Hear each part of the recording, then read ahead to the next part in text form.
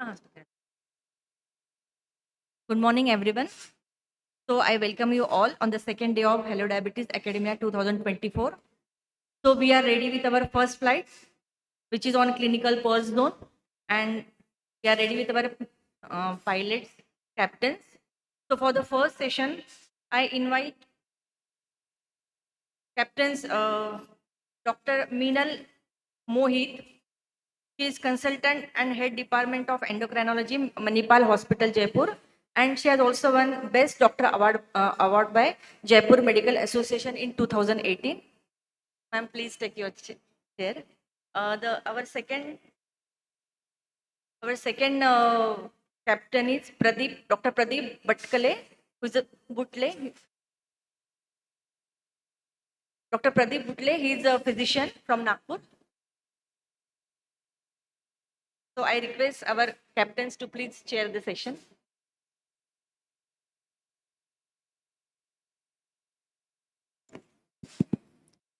Good morning, everyone. I, Dr. Meenal Mohit, welcome you all to the second day of this Hello Diabetes. Our very first pilot to take the very first flight of the day in Hippocrates Terminal is Dr. Abhijit Raizada. So may I have the speaker on the stage, please? So our pilot is MBBS MD. He's a senior consultant physician specialized in diabetes, heart and kidney. Sir is presently practicing at Sai Baba Hospital, Bilaspur, Chhattisgarh. So sir, over to you. Please take the flight of microvascular complications, and that is microalbuminuria as a marker for CVD in diabetes. Good morning. Thank you, Chairperson, for kind introduction. First of all, at the outset, I will thank Dr. Sunil Gupta, sir, Dr. Kavita, madam, and the team Hello Diabetes, and congratulations for successfully running this society for last 10 years and having a fantastic academic forum in the Central India. Over to my topic, diabetes, CKD, and albuminuria. Incidence is 30 to 40%. Depending upon the different studies, it is ranging up to 50%. It is multifactorial pathophysiology. Diagnosis and guideline mediated therapy is very important for the better outcome. It is not only the kidney disease, but it affects the heart, brain, retina, vascular endothelium, and particularly every vascular part of the body. And 50%, or rather more than 50% of CKD is devoted to diabetes and hypertension.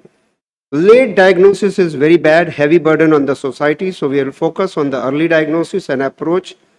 And morbidity, mortality, dialysis, organ transplant, and the CV system risk, which carries almost 70% of the mortality.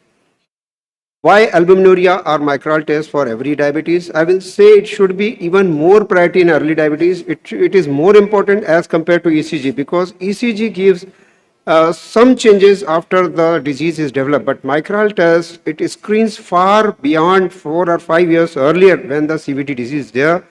And once it is done, better BP control with ACE and ARBs, aggressive BP control, good glycemic control with the newer drugs, which will discuss by the later speakers.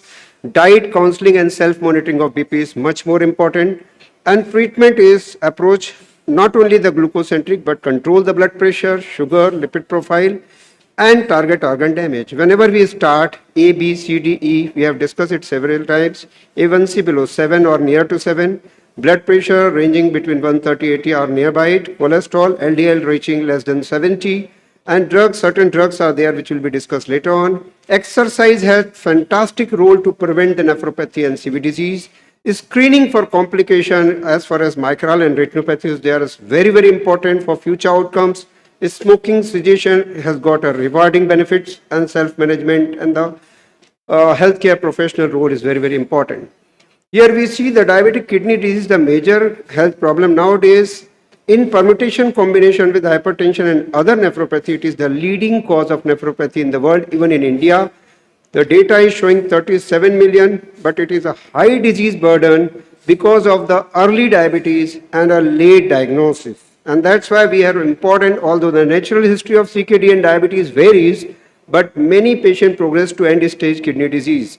So today's lecture is to address the problem early, treat according to the guideline-mediated therapy, and delay the progress as the stage 3, 4, 5 has got a very bad prognosis. We all know that it is an irreversible disease. Once it is set up is there, we can only delay the disease. That's why our approach should be treat to target early as possible. It is the leading cause of the cardiovascular disease, kidney failure, blindness, and lower limb amputation. We have got different data, but we know that 2 to 3 times increase in stroke, intracerebral bleed, and heart failure in diabetic patient. Those who are having nephropathy, the mortality morbidity is even bad. Peripheral artery disease also is equally bad. And once nephropathy is there, we should see the blindness also, which is the side effect or rather concomitant journey of this there. Now, what is the pathogenic mechanism of diabetic kidney disease? We have to address the metabolic by controlling the sugar. We have to control the hemodynamics by controlling the blood pressure with ACE, ARBs, calcium channel blocker or chlorthalidone type of drugs. And lastly, the inflammatory part, which is most neglected part up till now. In last 20 years, a lot of journey is there, but they have done two important tests. First is creatinine clearance and second is urine albumin creatinine ratio. Both are equally important. There is no head-to-head trial which is more important. Both are important, but to me, USCR is quite early. It comes 2 or 3 years earlier as compared to creatinine. See, if the creatinine ranges from 1.1 to 1.5, almost one-third of the nephropathy is already established. And if there is a uncontrolled blood pressure and euglycemia is not achieved, the results and outcome in future will not be very good. And that's why we have to address the CV event as well as the kidney events. These are the international guidelines. They clearly say USCR either twice a year or once a year. Whenever there is any insurance checkup or all, with ECG, albumin creatinine ratio, USCR, or if possible, creatinine clearance must be screened. All the KDIGO guideline, European Society, ADA, and RSSDI, they say this is a mandatory test for all the diabetic patients. If this particular person, what is the best way to screen nephropathy for a person who is having 7 or 8 years diabetes? It is USCR. If the test is positive, what should be the next step to prevent the CV and the renal outcome? And is there anything that can be done to reduce the microalbuminuria? See, in this patient, if we see creatinine is 1.2, but still USCR, urine albumin creatinine ratio is ranging between 750 to 800. So if microalbuminuria is ranging to macroalbuminuria, this is the point where we have to act. We have to treat the diabetes as per the guideline and at the same time address the inflammatory markers. CKD is undiagnosed in patient with type 2 diabetes due to underutilization of this test. This is how the rate of clinician diagnosed CKD in a long study, earlier the better is the message. Albuminuria and fibrosis are closely related and both are highly prognostic biomarker for kidney failure. That means if you are getting albuminuria more than 300, check the EFR, check for the kidney fibrosis and screen for the diastolic dysfunction and future marker for the diabetic heart failure also. This is again the guideline. They say do it together and if possible, USCR should be done early. ADA says in people with CKD who have more than 300 milligram urine excretion, reduction of 30% or greater is recommended to reduce the CKD progression and thereby heart failure, intracerebral bleed, and the AMI incidences. The benefit of USCR screening and early detection includes reduction of CV death and dialysis. It is proved by all the cardiology and the nephrology societies. Regular USCR testing must be done if it is abnormal. And if you see the lower level of the CV death, lower level of the dialysis and future better outcome is offered by this screening only. And it's a very cost-effective test because if we approach and address with the ACE and ARBs, statins, good BP control, good glycemic drug with the guideline-mediated therapy like GLP analog and SGLT2, we can expect the better results. It is a key marker of kidney damage, but at the same time, all the vascular endothelium also is screened by this particular test. And if you see increased baseline USCR, it is strongly associated. These are the trial, I'm not going into the detail, but with the event of CV event nowadays, with the newer drugs, newer approach, and latest knowledge of the pathophysiology, we can promise a better outcome in next decade. The high or very high albuminuria is a biomarker which is associated with increased risk of CV death, heart failure, MI and hospitalization for the heart failure. So if we are addressing it early, we can prevent many more lives. And this is the albuminuria as a marker of kidney disorder. It is showing the thickening of glomerular basement membrane, fusion of the food process, and loss of podocyte. These all, if it is addressed, there are 3 or 4 drugs, and a lot of lifestyle modification is needed. It is a strong marker for heart failure. We have got several evidence like SALT trial, CHARM trial, renal study, FHS study, MESA study, and the ERIC studies. They all are showing a very good outcome if the screening test of albuminuria is done and aggressive approach for the future treatment is there. And this is the risk factor. I will like to enumerate diabetes, high albuminuria, dyslipidemia, acute kidney injury, and thus dyslipidemia and smoking, as I already discussed already. And kidney failure or heart failure result in vicious cycle. I'm not going into the detail, but 3 things are very important. First, good hemodynamic control so that albuminuria can be reduced. Good cardio-renal connection so that the nephroprotective measures can be done. And important is screening of heart failure at very early time, because at the time of diagnosis also heart failure diastolic dysfunction is already existing. So our treatment approach with SGLT2 or GLP analog should be start very early in the life. Concomitant factors like insulin resistance, central obesity, low level of HDL, high triglyceride levels, systolic hypertension, lack of the nocturnal dip, salt sensitivity factor, endothelial dysfunction, and hypocoagulability, impaired fibrinolysis and renal dysfunctions are 10 or 12 factors which has to be followed. And these are the vast organs which are addressed and which are affected by the diabetic nephropathy and the vascular endothelium disorder. Shared hemodynamic property between the brain and the kidney is associated with parallel progress of the cerebrovascular pathology. So these are the variety of studies that they are showing, and we have got certain trials of drug also. They simultaneously prevent the kidney and the cardiovascular outcomes. The guideline recommend screening early, frequently follow up, and confirmation of the nephropathy by all that 8 or 10 parameters, which include electrolyte, calcium, uric acid, phosphorus, and aggressive blood pressure control is very, very important apart from diabetes. These are the comparison of the tests. USCR is the gold standard for sensitivity, accuracy, and ease of the diagnosis and treatment. Back to our patient, if we see reduction of USCR from 1050 to less than 300 is possible if we treat by all the 3 parameters. These are the pillars: glycemic management with GLP analog or SGLT2 in combination with metformin, blood pressure control with the recommended drugs, lipid management so that LDL can be less than 70, and most important, inflammatory marker can also be addressed. If these all are applied together, we can get a better outcomes. And holistic treatment, it should be addressed with the RAS, SGLT2 inhibitor, and the newer drugs like finerenone, which have got very good study for inflammatory marker address, and they are going to prevent the future vascular endothelium damage. Hemodynamic management, I am not going into detail, but ACE and ARBs, unless contraindicated, should be a part of treatment. Calcium channel blocker and thiazide like diuretic are in combination, but by hook or crook, reach 130/80. Metabolic management, our next speaker will talk in detail, but the canagliflozin, DAPA, and EMPA, they have shown a fantastic result. They have changed the dimension of treatment of diabetes in last 10 years. Inflammation and fibrosis, now these combinations have given a lot of changes in the USCR by 32%, by finerenone in combination with ACRBs and SGLT2 inhibitor. Independently also, they have shown certain improvements. This is the multifactorial approach for diabetic nephropathy so that the kidney as well as heart outcome can be improved. To sum up, the albuminuria is a predictive of CV and the kidney event, and USCR is the guideline, and it is the most recommended test for all the diabetic nephropathy.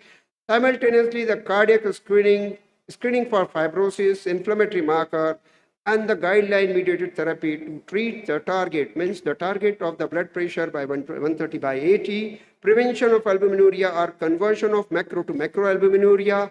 Blood pressure apart from the dyslipidemia also should be addressed, because vascular endothelium, we have got the study showing the fantastic role of statin. Ladies and gentlemen, in last 20 years, we have traveled a lot as far as the diabetic nephropathy is concerned.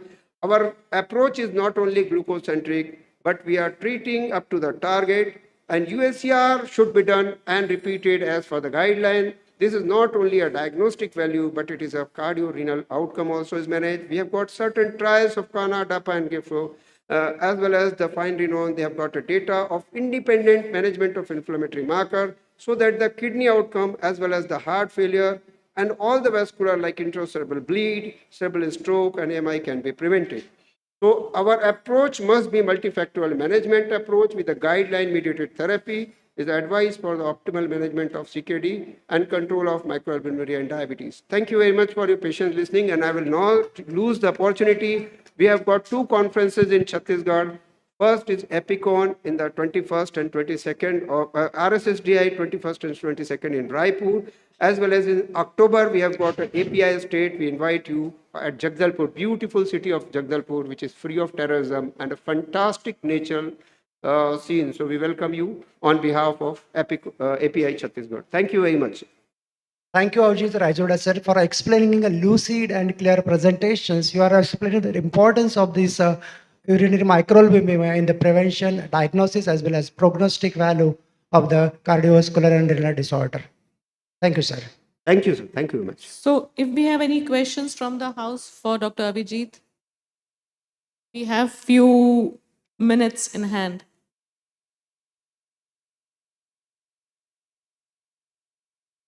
So there are no more questions for the speaker. So I thank Dr. Abhijit on behalf of Hello Diabetes. Thank you so much. Thank you.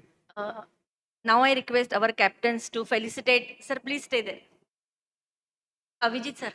Dr. Please come. Abhijit, we would Please like come. you to be here.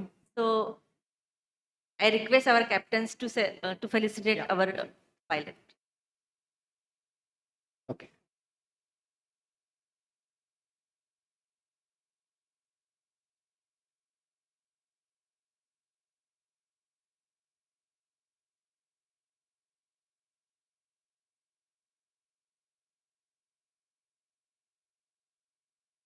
Thank you, captains. Thank you, pilot. So we move on to our next session. And for this, I call upon captains Dr. Parag Nitskavde, sir. He is MD Medicine from IGGMC and practicing senior consultant.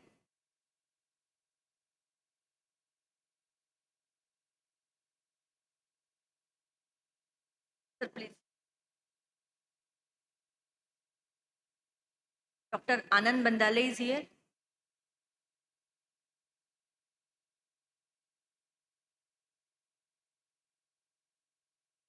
Our next chairperson is Dr. Anand Bandale, sir. He is MBBS MD General Medicine and working as consultant physician at Bandale Hospital, Chandrapur. So I request our captains to please chair the session.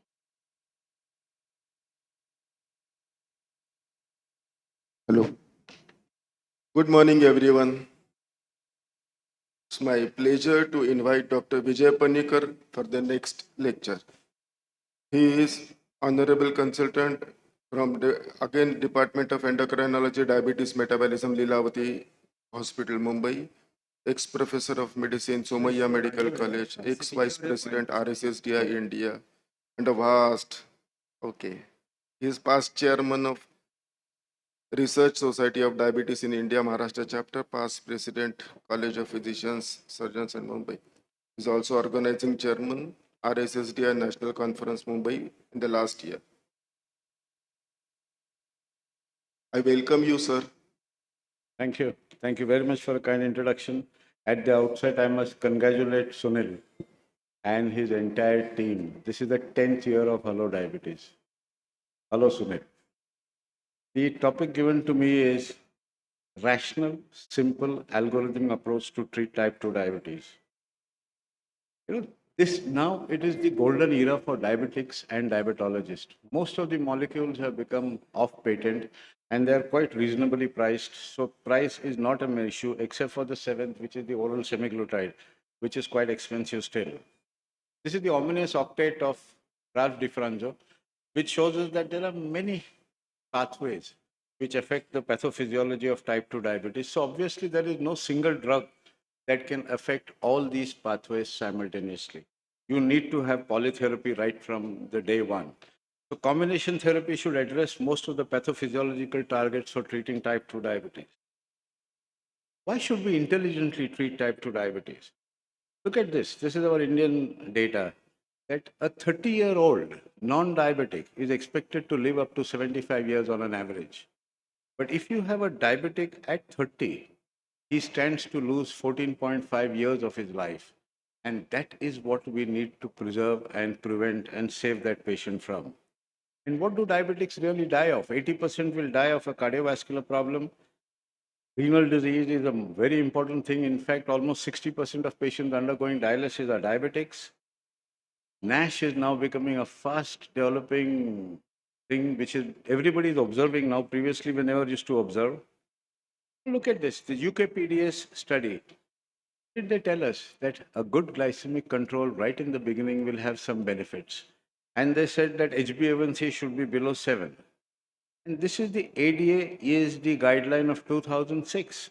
If you see right at the top there, diagnosis, lifestyle intervention plus metformin. And then if A1C is more than 7, then treat. If it is not more than 7, no treatment. This was a purely glucocentric approach to the management of type 2 diabetes. Then came major studies. They said UKPDS said 7, let's bring it down to 6.5. So we had this major study, Accord Advanced VADT, trying to get the HbA1c to 6.5. And what did they find? Hardly any benefit except for some renal benefit. And Accord was stopped because of increased mortality. This is the ticking clock hypothesis, the nurses' health study. I won't go into the details, but what this really study tells us is that the elevated risk for cardiovascular disease began at least 15 years before the diagnosis of diabetes. I'll repeat, the cardiovascular risk elevation began 15 years before the onset of diabetes. So we are now talking of, already the patient has got the risk. So what is the big message? That good glycemic control does not prevent heart attack. You can have a heart attack with an HbA1c of 6.5. So what should be the optimal treatment for type 2 diabetes? It means treating hyperglycemia and the dysmetabolic syndrome. A good glycemic control will take care of the microvascular complication. When you talk of diabetic complication, you have microvascular and macrovascular. The microvascular complications are driven by hyperglycemia, whereas the macrovascular complications are driven by the dysmetabolic syndrome, the insulin resistance, obesity, hyperinsulinemia, hypertension, dyslipidemia, and so on. So when you talk of combination therapy, it should address the basic pathophysiological targets. First of all, you want to achieve good glycemic control. All your molecules will help in achieving glycemic control. So that is all. You want to preserve the beta cell, which will give a durable glycemic control. Now, beta cell apoptosis and reduction in the insulin level is what leads to the progression of type 2 diabetes. So some way, if you can preserve that beta cell, you would delay the progression of diabetes and give a durable response. And these are the effects of glitazones on the beta cell. But what is shown in the yellow, the mobilization of toxic lipid metabolites out of the beta cell is what really is the main activity which is seen. So when you talk of preservation of beta cell, the only molecule we have is a pioglitazone. You need to treat insulin resistance. And insulin resistance, Indians are an insulin resistant population. And if you look at the last column there, clinical consequences of insulin resistance, everything under the sun is there. Diabetes, hypertension, ASCVD, heart failure, sleep apnea, PVD, stroke, and NAFLD. This is the IRIS study. This is a very interesting study. This was done in non-diabetic patients who had a stroke, and they looked at the HOMA. If the HOMA was more than 3, they classified as insulin resistant and treated them with pioglitazone 15 to 45 milligrams for 5 years. And what did they find at the end of 5 years? That recurrent stroke reduced by 24%. In the proactive study with pioglitazone, the stroke reduction was 47%. And that was the study which prompted the neurologist to do this IRIS study. Myocardial infarction reduced by 24%. You look at all the GLP-1, it is 12%, 16% reduction. Here it is 24%. New onset of diabetes reduced by 52%. So the first time you have a therapy which addressed only insulin resistance, showing you very excellent results. But there was a subset in this IRIS study of 2,800 odd patients who had pre-diabetes. And look at the outcome in those pre-diabetics. Combined stroke, myocardial infarction reduced by 40%, stroke by 30%, acute coronary syndrome by 52%, and new onset of diabetes by 80%. So the American Heart Association, Stroke Association said treatment with pioglitazone may be considered to prevent recurrent stroke. Indians are highly insulin resistant, and aggressive treatment of insulin resistance in the Indian population would be ideal. So when you talk of treating insulin resistance, it's basically pioglitazone. We always used to consider metformin is also an sensitizer. It is not. It only reduces the hepatic glucose output. The only sensitizer we have is a pioglitazone. Now, when you treat, you don't want hypoglycemia. There are only two molecules which will cause hypoglycemia: sulfonylurea and insulin. So if you don't use them, there is no chance of hypoglycemia. So, in the scheme of things, when you're treating your type 2 diabetic patients, I think the use of sulfonylurea and insulin should be relegated to the last, because now you have all the other molecules which can give adequate glycemic control. So, when you talk of hypoglycemia, all except sulfonylurea insulin should not cause weight gain and should promote weight loss. There are three molecules which will cause weight gain: sulfonylurea, glitazones, and the insulin. The SGLT2 and the GLP1 will cause weight reduction. Metformin is weight neutral. So when you talk of weight gain, for weight loss, you have SGLT2 and GLP1. The weight gain with glitazone is a cosmetic weight gain. It is not a pathological weight gain. In fact, studies have shown that those patients who are on glitazone and put on weight have the best outcome later in life. We talk of renoprotection. There are some studies with linagliptin, there are some studies with pioglitazone, but the main is SGLT2 among these drugs, which has been shown consistent impressive renal benefits were observed. So when you talk of renoprotection, among the OHs which we have is mainly SGLT2. Cardiovascular benefits, SGLT2 has shown significant cardiovascular benefit as far as cardiovascular outcome and heart failure. The pioglitazone, there are so many studies, proactive Chicago Periscope, which has shown improvement. This is a comment by Robert Ryder and Ralph DiFranco that pioglitazone is inexpensive, very effective at reducing HbA1c, no evidence of bladder cancer risk, and plenty of evidence of cardiovascular benefit. So when we talk of cardiovascular benefit, you have a metformin, which was shown in the UKPDA study in obese patients, pioglitazone, SGLT2, GLP1, liraglutide and semaglutide have shown some benefits there. Now we have the twin cretins also, which is in the study period now. We looked at what should be the polytherapy for type 2 diabetes and an algorithmic approach. This was a chapter that we had written. This was, newly diagnosed type 2 diabetics were divided into three groups. Those who had an HbA1c at presentation of 7 to 9, 9 to 11, and above 11. The exclusion criteria were obviously the type 1 diabetic, gestational diabetic, and those who had other comorbid conditions were excluded. And what we did was the 7 to 9 HbA1c, we give them triple drug combination of a metformin, pioglitazone, and a SGLT2. 9 to 11, we added a DPP4, and above 11, we added a sulfonylurea. And these are the HbA1c reduction potential of all these medications. But look at the data. The first group of 74 patients who had a HbA1c at presentation, and I remind you, this is a newly diagnosed type 2 diabetic, 7 to 9. Look at the change in the fasting glucose, very nicely come down at 6 months. Change postprandial glucose, very nicely come down. HbA1c from 7.8 comes down to 5.46. Mean weight after treatment, if you see, the weight has come down by almost 5 kilos at the end of 6 months. We always say that pioglitazone causes weight gain, but here the weight has come down by 5 kilos. And this I want you to keep in mind, because later on I will show you something else. Now this is the group 2, about 81 patients who had an HbA1c of 9 to 11. We used 4 drugs: metformin, pioglitazone, SGLT2, and a DPP4. Look at the fasting, the postprandial, the HbA1c comes down beautifully. And look at the weight gain. No weight gain, no weight loss. Perfect, 70.95, 70.70 average at 6 months. Now we come to the main group. Most of the patients were in the third group, HbA1c above 11 at presentation. In there, we have added a sulfonylurea to the thing.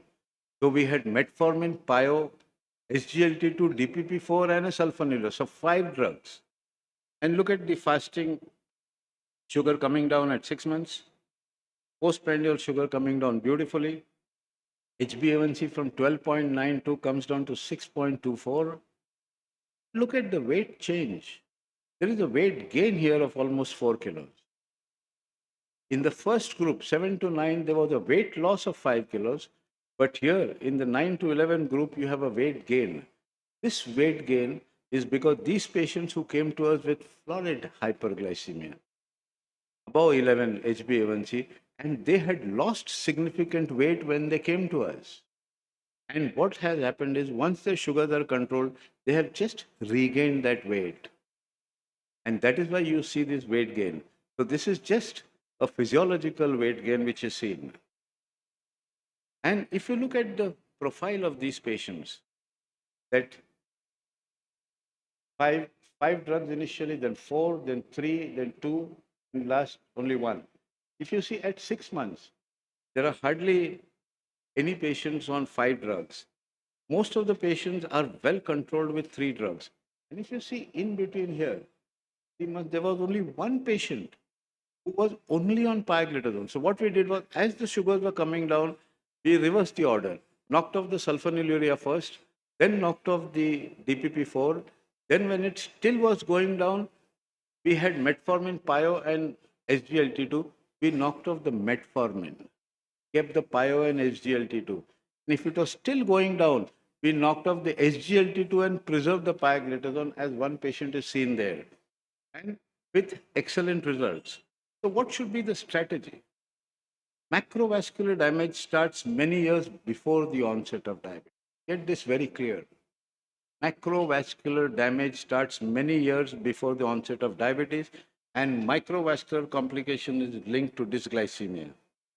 Insulin resistance and its complication and beta cell preservation have to be adequately addressed for positive long-term outcomes.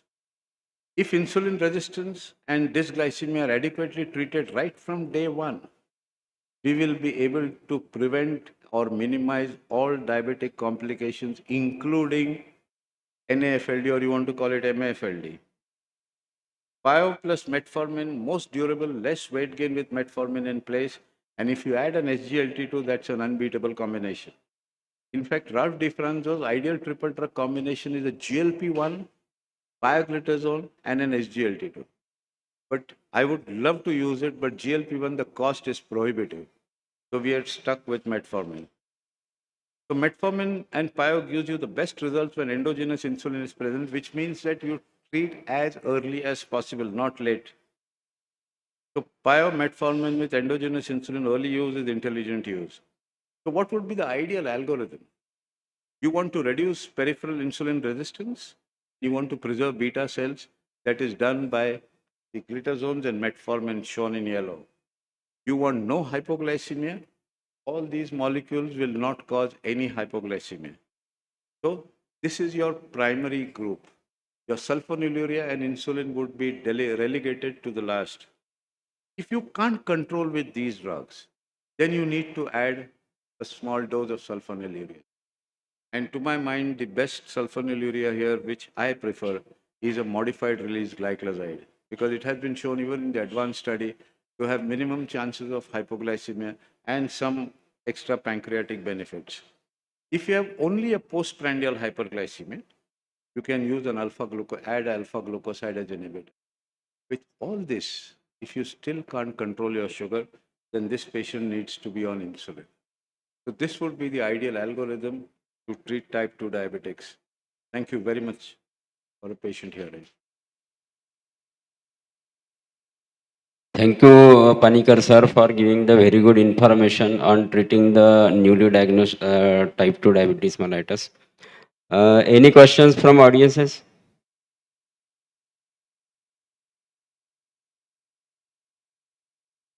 Mike.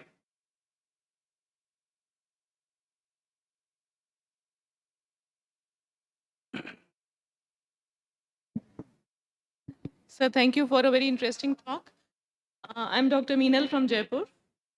So, do we really have some ideal algorithm? Can we really have an ideal algorithm? Because I think type 2 is a very individualistic approach in treatment. Basically, this ideal algorithm, what does it tell you? You want to protect your patient and let him have a nice, long, healthy life, for which you have to address insulin resistance. You have shown pioglitazone has got a lot of benefits. In fact, there are a lot of studies which have shown that those on pioglitazone live much longer. They have less dementia, less cancer, and so on and so forth. You have SGLT2, which is cardio-renoprotective. So, in the scheme of things, this would be the ideal. If you ask me, you could use the GLP-1 in place of metformin, but the cost is prohibitive. And at least my patients can't afford it. So according to me, the ideal in our situation is metformin, pio, and SGLT. Can't hear. Sir.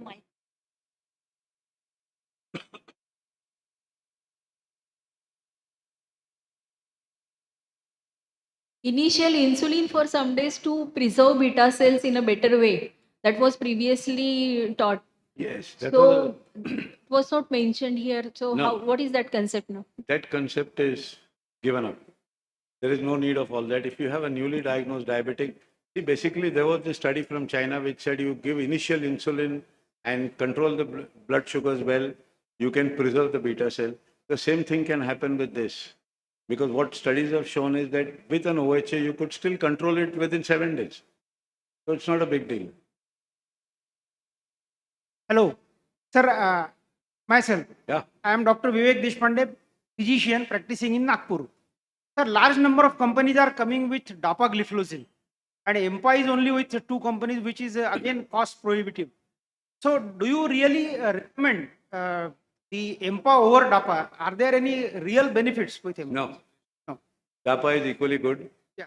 And cheaper the better. Take care of your patient, that's all.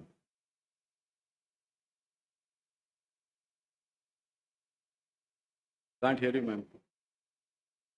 Their mic is coming. For weight loss, is EMPA better than DAPA?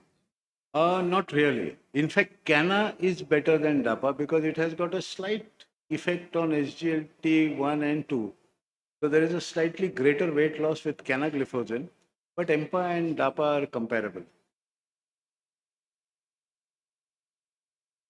Thank you. Thank you, sir. Thank you, sir. Sir, please wait. We have kept discussion now itself. Earlier, it was planned later on. So this session is open for discussion. So, over. I think discussion is Oh, over. now. over. Okay. So to encourage question, we have kept small eco-friendly gift, and it is made up of cow dung, and it has tulsi and marigold seeds in it. So I request all the delegates to ask more and more questions so you can get the cute gifts. So I request Himani to give that flower gift to our those who have asked questions, to Minal ma'am, to 3 gifts. I request, thank you, sir. Thank you, captains. I request pilot and captains to proceed towards the felicitation terminal.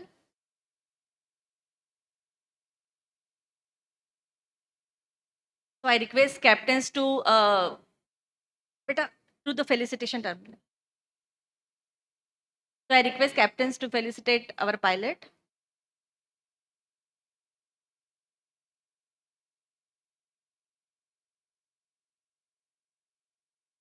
And I request Dr. Vasant, sir, to felicitate our captains. I request Vasant sir to felicitate our captains, Dr. Anand Bendale and Dr. Parag Nijkaude.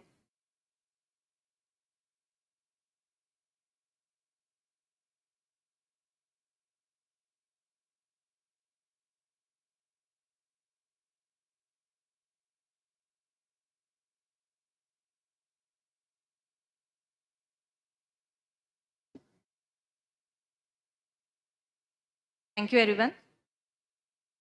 So, moving towards our next session, I invite captains Dr. Parth Biswas, sir. Sir is director at BBI Foundation, Kolkata, and is chairman of scientific committees AIOS, And I also invite our captain, Dr. Deepak Lote, sir, who is MBBS MD and practicing physician at Akola. Sir, please proceed. Good morning, ladies and gentlemen. At the outset, I would extend my thanks to Dr. Sunil Gupta sir on behalf of all captains, the pilots, the reporters, and also the audience for pulling off the brilliant Hello Diabetes Academia for years together. And it's a journey of 10 years now running.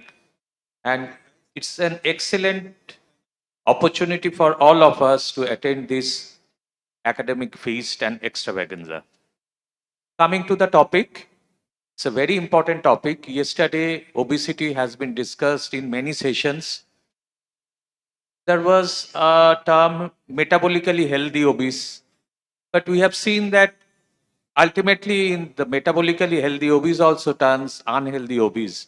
And the global epidemic of obesity needs to be addressed at the earliest. We have Dr. Brij Mohan Makkar, who is the, I would say, obesity management guru of India, who has been doing extraordinary and brilliant work for the management of obesity. Sir, please deliver your lecture.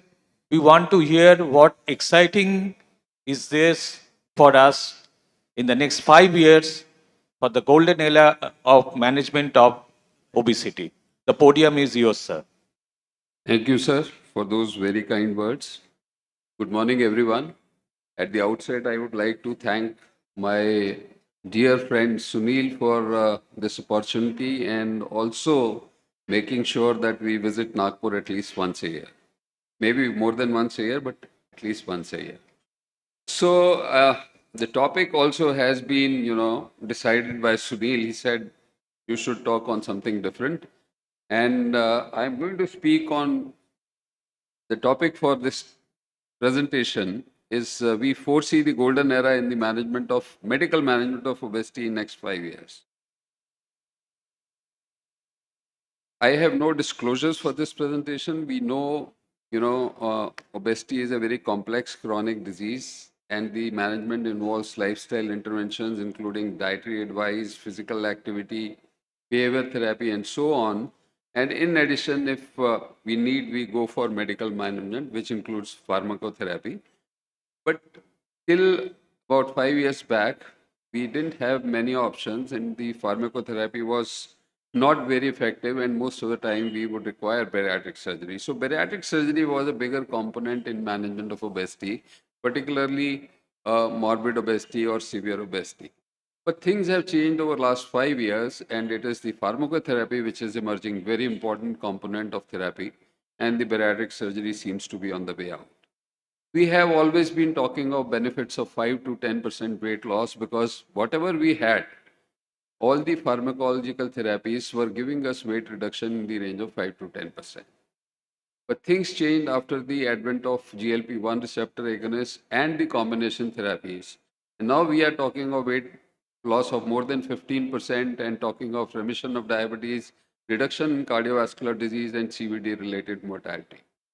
We earlier had only, Orlistat, other drugs we didn't have. We didn't have liraglutide 3 milligrams, but now we have semaglutide 2.4 milligrams, which is approved in India for weight management, though it is not available.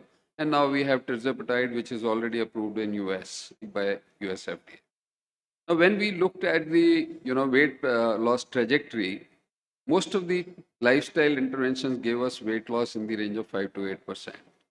With gastric band, we could achieve 15%. With gastric sleeve, about 25%. Bypass surgery, about 35%. With pharmacotherapy, we could achieve about 10% weight loss. But now things have changed, and we are able to achieve going up to 25% with the medical management or the pharmacotherapy, and I'll show you what has changed. So what has changed? The change has come from GLP-1 and company. GLP-1 receptor agonists, when we started using for diabetes management, we realized that they are very promising agents. And their use also became prominent after we started learning from bariatric surgery that post bariatric surgery there is increased levels of number of enteropancreatic hormones. And this led to the notion that these enteropancreatic hormone based therapies may be useful in management of diabetes, and this led to development of a lot of research. Now, there are multiple enteropancreatic hormones with diverse metabolic actions which are currently under investigation. They are either alone or in combination with GLP-1 receptor agonists, and aim is to enhance or complement the effect of GLP-1 receptor agonism for the management of obesity. Now, all these molecules which are being developed are smart molecules. Single molecule can identify 2 or 3 receptors, and it can work as an agonist and it can work as antagonist also. And the most important molecules around which these molecules are being developed are GIP, glucagon, amylin, P-peptide YY agonists, GIP receptor agonists, and most of these molecules are already in preclinical studies. Some of them have already reached phase 3 studies and are very promising. We know that GLP-1 increases insulin secretion, decreases glucagon secretion, and decreases hepatic glucose output. But we also started understanding that GLP-1 will lead to reduction in appetite by central action as well as led to the slowing of gastric emptying, and this led to weight reduction.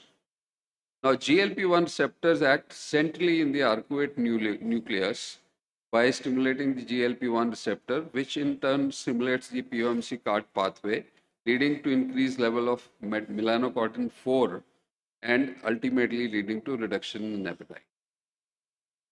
Earliest data that came for weight reduction in people with obesity without diabetes came from the liraglutide trials called scale studies, and scale studies showed across board about 8% weight reduction, going about 6 to 8% weight reduction. But then we got semaglutide. And when semaglutide was studied for management of diabetes, we realized it gives even better weight reduction. And the energy intake reduction with liraglutide was only 15%. Semaglutide led to energy intake reduction about 30%, which was twice. Now, this semaglutide was initially studied in the SUSTAIN program as injectable semaglutide, and across board it showed significant A1C reduction going in the range of 1.5 to 1.7%. In addition, there was weight reduction going to more than 5%, which was considered significant, and more than 50% of people achieved weight reduction of more than 5%. Then came the oral semaglutide. Pioneer program against oral semaglutide development programs showed similar weight reduction with oral semaglutide, and more than 50% of the people achieved more than 5% weight reduction. And this was followed by studies for obesity. Semaglutide 2.4 milligrams injectable was studied in STEP program, 4 trials in people with obesity without diabetes and people with obesity with diabetes also. And the best part was this showed a phenomenal weight reduction going in the range of 17% or 17 kilos if you are starting from a weight of 100 kilos. An interesting thing was that more than 50% of the people lost more than 15% body weight, and almost a third lost more than 20% body weight.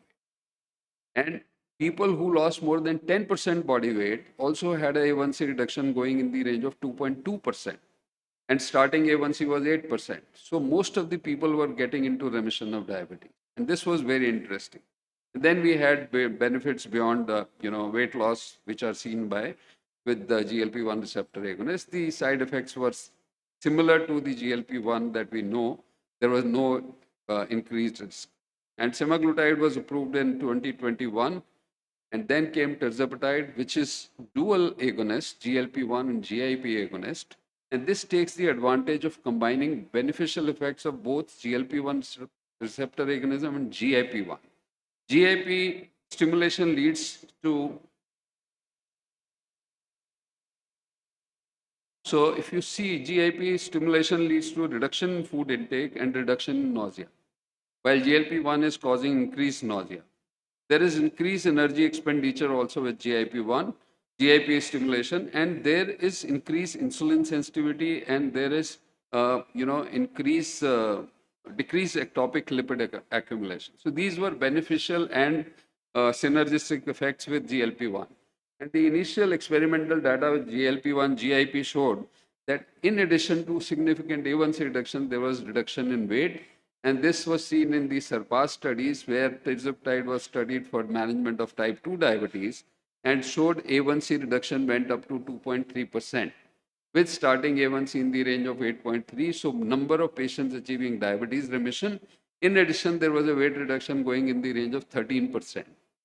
This led to development of tirzepatide in management of obesity without diabetes, where tirzepatide was studied in people with obesity without diabetes, and once weekly treatment with tirzepatide showed that almost 90% people achieved more than 5% reduction, and more than 50% achieved, more than almost 70% achieved more than 15% weight reduction.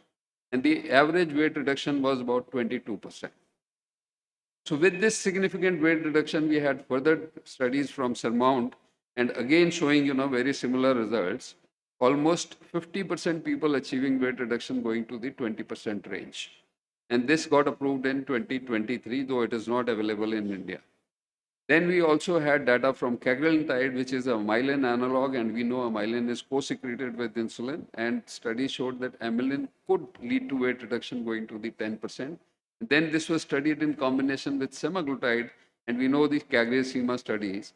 There is an ongoing weight reduction even after initial observation period, which showed 17 to 18% weight reduction, but we don't have the data as of now.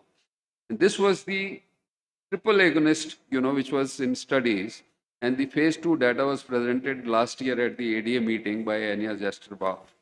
The interesting thing is this molecule combines three receptor agonism: GIP, GLP-1, and glucagon receptor. And retatrutide is the molecule. This was studied in phase 2 study to assess the efficacy, tolerability, and safety of retatrutide. And 12 different doses were studied, 1 to 12 milligram. Interesting data, at the end of 24 weeks, the highest dose gave 18% weight reduction. And by 48 weeks, you had weight reduction going to 25%, almost matching the bariatric surgery. Now, if you look at the people who achieved 5% weight loss, 100% achieved 5% weight loss. 90% achieved 10% weight loss, 80% achieved 15% weight loss, 50%, almost two-thirds achieved more than 20% weight loss, almost 25% achieved 50% weight more than 25% weight loss. So that kind of significant weight loss we saw with this. Now, other issue comes when we are using long-term, these medications. What is the CV safety? That is always a concern. So we got data from SELECT trial last year and showed that the long-term use of GLP-1 at high dose, 2.4 milligrams semaglutide, was not associated with the severe risk reduction. It was superior to placebo when added to standard of care in terms of reducing cardiovascular mortality and all cardiovascular outcomes. And recently, last week only, we had data from FLOW trial, where again, long-term use of semaglutide in people with obesity showed reduction in the renal outcomes. Not only there was reduction in the renal outcomes, there was reduction in cardiovascular mortality. There was slowdown of the decline of GFR. There was reduction in the first major cardiovascular event, and reduction for all-cause mortality. Now, all these molecules, as I mentioned, are being developed on the glucagon, amylin, PYY, GIP, and GLP-1 receptor actions. And if I will not go into details of these actions, but they are being looked at complementary actions in terms of reduction in appetite, increasing the space between two meals, increasing in expenditure of calories, and preservation of, also a decrease in the lipotoxicity.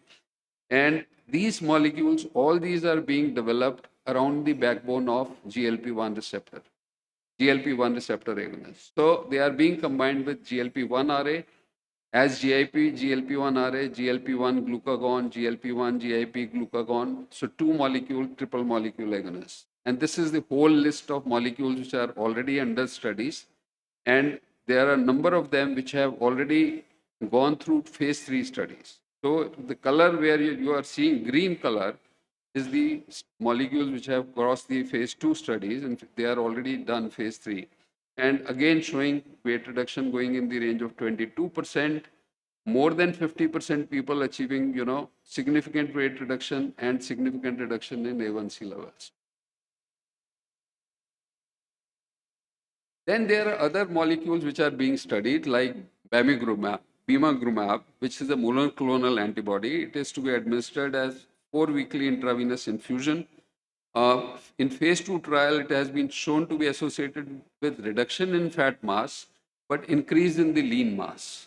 And that is important, but it acts on the, activin in skeletal muscle and leads to improvement in skeletal muscle mass. And we have reports that there may be reduction in muscle mass or sarcopenia. So this is a good combination with, it is being studied as a combination with GLP-1 receptor agonist. Then there is a molecule called GDF15 or growth differentiation factor 15, which has been shown to reduce weight in experimental studies and again being studied. So the future is very bright, there is no doubt. And with that, I conclude this presentation. I would like to invite you to the ACCD meeting, which is happening on 24th, 25th August in New Delhi. And also block your dates for RSSDI mega conference, that is the annual conference of RSSDI on 14 to 17 November in Delhi. Thank you so much. Thank you, sir, for your brilliant elaboration. Sir, one question I want to just ask regarding the how do you foresee pediatric surgery vis-a-vis the medical management of obesity in the next decade? So that is the topic for debate at 2:45 p.m. I would not open my cards here, but of course, I don't see bariatric surgery anywhere in future. Sir, from another point of view, we say that we need to do at least 5 days a week, 30 minutes, 150 minutes physical activity. Vis-a-vis the diet, sir, in your opinion, which one is most important? The diet management, the lifestyle? So obesity is a very complex disease. It is not just diet and exercise. But it is very important to focus on caloric reduction when you are losing weight. But one word of advice to everyone sitting here, never do diet without exercise. Never do diet without exercise, otherwise you will lose muscle mass along with fat mass. And that is what something we don't want in Indian people, by no means. The floor is now open. Madam, please. So thank you so much for a wonderful talk. I have two questions. One is how we all know that when we are starting a patient on anti-obesity molecules, it is something called lifelong management, because once you stop, the weight is going to bounce back.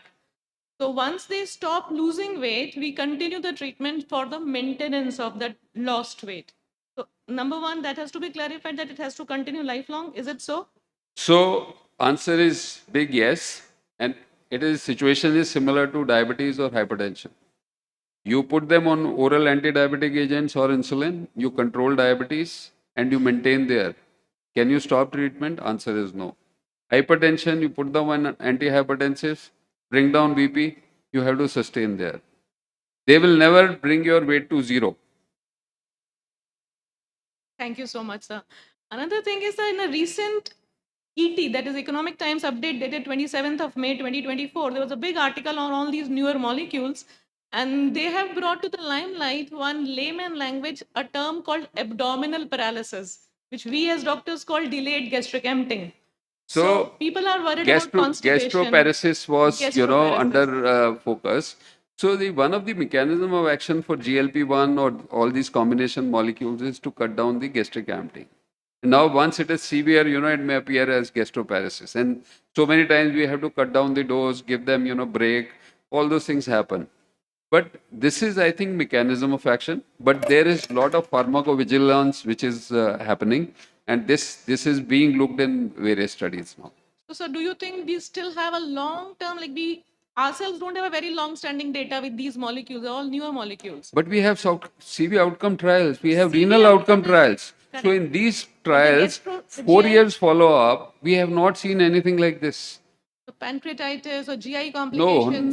no increase. Not even Thank you. thyroid CA, which is more medullary CA thyroid, which is a bigger concern. No increase seen. Dr. Makar, very interesting and informative lecture. The newer combination of molecules like the triple combination retatrutide, weight reduction, where you said 24, 25, now be combined with the endoscopic bariatric procedures, which are also quite simple. The weight reduction may exceed even bariatric surgery. So your opinion? So, sir, first thing is every surgery, even in best of hand, surgery, when they say bariatric surgery, a good bariatric surgery center is who has done more than 100 surgeries, or a surgeon has to be, do X number of surgeries to become a good hand with bariatric surgery. They say the mortality is negligible, but there is some mortality. There is some morbidity and mortality associated with surgery. Now, for surgery, you need specifically equipped center and a person who is skilled to perform that surgery. For medical management, you don't need all these things. And in fact, you are reducing mortality if you are doing well. Now we have CV outcome data in real outcome data. Also, historically, surgery is only a stopgap arrangement for treatment of any disease. Till we have the right pill, surgery is surviving. Look at the times when we had, gastric, surgery, peptic ulcer surgeries happening. After cimetidine, where is the surgery? There is no surgery. So after the pills, there will be no surgery. And maybe in times to come, we will have gene manipulations, we will not have pills also. So we don't know what is going to happen. But this is the best I option. was talking of endoscopic bariatric procedures, endoscopic, not surgery. So even their surgery is involved, sir. There is intervention involved.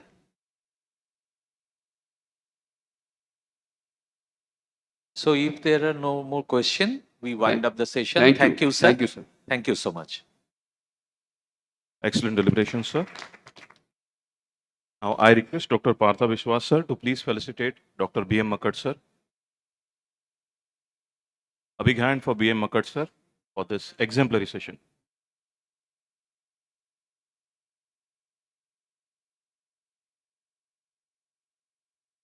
Next chairperson. I would like to invite Dr. Mangesh Tiwaskar, sir, who is the captain for the next session, and Dr. Vasanti Thote, ma'am. It's an indeed pleasure for me to introduce Dr. Mangesh Tiwaskar, sir. He is Editor-in-Chief of JAPI, Editorial Board, Medicine Update, Chief Guest Editor inside Journal, World Journal of Anemia. And Dr. Vasanti Thote, ma'am, he is MD Medicine from GMC Nagpur 82 batch. Foundation of Charitable Trust, registered for patient education she is running. Over to you, captains. In short, I would like to request Minal Mohit ma'am to please felicitate Dr. Partha Vishwas, sir. Dr. Partha Vishwas, sir, your felicitation as a captain.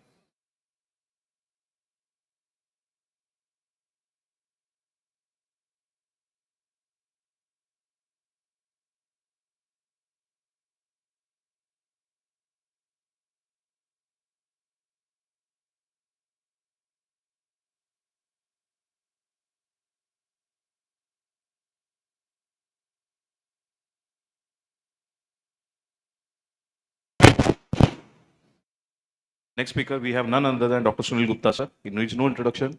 Please go ahead. There's little change in the order because Dr. A.K. Das' flight got rescheduled and he's expected to reach in next maybe 15 minutes or so, but then I'll have to take over and then we'll keep Dr. A.K. Das little later when he arrives here.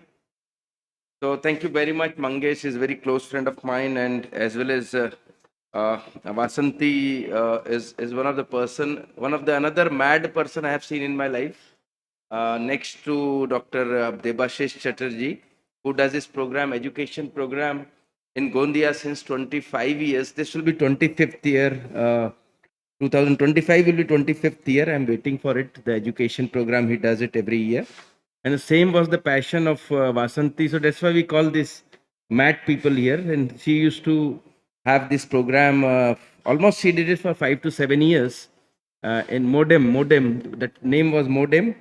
And we used to go every year. But last, I feel Corona has disturbed us. And since then, we have not done any program. So I have two mad people here. One mad person is my younger brother, Mangesh, and another Vasanti. Both of them are very closely associated with us. Thank you very much for being with us, Mangesh and Vasanti. And my humble regards to everyone here, including Dr. Kamlaka Tripathi sir, Dr. Vasant Kumar sir, Makkar and JK sir, and everyone.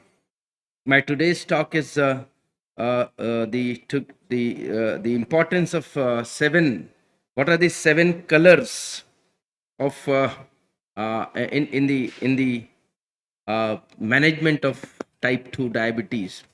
This is nothing new, I am telling you, but giving a new shape or new thought process when you talk about educating people.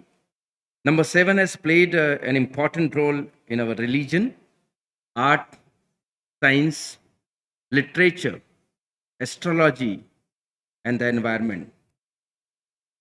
We have 7 rishis named as Saptarishis.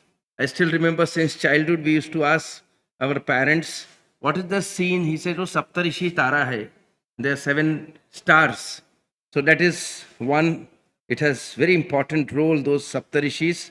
More in detail, if you want, you have to talk to Dr. Kamlaka Tripathi, who has got in-depth studies in Hindu culture and religion. We have 7 chakras in our body. Hindu marriages have 7 feras. Everyone knows 7 fera hum log lete hain during marriage. Weeks have 7 days. Rainbow has 7 colors. We have Saregama is 7 sur hai. Sur, we call them sur. So we have musical notes, we have 7. And we have 7 wonders, the word. And we also have 7 continents in the word. So 7 has got multiple importance in our life. Why not to think of educating people with this novel idea of 7? If you tell them A, B, C, D, E, F, G, H, possibly they may not remember. But if you say it's 7 colors, so different population, different generation can be educated through different means. So A, B, C, D, E, F, G, the 7 success mantras of diabetes, everyone knows that A is for A1C, B is for blood pressure, C is for LDL cholesterol, D is for diet, E is for exercise, F is coined by us frequent glucose monitoring, and G is for good quality education program. We also have a model of table. You have a table and you have 4 pillars. We say the first pillar is diet and exercise. Second pillar is drugs. Third pillar is monitoring. Fourth pillar is screening, and the tabletop is education. So, but there are 5. So here we are divided. A1C, everyone knows. I don't need to go into detail for this particular audience. It's a glycosylated hemoglobin A1C, which is a non-enzymatic glycation of hemoglobin A1 moiety, which measures your average blood sugar of around 3 to 4 months. And we are supposed to keep it less than 7, but we know that it is now individualized. Those who are young people, we have to go for less than 6.5. Those are elderly people, we can accept up to 7.5. Those who are too much of comorbidity, we can think of more than even up to even 8%. Why to treat hyperglycemia is with simple 1% reduction in HbA1c can reduce the death rate by around 21%. 37% reduction in the microangiopathy and microinfarction 14%. This is UKPDS data. And UKPDS data as well as DCCT data and other data have shown that there's a certain definite importance of blood glucose control. What is important for young generation to also understand that legacy phenomena that we have to treat, we have to try to achieve the blood glucose control from the day 1 of diagnosis of the type 2 diabetes. Unfortunately, most of the patients now, 1/3 of our population newly diagnosed, they are coming in the very, very young age. And this young population is not very much ready to accept and follow your disciplined for glycemic control or any monitoring, because for them the priority is their career, priority is their finances, their house, their car, and many other things, rather than the diabetes per se, because most of them, 90% of them, are asymptomatic and they ultimately neglect it. And we have to make them understand that we should try to achieve the glycemic control within 6 months to 1 year of diagnosis. And if they do so, there's a legacy phenomena that uh, your mitochondria get a good glycemic memory when you achieve this blood glucose control. This we have learned from DCCT follow-up trial, UKPDS follow-up trial. All these trials have shown us that if you start controlling blood glucose after 5-10 years of diagnosis, you might not get as benefit as you want. And that is why we should try to achieve the glycemic targets, maybe 6.5, maybe 7. Try to achieve this target within 6 months or maximum 1 year of diagnosis, which can then further be translated into benefit into macro as well as microangiopathy. This should be the part of our education. We cannot just say, okay, you achieve 7. I feel we have to go one step beyond, and we have to tell them that early control is more important than when you become 50 and when you already have 10 to 15 years of duration of diabetes. Controlling blood glucose that time might not be of much help to them. And this is the legacy phenomena of impact of early glycemic control and future aging and complication. I feel everyone, we have also shown, though we have shown from Accord and Advance that intensive control may not be benefit, but they have also shown that the 39% reduction in microinfarction, 36% reduction in all-cause mortality if the patients were on metformin from UKPDS trial.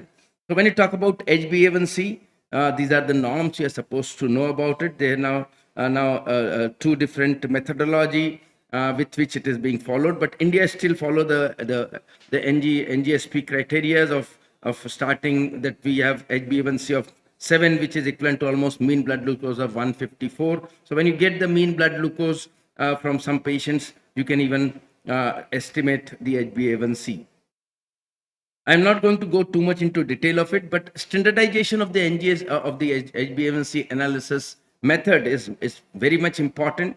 And the global recommendation, global bodies are too much aggressive and intense towards making it recognized, making it uniform guidelines, and they have NGSP certified methods which should be followed through various should be followed for analysis. Unfortunately, in India, many of the places they may not be very reliable, and that's why we are not too much dependent on it. But in all good quality centers, in good quality labs, I feel there should not be a problem.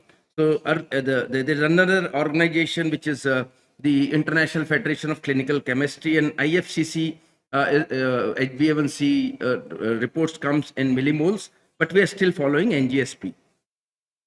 There are different methodology with which you can, which has been approved, which is HPLC method is supposed to be the best, but then you have capillary electrophoresis, affinity chromatography, immunoassay, enzymatic assay.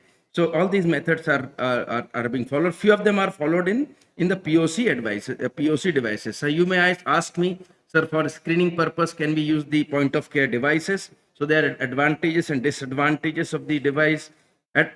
Advantages with this, it will be rapid, single test, convenient, but then we need to have a trained, we don't need to have very trained person, but it's potentially for screening the population, and glycemic outcomes on the average might be then cross-checked. But disadvantage is that there is no particular standardization things in this, and you may not rely on these POC devices too much. And that's why in most of the clinical trials, global clinical trials, we don't rely on that, and we go for HPLC method. Less accurate than the laboratory method. Testing cost might be higher. It can interference can be there in the various HbA hemoglobin variant. Accuracy is little of concern in this, and we have tried this. So HbA1c can be used for diagnosis more than 6.5, pre-diabetes between 5.7 to 6.4.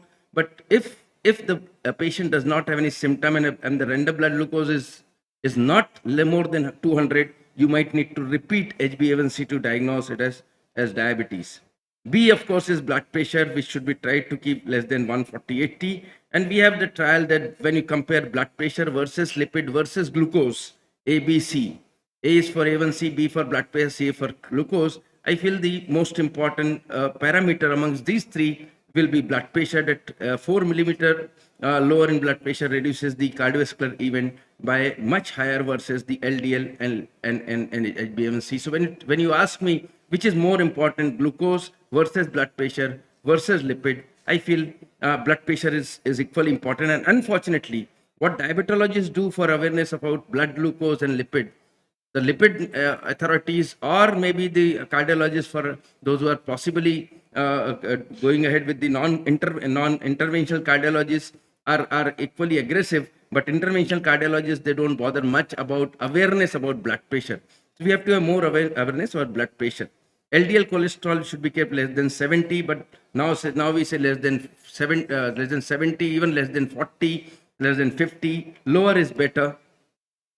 And this is the data which says LDL versus HDL versus HbA1c versus systolic blood pressure versus the smoking. The highest important data coming from UKBDS is that it is the first preference should be given to LDL. The other data has shown first preference should be given to the blood pressure. So we have to be equally aggressive. D for diet control, E for exercise. Newer thing coming up while discussing yesterday, that 2023 data says that exercise, earlier we used to say 150 minutes per week. Now the newer data has come from Europe, and they have compared the residents of the NRIs from India versus the Caucasians from UK, and they have shown that Indians require to exercise much more higher to achieve the same benefit versus the Caucasians. So now it is not 150 minutes per week, they say 300 minutes per week. So we have to be possibly more aggressive in making, so same vascular benefit you want to have from the exercise, you have to exercise more than 150 minutes per week, and the gap between the two spells of exercise should not be more than 48 hours. F is for frequent blood glucose monitoring. So every person with diabetes should have glucometer at home, and this should be recommended by every one of you. And depending on their pharmacotherapy or lifestyle modification, they should be monitoring their blood glucose. The frequency should be decided by the clinician. CGM is another thing which can be used in selected number of patients, especially in type 1 diabetes and multiple, those type 2 diabetes already on multiple doses of insulin. That is, of course, it is important. And G is last among these 7 colors. G is the 7th color, which is good quality education program, which all of us as a mandate should do it. And unfortunately, 90% of those who are treating patients with type 2 diabetes are not really intensively or aggressively involved in diabetes education programs. So all of us should have a mandate that every one of us should do this, empower our people. Maybe you can do it once in a week, once in a fortnight, even once in a month, or even twice or thrice in a year, a small group program. You should naturally empower, you should aggressively go for empowerment of evidence-based knowledge. Otherwise, there will be many babas will be coming and again giving you trouble that right side का पैर घुमाओ तो आधा kilo वजन कम होता है, left side का पैर घुमाओ तो फिर से आधा किलो वजन कम होता है. You come down, I'll stop your insulin. Type 1 diabetes can be managed by XYZ. So to stop these babas, we have to spread more and more amount of evidence-based medicine. We have to empower people so that we don't need to suffer because of this. If you follow ABCD, EFG, 7 success mantras of diabetes from the day 1 to diagnosis, you can prevent unnecessary suffering occurring due to negligence. With this, I stop here. Thank you very much for patience listening. Thank you, Sunil. That was awesome. I don't know, with all my teachers around, Vasant Kumar sir, Tripathi sir, for that F, maybe, can we have, along with the frequent monitoring, what probably RSSDI should get the credit of actually initiating the thought process globally is financial friendliness with the patient. That probably becomes an extremely important part of management if we are talking about the complete diabetes control. So your comments on that. See, these are the mantras to achieve a good glycemic control, means to have a vascular protection. Finances comes as a different kind of approach altogether that may not be applicable for every one of them. When you talk about the RSSDI wheel, then there is recommendation it comes that those who are financially weak, they can go for these drugs. Those who are strong, they can go for these drugs. So that is a different ball game altogether. This is basically a part of education what a person with diabetes should know about seven. There is also eighth color, but I have not, because I had only seven. We had an option for seven. So we have A, B, C, D, E, F, G, H, and this H was added by a person like you in one of the patient education program. Sir, why don't you add H as happiness? Because that's very important part of life, making people happy and means the quality of life. So that comes H should be like a happiness. So you have A, B, C, D, E, F, G, H. Perfect. Thank you. Anybody? Any questions from the audience? As the complications creep in, the mind-body relationship of the patient gets disturbed, and the problem of competency in every aspect of life arises. So that happiness is very important. Yes. Alok.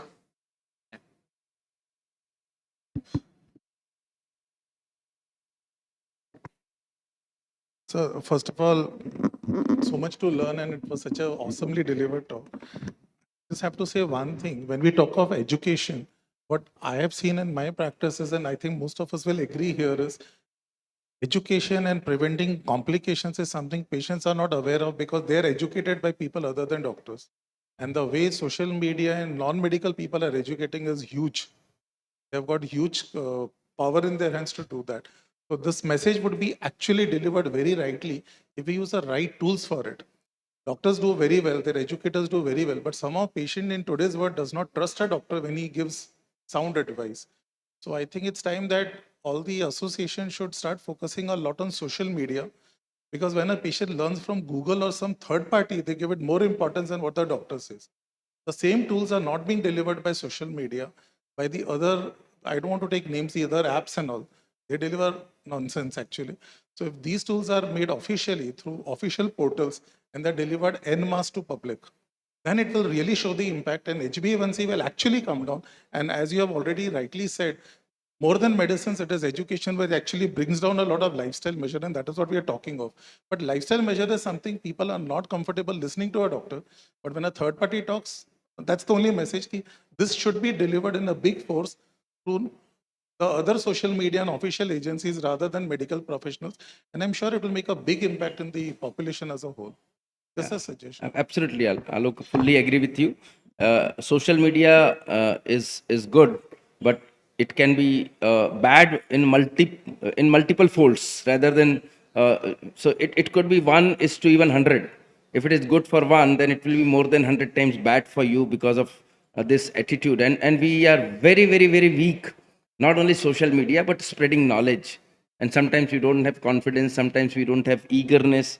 But when you treat a case of diabetes, I feel education should be a part of it. I always say prescription is only 10 to 20%. 90% is empowerment.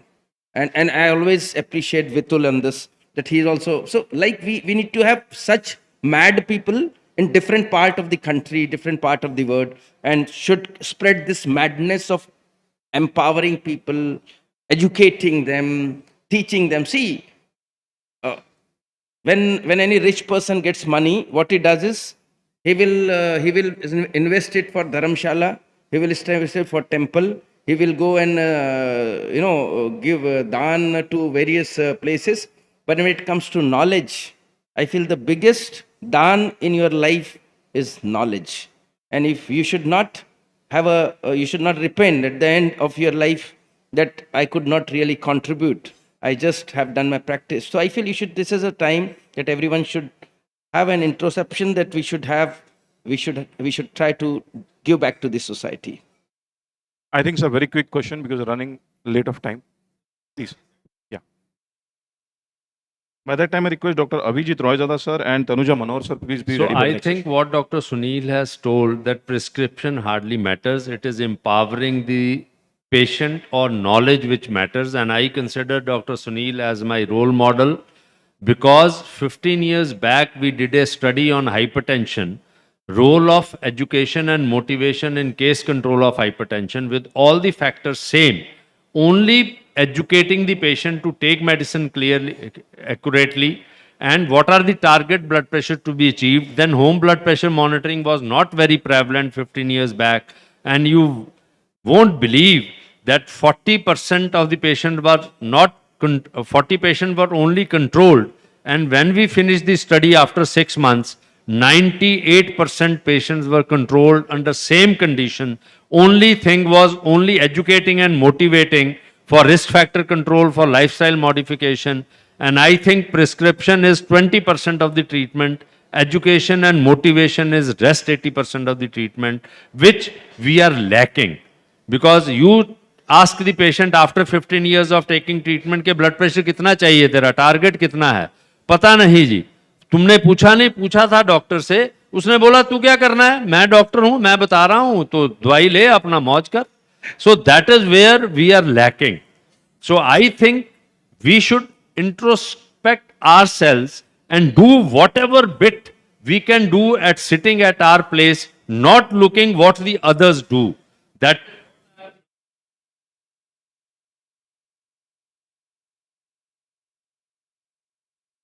Dr. Sunil. So they have taught me to not be cynical and whatever bit you can do, you should do that. I feel there are new term which I can just coin. Everyone, I feel very few of you might be aware that WHO has a department, and that department was once upon a time was headed by Professor Asal. I got an opportunity, me and Kavita, to visit that department. That's name is Therapeutic Diabetes Education. Your SGLT2 inhibitors, GLP-1 analog will reduce by spending 300 rupees or 500 rupees per day. You will reduce HbA1c by 0.6, 0.81%. But the education, if you just do the education, you reduce HbA1c by 1.5% without spending a single pie. So that is why it is called as therapeutic diabetes education. And this should be the part, and there should be a department in medical colleges of therapeutic diabetes education. Rather than calling it lifestyle modification, give it as a therapy. So when people understand education is a therapy and not just the part of, yeah. Thank you. The initial enthusiasm about the treatment, enthusiasm of the patient dies out after the sugars are controlled. So if patient is properly educated, then he will continue. Otherwise, they again start dropping out of the treatment. Exactly. I think Thank you, we Sunil. should. I think we'll hold on. Thank you so much, Sunil Gupta sir. I request Dr. Mangesh Tiwaskar sir to please felicitate Dr. Sunil Gupta sir. We will go there. You Yes, can call on the other felicitation. chairperson. I request Dr. Abhijit Royzada sir and Dr. Tanuja Manohar to please be on stage for the captains for the next session.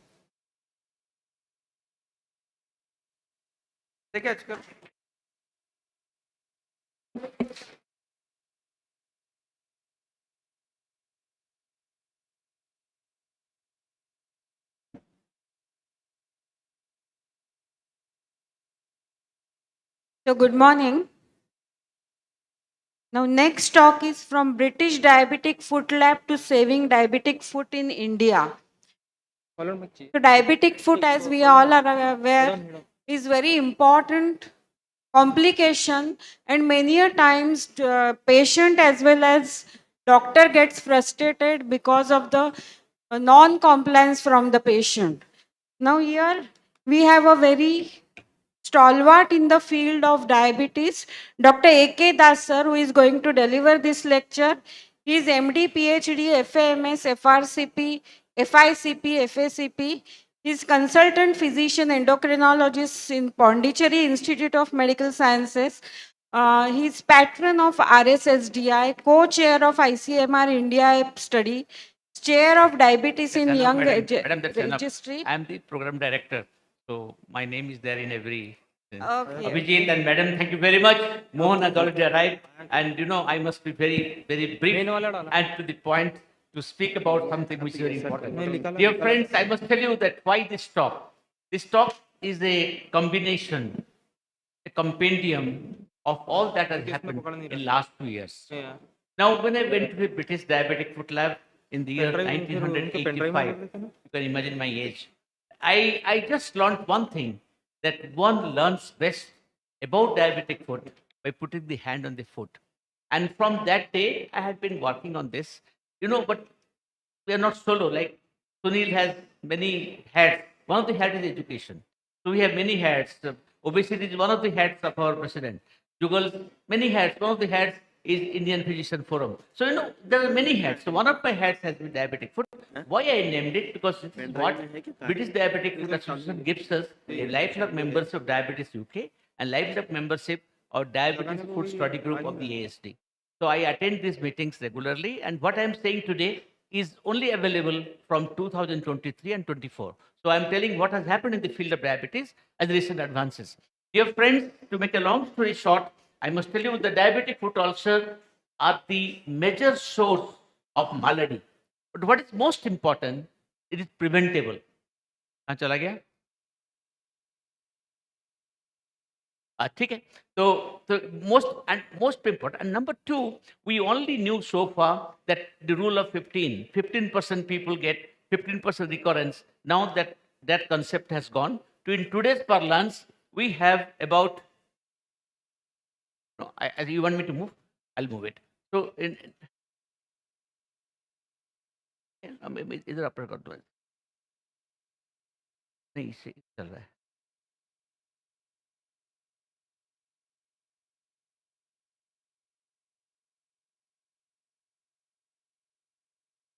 इसे कर लूँगा.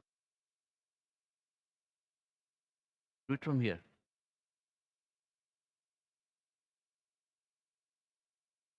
हो गया.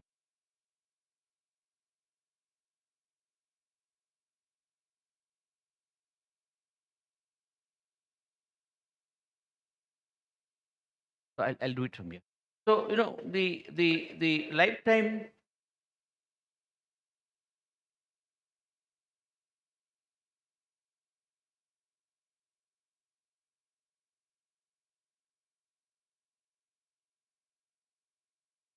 That's good. That's I'll do it.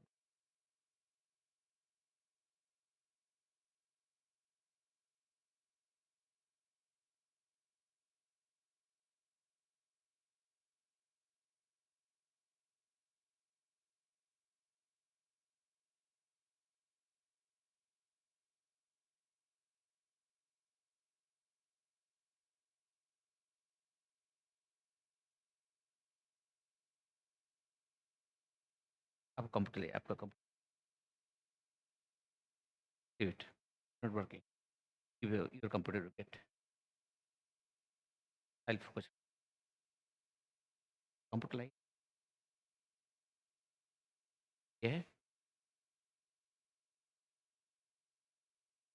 तो निकल दीजिए ना. जरूर नहीं.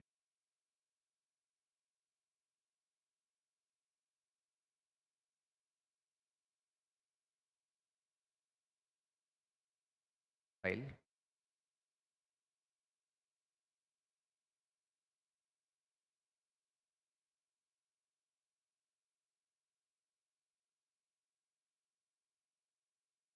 This.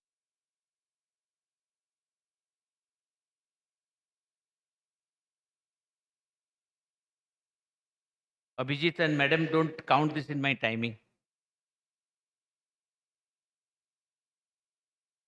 I'll be exactly 20 minutes, not beyond that. Yeah.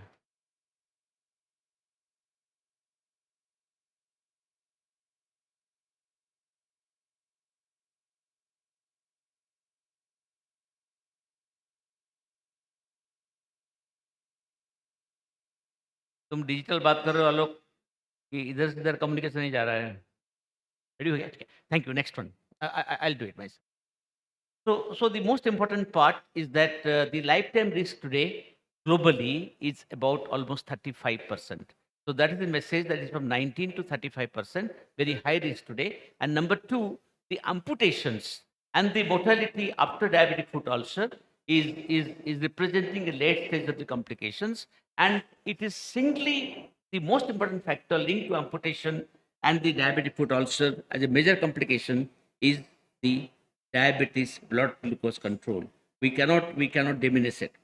Dear friends, this is a beautiful cartoon we published in 2023, and it says about about how the various factors like peripheral neuropathy, of course, the various infections, peripheral arterial disease, and the cell dysfunction, including the macrophages and the normal neutrophilic dysfunction, how it plays a role. And it is a beautiful caption which says that the peripheral arterial disease is the most important factor in the development of diabetic foot ulcer.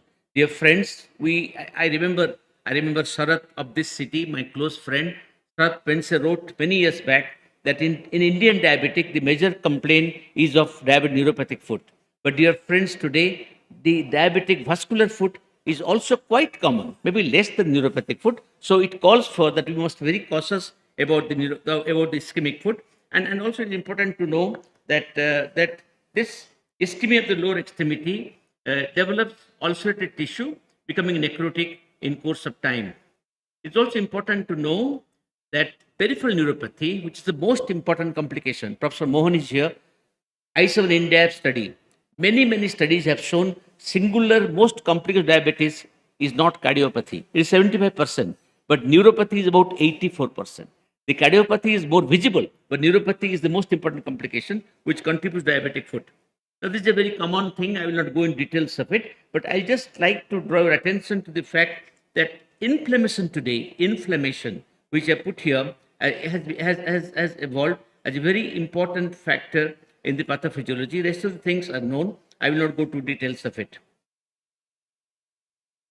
This is a very important cartoon, and this says many things. This says that beyond diabetic foot, what are the other complicated diabetes that influence diabetic foot outcome? We knew it, but for the first time, this has been attempted to put it in a tabular column. Number one, what contributes to diabetic foot burden is number one, the retinopathy. We know that people who have retinopathy develop severe diabetic foot ulcer. That is called diabetic foot, leg, and eye syndrome. Those who have cardiovascular disease, they develop diabetic foot syndrome. Today, the ankle brachial index and most importantly, the dorsalis pedis index is taken as a very important factor for the heart health. And when we in the ministry talk about women health initiative, we talk about the bone health, the endometrial health, reproductive health. When we talk about the MHI, male health initiative, we talk about the health of the vessels and the cardiovascular disease, very important because the arterial disease is a marker of CVD in diabetes. Number two, kidney disease. We have a term today called diabetic renal foot. Renal foot in the sense that the developed diabetic foot also, my friend is here. I went 4 times at the PhD examiner to Padam Sri Kamlakar place. Do you know one of the thesis was in diabetic? He's a nephrologist. By accident he's here. So it was actually a neuropathic foot which occurs in the diabetic kidney disease. Multiple factors. Most important factor in the dialysis for previously used to be 6 hours, 5 hours developing ulcer, and how the various ways diabetic kidney disease produces diabetic foot ulcer. Similarly, smoking, I can add more, weight loss and inactivity, they all contribute to diabetic foot. So these are the factors beyond foot itself which can contribute to diabetic foot ulcer. Dear friend, the what most important thing is the various pathways. I will not spend time, but the microbial distribution of diabetic foot ulcer has been very well worked out today. Now, mostly is gram-negative bacteria, but certain times it also demonstrates a notable amount of gram-positive counterparts. The usual commonly isolated gram-negative bacteria culprits in India and abroad in various parts of the country, paper published in 2023, Pseudomonas aeruginosa, E. coli, Klebsiella pneumoniae, Proteus species, Enterobacter species, and Citrobacter.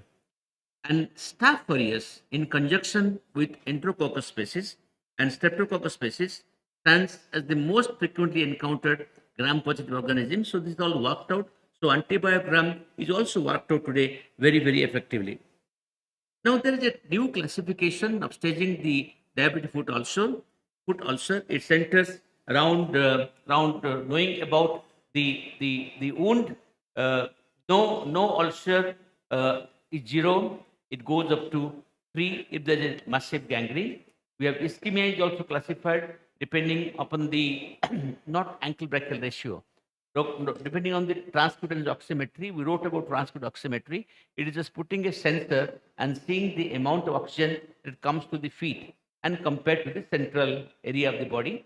So transcutaneous oximetry and toe pressure are taken here, and the various grades of the pressure demo or give the gradation of the diabetic foot ulcer. And of course, foot infection, no symptoms, less than 2 centimeters cellulitis to going up to beyond 2 centimeter and having SIRS. Having SIRS, the various ways that we stage diabetic foot ulcer today. Dear friend, if you look at the various ways the diabetic foot evaluation and treatment system operates, you will find that we nowadays, when you see diabetic foot, all of us in our country also, we look at the depth, look at the infection, evaluate the infection. We see about the treatment, whether the patient has anything else like sarcoarthropathy, etc. And also look at which level we are giving the care. So depending on that, it has been now in 2023, it has been given a rough suggestion, not without a guideline suggestion, that in various places, when one feels diabetic foot ulcer, what he should deliver. I just tell you that we just talked about education. I compare Sunil Gupta, is he here?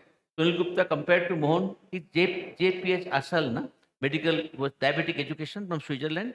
I compare him Asal of India. Asal was the man who talked his entire life on diabetic education. I'll tell that in inauguration today about comparing Asal and Sunil. So somebody you're doing the care at the primary care level. So it is very important that primary care level, the diabetic foot ulcer must be discussed. And if you come at the level, the last level, there must be absolutely graded teaching of about diabetic foot for the treatment. Dear friend, this you know, only change that has been made last year that we say is a grade 4. We want to call back the patient every month to inspect what is happening to the feet. Dear friends, a approach to the diagnosis of diabetic peripheral neuropathy has also been worked out, and it is about the medical history, clinical examination, and different diagnosis. It has been said rightly that before diagnosing diabetic peripheral neuropathy, rule out the other causes. This a smartphone-based tool has been found out to screen diabetic foot and diabetic neuropathy. I will not details of it because we are not yet here doing the smart foot-based therapy. Now, there are various new drugs which have developed for the treatment of pharmacotherapy of neuropathic pain. Now, we had gabapentin, we have NMDAs, we have opioid receptors, we have serotonin and adrenergic receptors. Now, we have got some pluripotent drugs for taking care of cholinergic receptors. I'll come in a minute. We have drugs to take care of the inflammation, and this drug is supposed to regulate the epigenetic factors. We have, of course, we do not use that cannabinoid anymore, and we have various other channelopathy drugs which are also coming into the arena.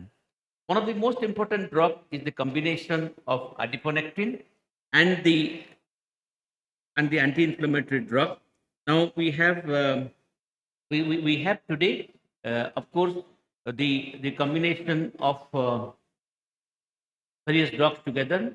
But what is the emerging new approach to neuropathic pain is the combination of various drugs like melatonin is a new drug which is being tried. Curcumin is also being tried. Resveratrol is being tried, and also the melatonin and good details of it. NOX4 is a novel therapeutic target for the diabetic foot ulcer, and the stem cell therapy has come in a big way in diabetic polyneuropathy. Like it has come in the isolated in the isolated stem cells It can be given in the neuropathic areas and it can relieve neuropathic pain and produce freedom from the neuropathy. Now, stem cell therapy can be done by transplantation, by topical, and also by doing cellular migration, and that has produced improved diabetic neuropathy. And there's mesenchymal therapy. Low dose IL-6 is also a novel therapeutic option. Now, there is a novel application of adiponine receptor and opioid receptors, dual acting agonist, as a potential treatment of the diabetic neuropathy. This is not yet available in our country, I believe, but this is going to be one of the drugs that will be effective. Now, this is tried as a MML 1017 in various countries. We'll know about it. A little good algorithm. Now, in the diagnostic approach of the microbial infections, now it has gone molecular also. Now we have a DNA sequencer of the 16S ribosomal DNA sequencer, which is unique to the bacteria and referred as the universal primer.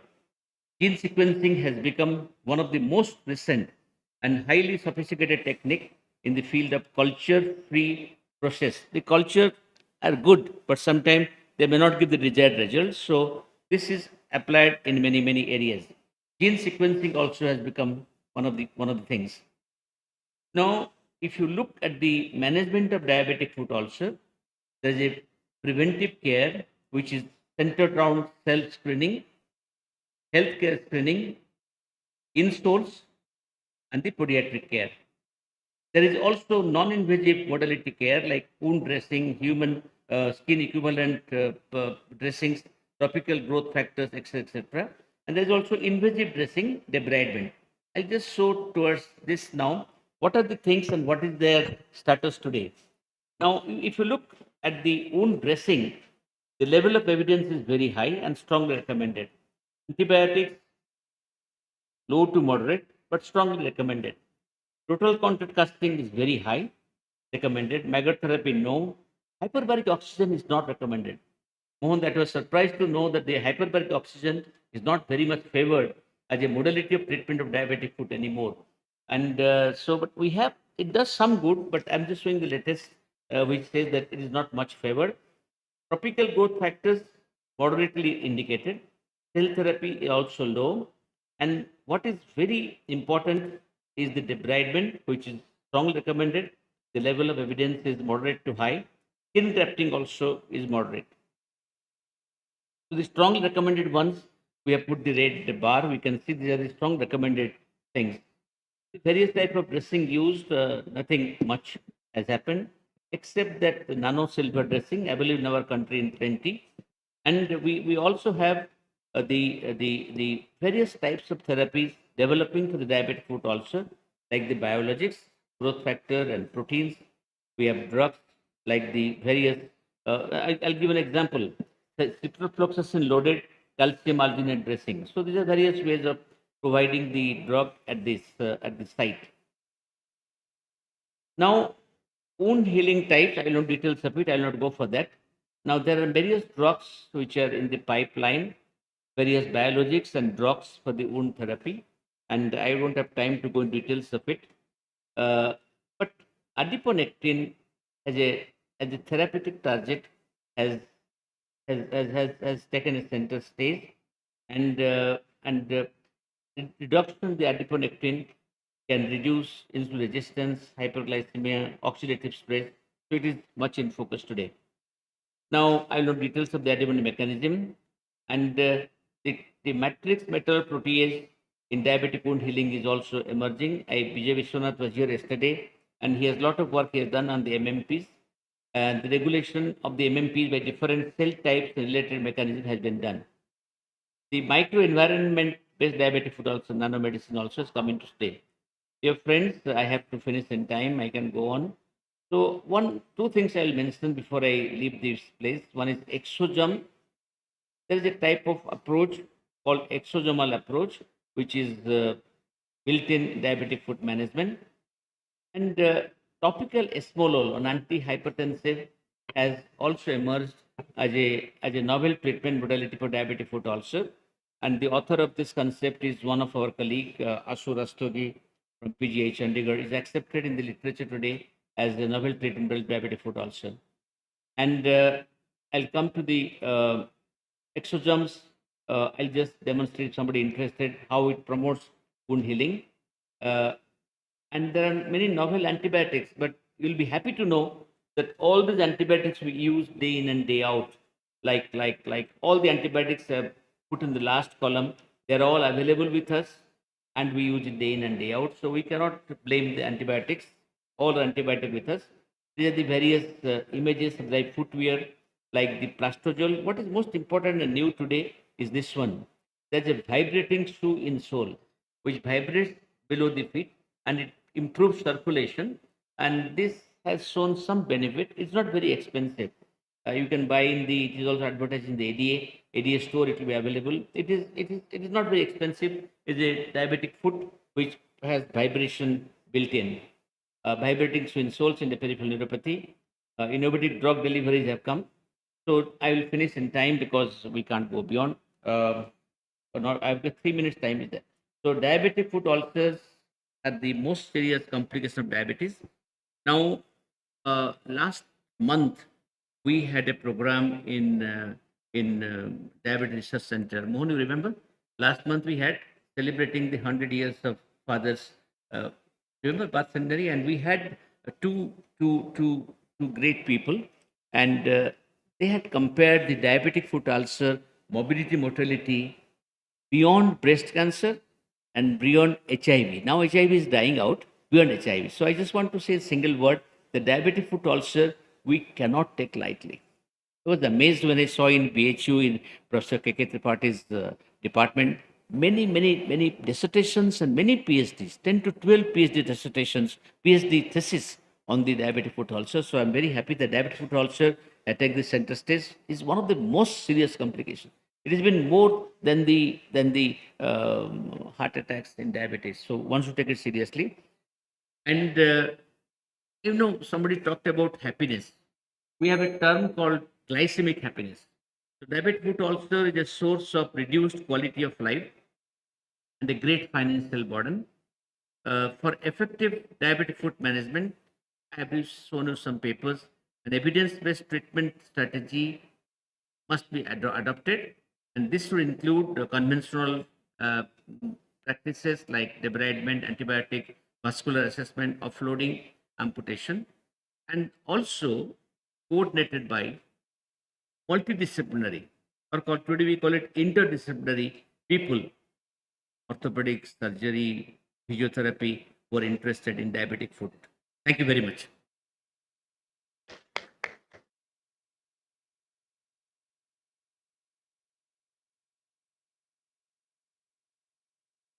Excellent deliberation, Dr. Das. Due to time constraint, we'll discuss after the next deliberation. Correct. Questions will be answered at the end of the next session. Thank you, sir. Yeah. Well, thank you so much. I request Dr. Urmandru sir to please felicitate Dr. A.K. Das sir and Saurabh Mishra sir to please felicitate our captains, Dr. Avijit Royzada sir and Dr. Tanuja Manohar ma'am at the felicitation terminal.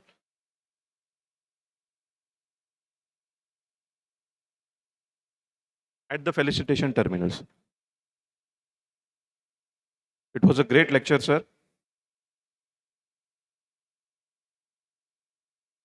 At the felicitation terminal, sir, we have a special felicitation terminal.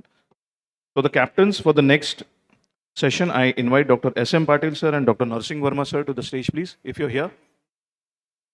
We have an excellent session coming up.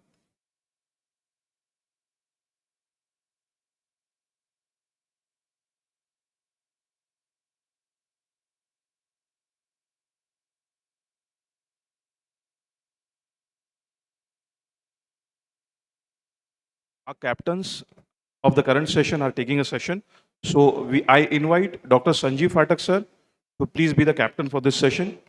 Dr. Sanjeev Phatak, sir, and Dr. Urmandru, sir, if you could be the captain for this session. We have an amazing session coming up.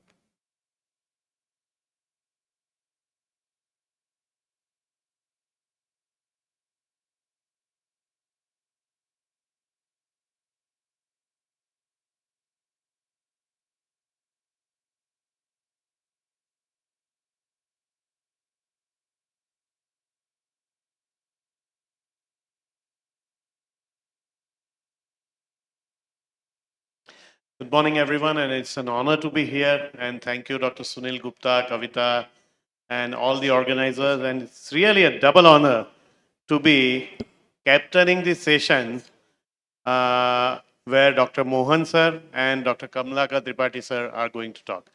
So first, we'll start with Dr. V. Mohan. Everyone knows him, so he does not require any introduction to any crowd, but it's always an honor to be with him on this stage. So he'll be talking about early GDM and what is new in that. It's all yours, Mohan sir. Thank you, sir.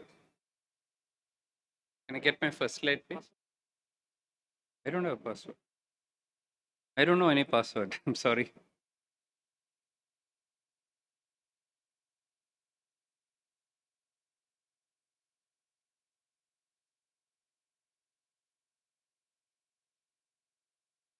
I was not given any password. Your PPT. I gave my slides there. Somebody knows the password? Tell me. I don't know any password. I think that's the first.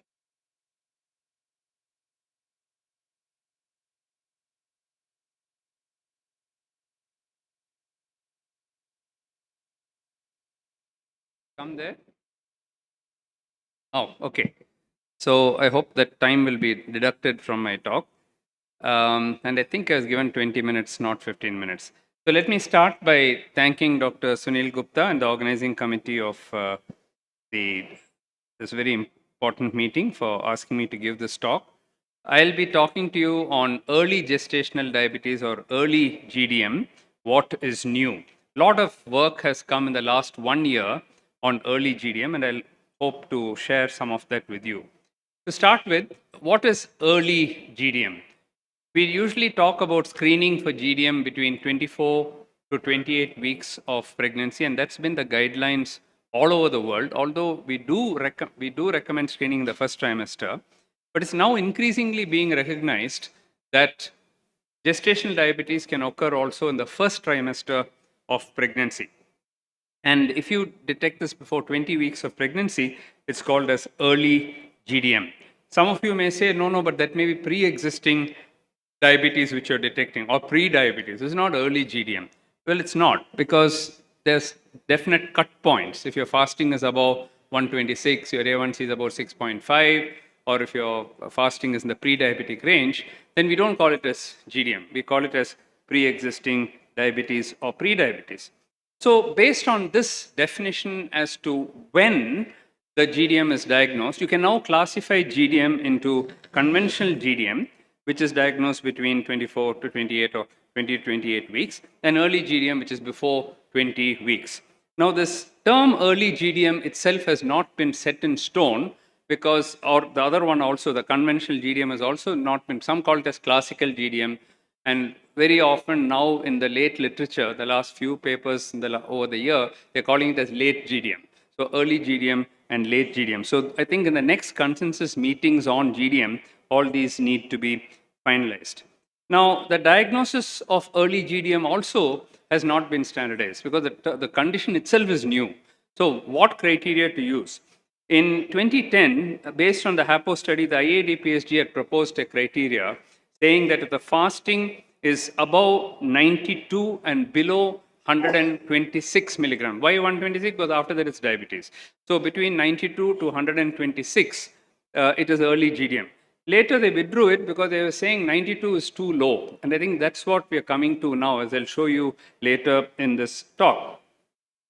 Now, our PhD student, Hannah, who works with me, she did her PhD entirely on early GDM. In fact, she's just got her PhD a few weeks ago.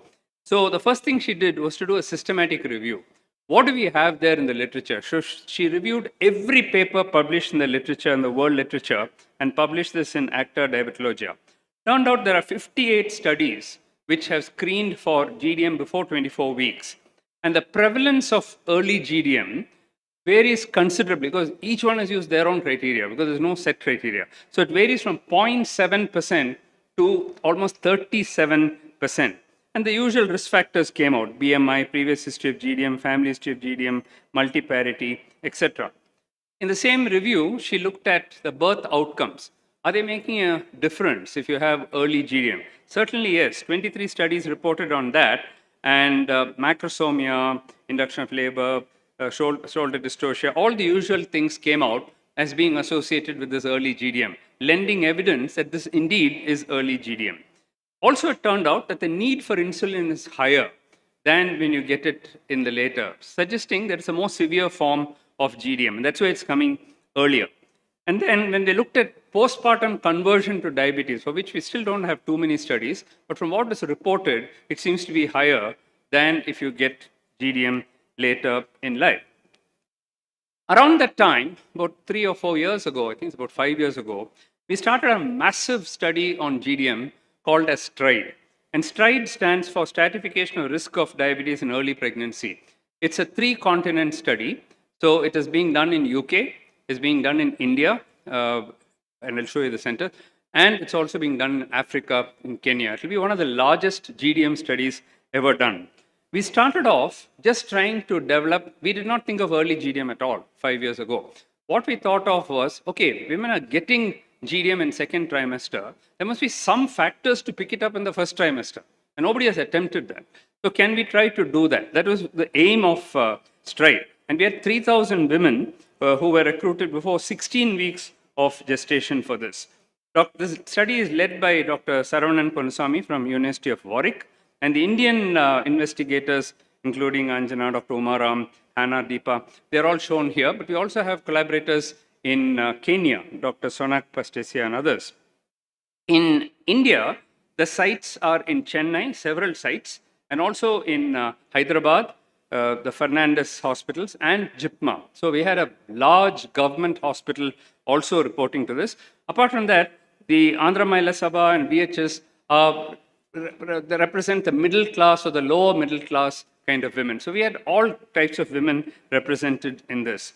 What we did was we recruited 3,000 women, and then we looked for early diabetes and then excluded them. Those whom we thought had early pre-existing diabetes, we excluded them. Then we did this fasting, and we used the criteria of 92 to 126 because there were no other criteria available. And based on that, if they had more than 126, as shown in the last column there, diabetes in pregnancy, then we excluded them. Then there were others who were normal, who had below 92. So we left them for that moment. And then there were others who had between 92 to 125. That is the early GDM.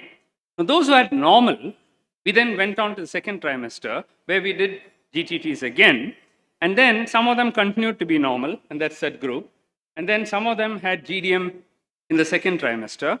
And others had this first group coming down from here, the eGDM. So now we have 3 groups, the eGDM, the conventional GDM, and then normals. So we have 3 groups to compare.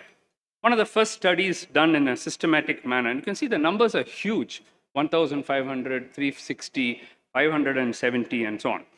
Now we compared all these 3 groups. How did the clinical profile look like? And not surprisingly, the eGDM, if you look at any of the parameters, look at age, weight, BMI, point of care glucose, A1C, all of them were higher than the conventional GDM group. For the first time now, we are demonstrating that early GDM is a more severe form of GDM. What are the risk factors? The other one which Hannah reported was a jumble of all the papers, mess of all the papers. Here it's a systematic prospective study. So we found that early pregnancy BMI, A1C, and history of GDM in previous pregnancy were all associated. Now, a series of papers are being written. The first one will be published in Lancet Diabetes in another 10 days or 15 days, and then a series of papers are coming out on STRIDE. And this is the paper which is coming out in Lancet. This paper is interesting because here we are saying that even if you do an A1C, which is normally not accepted for screening for pregnancy, we are showing in this paper that an A1C can help to rule in and rule out GDM. So if it's below a particular point, don't bother. They will not have GDM. They have above a certain point, they already have GDM, and it's very easy. The ones in between are the ones who need the OGTT. So what we are suggesting is that in 50% of women, you may not even need GTT to diagnose. You can do a screen in, screen out, and which can be even done with a point of care A1C. So it's a very important paper, look for it. Meanwhile, the question came, okay, you have early GDM. What is the benefit and how do you know that treating it benefits? Very valid question. For that, you need to do a randomized control trial. Such a trial had never been done. And that's why the Tobogum trial has been a complete game changer. Tobogum stands for Treatment of Booking GDM study. It started by David Simmons in Western Sydney, and he already had about 13, 14 centers in Australia. And then he decided that India should be there. So he called us, and then we got into the study big time. We gave a lot of patients a study. He also added Austria and Sweden. So it became a Europe, Australia, India study. He also had a lot of South Asians, Indians in Australia included in the study. So this is the first multi-center RCT in the world to look at early GDM and to see what happens if you treat them. Is it beneficial? Is it harmful? And so on. Not surprisingly, it got published in the New England Journal of Medicine. We are very privileged to be authors, primary authors on this paper. And this is a complete game changer, Tobogum. Because what it studied was the 17 sites and with MDRF representing India. And we screened women using some risk factors. It was a very large study because at the end, if you see the bottom, we had 800 GDM women in this RCT, 400 of whom were treated, 400 of whom we did not treat at all. You may say, is that ethical to do that? Well, there's no evidence that treating it is beneficial. It may even be harmful. That's why an RCT is done. So to do a proper RCT, you have to do it that way. But what we also cleverly did was, you may say there's a placebo effect of being in a trial. So we included a third group, they're called decoys. They had no GDM at all, but they followed the protocol exactly as if they had GDM. That's to rule out any placebo effect. And the rest of them, 2,400 of them, had no GDM and they're not treated at all. They were the real control group, okay? The results when they came out were stunning. So if you treat early GDM, an impressive, statistically significant reduction in the primary outcome, which consisted of preterm birth and respiratory distress and shoulder dystocia and so on. Secondary outcomes. Now, by treating it, do you make these children very small?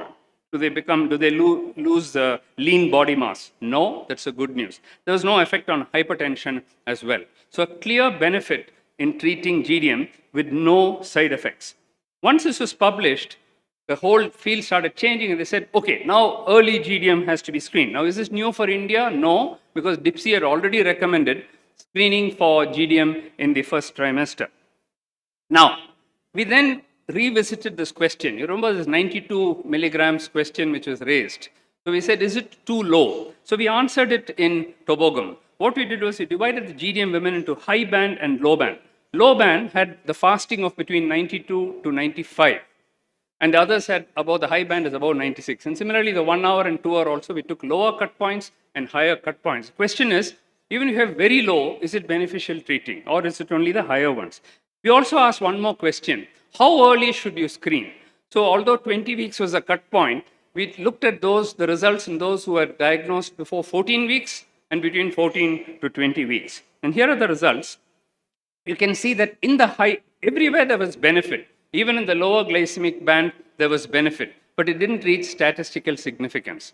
Whereas once you set the bar at 96 milligrams, then clearly it is statistical. The hazards ratio is now going to 7.78. That means almost 700 times more beneficial compared to not treating. Again, if you look at gestation period before 14 weeks and after 14 weeks also there is benefit, but it doesn't reach statistical significance because it's coming very near the late GDM. Whereas if you screen them early, before 14 weeks, and you start treating them and they have GDM, very good results. So that was what we proved in Tobogum, that there is proof of benefit of treating early GDM, and the earlier you start, the better, and the more severe they have, you get better results. Now, a series of other studies, about 10 other publications have come in the last 1 year, and we're very happy to be part of all of them, all published in top-class journals. In fact, Diabetes Care is going to bring out a full issue only on the Tobogum study. I think for the first time in history that a full issue is going to be dedicated to Tobogum. That's importance being given to Tobogum. Is it cost effective to start screening? So we did very detailed cost effectiveness studies. This is published in the Lancet Journal, eClinical Medicine. And we showed that it is indeed cost effective to start screening for early GDM. We also looked at a very interesting story. This is going to completely change the GDM field. We looked at those who had conventional GDM, late GDM, but did not have early GDM. And then we looked at those who had early GDM. And we looked at the outcomes. Turns out for the first time that if you don't have early GDM and you have only conventional GDM, the results are not different from normal women. Because it's too late in the day. 28 weeks, you go and diagnose somebody. Another 8 weeks is going to deliver. What results are you going to get? Then you may say, all these years, what happened? All these years, we didn't screen for early GDM. So we included all the early GDM women in that and said treating GDM at 24, 28 weeks is useful. Turns out that early GDM, I still have 5 minutes left, I'm sorry. The timing was given wrongly. Okay. And then there are two other questions which have been answered. Why are these women getting early GDM? Two fantastic papers back to back in diabetes care answered it. They looked at insulin resistance and they looked at insulin secretion. Very interesting results. If you look at the middle panel there, and if you look at there as well as there, that shows insulin secretion, judged by C-peptide, disposition index, insulin responses, and it turns out insulin secretion is much lower in the early GDM. The orange at the side is the classic GDM or the late GDM. They have much better insulin reserve. That's why they're not getting diabetes until 28 weeks. Whereas those who get it early, they have a severe, profound insulin deficiency, and that is what is causing the early GDM. Another paper published in the same journal by another completely different group showed the same thing. And you can see that the early GDM has considerable. I can stop now, but I have been given No, sir, you 20 can go minutes. ahead. So You can want go me ahead, to stop? sir. I can stop. You can go ahead, You sir. can continue, Okay, sir. right. I Please. think your timer was wrong. Okay. So the early GDM has considerably lower insulin responses compared to the late GDM. So now we have proof as to why these women are getting the diabetes early. So to conclude, ladies and gentlemen, I'm concluding 4 minutes in advance anyway. So early GDM is a time when you should be, early pregnancy is a time when you should really be screening, not just to rule out diabetes and pre-diabetes, but to detect this new entity, which is called as early GDM. This seems to be a more severe form of GDM. The conversion rates to diabetes and pre-diabetes, which we'll be reporting in another paper in diabetes care, I think in the next 2 weeks, also shows much higher than the conventional GDM. And if they are more severe, they benefit more. And the earlier they get it, they seem to benefit more. And finally, the last point is that it's certainly cost effective. We're already doing it in India, but I think this message must spread far and wide that GDM is not a disease of the second trimester, as we believed all along, but it's indeed a disease of the first trimester. The last question is going to be asked is, okay, so if you don't have early GDM at all, should you even screen in the second trimester? The Toboggan results suggest that you don't even need to, only in the first step. But that's too big a step. I don't think we'll go to that level so fast. Step by step, only science has to improve. But I think the message to all of you, one message I want to take from this talk is start screening for GDM in the first trimester of pregnancy. Thank you. 2 minutes, 58 seconds left. Thank you. Well done, sir. I think probably this is history in making. We should give a standing ovation to this Thank you. data. Maybe we may come out with a bigger history. One question was, could conventional GDM be a late phase of EGDM, or EGDM is probably a separate group of people with some epigenetic parameters? So we have got bloods now. We are looking at the genomics first because there are certain genes which have been identified with GDM. So we are looking at early GDM and late GDM with respect to epigenetics, genomics, proteomics, and all other factors to see whether they are different diseases. My own hypothesis is that it may not be different diseases. If you are more prone to it, if you have a stronger family history, if you have a greater insulin deficiency, it comes out earlier. If you are a little better metabolically, if you are a little better off metabolically, probably it will come as late GDM. Ashok? Yes. I think it's a changing concept for the whole mankind, Mohan, because if you diagnose diabetes at 28th week, By that time, organogenesis is over. Everything is over. It has always bewildered me, Chairman Sir, that if you diagnose it at the 28th week, organogenesis is over. So it is beautiful that we can diagnose early. I have just one small suggestion is that, placental lactogen is one of the indicators of dunting the insulin and producing. Is there any data or are you planning on that? We line? have the blood, so we are looking at various hormonal changes. We were initially very surprised because before 14 weeks, we expect all these changes to take place much later. What is happening in these women that it is triggered early? Maybe even before all the placental lactogen and other hormones increase, because they have a basic insulin deficiency, the very fact that they are now pregnant and an added load has been added probably brings out the diabetes. But we need much more studies to clinch this. Great. Thank you very much and all the best more. Yeah, thank you. Thank you so much. With the permission, thank you, one sir. more, Urman, one. Oh, one. Thank you. Thank you, sir. It's useless to say that that was just jaw dropping and awestruck. I am completely.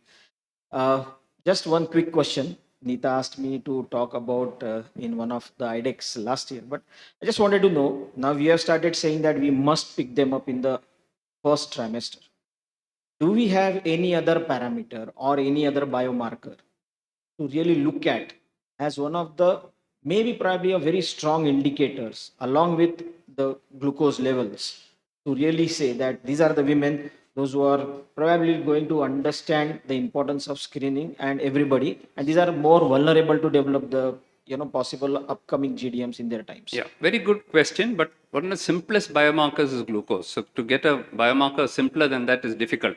But that's why the Lancet paper with Stride is coming out saying that if you can't do fasting, if you can't do even glucose, you can't do OGTT, you can't do anything, a simple point of care A1C will help to rule in and rule out. At least you can say these women have to be screened. When you have millions of women who are conceiving every day, every year in India, how do we do OGTTs on all of them and so on? There's going to be going to add a huge load to the healthcare system. So if you have a point of care A1C, we have come up with definite cut points that if you do this, you don't have to screen at all.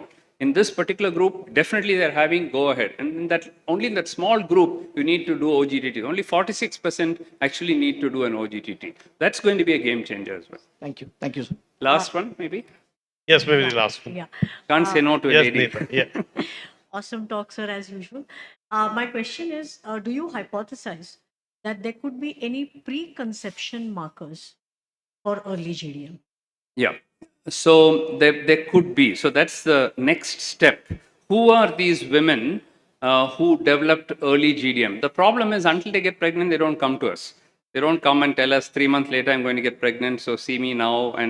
But you can do that in a cohort. Now, suppose you're following a cohort of women in a community, village, somewhere, and in that reproductive age group, or if you look at all women who are getting married and so on, a study can be planned that you do all the biomarkers on some women. Since 25% is the prevalence of GDM now, 1 in 4 of them is going to develop GDM. So then you can look for the marker. I think this is going to lead to that next question that you asked. That's what we'll be planning next. Thank you, sir. Thank you so much. Thank you, sir. Thank you so much. These are the data probably which may see Dr. Mohan again soon in Rashtrapati Bhavan for some other more prestigious medals. Thank you, sir. You are really innovative. I request Dr. Urmandru sir and Sanjeev Phatak sir to please felicitate Dr. V. Mohan sir at the felicitation terminal. At the felicitation. No, sir. Yes, at the felicitation. Yes, Sir. Thank you, sir. at the felicitation terminal. Here. The captains of the next session, Dr. Anuj Maheshwari sir and Dr. Deepak Bahekar sir, if you're here. Dr. Anuj Maheshwari sir and Dr. Deepak Bahekar sir. Fine. I request, if possible, Dr. Vipul Chavda sir, if you could be the captain for this session. And Dr. Vital Gupta sir, if you could be the captain for this session.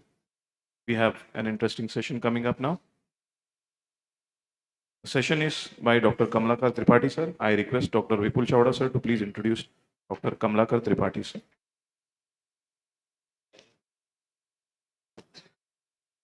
Good morning all.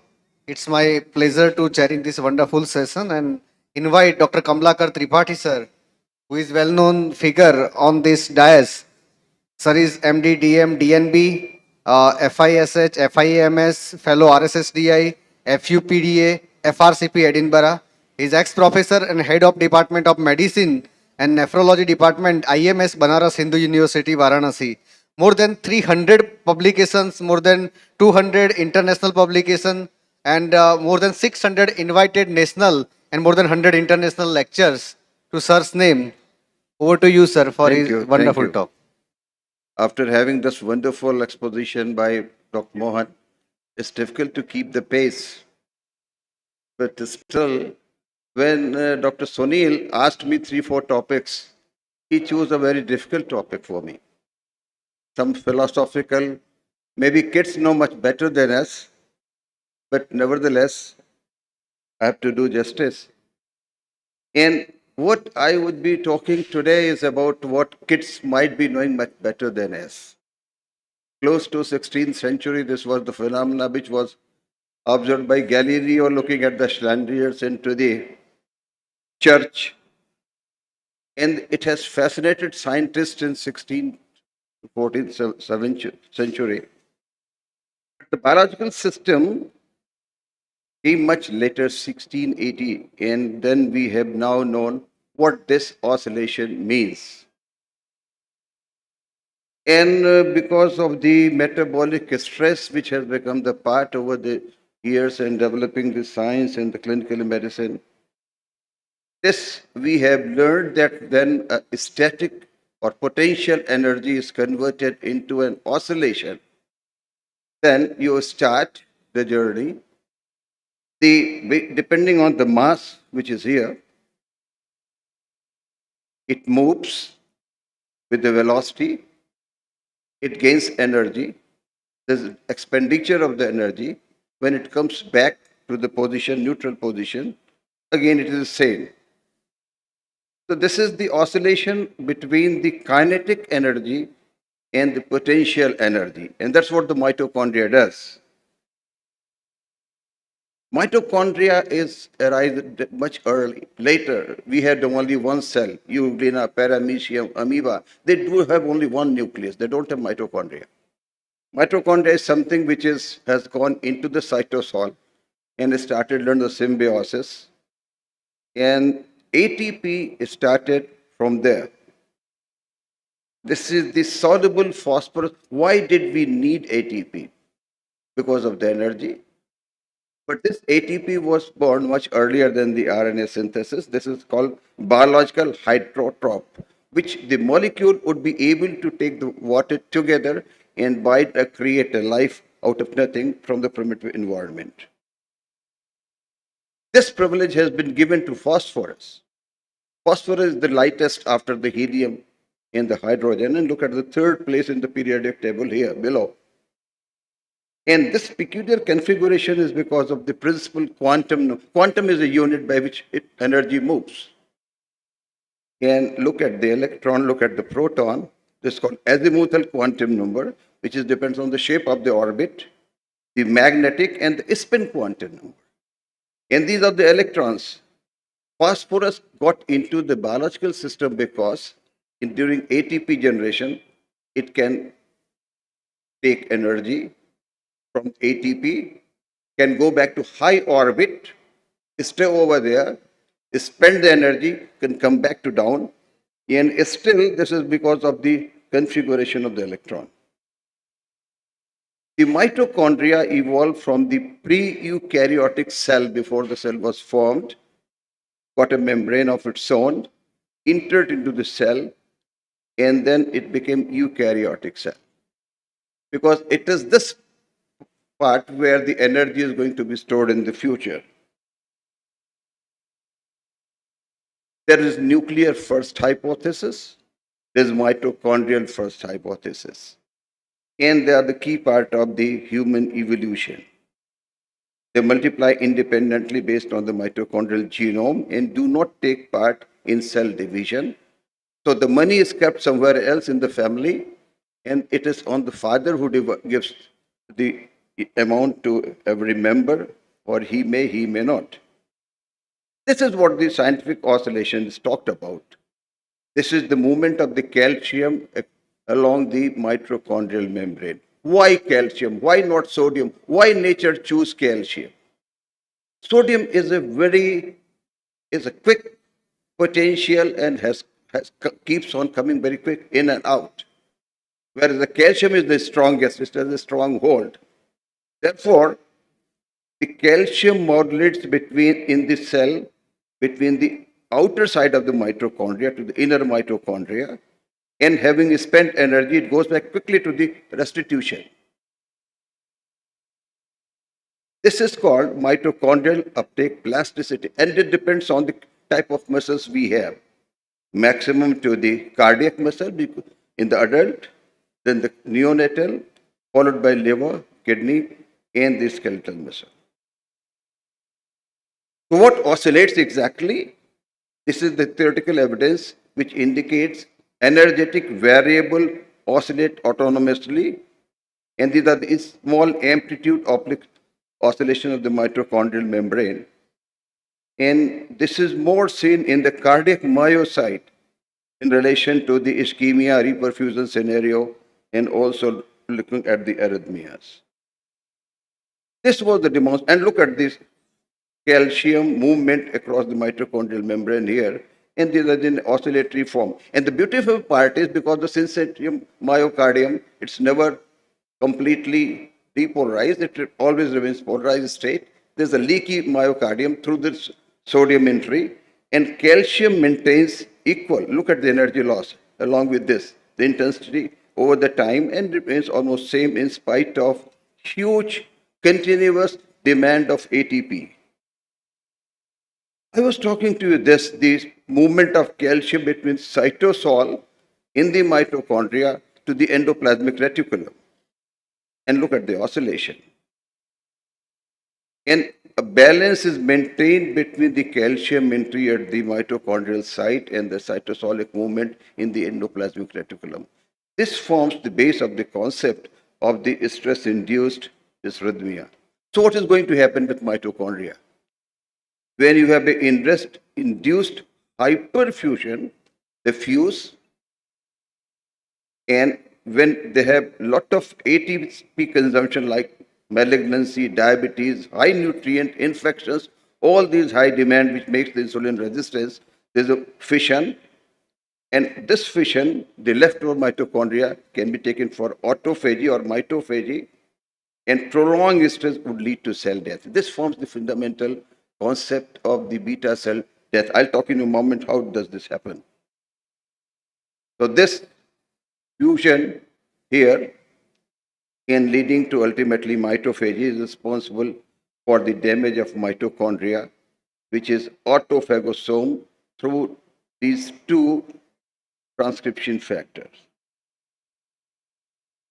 This selective autophagy, what is called macroautophagy, is swallowed by LC3 positive autophagogram, and they have shown impaired mitophagy in response for the development of insulin resistance. And from here the story starts. Why basic scientist which is studying the diabetes should know about this is one of the mechanisms of insulin resistance in metabolic syndrome, type 2 diabetes, obesity, and dyslipidemia. These are the different signaling pathway. I'll cut short. What's important for us is the membrane potential, different physiological condition, cardiac arrhythmia, and of course, looking at the myocardial damage. How insulin resistance is related in diabetes. This is related closely to the mitochondrial dynamics disorder. And this dynamics also affects insulin secretion and insulin signaling pathway. And this dynamics plays a critical role in the physiological function. So it is the overloaded free fatty acid, the dysglycemia or hyperglycemia, affecting the mitochondrial biogenesis, aging together makes the insulin resistance, diabetes, and cardiovascular diseases. I told you in the beginning that glycolysis occurs into the cytosol near the DNA, whereas the This is called anaerobic ATP production. And the mitochondria is the site where you have a ATP driven, which is aerobic ATP production. These two makes a balance, and there is the oscillation between anaerobic ATP or aerobic ATP. And ultimately would affect, with the presence of calcium, is the release of insulin from the membrane secretion mechanism. They would decide the rate of glucagon secretion in response to the insulin release. And this is the biogenetic causes dysregulation of insulin and glucagon secretion. And this is what happens. This is the alpha cell, this is the beta cell. This is the glucose dependent ATP concentration under the normal mitochondrial condition. They could range from 10%, this is a dashed line for the 10%, and can go up to the 40% reduction during the high demand of hyperglycemia. Look at this picture. When you have a hypoglycemia, then there is a glucagon shift, and the 40% mitochondrial dysfunction would respond to in the presence of hyperglycemia. Once you get the restitution, there's relative secretion of glucagon in alpha cell and also insulin secretion. So what is the dynamics related to the clock, biological clock? You must have seen those animals who undergo hibernation, frog, for 6 months not eating anything, goes back to.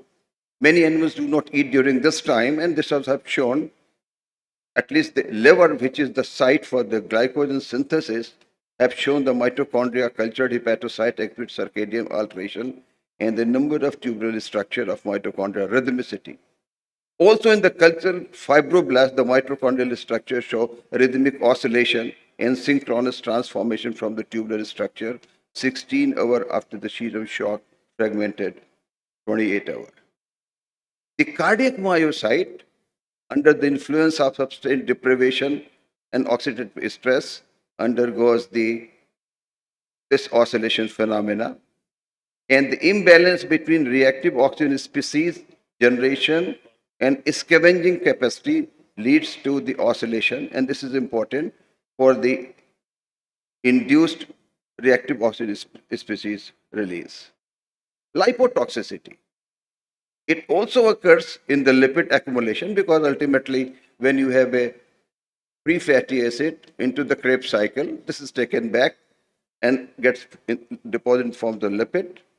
Under diabetic condition, the disturbed circadian clock is frequently accompanied by disordered mitochondrial dynamics and oscillation. Collectively, the available research findings suggest that the restoring clock-controlled mitochondrial dynamics and oscillation may be an effective way to reduce diabetic cardiomyopathy and cardiac lipotoxicity. Endoplasmic reticulum stress, another mechanism of insulin resistance, is one of the reasons when you have a disturbed mitochondrial oscillation, especially with during the clock dysregulation, and the dynamics is affected, which would lead to insulin resistance. This is the last few slides, creating hypothesis of the selecting novel therapeutics target. Exogenous melatonin supplementation increases reactive oxygen species, and diabetic myocardium prevented the development of diabetic cardiomyopathy. Melatonin attenuates the development of diabetic-induced cardiac dysfunction and also intervention involving the circadian clock, mitochondrial dynamics, and promising approach for the treatment of diabetic cardiomyopathy. And these are different sites at the OXPHOS level, at the AMPK level, at the fusion level, at the level of insulin response, and the myocardial biogenics. So huge number of the sites are being looked into, the ubiquinone and as well as the S31. These are the molecules which are under the review, and these are the references: melatonin, nobiletin, Cal006, nicotinamide, and all have been shown to alter the mitochondrial dynamics. Therefore, to summarize, mitochondria is a power bank, regulates energy production, conservation, distribution, and transmission of power. Ultimately, this is going to answer some of the basic science question. Why a group of people with this glycemia do not develop long-term complication? Why a group of patients, even with minimum dysglycemia, develop some of the complication? Basically, it is the calcium ion in the principal regulator of mitochondrial membrane potential. The movement within the cytosol between endoplasmic reticulum and mitochondrial membrane creates electrochemical gradient, which has a rhythmic oscillation.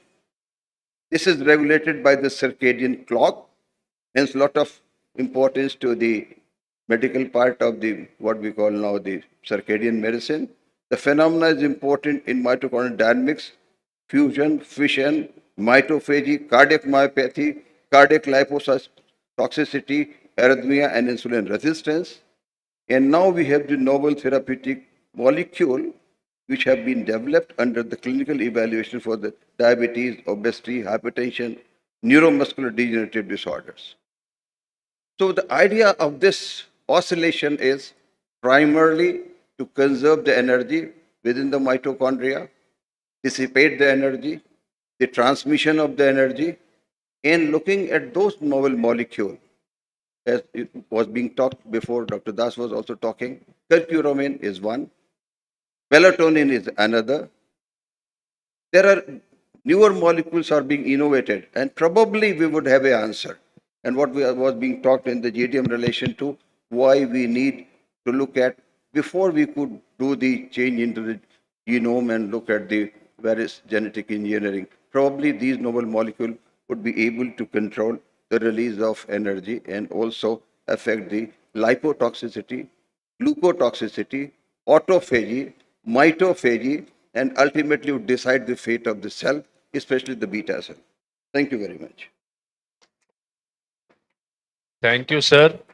It is real honor and lifetime opportunity to chair a session by lecturer Dr. Kamlakar Tripathi, who has presented this very complex subject in a very simple way for our understanding, as role of mitochondria is coming up in almost every disease in last 2 years, in diabetes, hypertension, as you have said, in heart failure, that mitochondrial medicine and research is going on very fast, and we may have some good molecules. Neuromuscular disorders. Yes, yes, sir. Dystrophies, muscular dystrophy. Hardly we have any disease, any medicine before. Because now we understand where to hit, and probably in coming 8 to 10 years, you would be getting molecule to treat all these difficult disorders. Mitochondria is being implicated in almost every disease subject as far as the research is concerned. Thank you very much. Excellent My deliberation. co-chairperson, please. Excellent deliberation, sir. Any questions? Any quick questions? Sir, it was a wonderful talk, insightful talk, and you illustrated a clear but a complex correlationship between diabetic metabolic abnormality and mitochondrial dysfunction. But unless it is very simple, we cannot put in a practice for all the people across the globe. So This how is- you find the This implementation? is evolving concept. Most of the publication in last 3 to 4 years only. And that's why you are getting this molecule, imaglin, you got molecule about 8 to 10 years before. So these publications have been there until unless we respect the basic scientists, call them in the meeting, give them some chair. They don't get any drug company favor for coming the meeting. We would not be able to. We must create a platform where these basic scientists interact with you and make you feel the proud that they are the part of the system. Therefore, this topic probably was given by Sunil. I think, sir, I think the topic was given keeping in mind the fact that Professor KKT's contribution in the basic sciences is huge. I have my launch assured. I have no motive to tell this. He is the person who has worked very deeply, being clinician, on the basic science, and that is the beauty of his achievement. And what is said is absolutely truth. If you have to understand diabetes, you have to understand mitochondria. Simply, we know that the glucose coupling of insulin secretion starts with mitochondria. Am I correct, sir? Exactly. And today evening, we have a great talk again by somebody whom, Sunil is superb. I'm going to tell in the inauguration, he has invited Sundar Mudalia. Sundar is speaking on the topic, very important topic, called glucose and DNA and diabetes. Am I correct? All of you must attend there at 7 o'clock. Because glycolysis takes place into the cytosol near the nucleus. The TCS cycle is within the mitochondria where the energy is produced.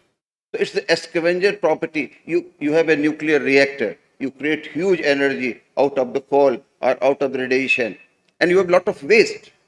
This waste is to be removed.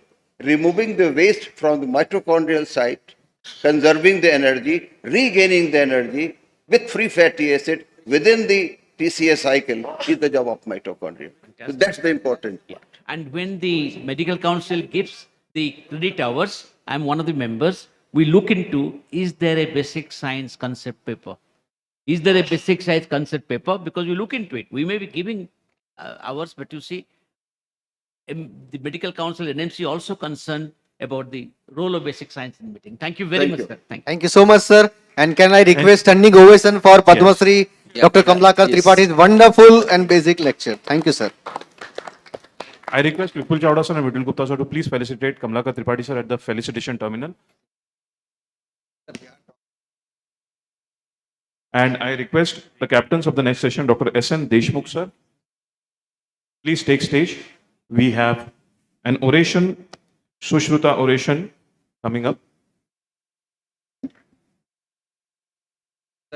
So I would request Dr. S.N. Deshmukh sir to please introduce our next speaker, Dr. P.C. Manoria sir. Yeah, मेरा वहाँ oration जा रहा हूँ मैं. Going into the stage. Thank you, sir. Dr. Sunil Gupta. So we have the prestigious oration, Hippocrates oration, and we have my co-chair and the scientific chair of the Hello Diabetes Academy. This is Sushruta oration, and Sushruta oration is very prestigious oration. We started this oration 10 years ago, and today we have none other than Dr. P.C. Manoria sir. I'll just introduce Dr. P.C. Manoria. Can we have the chair, the oration formality? The team here, put the chair, the safa and everything here. Yeah. Sir. Can we have the chair? Can we have the pagadi? Everything here. Quick.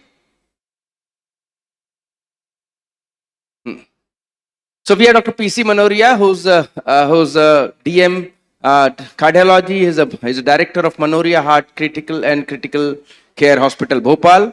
He is a teacher of teachers in GMC from GMC Bhopal, and he's the honorary physician to the governor of Madhya Pradesh. He's a past national president of CSI, API, ICC. You name the organization, he's the past president or chairman of Hypertension Council, Asia Pacific and SAC. Awarded Lifetime Achievement Award by World Congress in 2008, Bharat Ratna by Bharat Ratna, Dr. APJ Abdul Kalam. The special award in the cardiology in All India, maybe Asia Association of Cardiology, New Orleans Mega Multi-Speciality Award during Multicon, and many more international national honors. He has also delivered one of the very prestigious oration of API, which is called a Netaji oration, and that's very difficult to get this oration, but he has delivered it, and he has organized multiple meetings. I get an honor and opportunity to attend almost all meetings last so many years, and he's a person who will never ask for a travel grant. That's the beauty of him. The moment I say, sir, my ticket, no, I'll get it done. Sir, I'll get it. No, Sunil, don't worry, I'll get it. He will till end, and neither he will ask for reimbursement, and never he will ask for anything. So that's a wonderful gesture from a teacher you can learn for, and he has delivered multiple lectures and have multiple publications with him. May I request Dr. S.N. Deshmukh to please join us and invite Dr. P.C. Manoria sir to please join us on the dais. Let's give a big hand to him.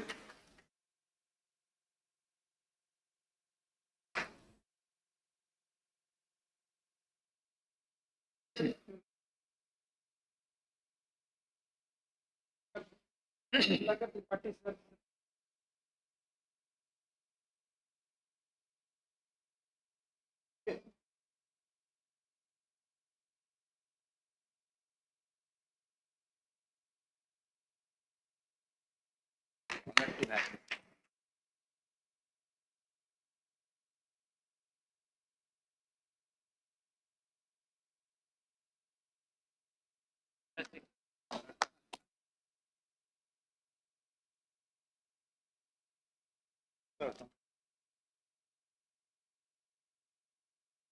Hello.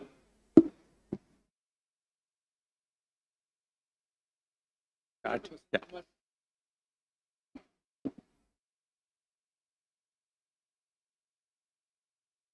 Yeah.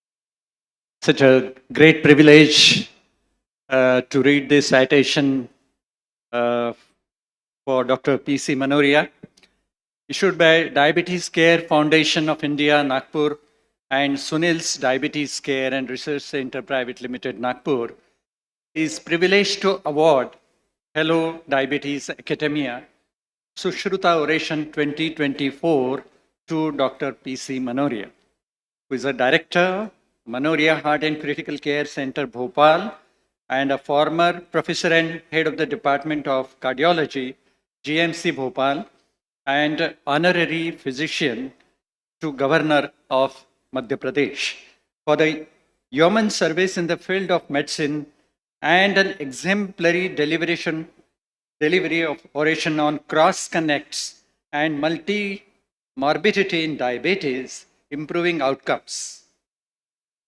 DCFI Nagpur and DCRC accedes to your benevolent services to the people with diabetes and your academic accomplishments. You invigorate others by your impeccable virtues and humility of your towering repute.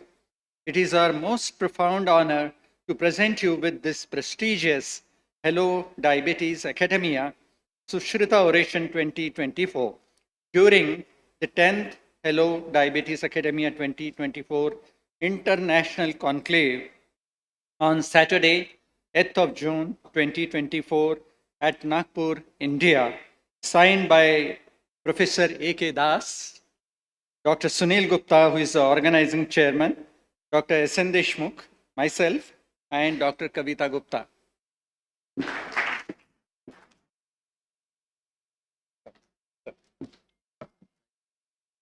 I request Dr. Basis sir and Dr. Munle sir to please join, and Dr. Zargar for the photograph. Quick, quick.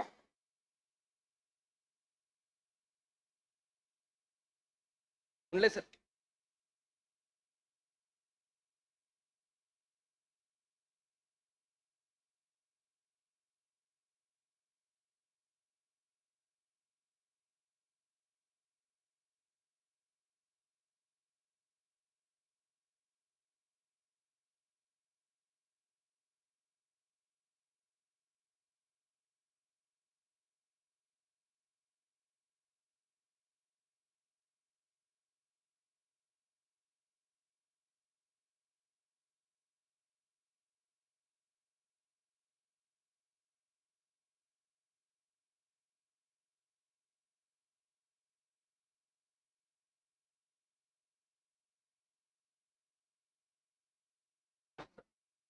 नहीं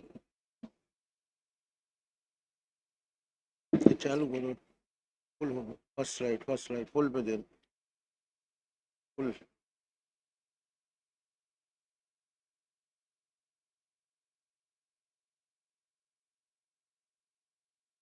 hello So at the outset, I'd like to thank Dr. Sunil Gupta, Madam Kavita Gupta, and his team for inviting me to this wonderful conference and bestowing upon me the Sushruta Oration 2024.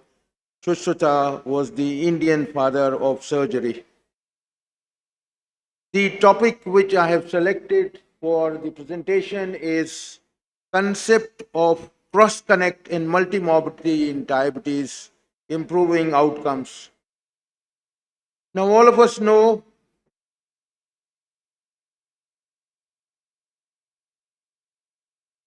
know we are amidst an era of cross connects. Cross connects exists between obesity and diabetes. Obesity is a precursor of type 2 diabetes, and type 2 diabetes also increases weight under certain circumstances. There's also a cross connect between liver and diabetes. NFLD is a precursor of type 2 diabetes, and type 2 diabetes produces NFLD. There's also a cross connect between heart failure and diabetes.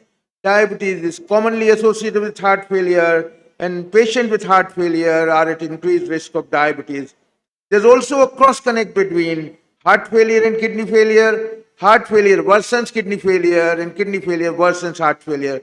Therefore, currently we are amidst an era of cross connects, and this is led to the concept of multimorbidity, which is rampant in diabetes in long standing cases.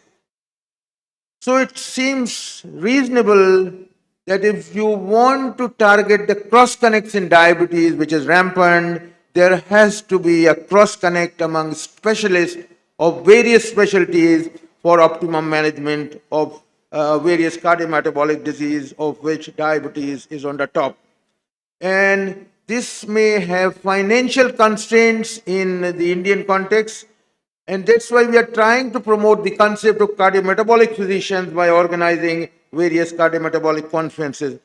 Now, obesity is central to the pathogenesis of diabetes because obesity, on one hand, produces diabetes, and on the other hand, produces cardiovascular disease. And if diabetes develops, this further leads to cardiovascular diseases. And this is the culprit and the mother of all cardiometabolic diseases. And our aim is to make these obese, sluggish individual to transform into thin, active individual. And if it didn't, diabetes would become a rarity.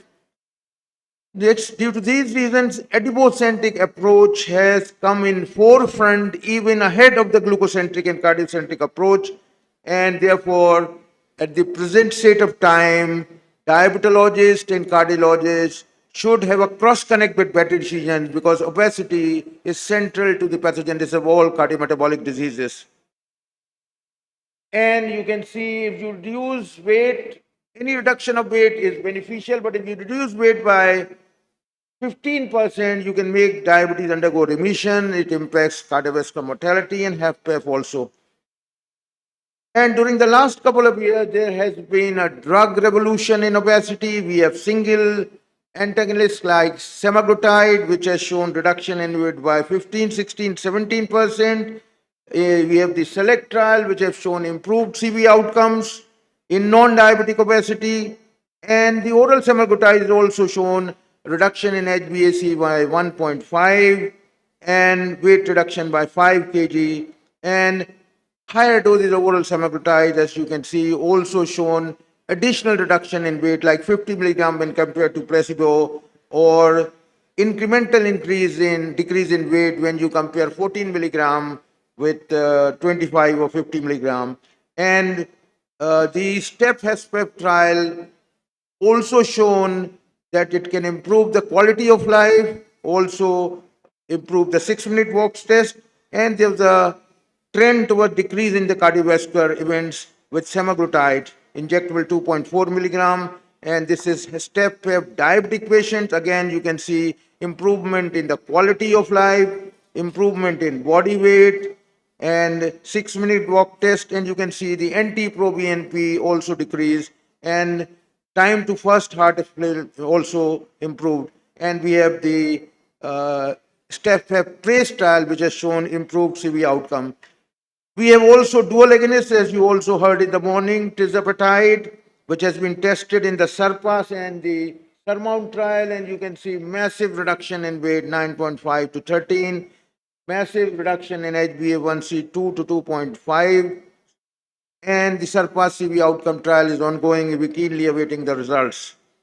Cagrilintide, again, which is a dual agonist of GIP, dual agonist of SEMA and cagrilintide, again, you can see significant reduction in weight. And this is the triple agonist. You can see, you saw in the morning, weight reduction maybe the tune of 21, 23, or 24%.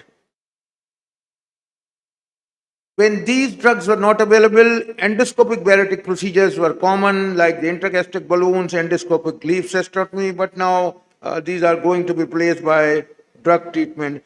So at the present state of time, when we look at various modalities to decrease weight, now at the present time, the new drugs are at par with the endoscopic bariatric procedures.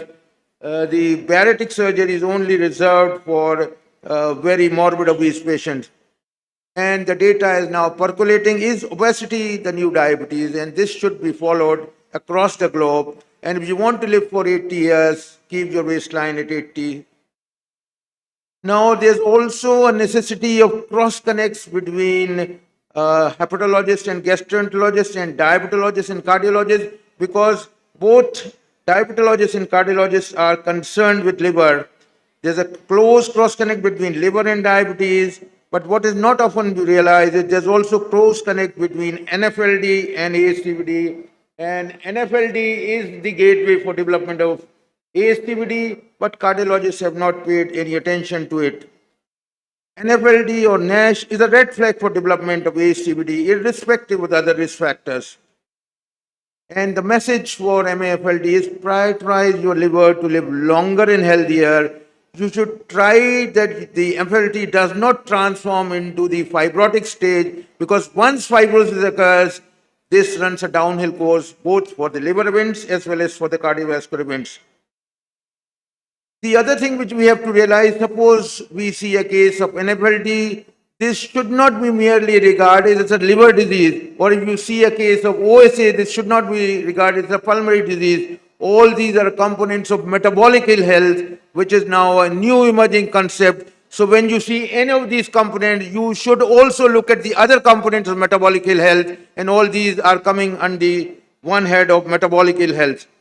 And this is a very interesting analysis. You can see 22,000 patients of MAFLD compared to 22,000 controls, and you can see CHD, coronary heart disease, statistically significant.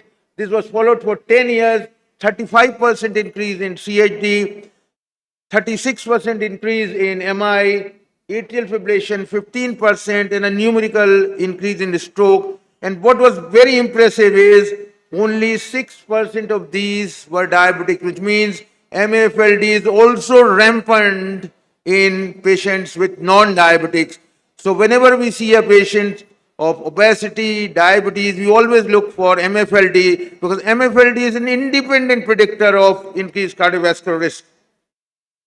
And the good news is, after seroglitazar, we have this resmetirom, which has been recently approved for NAFLD and for NASH resolution and fibrosis improvement. And this is the result of NASH resolution, statistically significant, and this is the result of regression of fibrosis by one stage.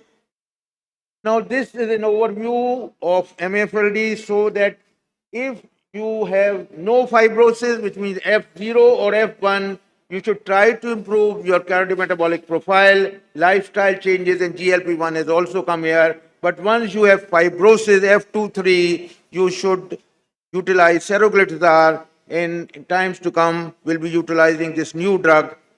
Once you raise F4 decompensated, then nothing can be done. But interestingly, a trial is going in F4 compensated phase with resmetirom, and we are keenly awaiting the results, which means you have a F4 fibrosis, your cirrhosis is compensated. Whether this new drug will impact the results is a very interesting trial which is ongoing. The other reason why we have a cross connect with the gastroenterologist is, although many patients of acute myocardial infarction, diabetic or neither, they first report to the gastroenterology because they develop gastrointestinal burning, gastrointestinal chest pain. Even the most literate, they waste 2 to 3 hours and they feel that this is a gastroenterological problem. And later on, when they are referred to a cardiology hospital, this produces a lot of delay, and many patients have already crossed the window of reperfusion. So we now have a very dedicated gastroenterological department in our hospital. So any patient who goes to a gastroenterology department or to the cardiology, he is diagnosed within 5 to 10 minutes and shunted to the appropriate specialty. And we have seen that we are getting a lot of patients within the window period. compared in past when these patients are admitted to the gastroenterology hospital.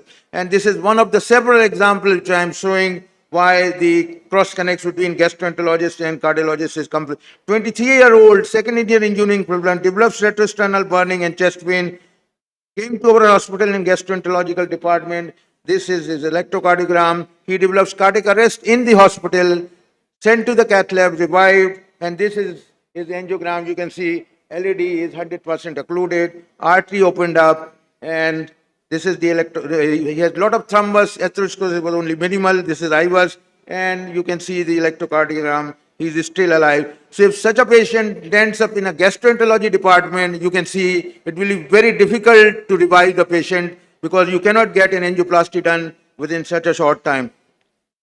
We also have to cross connect between diabetologists and cardiologists because 70% of diabetics die because of acute myocardial infarction. And the commonest question posed by the patient to a cardiologist, what is my risk of development of acute myocardial infarction in future? Executive checkup is very common, and this is the story of a business tycoon, 45 years old, got his checkup in a big hospital, resting ECG normal, stress test normal, he insisted on angiography, coronary angiogram was normal, thallium was normal, and this is his profile, and he was advised, you don't have any coronary artery disease, you have a normal coronary angiogram, you can carry out your business activity. But 2 to 3 months later, when he was traveling to our place, he developed chest pain in the flight. And this is the electrocardiogram. When he was referred to us, you can see acute enteroseptal myocardial infarction. Now, where is the error and what can be done? Now, it's very important to realize that coronary artery disease exists in two subsets. A subset of hemodynamically significant stenosis, which is a stable plaque. These can be easily picked up by any stress test, ECG stress, echo, or thallium.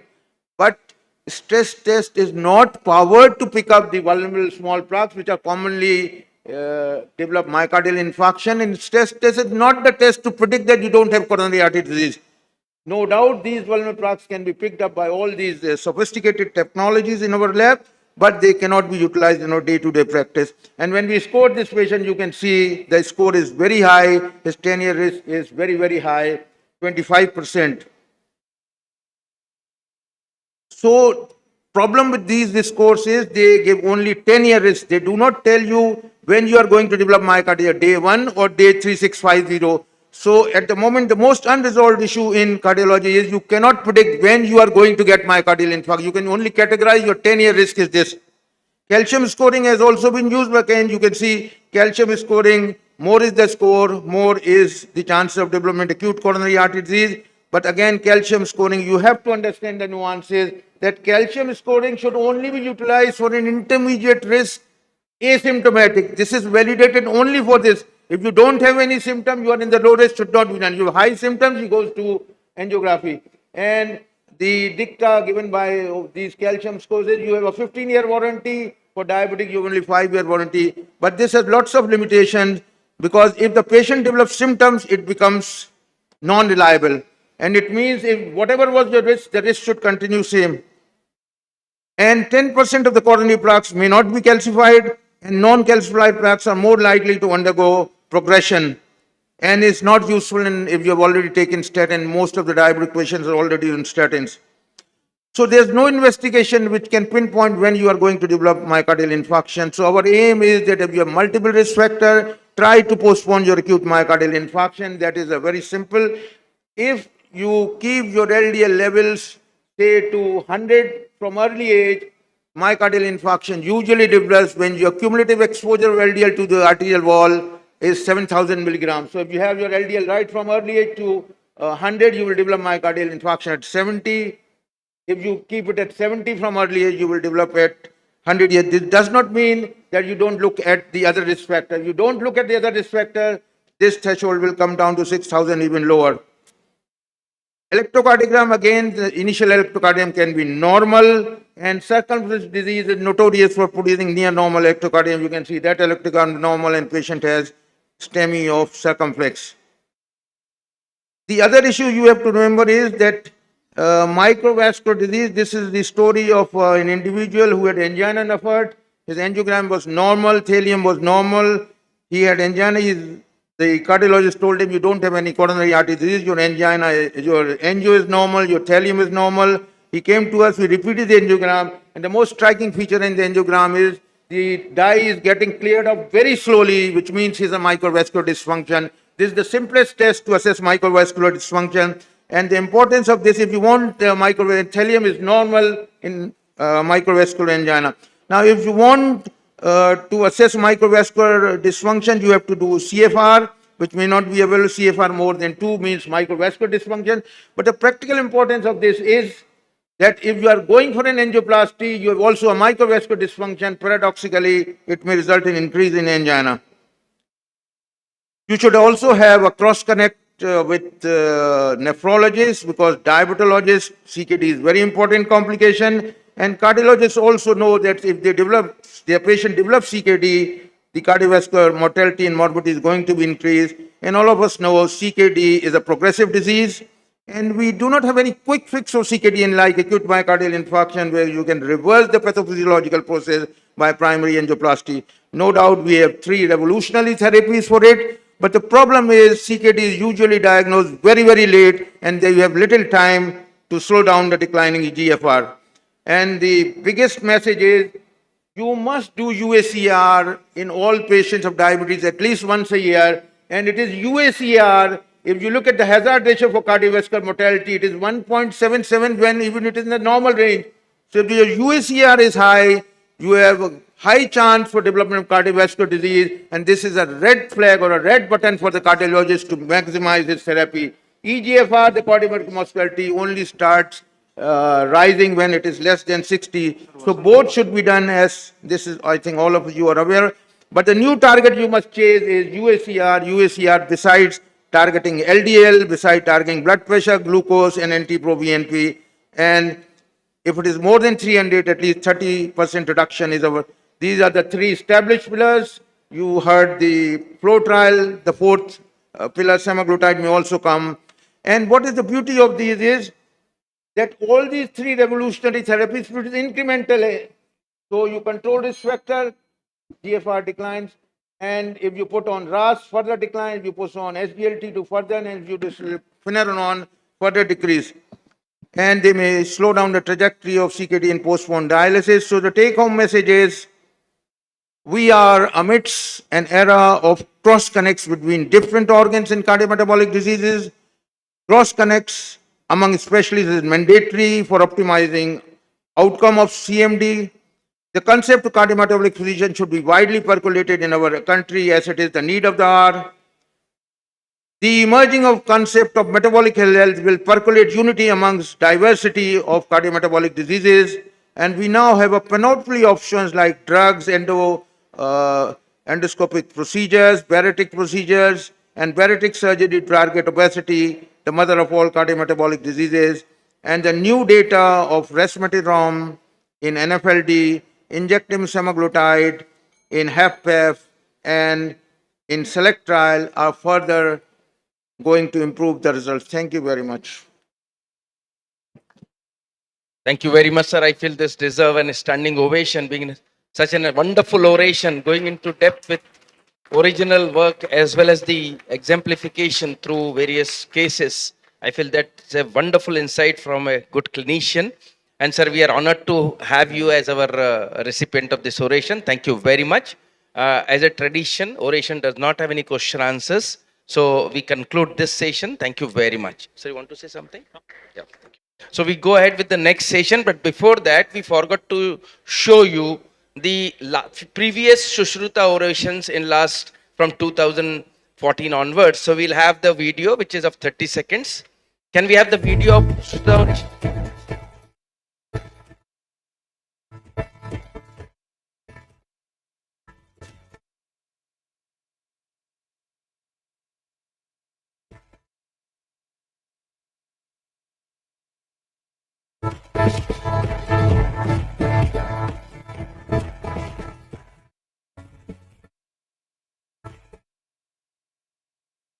Thank you very much. And now we have the next oration, which is late Dr. V.S. Asgaonkar oration. And this oration has been started after one of my mentor, who has actually was an instrumental person because of whom I am here and talking about education, education, and education. The first education program attended in my life was for type 1 diabetes before I started my practice as a diabetologist, and that was in Lonavala, Khandala. It was a 2 nights and 3 days program where JDF takes Juvenile Diabetes Foundation Mumbai takes children to these places for 2 nights and 3 days workshop plus education program with their parents. And that I attended with Dr. V.S. Asgaonkar. From there, everything started.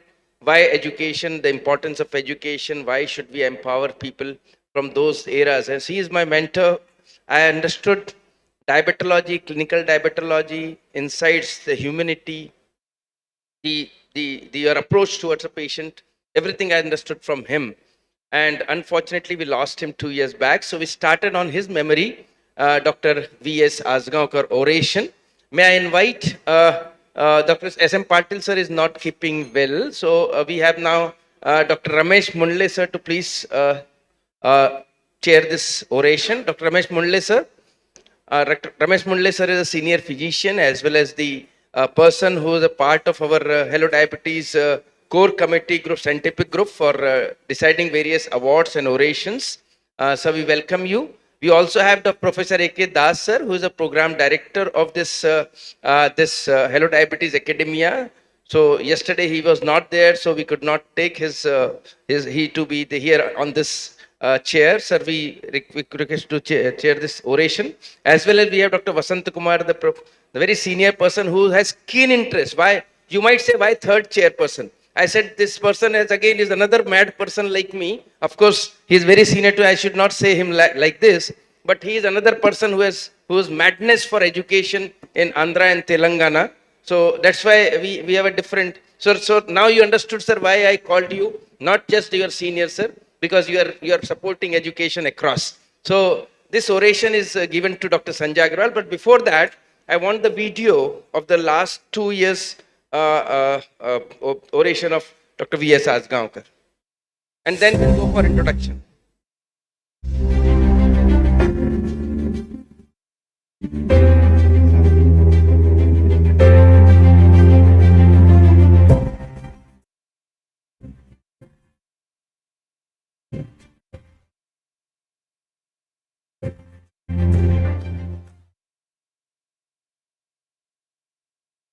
You can have the introduction slide of Dr. Sanjay Agarwal. Over to chairperson. I think, dear friends, at the outset, a heartiest congratulations to Sunil to having conceived Professor Dr. V.S. Asgaonkar oration. And it's my great pleasure and honor to join my friend Professor Mudli and Dr. Vasant Kumar to congratulate Sanjay, the recipient of the year's award. Sanjay, will you make your video visible to us? Can we connect now? Before I introduce to him, please connect. He's online. Yes. I can introduce before Sanjay is there. Sanjay, hearty welcome and congratulations on this great, very prestigious oration bestowed on you. Now, to introduce Sanjay is extremely difficult. You know, I see him as one of the persons whose contribution beyond what Sunil said has been in the field of RSG organization. And I have on my left Vasant Kumar, the past president, to agree with that. He has made a total 360 revolution in the RSSGI field, taking it to the greater heights. And you know, he has introduced so many new things, it will be very difficult to say, but I have a paper in my hand which I will say, but the best testimony, Sanjay, from all of us is your greatest contribution, Secretary General of RSSGI. He's the director of the EGLIC Clinic Diabetes Care, head Department of Medicine and Diabetes at the Ruby Hall Clinic, the famous Ruby Hall Clinic, senior consultant of diabetes and medicine at the Jahangir Hospital in Pune. He is the fellow of the American College of Endocrinology and a member of the most important, the greatest contribution, I should say, the writing of the RSSGI guidelines. He was one of the member of the writing commission, and that guideline which Sunil alluded to in his lecture has become a mark in the RSSGI March. he wrote in that at least 6 chapters: inpatient hypoglycemia, conscious glucose monitoring, and type 1, type 2, many lines. And authored a book called Clinical Atlas of Diabetes, a great contribution. Chief editor of the RSSDI Insulin Monograph, and contributed chapters to various books. And he has been involved in various trials, and he is also one of the great contribution. He is the mentor of the postgraduate program in the RSSDI. Dear friends, the topic that he is going to speak to us is very interesting. I don't have to see the paper; it got imprinted in my mind. He is going to tell us how digitalization has helped all of us to keep ourselves healthy. So the exact title he has given, I must read. The exact title is Personal Health Empowerment in the Digitalized Era. So it's a great, exactly same thing what I was telling you. It is very important for all of us. And I will, as a customary, I must request Professor to kindly speak 1 or 2 words, and then. So, When we are going to do that? Okay.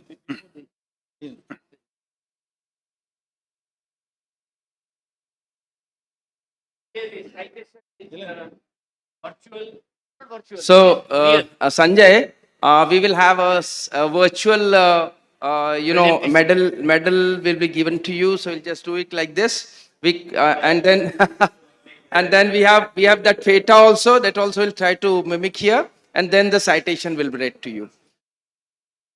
So this is the one for you, everyone. Just give a big hand for. Slightly bend your neck, Sanjay. We are missing you. We are missing you for this. So this is like this. So for you. Thank you. And then we have a citation. And I request Sir Dr. Munle sir to please read the citation. And accepting the citation. Citation. Thank you. So you can read this. Dr. Ramesh Munle sir is our scientific chair for the Hello Diabetes Academia. He will read the citation. Well, thank you, Sunil, for this. Diabetes Care Foundation of India, Nagpur, and Sunil's Diabetes Care and Research Center, Nagpur, is privileged to award late Dr. V.S. Asgaonkar Oration 2024 to Dr. Sanjay Agrawal, Director of Agile Clinic Diabetes Care, a senior consultant in diabetes and medicine at Jahangir Hospital and Apollo Group of Hospitals, Pune, also head of Department of Internal Medicine at Ruby Hall Clinic, Pune, for your yeoman services in the field of medicine and exemplary delivery of the oration on personal health empowerment in the digital age. DCRC and DCFI in Nagpur accedes to your benevolent services to the people with diabetes and your academic accomplishments. You invigorate others by your impeccable virtues and humility of yours towering repute. It is our most profound honor to present you with this prestigious late Dr. V.S. Asgaonkar Oration 2024 during the 10th Hello Diabetes Academia 2024 International Conclave on Saturday, the 8th June at Nagpur, India. Signed by Dr. A.K. Das, Dr. Sunil Gupta, Dr. S.N. Deshmukh, and Dr. Kavita Gupta. Thank you. Thank you very much.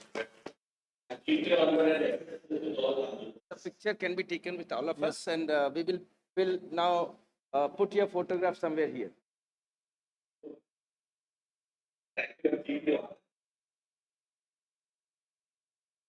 Over to you, Dr. Agrawal.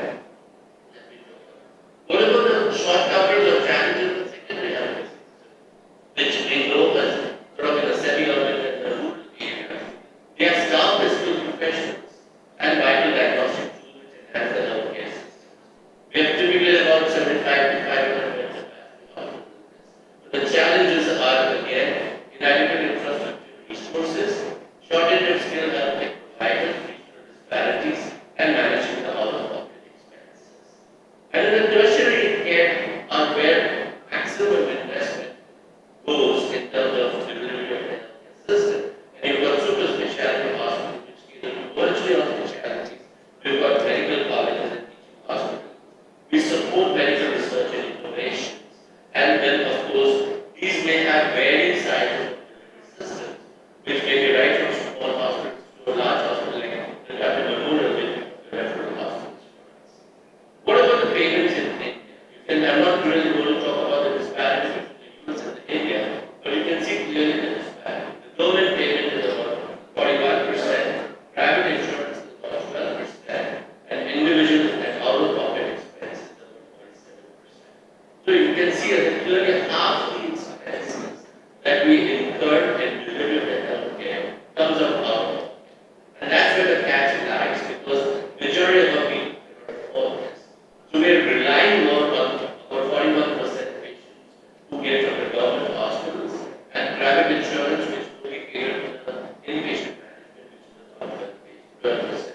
So there's a huge health crisis that happens for compromise in the delivery system, because majority of the patients cannot afford the high quality healthcare system.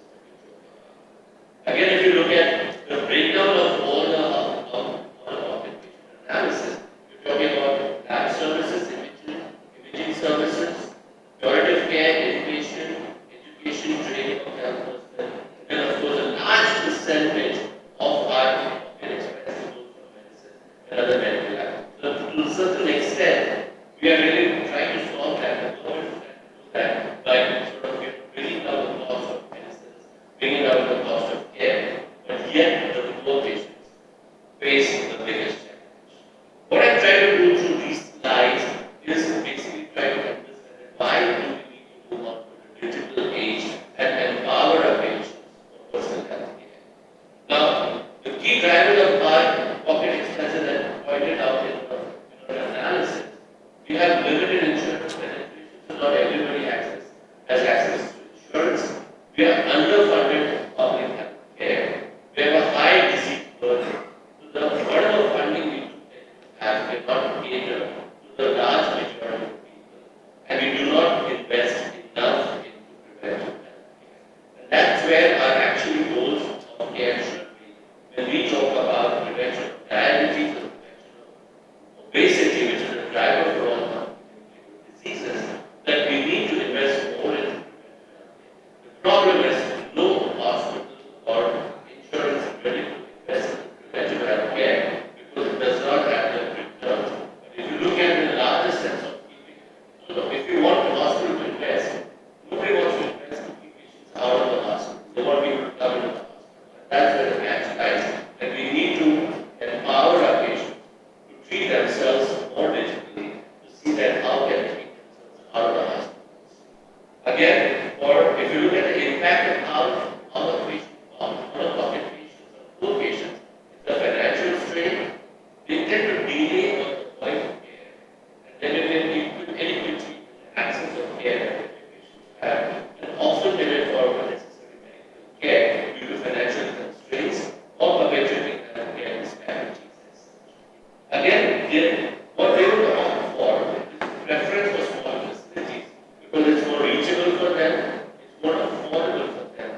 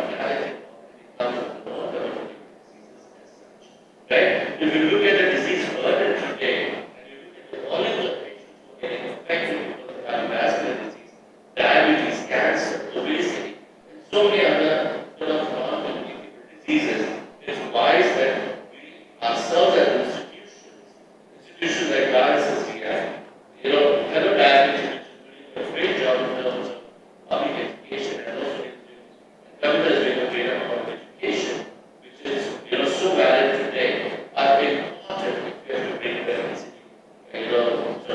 NCD control and reduce the burden of NCD. So the emphasis has to be that we need to shift towards chronic disease management. There has to be an emphasis on prevention and education. There need to be an interdisciplinary collaboration. We are too fragmented and think within our own community, and we need to cross-link and say that, okay, can diabetes and cancer coexist? Can we have a collaboration with a kidney specialist or with a retinal specialist? Or can we collaborate with a gynecologist, colleagues to bring the burden of the GTM down? Because they are the front runners to see the future diabetic epidemic that is there. We need to keep data. Data is the most important thing, and we don't have a national data on what we need to do in the policy making. We need to sort of popularize individual health management, and we need to promote telemedicine. If we have to bring high quality healthcare to the deepest sections of the society. Today, given the technology that we have, we can promote telemedicine, and the experts from various areas can support healthcare in the rural health, get them better homes and treat them, and probably impart public education much more effectively through technology base. Right? We need to sort of address our major healthcare issues that stem or plague us as limited access, inadequate health infrastructure, and shortage of skilled professionals. If we are able to do that through remote monitoring, through remote access, through various digital tools that we can have, which will probably help us to reach to the larger population of the people. And if we are able to bring good digitization, which is not so expensive, then it may be able to overcome the affordability and the financial barriers. We will be able to reduce the disease burden and do away with the health inequalities and probably address the problem of fragmented healthcare, where we find that there is a disjointed public and private providers in the coordination, resulting in inefficiencies and disrupted patient care. Clear sufficient opportunities that we tend to have, and how is digital health going to address these issues? You may have the hospital medical information systems or EMRs, which will probably have clinical applications to enhance care in hospital doctor clinics. You may have applications for imaging and diagnostics, which may be more accurate, and maybe it may help us to reach, and sort of provide more access to good institutes for implementation purposes. We need to have data input and interoperability. So we should be able to accurately sort of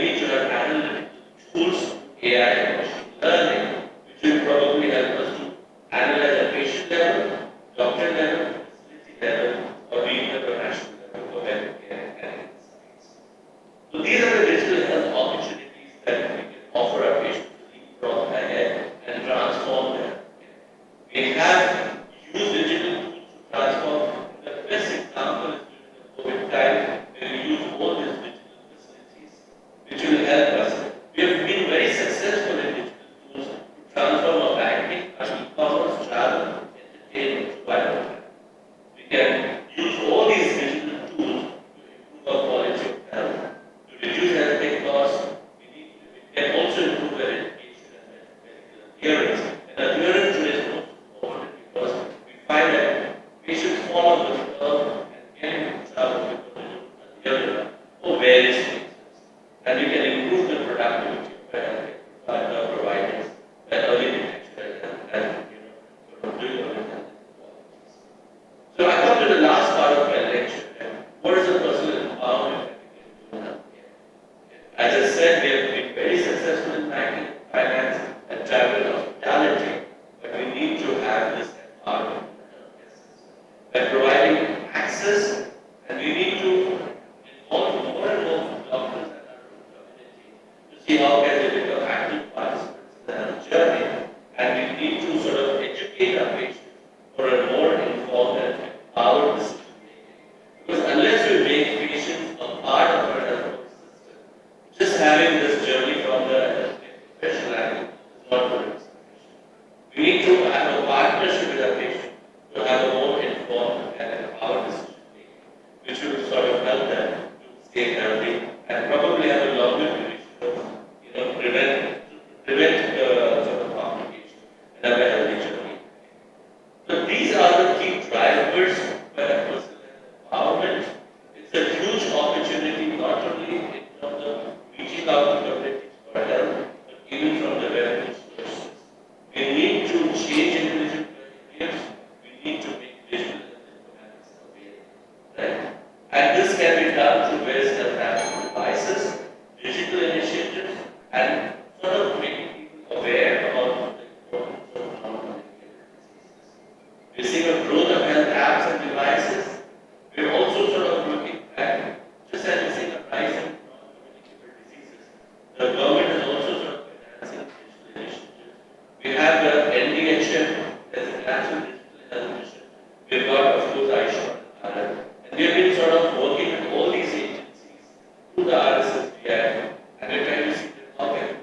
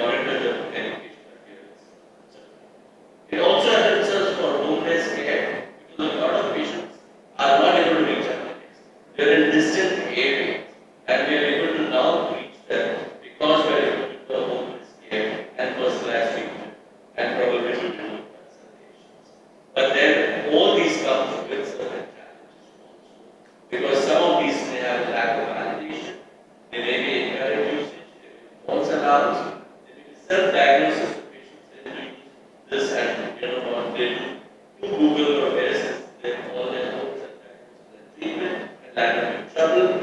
They will not be able to make informed decision, right? Sort of device that they should use. And there's always concern about data security, cost, and of course in our population.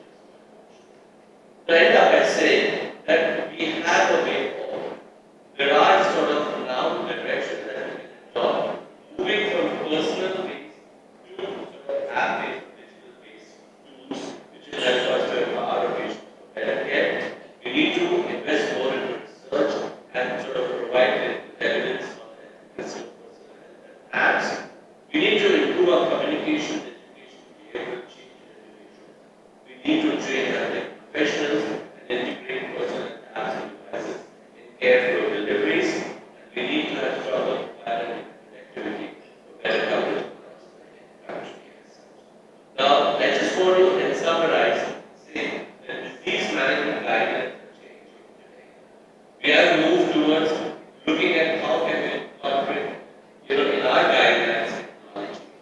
We need to have sort of a very structured way of defining what should our technology provide us so that we are not doing away with traditional system of medicine, but we're making it more effective and probably delivering that way more to the doorstep of the individual. We need to have certifications of what is good and what is bad. We need to have our technology partners partner with us so that whatever ideation we tend to have, they are able to provide us. Whatever they are able to ideate, we are able to test out with the model. And that's where probably the future trends in personal health in India is going to be, not only in India but also globally. And we need to have these key takeaways from what I've just talked today in my lecture. That we need to have a personal empowerment trends. We need to have a technology which will cater to all sections of the population, make care affordable and reachable and standardized, which will then be sort of transferable from one region to another region. Doctors have to invest more in technology, understand technology, and deliver technology. We cannot just stay away from technology. This is going to be the biggest disruptor in our life if we have to take that. If 5 years down the line or 10 years down the line, if we have to use effective system, then technology will have to be part of it. And this is what the future is. And thank you very much for your patient listening. And I would like to thank once again Sunil, Kavita, and the entire scientific team for giving this lecture. And my apologies for giving this virtual lecture. I would love to be. Thank you, Dr. Sanjay. I think we must thank you for choosing such an important topic, which is very relevant to our country. And you have also given us several options and solutions. And friends, it's actually paradox that in a country like India, 70% of the people still live in rural areas. And out of them, they are catching up with the urban people by getting NCDs. And we hardly have any good protective, preventive healthcare system in our country. So organizations like RSSDI, API, all the professional organizations should work with the government, help them, and the government also should realize that, and I remember Dr. Sanjay is one of the persons who tried to have meetings with Niti Aayog people and Central Health Minister, how we all can work together and improve the primary health care in the rural area especially. That's what he was emphasizing.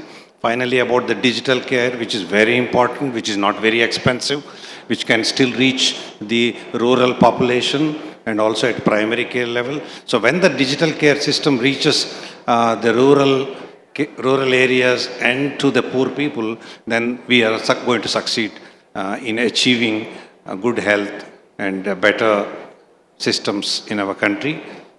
Thank you very much, Sanjay, for really enlightening us on some of these very important aspects about the healthcare in India. I thank our chairpersons. Thank you. Would you like to add any point, conclude? I think a single sentence to conclude is that Sanjay has spoken about most important and most contemporary challenge before us. We have AI.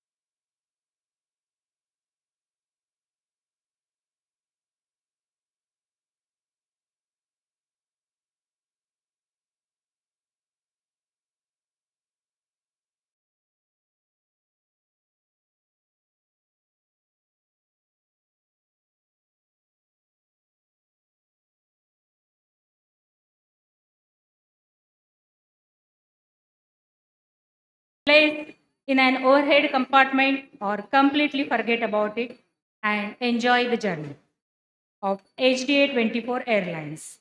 Our ground staff will work with you to make you comfortable and relax all the time in aircraft HDA 24. Take a moment to review the safety instructions, the HDA brochure in your delegate bags, and passengers sitting in HDA aircraft are not allowed to review the exit gates.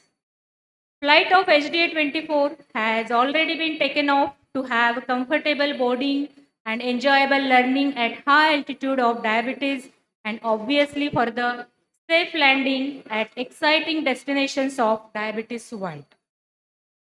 So, once again, we are highly gratified in welcoming you all for the inauguration of 10th Hello Diabetes Academia 2024 International Conclave organized by DCFI Nagpur in association with Sunil's DCRC, IDF Southeast Asia, DAI, ACP India Chapter, PHFI, DI, AARO, BAPIO, IDA.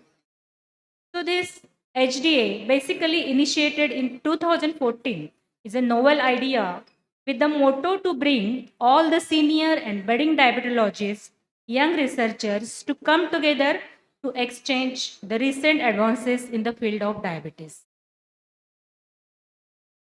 Here we are privileged to have galaxy of distinguished guests for this ceremony. So, to escort the dignitaries on the dais, I request Parvinder.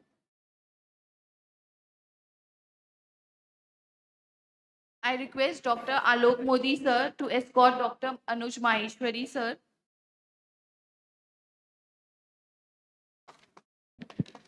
Dr. Anuj Maheshwari is a governor of American College of Physicians India chapter. So we request Anuj to please occupy chairs. Next.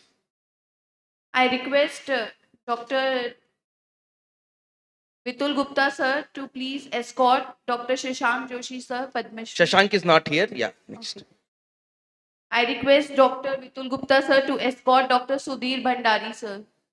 Dr. Sudhir Bhandari is just the former Vice Chancellor of Rajasthan University, and he is very close associate of Hello Diabetes Academia and very wonderful clinician and academician. I request Dr. Shlo Gupta to escort Dr. Kamlakar Tripathi sir. Padma Shri Dr. Kamlakar Tripathi is a teacher of teachers from the city of Varanasi. इनको सुनने के लिए यदि आपको if you really miss his lecture, जो हिंदी में वो बोलेंगे, संस्कृत में बोलेंगे और इंग्लिश में भी बोलेंगे, मराठी अभी शायद नहीं बोलना शुरू किया है. But then you will become his fan, that I am sure about it. So don't miss his lecture at all. Yeah.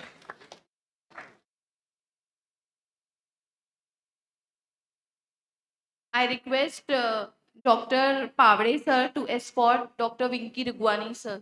Dr. Vinky Rigwani is Nagpur ki shaan hai. He is our college mate, my very close friend, family friend, and now representing Maharashtra State in Maharashtra Medical Council. So he is the administrator, chief administrator, and the chief of Maharashtra Medical Council from Nagpur, Dr. Vinky Rigwani.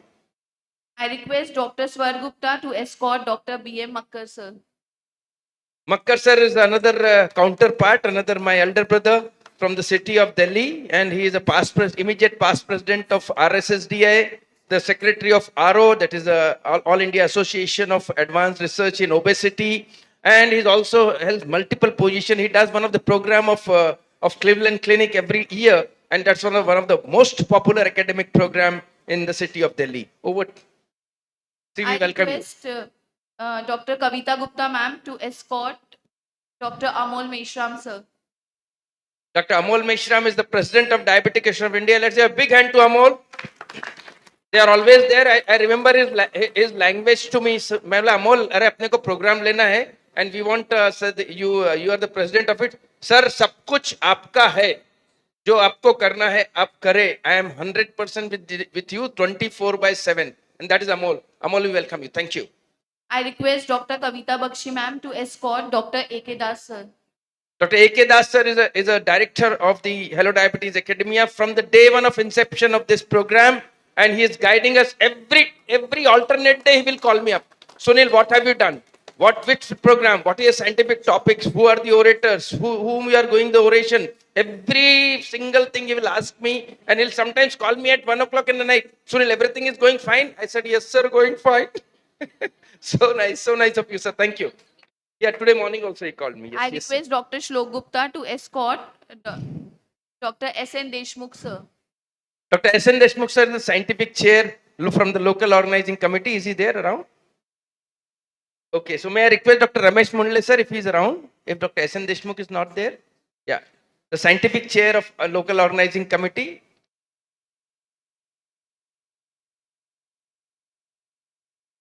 I request Dr. Sunil Gupta, sir, to escort Dr. V. Mohan, sir, Dr. Mohan, chief sir. guest of the ceremony. Dr. Mohan, sir. Dr. P. Mohan, sir, is the chief guest of the ceremony. Acha, Anjana is there, so she will represent Hello Diabetes Academy and call sir. By that time, we'll start the ceremony. Yeah. He will join us. I request Dr. Kavita Gupta, ma'am, to escort Dr. Kavita Bakshi, ma'am. Dr. Kavita Bakshi is the Indian Dietetic Association Nagpur chapter chair. So, IDA Nagpur chapter, because we can't run any program without the help of Kavita, and one Kavita cutter doesn't do any program with the help of another Kavita. So, both Kavitas. Yeah. So now, madam, can I go and occupy my chair somewhere? Sir, now you please take your seat on the dais. Yes, V. Mohan sir is yet to come. Yeah, he will join later.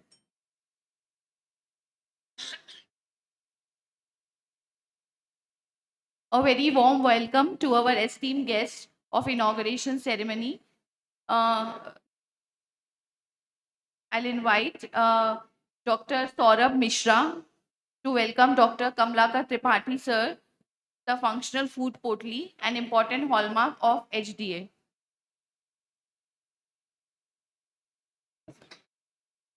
I request Sunil Gupta, sir, to escort Dr. V. Mohan, sir.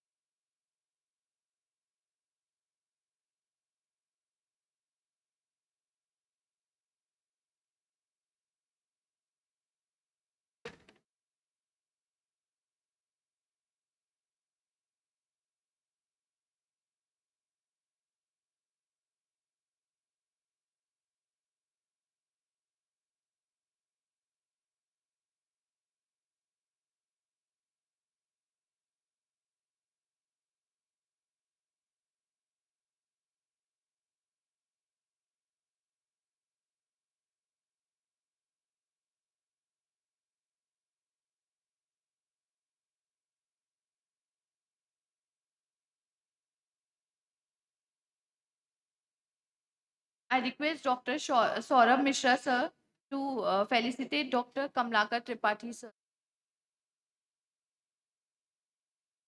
Welcome with a functional food basket. I request Dr. Rishi Shukla, sir.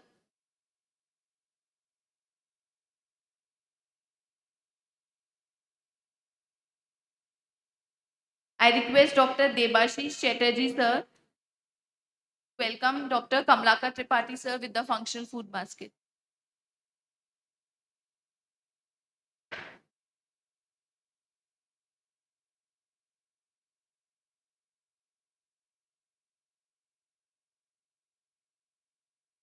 I request Dr. B.G. Wagmare, sir, to welcome Dr. V. Mohan, sir.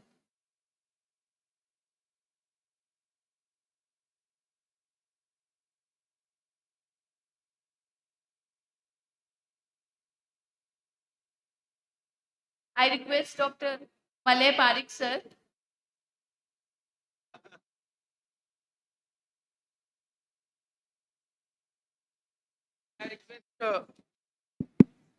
Rajesh, Rutul, may I request Srinivas Murthy to please? Yeah.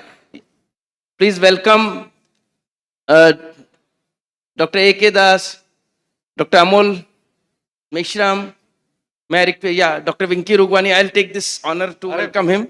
Yeah, Vinky is. Vinky, yeah. Photo.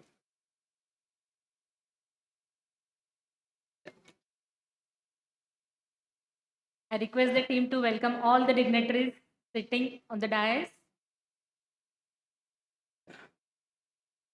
Yeah, may I request Dr. Sunil Gupta to please welcome Dr. Anuj Maheshwari? Yeah, Rakesh Rajesh, yeah. Dr. Virmani sir to please welcome Kavita Bakshi. Done? Everything done? Done, sir. Done. Thank you. Thank you. Thank you so much, sir. To make the event auspicious and seek the blessing of God, may I invite all the dignitaries to come forward for lamp lighting, the Deep Prajwalan.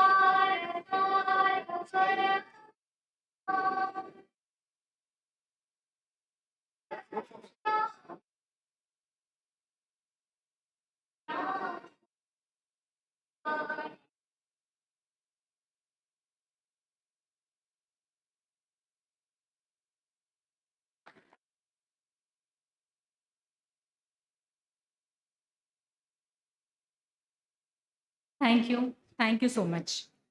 So, ladies and gentlemen, you all are constantly with us during all the Hello Diabetes Academia. So let us just have a quick video display showing journey of HDA since 2014.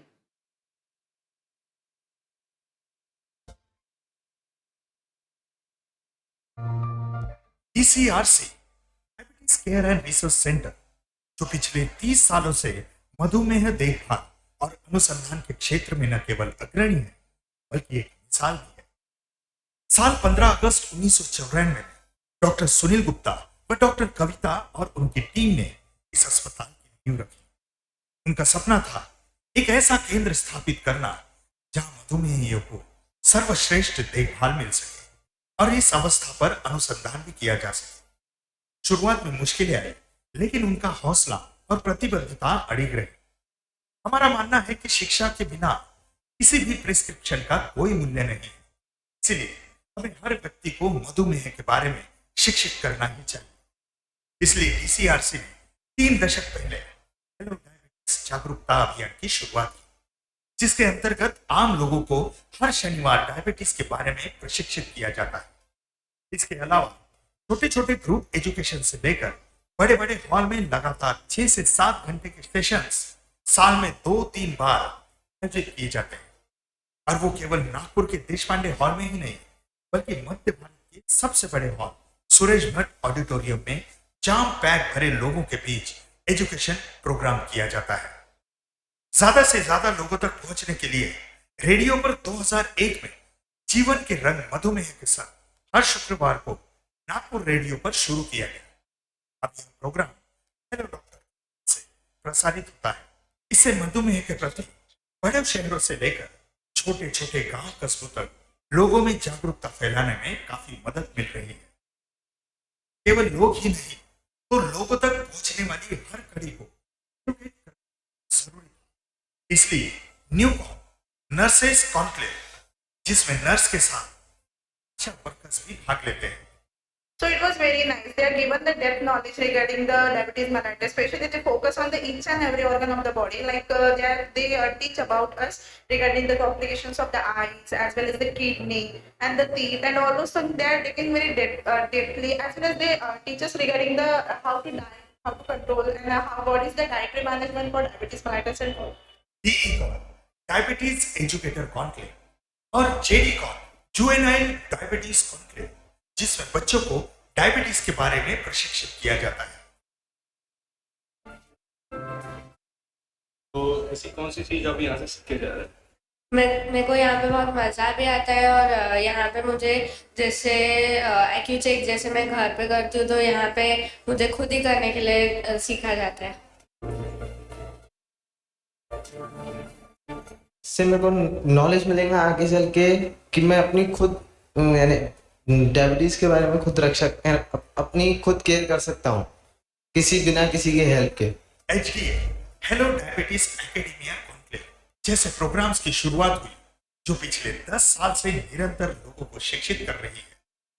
Hello diabetes academia जो साल में 3 दिन का conclave होता है, इसमें देश भर से physician, family physician, dietitian, gynaecologist को डायबिटीज के बारे में शिक्षित किया जाता है, और पूरे भारत से 200 से 250 स्पेशलिस्ट आकर 1000 डॉक्टरों को अपडेट करते हैं, जिसका फायदा हर मधुमेहियों तक पहुंच सके।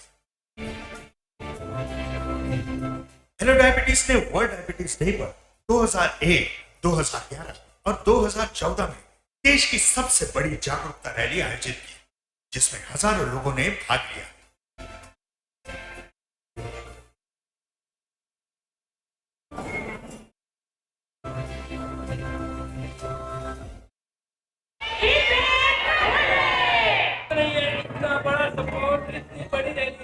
कोरोना काल सब पे मुसीबत बन पड़ा था, किंतु ऐसे में हिम्मत न हार के ऑनलाइन टेक्नोलॉजी का उपयोग कर हर घर मधुमेह की शिक्षा पहुंचाने का कार्य किया, और भारत देश के इतिहास में पहली बार गर्भावस्था के मधुमेह को जिस तरह संविधान में 22 भाषाओं का समावेश है, उन सभी 22 भाषाओं में मेगा टॉक नाम से ऑनलाइन कार्यक्रम डॉक्टर सुनील गुप्ता की अध्यक्षता में शुरू किया गया, जिसमें लाखों लोगों को घर बैठे ही मधुमेह के बारे में शिक्षण मिला, जिसमें उन्होंने अब तक 30 कार्यक्रम आयोजित किए हैं।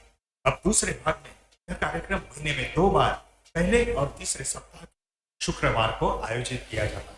हमको सिर्फ बच्चा नहीं चाहिए, बच्चा अच्छा भी चाहिए, और उसके लिए सिर्फ एक जान से बचे 2 जान। TCRC ने डायबिटीज रिसर्च, प्रेगनेंसी डायबिटीज और टाइप 1 डायबिटीज के लिए अपना समर्पण दिखाया। टाइप 1 डायबिटीज के गरीब बच्चों को 18 वर्ष की उम्र तक गोद लिया जाता है। उन्हें इंसुलिन, दवाइयाँ, शिक्षा और नौकरी में आने वाली कठिनाइयों में मदद की जाती है। यह सब diabetes care foundation of India DCFI trust की सहायता से पूरा किया जाता है। गर्भावस्था के दौरान स्ट्रिक्ट शुगर कंट्रोल कर मां अपने बच्चे को पेट से बाहर आने से पहले ही डायबिटीज को जड़ से खत्म कर सकती है, ताकि भविष्य में उसे कभी डायबिटीज की शिकायत ना आए। सोचिए, बिना डायबिटीज के हमारी दुनिया कितनी खुशहाल हो। CRC के संस्थापक डॉक्टर सुनील गुप्ता पिछले 25 साल से हर साल गोंदिया में शिक्षा संस्था के साथ डायबिटीज अवेयरनेस कार्यक्रम करते हैं। उन्होंने कश्मीर से लेकर कन्याकुमारी तक 150 से ज्यादा शहरों में 3038 अवेयरनेस मिशन प्रोग्राम किए हैं, जो पिछले 30 सालों से लगातार साल में 100 प्रोग्राम्स और जीवन के हर शनिवार रविवार में 2 प्रोग्राम्स करते हैं, जिसमें 4,90,720 मेडिकल प्रोफेशनल्स और 1,78,761 डायबिटिक्स और उनके केयर टेकर को प्रशिक्षित किए हैं। उनके शिक्षा के प्रति पागलपन के लिए उन्हें कई अवार्ड से सम्मानित, जिसमें एकेडमिक्स और सोशल ऑर्गेनाइजेशंस की ओर से अब तक 28 अवार्ड्स मिले हैं, जिसमें सबसे महत्वपूर्ण JCI the outstanding young person of the year 2002 में मिला है। Guinness book of world records, जिनका बुक ऑफ वर्ल्ड रिकॉर्ड्स में भी उनका नाम दर्ज है। यही नहीं तो फेलोशिप्स के 12 और ओरेशंस के 21 अवार्ड्स अब तक उन्हें मिल चुके हैं, जो किसी भी व्यक्ति को किसी एक संस्था द्वारा जीवन में केवल एक बार ही मिलता है। हमारा मानना है कि समाज में जागरूकता बढ़ाना हमारी जिम्मेदारी है और हम इसे सही मायने में निभाने के लिए प्रतिबद्ध हैं। 30 सालों की इस यात्रा में ईसीआरसी ने अनेकों के जीवन को बदल दिया है। का समर्पण, मेहनत और सेवा भावना से एक अद्वितीय संस्थान बनाती है। हम आशा करते हैं आने वाले वर्षों में भी सीआरसी और हेलो डायबिटीज मिशन एजुकेशन अपनी सफलता की रहेगा और मधुमेह के खिलाफ इस जंग में जय होगा।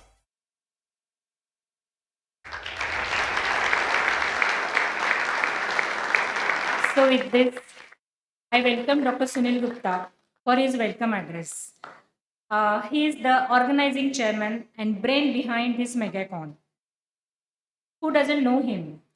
You all have just seen all his work and his passion about the diabetes education through this video. He is the renowned diabetologist of Central India, CEO and MD of Sunil's Diabetes Care and Research Center, and well-reputed National President of DIPSI 21-22. He is a national and international speaker having mission and passion of diabetes education. He is awarded with 21 orations. I feel everything Yes, is done. so So other introduction. things are covered. Yes. Yes. So thank you, Sarita. we Thank you, welcome Parvinder. and, Thank you, Shlok. Welcome, sir, with a big round of applause. Respected dignitaries on the dais, on behalf of organizing committee of 10th annual Hello Diabetes Academia International Conclave 2024, I feel extremely humbled, delighted and honored and fortunate to welcome you all, along with our extremely dedicated organizations, which are International Diabetes Federation Southeast Asia, BAPIO, British Association of Physicians of Indian Origin, DIPSI, Diabetes in Pregnancy Group India, Diabetes India, Diabetic Association of India, Indian Dietetic Association, Public Health Foundation of India, Diabetes Care Foundation of India, and Diabetes Care and Research Center. I wish to welcome a person with extremely high profile under national and international leadership, but still grounded. A person who's loaded with unimaginarily high quantum of official responsibilities and might be sleeping only hardly 3 to 4 hours per day, but still keeps the same original smile and the affectionate heart for his diabetology colleagues across. A person who is expected to be today's chief guest. He recently won his seat from Udhampur, Dr. Jitendra Singh. But unfortunately, because of the situation in Delhi, as you know, the ministry is going to be there today. He has shown his inability to join us at Nagpur. But on behalf of the whole organizing committee, I want to give him the big hand for winning the election, as well as all the best for his future tenure and representing the medical fraternity at that particular level. Actually, you should know that the first conference of Hello Diabetes Academia was inaugurated by Dr. Jitendra Singh. I welcome a researcher, a philosopher, a writer, an orator, an extremely utmost humbled human being I have seen in my life. The Indian diabetology is being recognized in the world on his name, a person who taught me the beautiful amalgam of the science and spirituality in my life and Kavita's life. None other than to whom you have heard in Heart to Heart Talk yesterday. I welcome none other than, I feel everyone knows, Dr. V. Mohan sir, Padma Shri, Dr. V. Mohan sir. So we welcome you. I welcome our senior teacher, who is possibly the only academician in the country who is not only the chief editor of the first international textbook of diabetes published in India, but has in-depth knowledge of our tradition, culture, literature. His mastery, his mesmerizing command on Hindi, Shuddha Hindi, Lucknowi Hindi, UP ki Hindi, Sanskrit, Urdu, English, and I feel few more languages which he'll say in his own deliberation, make you feel blessed when you sit with him. And he is none other than Padma Shri, Dr. Padmakar Tripathi. And he's from a pious city of Varanasi. We welcome you, sir. I welcome one of the most silent endocrinologists. Unfortunately, missed his flight at Hyderabad. An elegant orator, committed academician who has inherited unique clinical skills from his father and my teacher and my examiner in MBBS or MD days. I never knew that he will become my mentor. Dr. B.K. Sahai, his son, Dr. Rakesh Sahai, who is the present RSSDI national president. Unfortunately, he missed his flight, but let us welcome them officially, Dr. Rakesh Sahai, a young professor from a city of Adab and Tahajib, Lucknow. One of the most active governor I have seen in American College of Physicians India chapter, former vice president of RSSDI, have keen interest in World Hypertension Society, my younger brother, Dr. Anuj Maheshwari. And another clinician, academician. यदि आपको किसी से बात करनी है और बात करते समय उनको सुनने के लिए आपको ऐसा करना पड़े, and how humble this person must be, and he is none other than the chancellor, the former. He just has resigned from his post. One of the most coveted person. If you want to go with Congress, he will be there. He will be seen with the CM there. If you want to meet a BJP person, he will be there with the CM of BJP also. So he is so close to everyone in the hierarchy of both the organization and from Rajasthan. None other than Dr. Sudhir Bhandari, sir. We welcome you, sir. Now, a person from a capital of India who has been absolutely simple, clean, straightforward approach in organization, a wonderful administrator. He has some basic principles in life which he never compromise. मैं ये वाली चाय पीऊंगा, इन्हें dip वाली चाय पीऊंगा, दूसरी तेरी मसाला चाय नहीं पीऊंगा. That man, who is honorary secretary of RO, national president of past president of RSSDI, who's going to be organizing one of the biggest conference of Asia of obesity in 2025, and also the host for national RSSDI this year. I welcome Dr. B.M. Makkar, sir. So this is an era of pace. You go fast, you go faster, and you want to be fastest. Today we witness one of the fastest growing Indian wave of diabetology in the world. I repeat, we are witnessing the fastest growing Indian wave of diabetology in the world, where it is global organization like IDF, where it is global organization like ADA, ACE, ESD, SPAT, Sweet Registry, Obesity Federation, Technology Meeting, ATTD, etc., etc. All across India's voice is being heard, as well as followed and recognized. And this is done by one vision of one person who unfortunately has joined not from physically here, but has joined from US. And he's a person who says, Sabka Saath, Sabka Vikas. From a state of Gujarat, from the IDF Southeast Chair and the past president of RSSDI, my younger brother, Dr. Bansi Sabu. If you have Bansi Sabu's photograph, if he has joined from the US, just see that. I welcome our own local pediatrician, again, one of the person who has worked very closely with me. He will possibly speak in his own lecture, but the deliberation, but a very humble man and very close to the Maharashtra Medical Council, and very much too much interested in the education program, has worked some pioneering work in Thalassemia Society, and none other than the guest of honor today we have Dr. Vinky Rugwani. I welcome you. We also have Dr. Amol Meshram. I already introduced him as a president of Diabetic Association of India, Nagpur chapter. Dr. Kavita Bakshi, who has done PhD from our center and then has become now the IDA chair with Nagpur, as well as Dr. Ramesh Mundle, sir, the scientific chair of this organization, Hello Diabetes Academia. I'm not going to take... Oh, Dr. A.K. Das, sir. A.K. Das, sir, I feel a person to whom I already introduced while calling him on the dais. Dr. A.K. Das sir is a teacher of teachers. Everyone says, Sunil, what are you doing? Why don't you do this? And the only person in the country जो मेरे को जोर से डांट के काम कराते हैं, and that is none other than Dr. A.K. Das sir. Dr. A.K. Das has got almost president of A organization, B organization, C organization, D organization. You name the organization everywhere. He was a deputy director of health.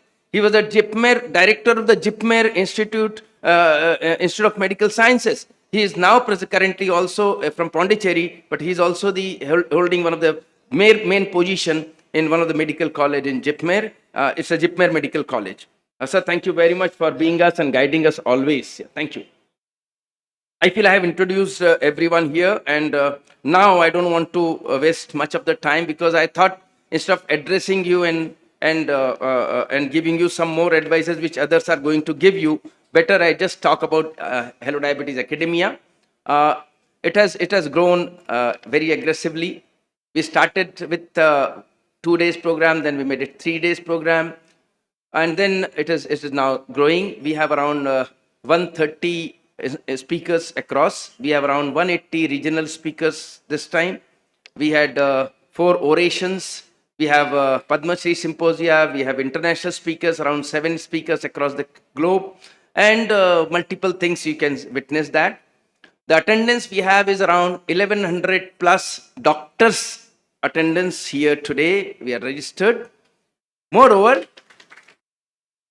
we have at least 100 dietitians, so we are 1200, plus we have around 200 plus people for type 1 diabetes and their caretakers. The session will be taken tomorrow from 9 to 5. So we are total around 1400 to 1500 registration for this meeting.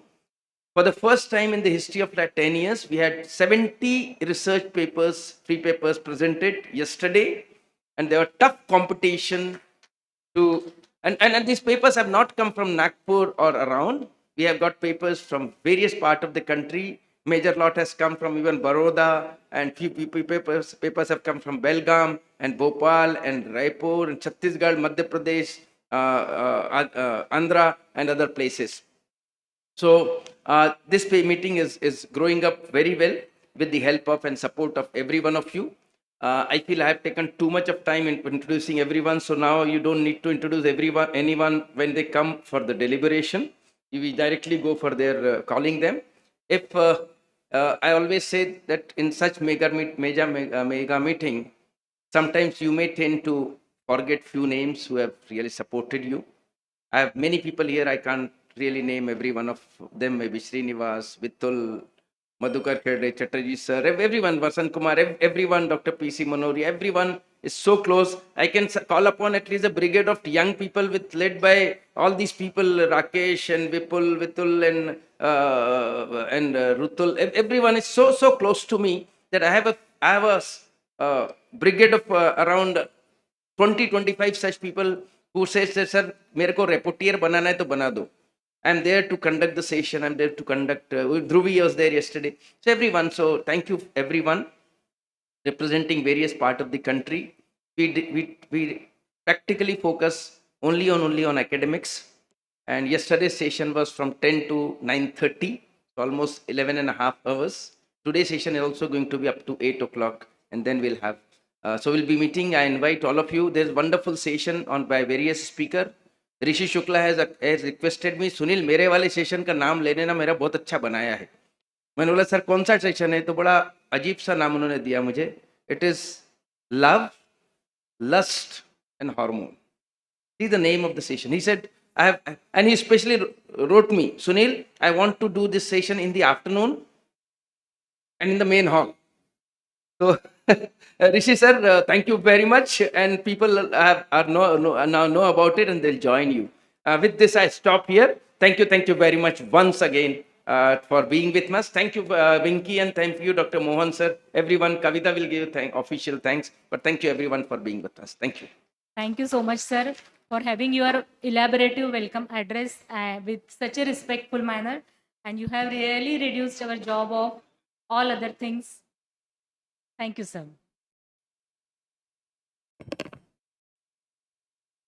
Now moving ahead, we have felicitation of winners of oral paper and e-poster presentation. I feel proud to announce that today we have young research scholars who will be awarded for their presentation of free papers and posters which were presented yesterday in HDA 24. This time we are overwhelmed with entry of 80 researchers all over the India. They are from various medical colleges of Nagpur, Wardha, Mumbai, Latur, Baroda, Gujarat, MP, CG, Kolkata, Chennai, Andhra Pradesh. So it was a pan India, out of which 17 presenters were selected for oral paper presentation and 45 for e-poster. The untiring team of in charge of paper and poster presentation, Dr. Avinash Turankar sir, with Dr. Sukant sir and Dr. Aishwarya ma'am, along with team of DCRC, Dr. Sarita Ugemuge ma'am and Sakshi Patil worked very hard for successful conduction of this paper and poster session.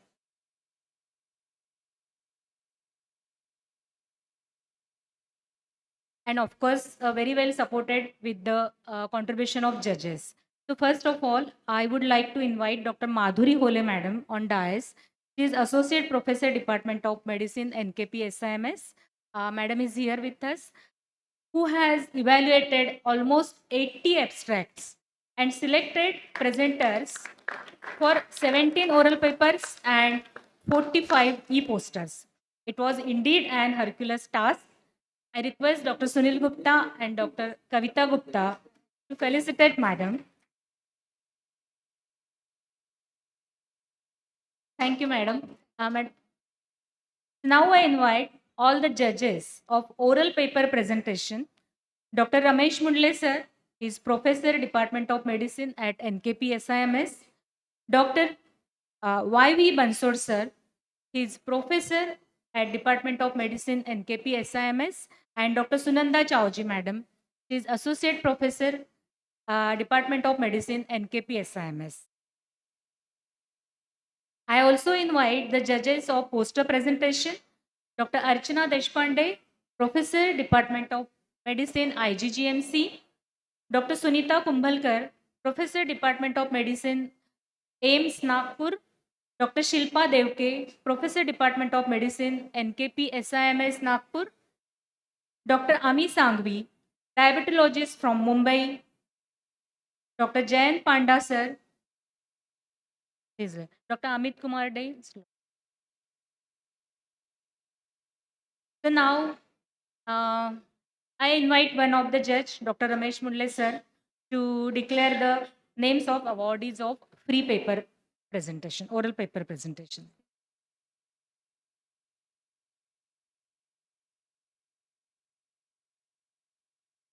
Well, thank you, Dr. Sunil, for giving us this opportunity to be judged for these papers.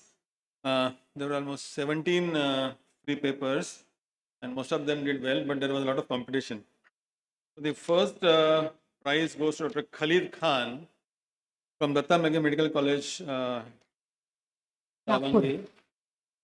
And his title was Comparison of Anthropometric Indices and their Correlation with Insulin Resistance in both obese and non-obese subjects of Central India. Request Dr. Sunil Gupta and the dignitaries to hand over the prize to Dr. Khalid.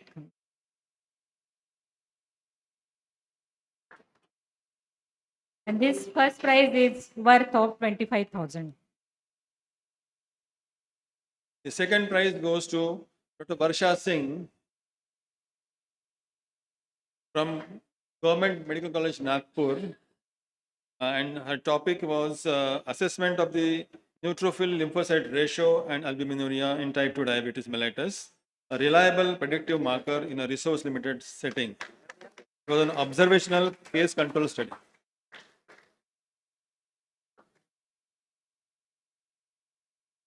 Yes. And to declare the prizes of poster presentation, I request Dr. Shilpa Devke ma'am.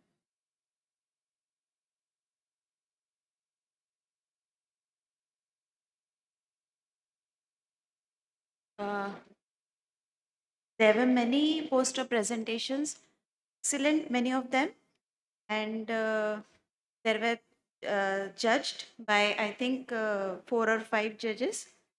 Six Six judges, yeah.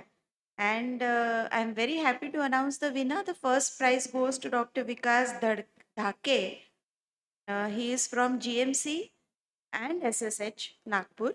And the title of his poster was Study of Coronary Angiographic Profile in Diabetic and Non-Diabetic Patients of Acute Coronary Syndrome in Central India. Dr. Vikas Dhake. Can we have Dr. Vikas here? First prize is of rupees 15,000. Okay. The second prize goes to Dr. Dontula Gayatri.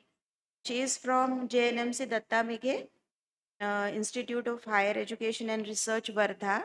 And the title was The Role of Laser Photocoagulation in Treating Diabetic Macular Edema in the Era of Intravitreal Drug Administration. Dr. Gayatri. Anyone on behalf of JNMC Savangi? And the prize is also shared with next We person. have a second winner as well, Dr. Manjeet Kothari, and he is also from JNMC Savangi. Yes, Dr. Manjit is there. Dr. Manjeet, yeah, congratulations. No, his topic is different. Please come, collect your certificate and the cash prize.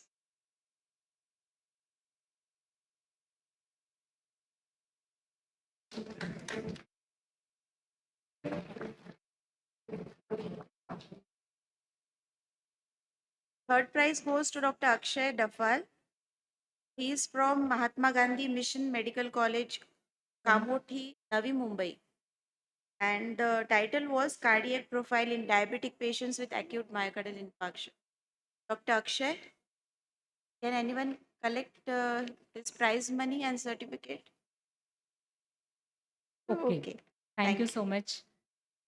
So we are really very much grateful to all the judges of paper and poster presentation. Yeah. So any judge or Ramesh Mundle sir, do you want to share? Okay. Thank you, sir.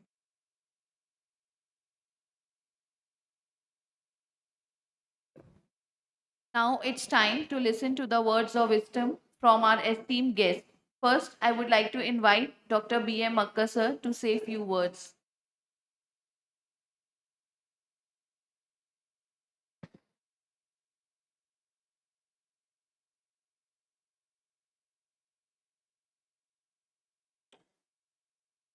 Good afternoon, everyone.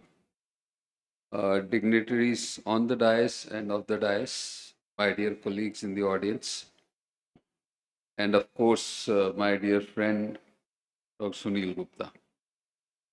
It's always a pleasure to be here for this Hello Diabetes Academia meeting.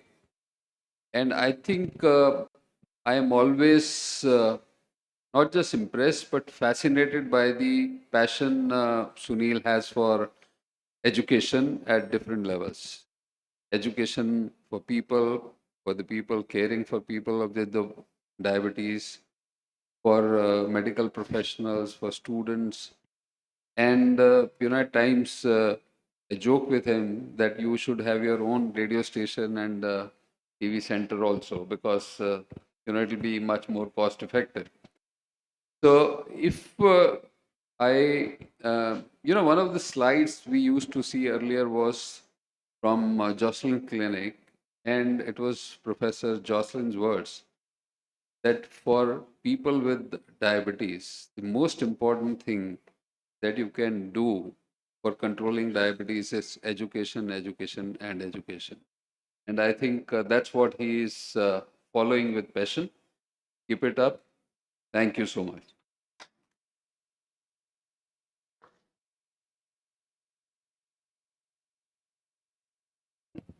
Thank you so much, sir.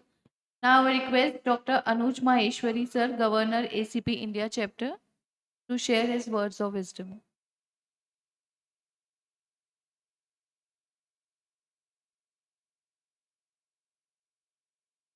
Thank you. Thank you, Dr. Sunil and Dr. Kavita, for giving me this opportunity continuously for multiple years. And also, I've been honored to sit on the dais among the guests. I'm really feeling myself privileged that I am sitting among Dr. persons like Dr. V. Mohan and Dr. Kamlakar Tripathi, Dr. B. M. Makkar. I really found myself lucky. And obviously, Dr. Bhandari, who has been one of the teachers of the teachers and one of the Vice Chancellor of most coveted university of India, and all other dignitaries on the dais. Of course, many of my mentor and friends are sitting off the dais also.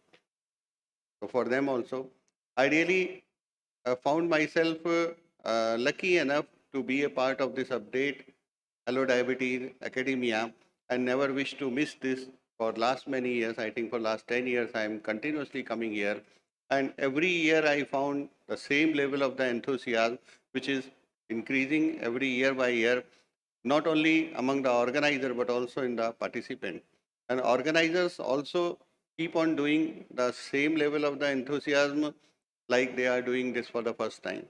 So this really always gives pleasure as well as makes us also quite energetic, and it also gives us energy to keep continue our efforts to fight with the diabetes jointly together with all the faculties, those who are joining from the rest of the India here.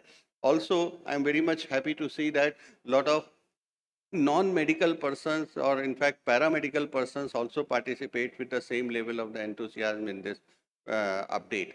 And that is really more and more important for all of us, because we all the medical persons, those who are working across the country, they know much more about the diabetes, but the people, those who are simply working in our clinics as a paramedicals or as a person, those who are connecting with the patient, they are really needing a lot of informations to be conveyed to patients. And this Hello Diabetes Academia is serving its purpose at all level of the education providing them. Thank you very much for the kind. Thank you, sir, for your kind words. Now I invite Dr. Sudhir Bhandari, sir. He is Vice Chancellor, Honorable Vice Chancellor, Rajasthan University of Health Science. Dr. Sunil Gupta, Dr. Mrs. Kavita, all the esteemed dignitaries on dais and off the dais. It's been a wonderful experience for being here. Hello Diabetes is a true amalgamation of academics, knowledge, and the passion and enthusiasm which you depict. I think receiving of 70 research papers speaks volumes of high academic standards.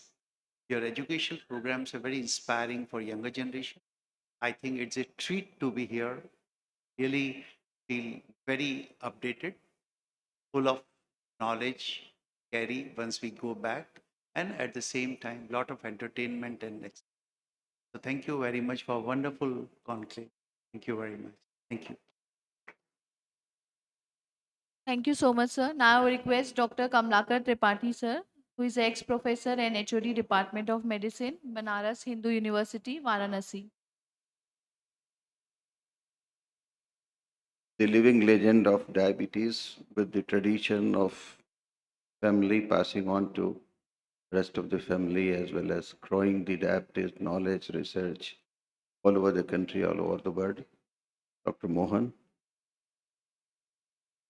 Dr. Sunil Gupta, who invited all of us, had made it a point that we visit every year once at least in Nagpur. Professor Brij Mohan Makkar, youngest, very committed, dynamic personality who brought the glory to the nation, and the governor of American College of Physicians, Dr. Maheshwari, one of the cutest person, young person. वो मुखातिब हैं और करीब भी हैं. अब उनको देखूं कि उनसे बात करूं. The Vice Chancellor of Rajasthan Medical University, Dr. You just heard him, Dr. Bhandari, friends, colleagues, Professor A.K. Das, the super genius, brilliant person who brought the glory, research, so many laurels. I can see Dr. Vasant Kumar and my beloved friend laughing. सुकून दिल के लिए कुछ तो एहतमाम करूं, जारगर साहब. और जरा नजर मिले तो फिर उन्हें सलाम करूं।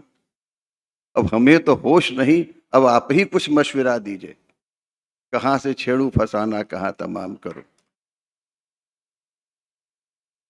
You heard the invocation, Tamam Patu Saraswati Bhagavati Nihashayajadyapaha.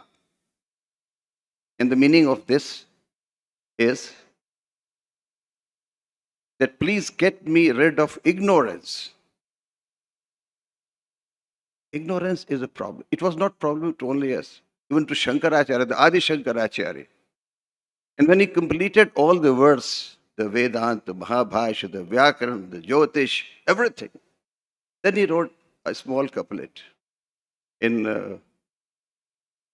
where he said that Vag Vaikhari Shabd Jhari Shastra Vyakhyan Kaushalam Vedusham Vedusham Mukte Nati Bhukte. When you get a lot of laurel, award, recognition, elevation, wealth, everything in your life, the more you elevate, the more ignorant you become.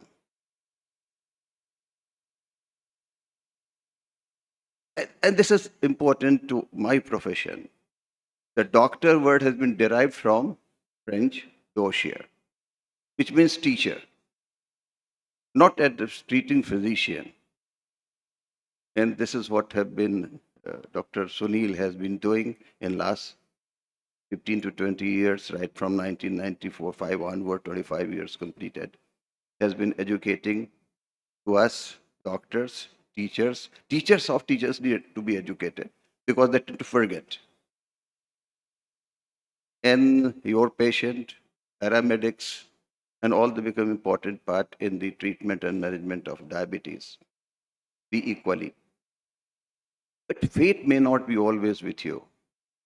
In this morning, when I was reviewing my mitochondrial energy dissipation and the role of the mitochondria, its oscillation, one name came and in the literature is Y. Subbarao. Dr. Y. Subbarao was a Tamil Brahmin, came down to Madras Medical College, 1932. 1928, he entered. This is for the attention of Dr. V. Mohan about Dr. Subbarao. He was the person who invented the role of ATP, the role of phosphorus in the mitochondria. His colleague, who was in US, got the Nobel Prize. Dr. Subbarao couldn't. When Dr. Subbarao wanted to appear for MBBS exam in Madras Medical College entrance, he couldn't get, he got LMF for a lot of unknown reason. Yet this person left for US, did the basic science research, deserved really Nobel Prize, but could not get Nobel Prize. So this is the invocation part of Samam Patu Saraswati Bhagavati Nihasheha Jadyapaha. This ignorance within us, as we elevate ourselves, is become one of the limiting power for our knowledge, and that needs to be reinforced.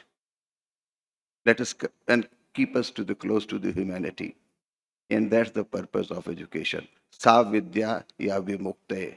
The knowledge is one which liberates you. When you love someone by your heart and become close to it, you become beggar. आपके करीब हुआ मन और भी गरीब हुआ मन. The more you close, you lose your identity. You mix your identity with the supreme superpower, and that's the purpose of education. So we all, professionals, the professionals who are in the treatment of diabetes, taking care of the patient, get rid of our ignorance. Tano Bhadra, Kratoyantu Vishwata, let knowledge be flown from all part of the corner, be basic scientist, social scientist, technology, engineering, and try to generate consensus, research, take everybody together, and help the humanity. Thank you very much for inviting.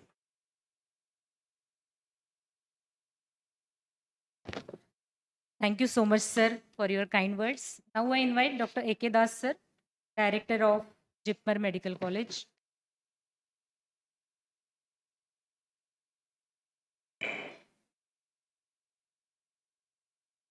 The only way you become richer by giving something is knowledge. By giving knowledge, you become richer than diminishing your wealth. And Sunil, you have shown to the world that diabetes education is paramount importance. And I was telling everybody that you have also met him. I was talking to Mohan also about Dr. Ashal, Dr. J.P.H. Ashal, who was one of the pioneer of diabetes education. Sunil also met him. I remember he told me. So, I mean, you are the Ashal or beyond for India.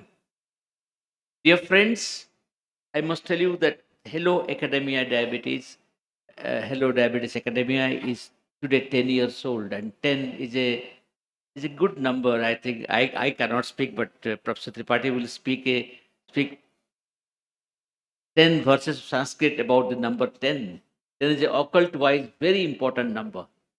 Let on this 10th occasion of the Hello Diabetes Academia, let us take a resolution that we will progress, not only walk or run, or take a leap towards the future of changing diabetes and making it conquering diabetes. That's what you showed Bansi's photograph.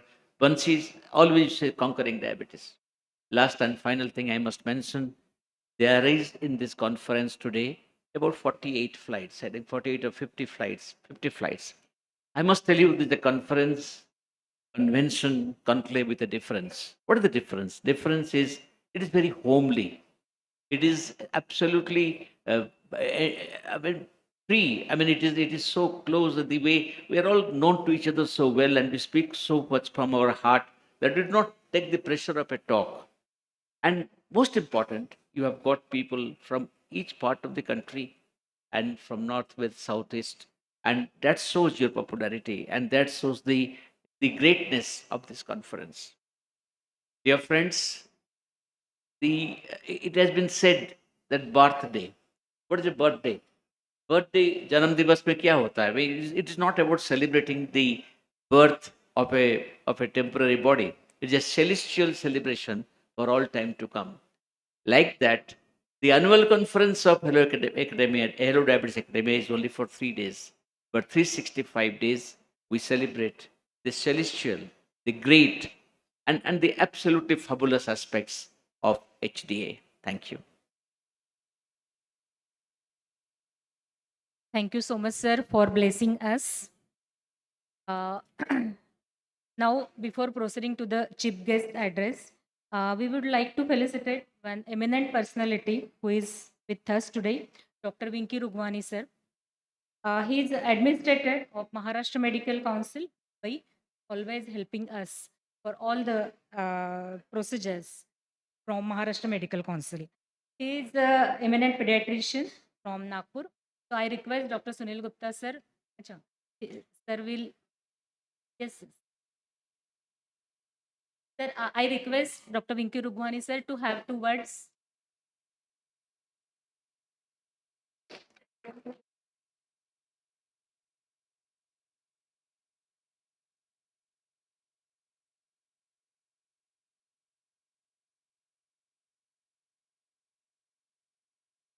Distinguished guests sitting on the dais, the force behind this conference, Dr. Sunil Gupta, Dr. Kavita Gupta, eminent speakers, delegates, ladies and gentlemen.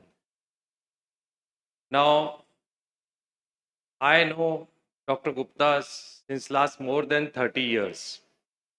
And I tell you, when I just passed my post-graduation, I joined as a resident doctor in his small hospital. I know that he had in his mind that we should educate people about the diseases. As rightly said by one of the speakers, that he has a passion of, giving some shiksha to all those patient, their relatives, and he's carrying the same thoughts since last so many years. Now he's having this particular medico-social work he's doing for the diabetes. We are also doing some like for sickle cell and thalassemia, and I'm keep on learning from him कि एक medico social organization में how we can work, like कैसे we can help people in knowing, giving them knowledge उस बीमारी के बारे में about that illness. So and after coming over here, I think such a wonderful conference. We have more than 1100 delegates today who have registered in this conference. Few days back, Dr. Gupta called me up and said कि विंकी हम लोग हमारे organisation में हम लोग इतने conferences करते हैं, हम लोग we want that our organization should be accredited in Maharashtra Medical Council. So Sunil sir, really after coming over here and seeing you on conference rather, मुझे लगता है कि our council will be fortunate to have your organization as an accredited one, you know. So we'll definitely do that. So thank you so much. Thanks a lot. Thank you so much, sir. So now I invite the chief guest of this ceremony, Padma Shri Dr. V. Mohan sir, to have his address to the gathering.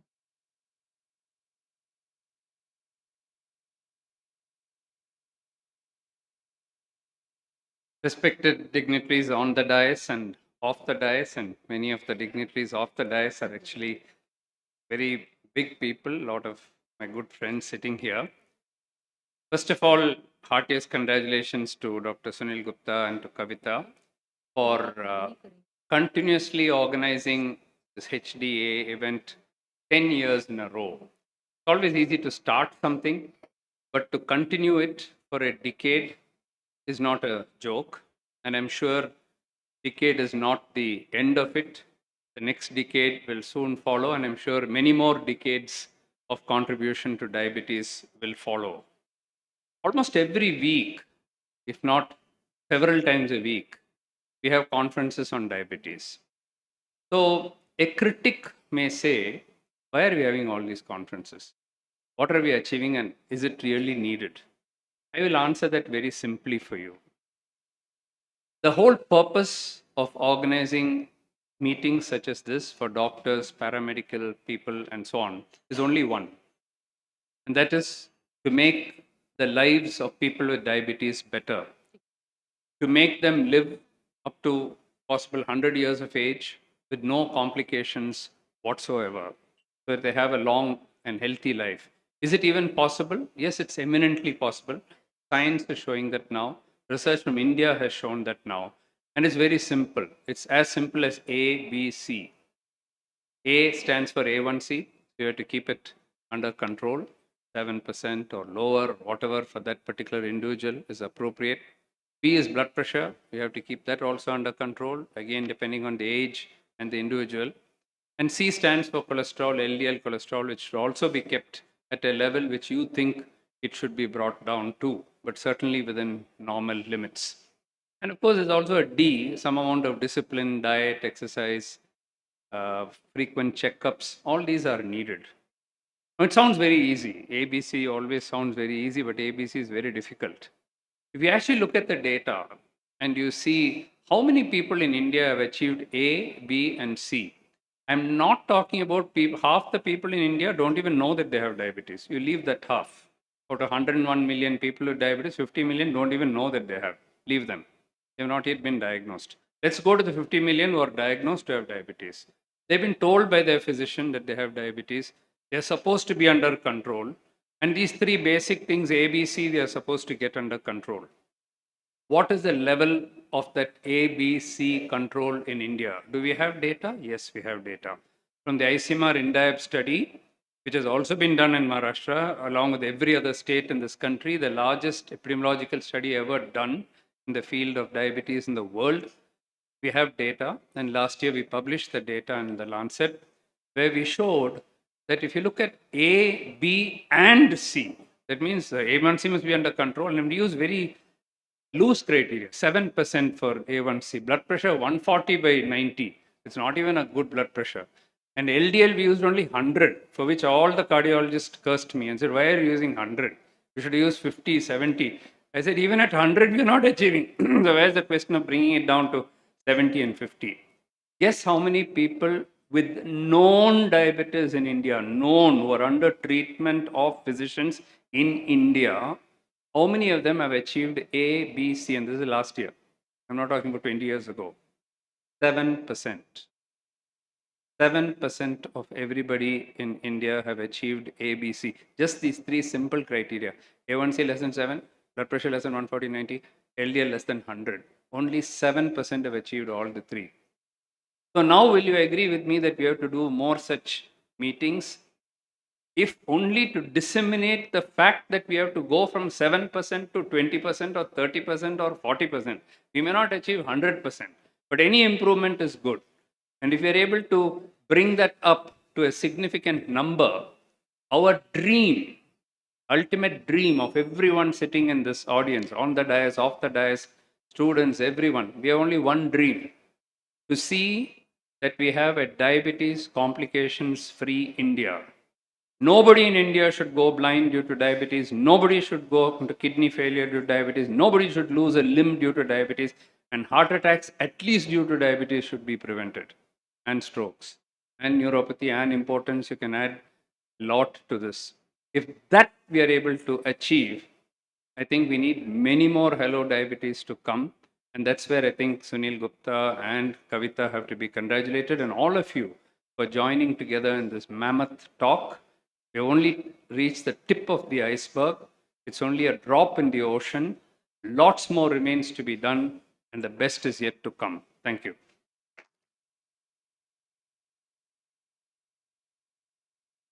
Thank you so much, sir. Now, before concluding the session, I invite Dr. Sunil Gupta, sir. He wants to. I feel we have to recognize, and this is a trend which has started last 2-3 meetings in last 1 year, that we have to, I feel, we fail to recognize very important part of any conference, and they are our education partners.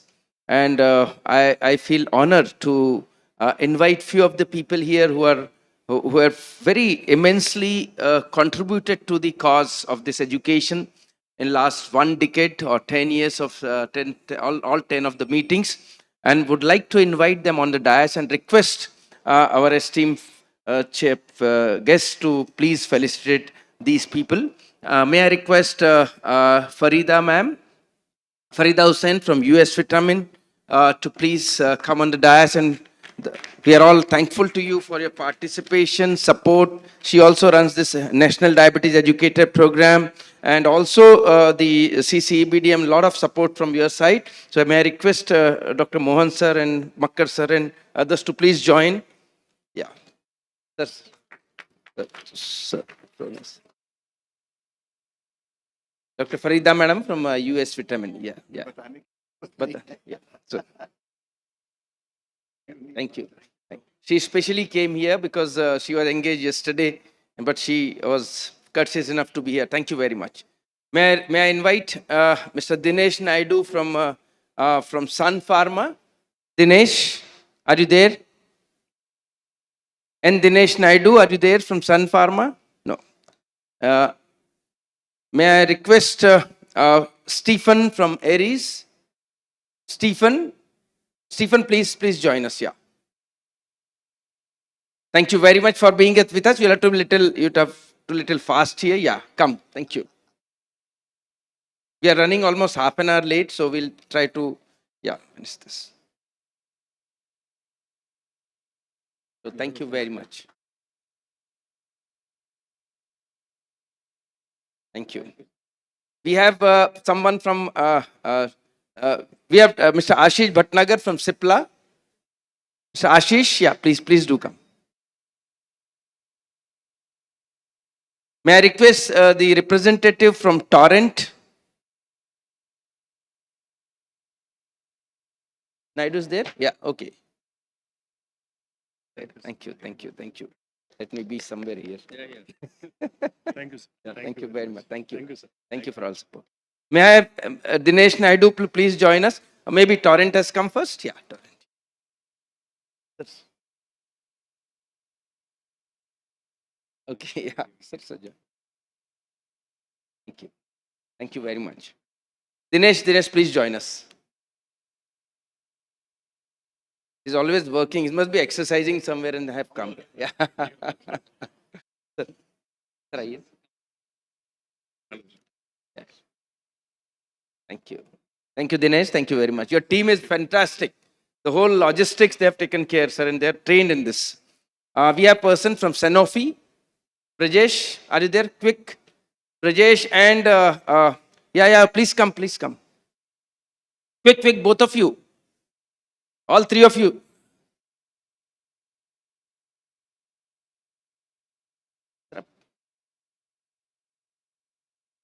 So nice of you, dear sir. Nice. Thank you very much. Thank you. Thank you. Thank you. Thank you. Thank you. Thank you for participation. We have Novo Nordisk. Some representation from Novo Nordisk. No. Lupin.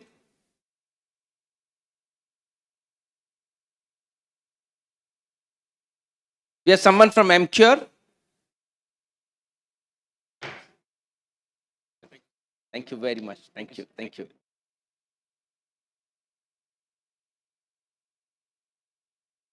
From MCure, please.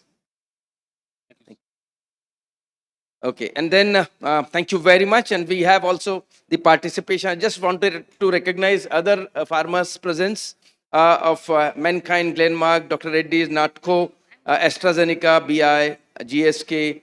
Erlin, I feel Ratnesh is here. Ratnesh Srivastava, is he still possibly taking care of some of the hotel here?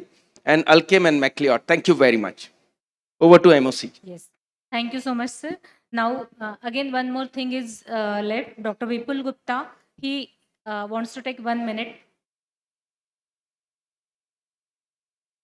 So thank you very much for giving me this 1 minute opportunity. Basically, this is on the behalf of delegates and faculty. You are doing such a good job and you are our role model for education as well as conducting diabetes. So I take this liberty and opportunity and honor to honor you on the behalf of all delegates and faculty. You and Dr. V. Mohan, Dr. Shashank Joshi, Dr. Bansi Sabu and Dr. Jitinder Singh is not here. So I'll request my wife, Dr. Sonia, to please Ulayana.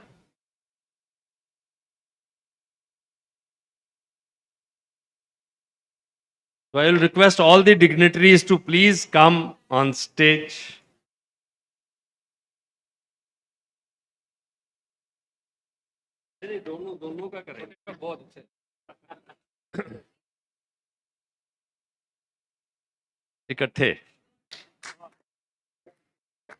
So thank you very much. These people guide us what to do. And 10 years back, I was cynical. कि यार government कुछ नहीं करती, क्या करेंगे क्या नहीं करेंगे. I came in contact with Dr. Sunil, and now my motto is that do little bit what you can. Don't look to others what they can do or what they are not doing.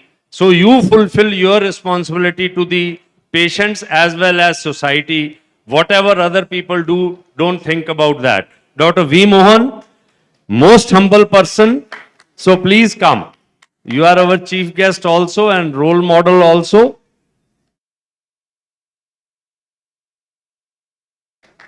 So this recognition is on the behalf of all the delegates and faculty and all the people to recognize the great job which all of us are doing. So, but a few people needs recognition and they act as role models. Thank you very much. Thank you. That's such a nice gesture by Dr. Vipul Gupta.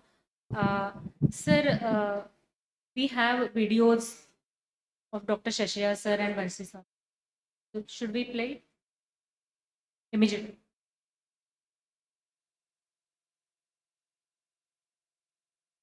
Dr. Shashya sir could not Friends, personally. ladies and gentlemen, I'm very happy to give my opinion on this conference. Sunil is a super person able to organize a fantastic and informative conference involving national and international experts. Unique personality in organizing international conference. Involved in the conference both theoretical and as well as clinical aspects of the management of diabetes. Speakers have been invited from all over the world. Most important for me is the post participants are discussing the practical aspects of diabetes and its complications.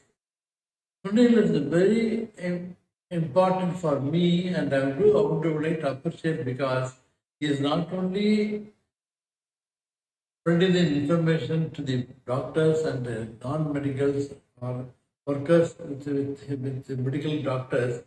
He wants to spread the information to the public. This is really reality. I was surprised to see he is able to spread knowledge of diabetes to the people in different languages. It's very important. Not only Hindi or English, every language in our country, he is able to spread the knowledge about the diabetes. I am most all of us would appreciate this organizing capacity every year involving erudite scholars in both in scholars.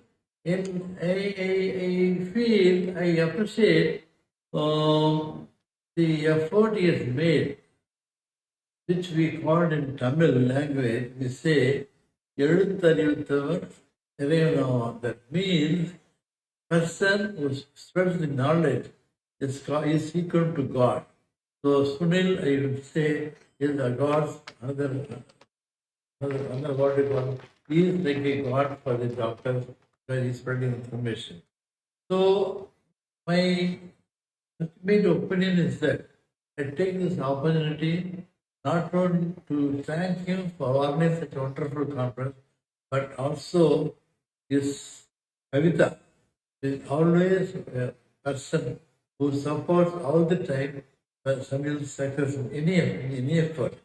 So I would like to convey my best wishes, Sunil, Kavita, and their children for this wonderful conference. With this, all the best for the delegates who attend to the conference. Thank you very much.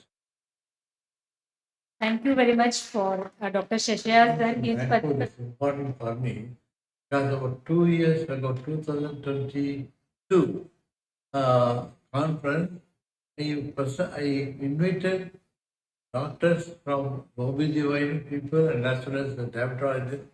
So I discussed with them my concept of primordial prevention of diabetes with sequelae. Number of points I discussed. So that is what gave me the idea. That is the time I also wrote to Minister of Health, Government of India, saying that we have to do this subject. And we have, though the Government of India is not very much supportive, we did it. We did it. And now once we publish also in the International Journal of Diabetes, and as well as we are going to publish again in the Foxy Journal. So all things started in Nagpur, Sunil Gupta's conference. Thank you so much, Padma Shri Dr. Visheshaya sir. He was always there with us during all the Hello Diabetes Academia. I think this time because of his health problem, he could not visit, but his presence always encouraged and enlightened us.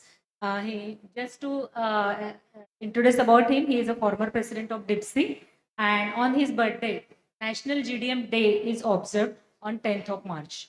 So thank you, sir. Now, to conclude the ceremony with formal vote of thanks, I am inviting the most enthusiastic, dynamic lady, Dr. Kavita Gupta, the organizing secretary of HDA 2024, the best half of Dr. Sunil Gupta, the Chief Dietitian and HOD at Sunil's Diabetes Care and Research Center. She is a senior diabetes educator and insulin trainer. Madam's contribution has no words to describe. Managing So- this mega show is very difficult, but she has managed and taken all the responsibility. So I think before that, can we have the MCure team here on the stage? Yeah. Quickly, I think.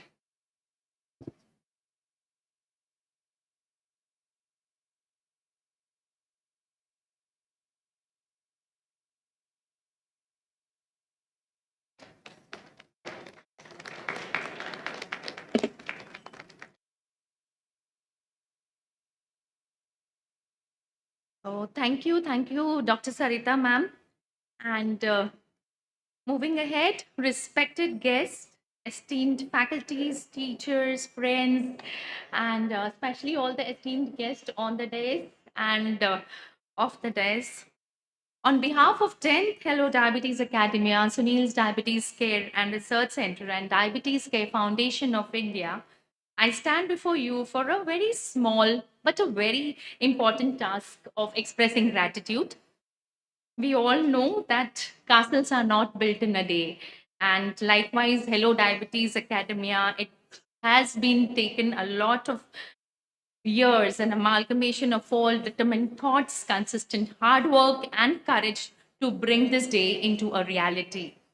And I would really fail in my duty if I do not thank each and every hand, each and every soul, each and every heart who has joined, in this long journey of ours. And with that, I first like to thank Dr. Our chief guest, Honorable Dr. Jitendra Singh, though he's not been here physically, but I'm sure that his blessings and best wishes are always with us. Thank you so much, sir. We profusely and wholeheartedly thank our esteemed guest of honors, Dr. V. Mohan, sir. Thank you so much for traveling. I know it's very difficult, traveling so much from Chennai. Thank you so much for joining us, and especially for the first time he's been here with us for 2 days. We are blessed. Thank you, Dr. Kamlakar Tripathi, sir, Dr. A.K. Das, sir, Dr. Rakesh Sahai. I'm sure he must be remembering all of us here, and we are missing you, sir. Dr. Makkar, sir, Dr. Anuj Maheshwari, Dr. Sudhir Bhandari, sir, and Dr. Vinki Rugwani, sir. Thank you so much for your humble presence, your valuable time, your knowledge, the support. You've always been showering on the team of Hello Diabetes. Thank you. And we feel completely blessed about it. We express our wholehearted, warmest gratitude to all our esteemed international and national faculties, the judges, the captains, the navigators, the pilots, the rapporteurs, and the entire crew for sharing their extensive knowledge, expertise, and time to enlighten us with the valuable information. And a special thanks to all the mentors of the 7 workshops for making it super interesting. Thank you so much. Our special gratitude to our paper presentation committee, the coordinator, our MOC as well, Dr. Sarita Okemuge, Dr. Avinash Turankar sir, and our all the judges, the oral and the e-poster judges. Thank you for that tedious task and making it easy. We express our humble gratitude to the academic partners, the International Diabetes Federation Southeast Asia, American College of Physicians India Chapter, Public Health Foundation of India, Diabetes India, All India Association for Advancing Research in Obesity, BAPIO Training Academy, Diabetic Association of India, Indian Dietetic Association Nagpur Chapter. Thank you. A big thank you to the educational partners without whom we wouldn't be able to design or be present over here. The Sun Pharma, a special mention of the few names who have been working consistently since many months to make this dream a reality. Manoj Wagmare, Rakesh Agrawal, Gaurav Agrawal, Sai Lokre, entire team, in fact, of the Sun Pharma for this intricate coordination. USP, Farida Madam, specially, thank you so much, and the entire team as well. Torrent Pharma, Novo Nordisk, Sanofi, Lupin, MCure, Ares, Cipla, Mankind, Glenmark, Dr. Reddy's, Natco, AstraZeneca, Boehringer Ingelheim, Alchem, IPCA, Dr. Reddy's, GSK, Erlin, Alchem, Macleod's Pharmaceuticals, and Medtronics. Thank you so much. And finally, we express our humble gratitude and also bow our heads and extend a big thank you to our super dedicated team of type 3 diabetes. And again, I would fail in my duty if I do not mention one single name, Vivek Nagarari, who is Hanuman of Dr. Sunil, what has been rightly known as. Sagar Muthal, Ratnesh Srivastav, Kunal Deshpande. Thank you so much for being standing tall with us. Then the entire HDA team and the staff of DCRC and DCFI. Special thanks to Parvinder. In spite of all the, the ups and downs and everything, we were there. And thank you. I always get okay. So, okay. Sangeeta, Sarita, Ashi, Dr. Shruti, Rupali, Kiran, Dipansha, Shivani, Neha, Devesha, and all of you, actually, all of you. Thank you so much. Okay. So we also would like to thank okay, so thank you for the event team, the Synapse Worldwide, Sam and Vibha Gupta for the beautiful brochure designing, Mithun, the media team, the press, the media team, then the Yash Engineering, the audiovisual, the Hotel Center Point, Yogesh Roira for the travel, and finally my big gratitude to the all my team, my family, of course, my parents, Mummy, Papa, my children, Shlok, Swar, and Binny. Thank you for your support, without which I think this day would not be possible. I think let us all, I think we all need blessings from everyone, need your support and your good wishes always, so that we run and I think we walk in this marathon of creating more and more diabetes awareness. Thank you. Thank you so much. Thank you so much, madam. I think such an emotional vote of thanks needs standing ovation for all of us, for all the team. It was so Indeed, from the emotional. bottom I of think, heart. yeah, Yes. 3 cheers for everyone, delegates, everyone. Yes. Now I request all to remain standing because we are going to have a national anthem.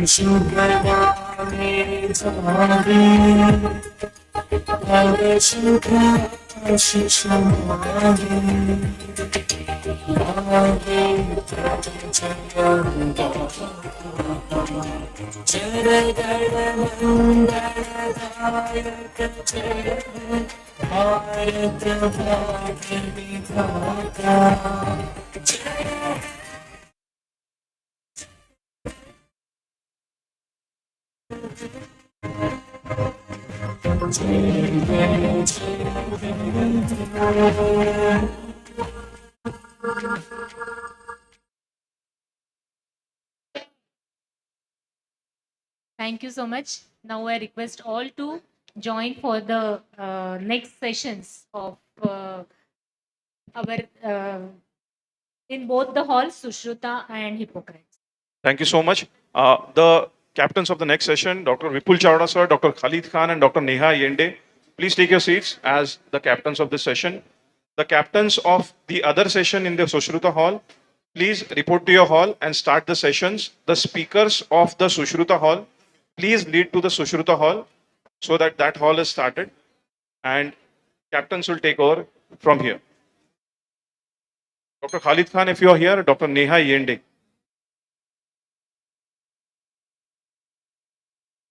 Dr. Khalid Khan, Dr. Neha Yende.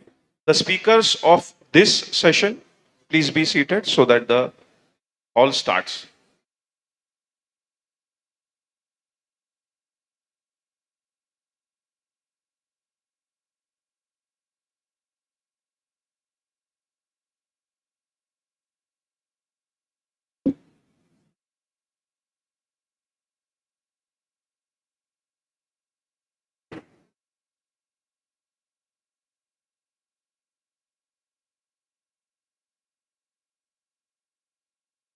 Dr. Vinod Mittal, sir, I think is the chair for the next hall. So you can lead to the next hall in Sushruta Hall. The speakers of Sushruta Hall, please go to that hall so that we start the sessions on time.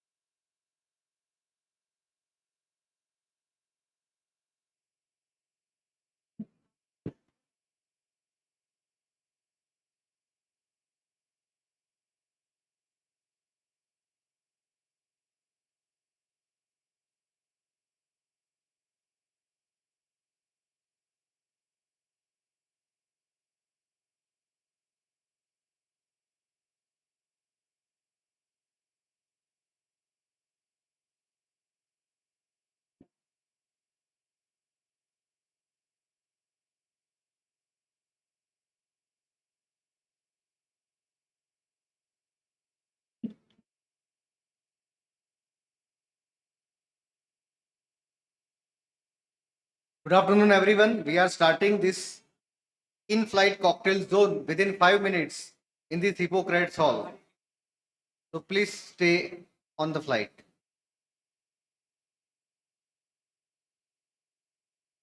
So to start with diabetes and NAFLD, NAS, neglected comorbidities, I would like to invite the captains, Dr. Swati Srivastav and Dr. R.B. Kalamkar on the stage, please.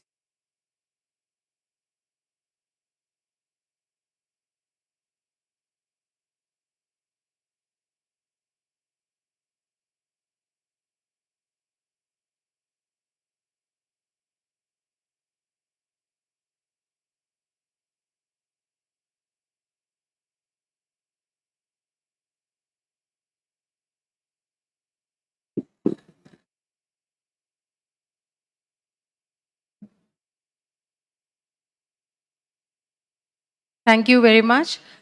Uh, as we move on with our further sessions, we come to a very important part, NAFLD, a very important comorbidity and often not talked about when we in general talk about the macrovascular complications. We probably do not pay adequate attention to the important steatohepatitis and fibrosis of the liver, which we face these days, also called MSLD. To throw light on this and to enlighten us about this very important comorbidity, we have with us a very distinguished speaker, Professor Abdul Hamid Zargar. I invite Dr. Zargar for the talk. He's a member of the High Powered Committee, Vision 2035, Health and Medical Education, Government of India. He's an Economic Times Awardee 2021. He's a past president of Endocrine Society of India. He was former Council of India member. He's a member of Institute Body AIMS, New Delhi. Chairman, Department of Endocrinology, Director and ex officio Secretary to Government Kashmir Institute of Medical Sciences, Srinagar, Kashmir, India. Dr. Hamid Zargar is indeed a very highly distinguished faculty here, and I invite him to please start with his talk. So, Let me tell you, it is utmost difficult to get Dr. Abdul Hamid Zargar from all the way from Srinagar. And you are really fortunate to have him here. Let's give a big hand and welcome to Dr. Zargar, sir. Thank you so much for your affectionate introduction. I think, initially when, as a clinician, as an endocrinologist in late 80s, we started getting people's ultrasounds done for reasons beyond liver. When initially for a decade people will tell us that this shows a fatty liver, I used to tell people, मैंने कहा fat तो हर जगह आपके पाँव में, sir में, बाजू में, पेट में है, तो वहाँ पर भी थोड़ा बहुत है. I never realized the sort of damage that it has the potential to do. Now today, Dr. Manoria talked in his talks the relevance of metabolic syndrome and how pivotal, not only we call it now we used to call it a non-alcoholic fatty liver disease, now we call it a metabolic dysfunction associated fatty liver disease or a metabolic dysfunction associated steatohepatitis. Because there is a huge conglomerate which moves together. This is a very complex disorder. And as Professor Manoria showed how everything seems to be connected just from infiltration of the fat in the body to central adiposity to the universal adiposity, and how this epidemic is going pari passu with the epidemic of obesity as well as diabetes mellitus. Now, if you look at it, this is the pointer. Now, if you look at it, the normal liver, as the fat accumulates in the body, and this fat accumulates at most places, there are certain sites where you have ectopic abnormal fat, and one of them is liver. And initially, when you have some infiltration, might be a mild inflammation, but not a significant one. As this infiltration gets worse, this would give rise to a hepatitis-like picture, which is because of this infiltration of the fat. That's why steatohepatitis. So the cell damage sets in. Ballooning, hepatocyte degeneration, Mallory bodies. And when this continued inflammation remains for a long time, unattended, and the fat continues to get infiltrated into the liver, the fibrosis sets in. Today, globally, the commonest cause of liver transplant is metabolic dysfunction associated liver disease. All of us know situations which can lead to it, and probably one is obesity, And all of us know this is a paper that was published, a global paper that was published in Lancet some years back. Just look at it. Today, we have the 5th highest absolute number of obese men in the country. When we were at position number 19 just few decades back. And if you look at women, today we have the 3rd highest number of obese women in the country. After China and United States, we have the 3rd highest number of obese women in the country. So you have a reason to have a metabolic dysfunction associated liver disease. So in a similar fashion, if you look at diabetes, now this is a global data we have been a part of for a long time. Just look at it.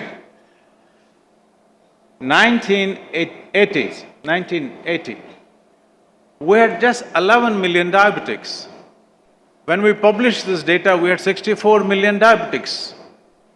And today you have 101 million diabetics. So if this would not happen, what else would happen? The epidemic of metabolic dysfunction associated liver, the causes are there, you can see it. We had predicted long back this is bound to happen.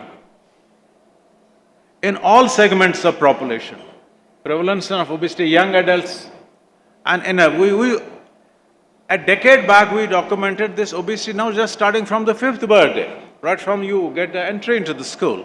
And now you can imagine, by the time this kid is 15, 20, 22, already all of them have a triglycerides which are in hundreds.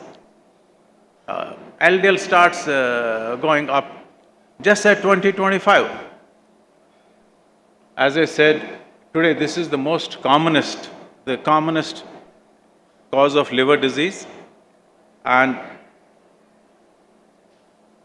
almost 1/4 of people globally have today, keeping in mind that magnitude of obesity, 1/4 of people have some form of a fatty liver disease.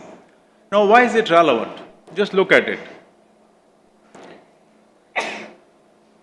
Metabolic syndrome, central adiposity, obesity, which I showed you, leads to metabolic syndrome and insulin resistance in everybody.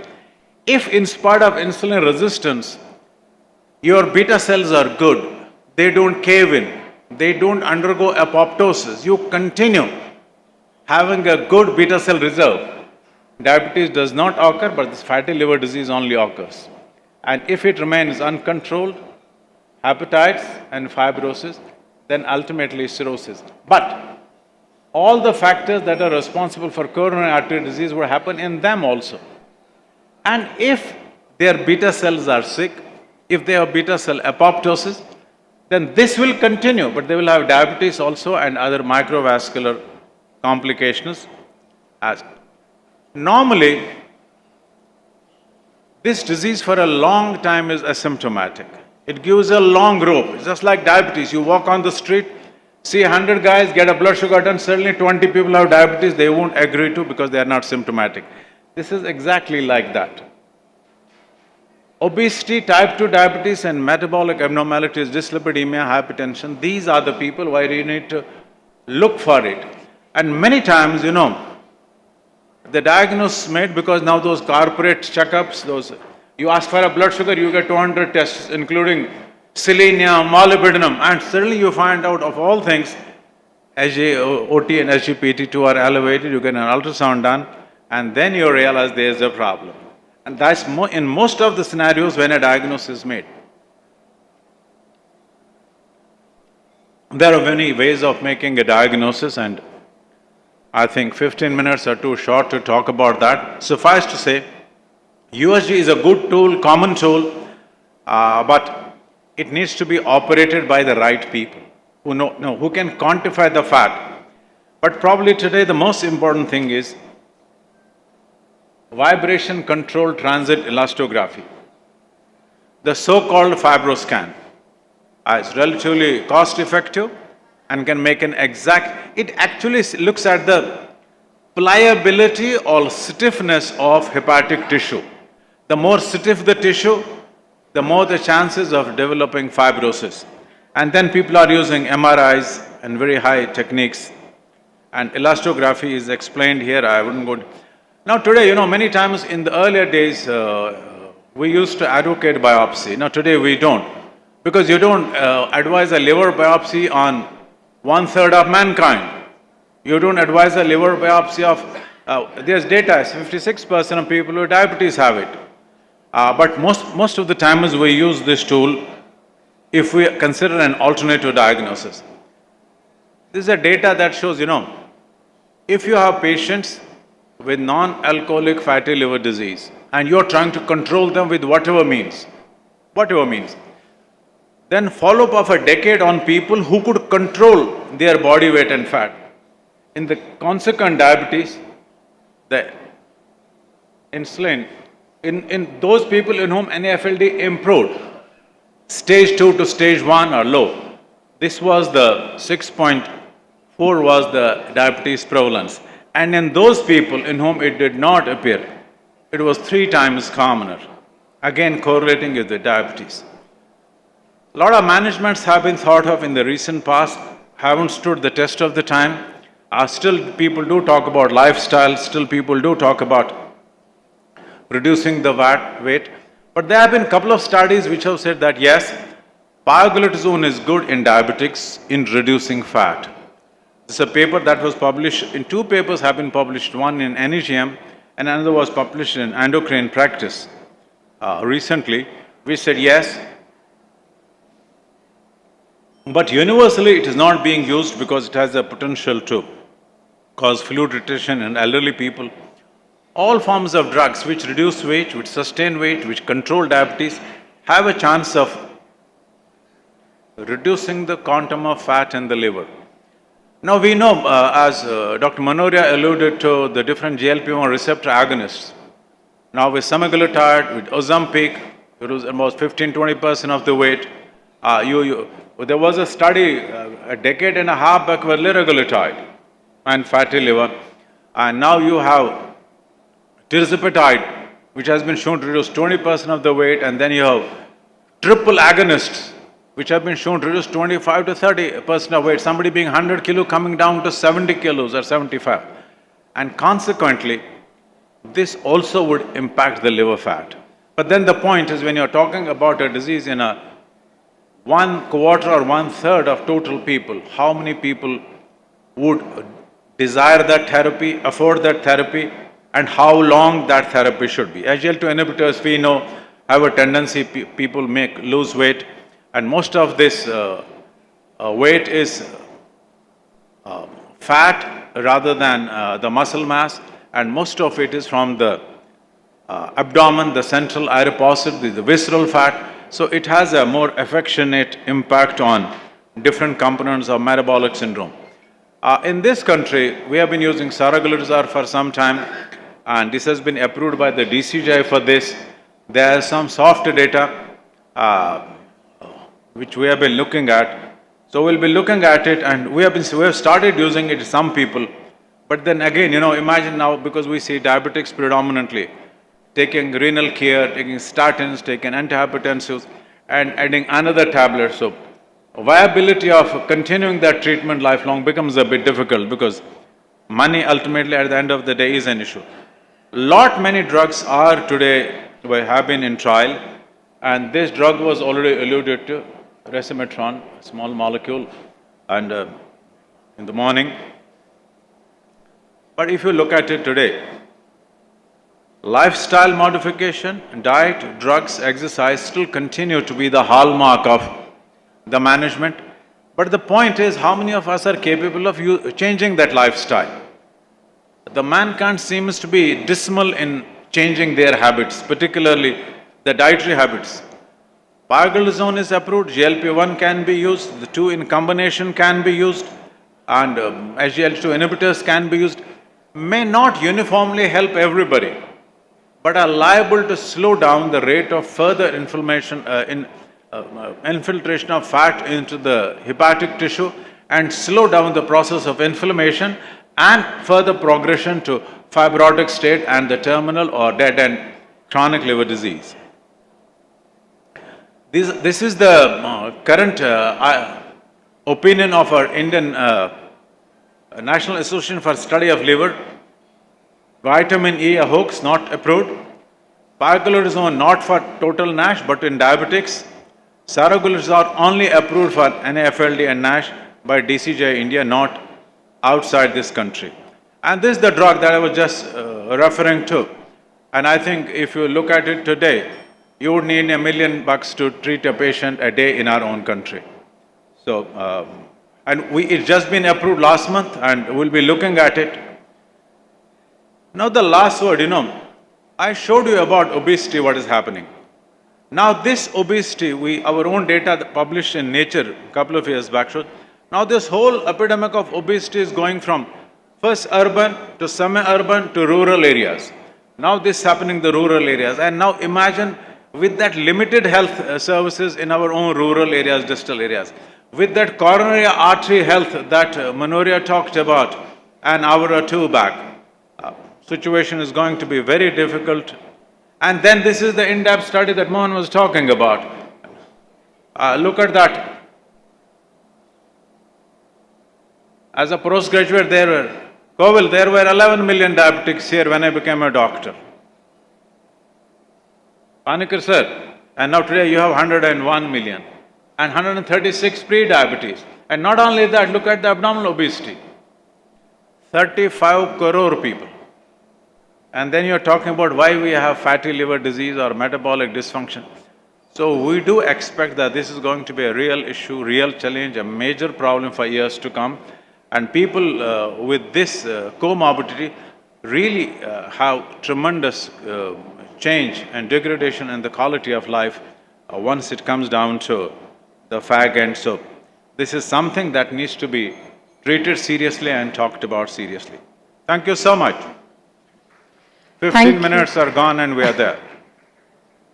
Thank you very much, sir, for a very enlightening talk on a very topic which is very important. And questions are invited from the audience, if any. I wanted to know, sir, that the various phases of the metabolic associated fatty liver disease that we have, or the NFLD, the steatosis, the steatohepatitis, the fibrosis, and then finally to cirrhosis of liver. At what level can we consider any would be reversible, or is it reversible at all? I think, grade 2 is something that we should seriously look at. The moment you quantify the intrahepatic fat more than 10%, it should signal that things are going to get bad. And if you have more than 10% of the fat in the liver and you have a OTPT elevation, it means this is now genuine steatohepatitis, not fatty infiltration alone. And it is people from this group who will actually end up in getting into the chronic liver disease. And it's something like, you start getting macroproteinuria. So grade 2 is something like macro. Now is the time at least take it seriously. And that is the group that needs to be treated more vigorously. The way, we invariably start treating people with a CKD when already EGFR is pretty low. But when that is borderline, then all these new drugs can help and delay the progression of drop in the EGFR for another half a decade. The same allegory would be true. Many times when it decompensates, you have a hyperproteinemia, you have enzyme elevation, you get bilirubin high, you have ascites, and then people run around. It's something like exactly getting a renal failure now. We are going for a dialysis, you're not going for prevention and treatment. And that's something that should not happen. Why? A nation of this magnitude cannot afford it. Whatever big things we talk from the podiums, I have actually been a member of everything that Government of India has done in the last 30 years. Literally everything. It's not possible to handle a health of 1.5 billion people. Not. So preventive measures at the national level need to be talked about day in and day out to public. And public needs to get I was just now talking to my friend, I said, yes, education is extremely important for doctors, for patients. But many times people get more than one signal about different types of medicines. You see, you tell people about a good medication, good health. Somebody starts talking about a tirade in corporatization of practice of medicine. I'm saying, no, then people get distracted. Then you talk about desi medicine, and then you get distracted for another decade or two. So there needs to be one voice. Panikkar said, right? There needs to be one voice, one reasonable, rational, scientific voice, and that needs to spread around the world. Vasan sir, that's what the knowledge, one single way, because people get contradictory signals. So at the end of the day, imagine a decade back, as an administrator, I was asked to talk on World Kidney Day, and I did some groundwork. And I was amazed that if in this country, whatever best sources we have for taking care of chronic kidney disease, 18 to 20% of people only can be taken care of, because by the time a new facility is created, there is a scope for another 20 facilities, because the population is huge. Unknown sickness is huge. Metabolic diseases, whatever figures we give, if you go actually into the community, figures would be far worse. I'll give an example. In the 12th Planning Commission, and fortunately or otherwise the last Planning Commission I was a part of, we created a corpus of 1,600 crores for those national screening program, diabetes screening program, and 12,000 crores for research on non-communicable disease.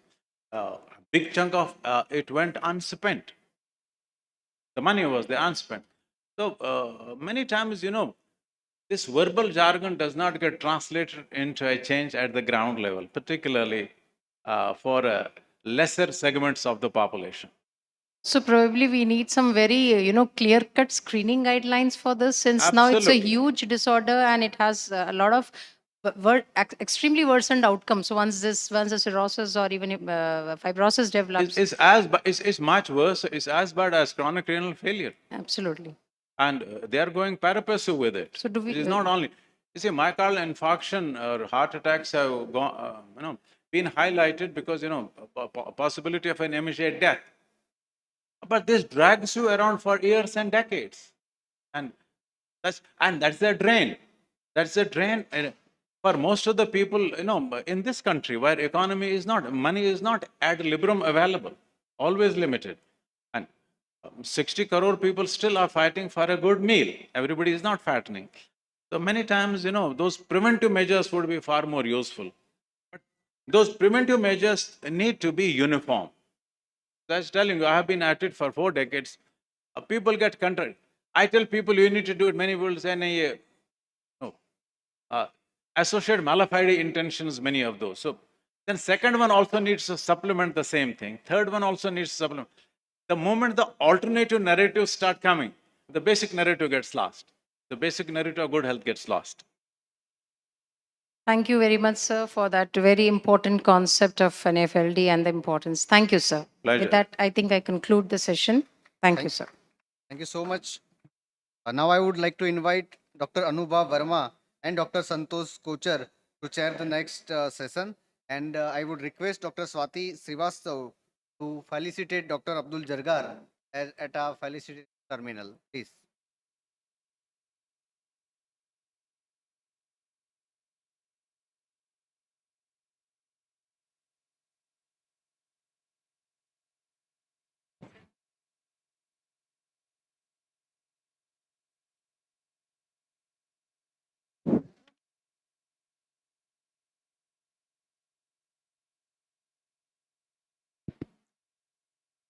For the next talk, I would like to invite none other than Dr. Sudhir Bhandari sir, who is a very well-known figure.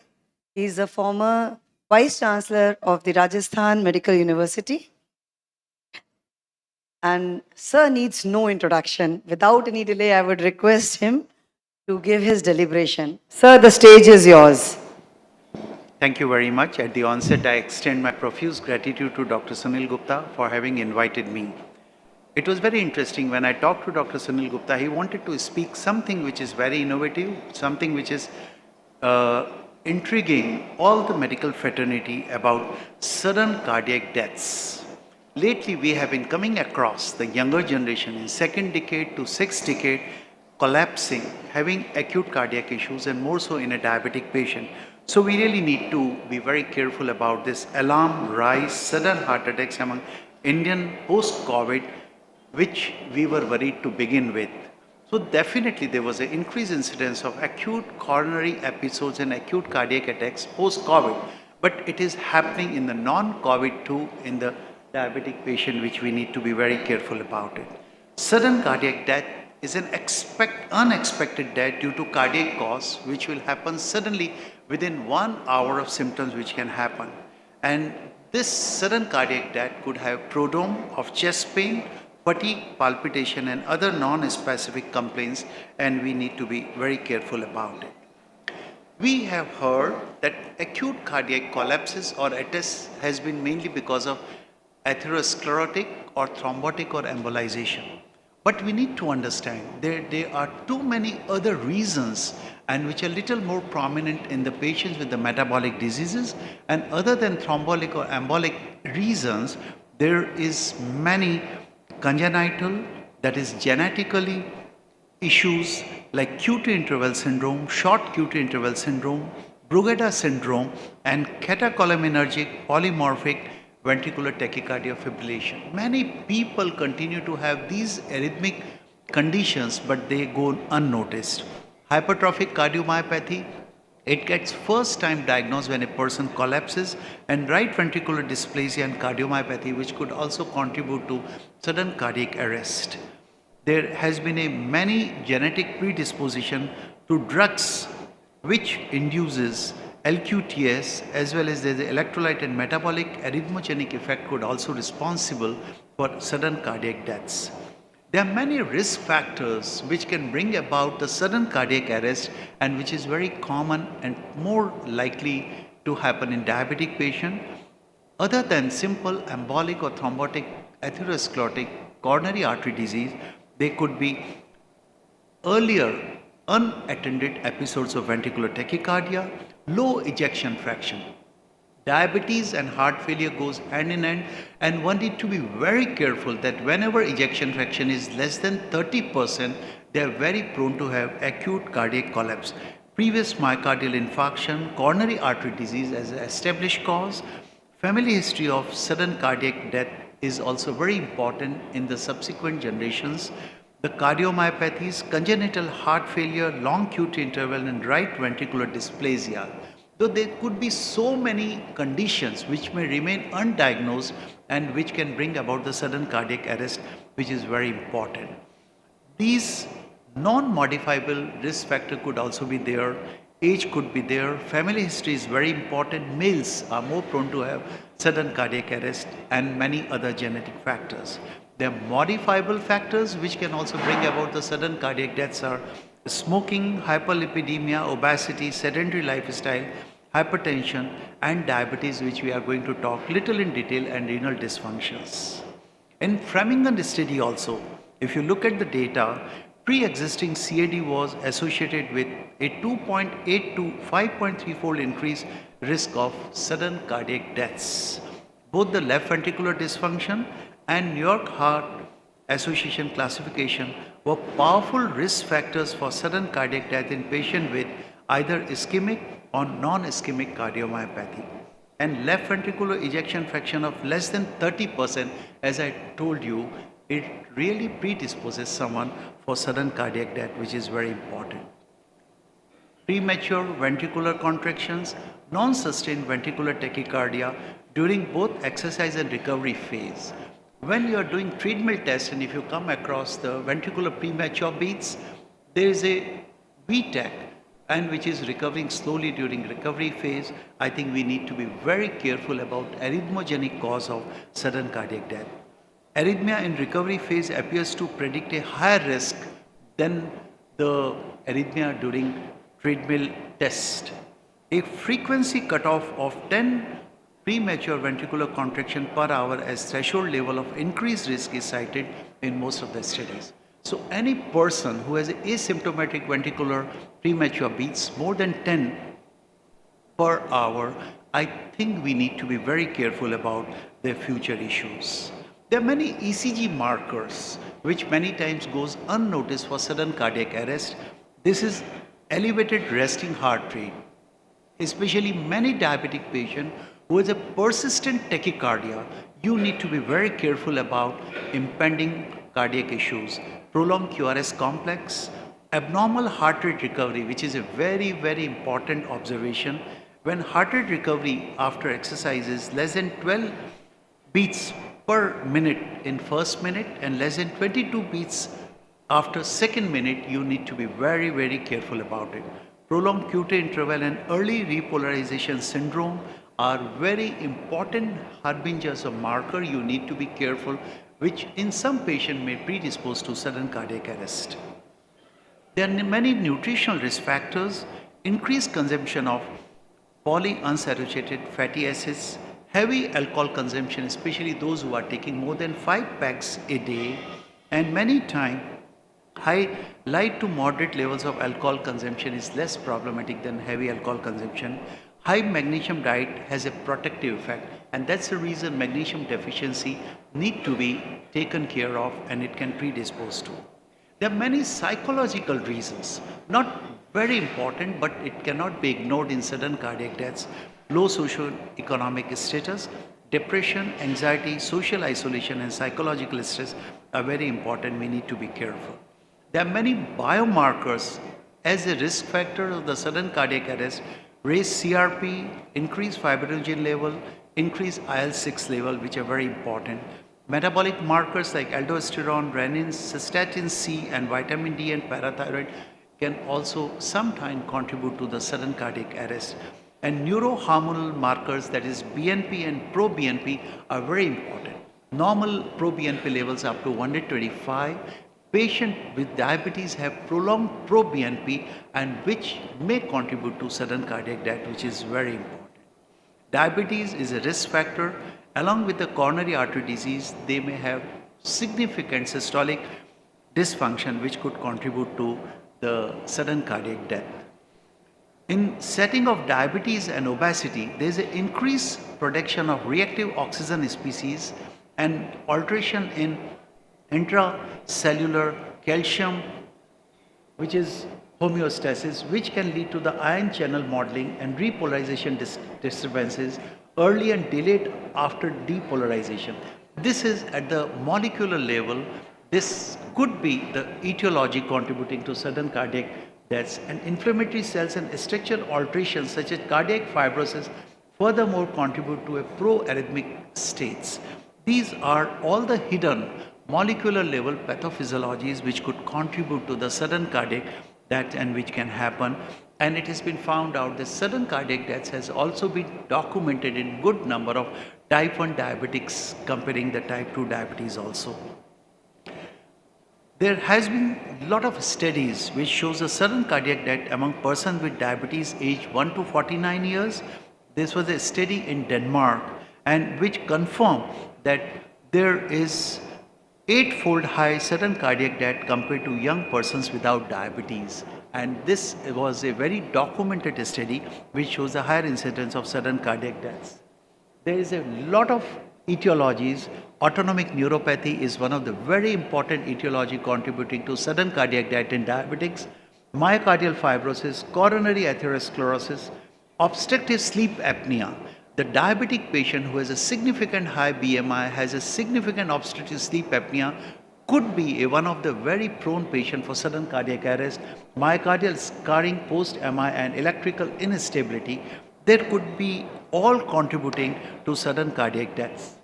The metabolic changes, oxidative stress is one, alteration in ion channel function, obstructive sleep apnea, as I already talked, QT prolongation medication. All the medications which brings about the QT prolongation in patients can predispose to sudden cardiac deaths.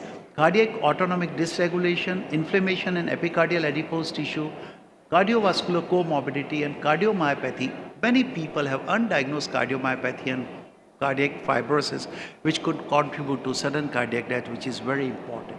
And this is a diabetic heart. Diabetic heart, in addition to having atherosclerotic thromboembolic phenomena, has all these metabolic issues. Could you imagine There could be autonomic dysfunction, there could be insulin signaling, there could be inflammation, and there could be oxidative stress, and all these etiologies, other than thromboembolic phenomena, predisposes heart to sudden cardiac arrest, or which can happen in a diabetic patient. There is a reason. We need to predict the risk factors, we need to predict the causes, and we can prevent the sudden cardiac happening.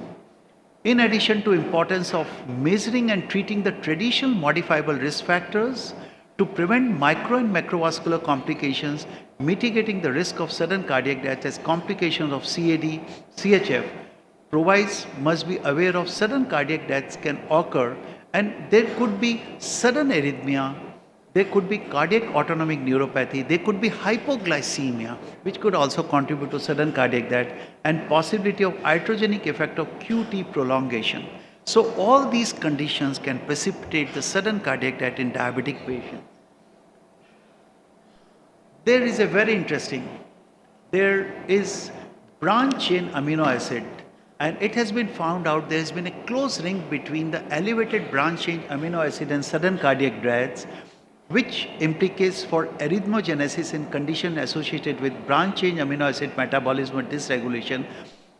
The branch chain amino acid, that is leucine, isoleucine and valine, when there is a dysregulation of their metabolism, they can has an atherogenic effect, they has a arrhythmogenic effect, and they can bring about the sudden cardiac arrest. This branch chain amino acid metabolism is a novel modulator of cardiac electrical function and mediator of cardiac arrhythmia and sudden death, and hence we need to be very careful about these issue of branch chain amino acid, and which could be a later marker for predicting the sudden cardiac death, which is very important. And the dysmetabolism of branch chain amino acids has been proved beyond doubt in a rat model. Branch chain amino acid dysregulation leads to decreased AMPK activity, ion channel dysfunction, intracellular ionic dysregulation. It can lead to increased oxidative stress and intracellular calcium dysregulation. These all effects of branch chain amino acid dysregulation are pro-arrhythmia causing, and this can precipitate the fatal ventricular premature beats or the fatal ventricular tachycardia and bring about the sudden cardiac deaths. Branch chain acid metabolism is a novel modulator of cardiac electrical function and mediator of cardiac arrhythmia and sudden death is well documented. Branch chain amino acid plasma level, the later may serve as a circulating prognostic marker of arrhythmia or sudden cardiac death. Higher the branch chain amino acid level, which could be one of the probable markers for the sudden cardiac death, and pharmacological inhibition of mTOR pathway can abolish pro-arrhythmic events provoked by elevated branch chain amino acid. So it is one of the newer etiological pathogenesis which has been found out in causation of sudden cardiac death in diabetic patient. Hence, if you talk about the pathogenesis of sudden cardiac death, diabetes is believed to be due to atherosclerotic COD.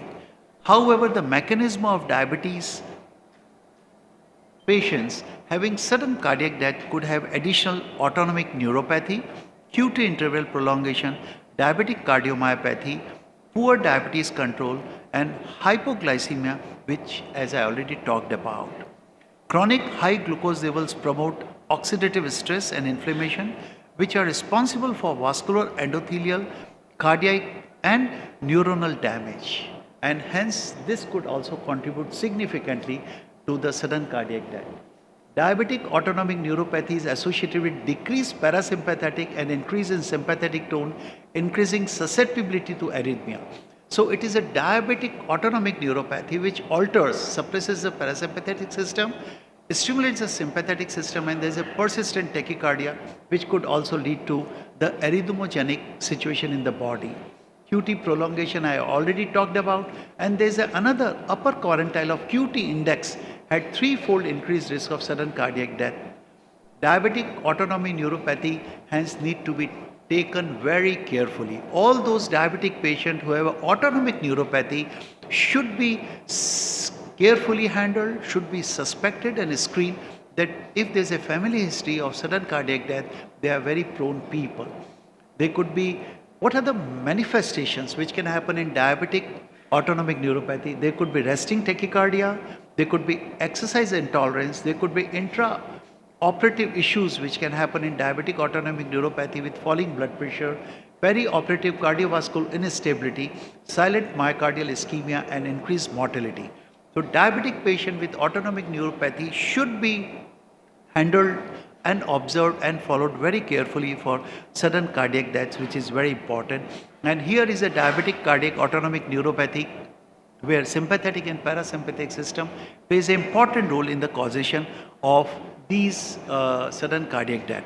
Non-specific STT changes and QT prolongations, which are integral part of autonomic neuropathy. Myocardial fibrosis resulting from microvascular disease can also predispose to the sudden cardiac deaths in diabetic patient, which is very important. Hypoglycemia activates the sympathetic nervous response, producing catecholamine mediated adverse effect on myocardium. And this catecholamine axis, which happens due to hypoglycemia in diabetic patient, might have platelet activation, leukocyte mobilization, coagulation that may result in ischemic damage to myocardium, and endothelial dysfunction. All these could contribute to the sudden cardiac arrest in diabetic patient, not only the simple thromboembolic phenomena of CAD. And this glycemic control is very important to prevent the cardiac acute issues in diabetic patient.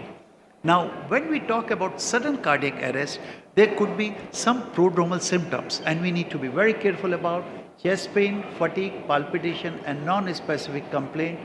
A prior history of left ventricular impairment, ejection fraction less than 30 to 35. So, ejection fraction less than 30 to 35, which goes concomitantly in diabetic heart failure, has to be handled very carefully about sudden cardiac complication in spite of coronary artery system not being so blocked, which is very important. If we look at the various issues, we know about the coronary artery disease of all these situations could reach, especially if the ventricular premature beats are more than 10 per hour, we need to be very careful about it. Dilated cardiomyopathy, if the diabetic patient has, after previous cardiac arrest, syncope, ejection fraction, I told you that less than 30%, and use of inotropic medications, one need to be very careful about it. Hypertrophic cardiomyopathy should be looked very carefully, and especially if the patient has a recurrent unexplained syncope, we need to be very careful about it. The symptoms of heart failure, drop in systolic blood pressure with ventricular ectopy upon stress testing, multiple repetitive non-sustained burst of ventricular tachycardia on serial ambulatory halter, one need to be very careful about it. A diabetic patient with the left ventricular hypertrophy with wall thickness more than 30 millimeter, particularly in young patient, we need to be very careful about sudden cardiac deaths which can happen. Valvular heart disease, if goes associated, like we need to be very careful, and long QT interval, as I talked about, one need to be very careful about it. Now, what are the plasma biomarkers for prediction of sudden cardiac death? This is very important, that we should be aware that there are certain markers. There are inflammatory markers like C-reactive protein, myeloperoxidase, soluble CD40, metalloproteinases, interleukin 6 and 18, soluble ST2 and adiponectin and tumor necrosis factor, which could also be. And there are vulnerable plaques. The plaque which are solidified at not a risk, but plaque which are mobile, fragile and vulnerable plaque, we need to be very careful about those markers for the vulnerable plaque, and especially cystatin C, which goes in hand. So we need to be very careful. Just last 1 minute. Yes, sir. These are the various biomarkers for sudden cardiac deaths in diabetic patient. One need to be very careful about it. Emerging markers for sudden cardiac deaths include microvolt T wave alterations, contrast enhanced MR imaging of post-infarction border, QT variability, MIBG imaging, derivatives of heart rate variability methods, and familiar clustering. All we need to be very careful about it. Conventional cardiac markers for sudden cardiac deaths, as I taught, natriuretic peptides are one and galectin 3 is another thing. Sir.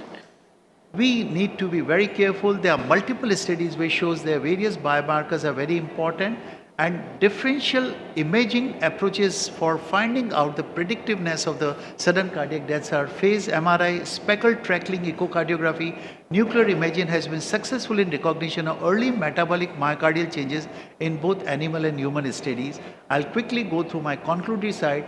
The metformin, this is a very important slide. I would like to take just 1 minute.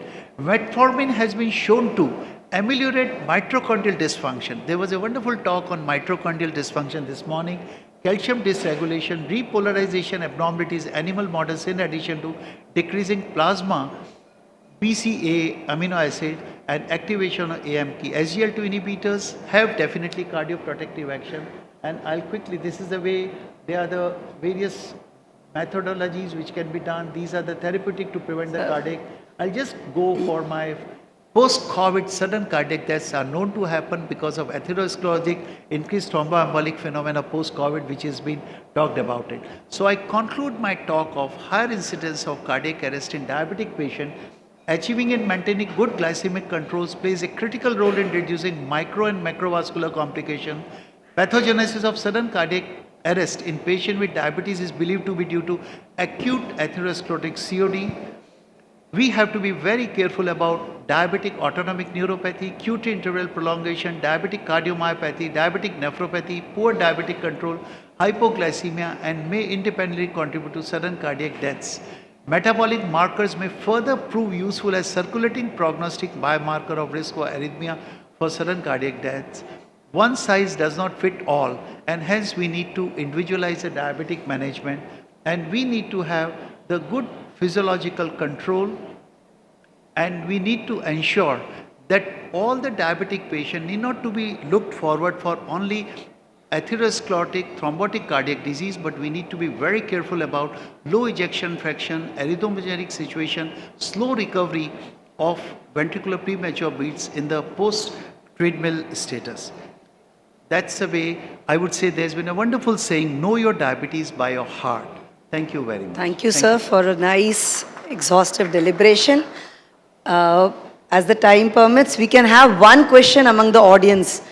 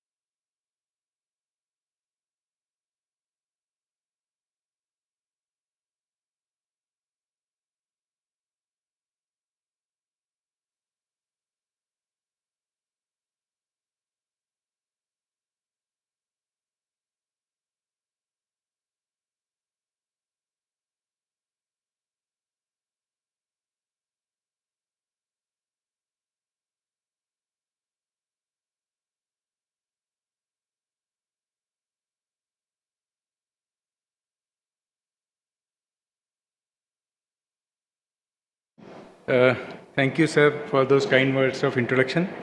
And at the outset, I would like to congratulate Dr. Sunil Gupta, and also I would like to thank for rescheduling the session because of some pre-commitments. Now, my task here is to discuss about this important topic, testosterone replacement therapy in late onset adult hypogonadism in patients with type 2 diabetes. Should we give or should we not? So my stand is to give. Now we all know today we are dealing with evidence-based medicine, and let's see what is the evidence in favor of testosterone replacement therapy. Before I start this session, let me remind you few things. The title of the topic is replacement therapy. That's very important. Remember that. There is adult onset hypogonadism. So there has to be documented hypogonadism. And it's type 2 diabetes. So I expect without any comorbidities. And most important, it's a replacement therapy and not the stimulating therapy. By definition, male hypogonadism is defined as failure of testes to produce androgens as well as sperms, which we all know. And there are various terminologies coined for this late onset adult hypogonadism, like andropause or other conditions, so we call it. But we all know physiologically, age-related decline in the testosterone starts somewhere around 30 to 40 years of age, and it's approximately 1 to 2% per year.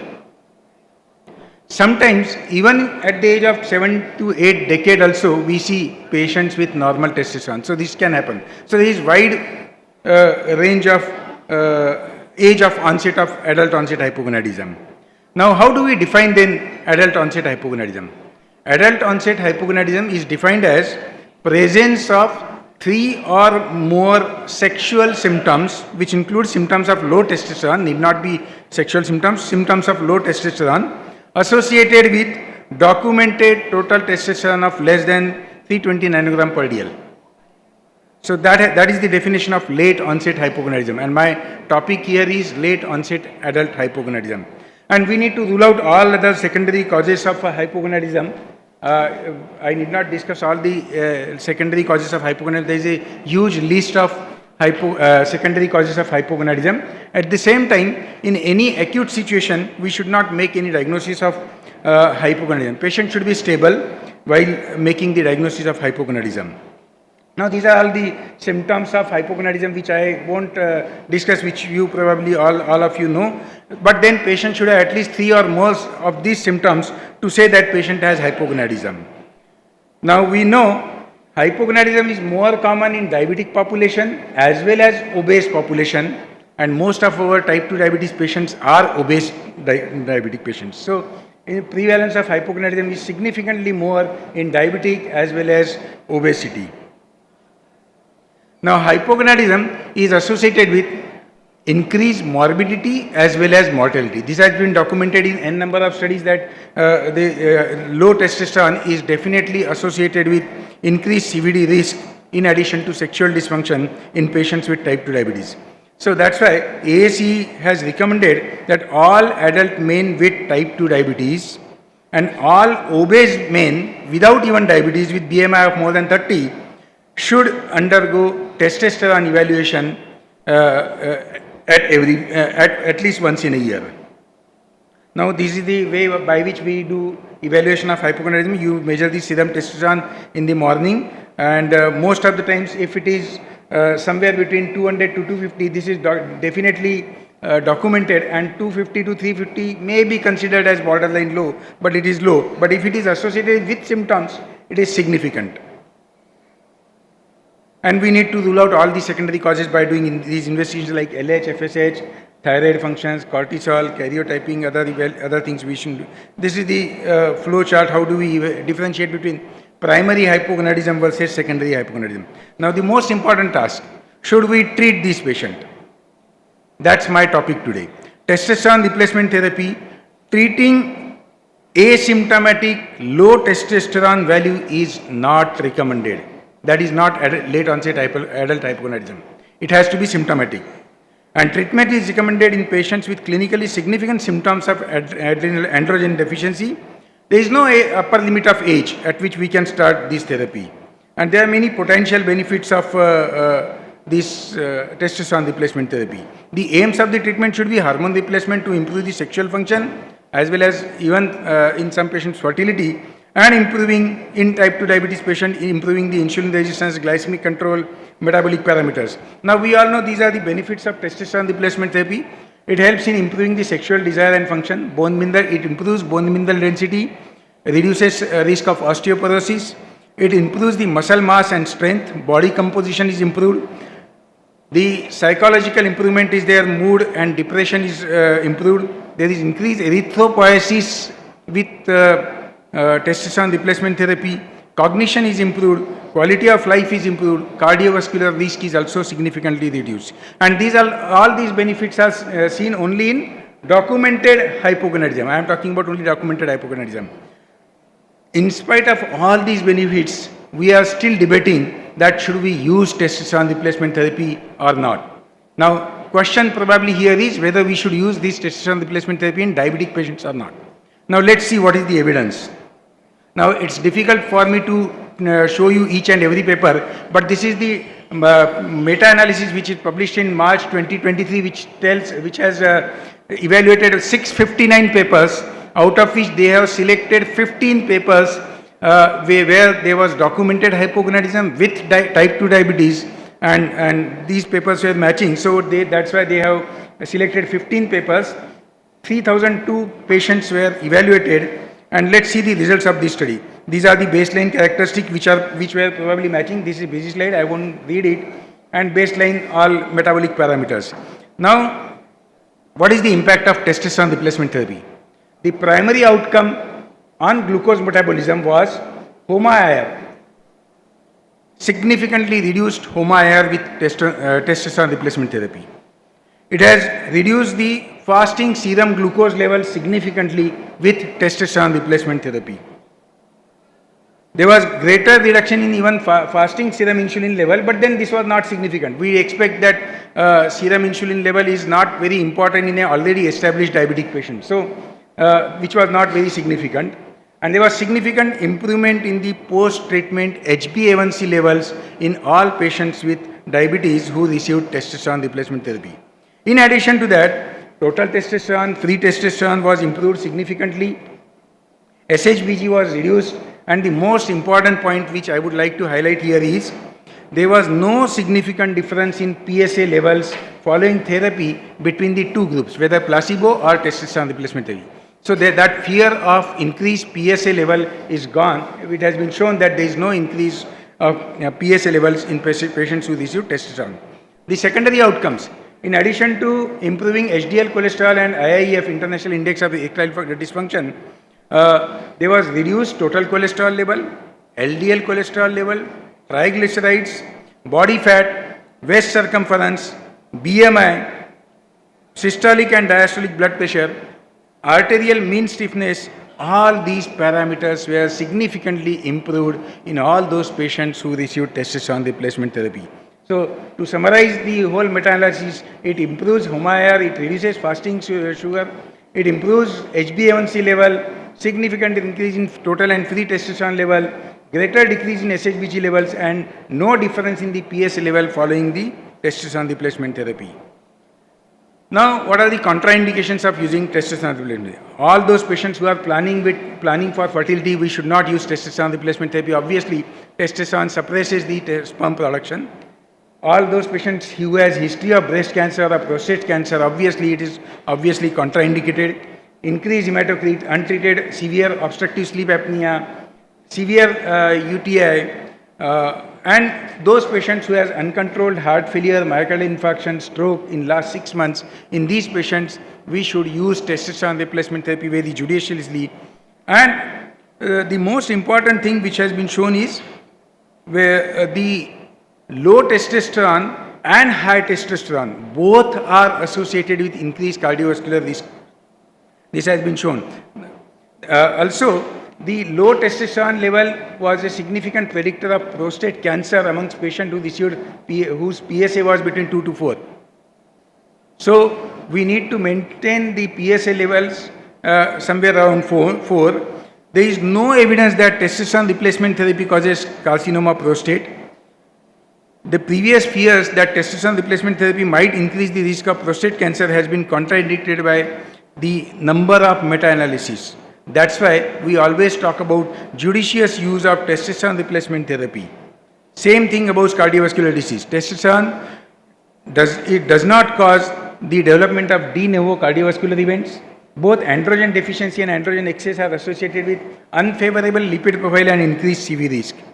And that's why we say that testosterone replacement therapy should be used in all those patients who are type 2 diabetes with documented adult onset hypogonadism.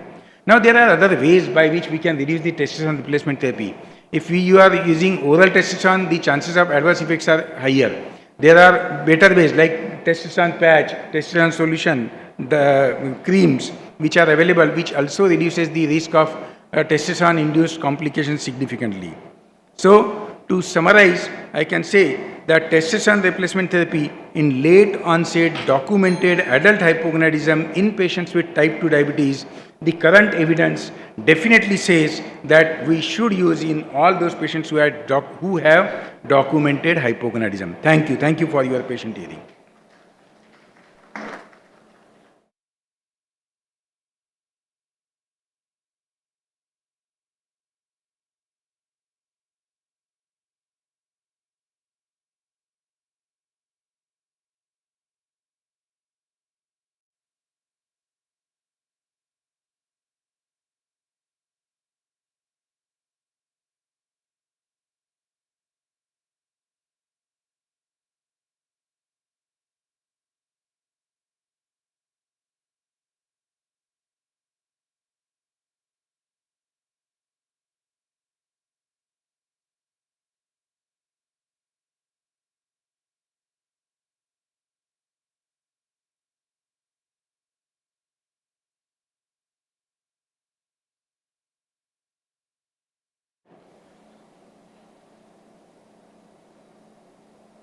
So, after such an excellent talk by Gandhi sir, and I had been given the task to speak against the testosterone replacement therapy, and my job had been made easier by Gandhi sir by few last slides what he showed, the contraindications for testosterone replacement therapy, but still I would go ahead.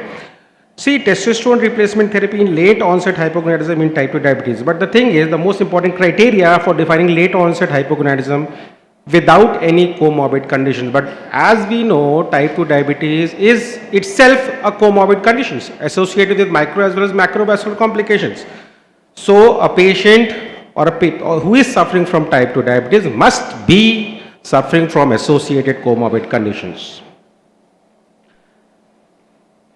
Testosterone replacement therapy for late onset hypogonadism in type 2 diabetes is a controversial topic, although, and several arguments against its use have been highlighted in various studies and reviews. Although the studies are very scarce, but still there are studies which actually contraindicate the use of testosterone replacement therapy. And definition already Gandhi sir has told, but I would quickly point out the potential risk of testosterone replacement therapy: induction of the progression of breast and prostate cancer, symptomatic worsening of benign prostatic hyperplasia, induction of hepatic tumors, induction of gynecomastia, induction of erythrocytosis, induction of infertility, mind it, and testicular atrophy, and induction of skin disease and worsening of induction of sleep apnea. So very quickly, now what about prostate health? Most importantly, there is a concern that replacement therapy could stimulate the growth of prostate cancer or exacerbate benign prostatic hyperplasia. Although evidence is mixed, the potential for increased prostate specific antigen levels and the development of prostate related issues remains a concern. But in one of the meta-analysis demonstrated that testosterone replacement therapy increases prostate specific antigens levels, aggravates acute urinary retention and international prostate symptom score, that is IPSS. And BPH, benign prostatic hyperplasia, affects about 50% of men between the ages of 50 and 60 and up to 90% of men older than 80 in type 2 diabetes.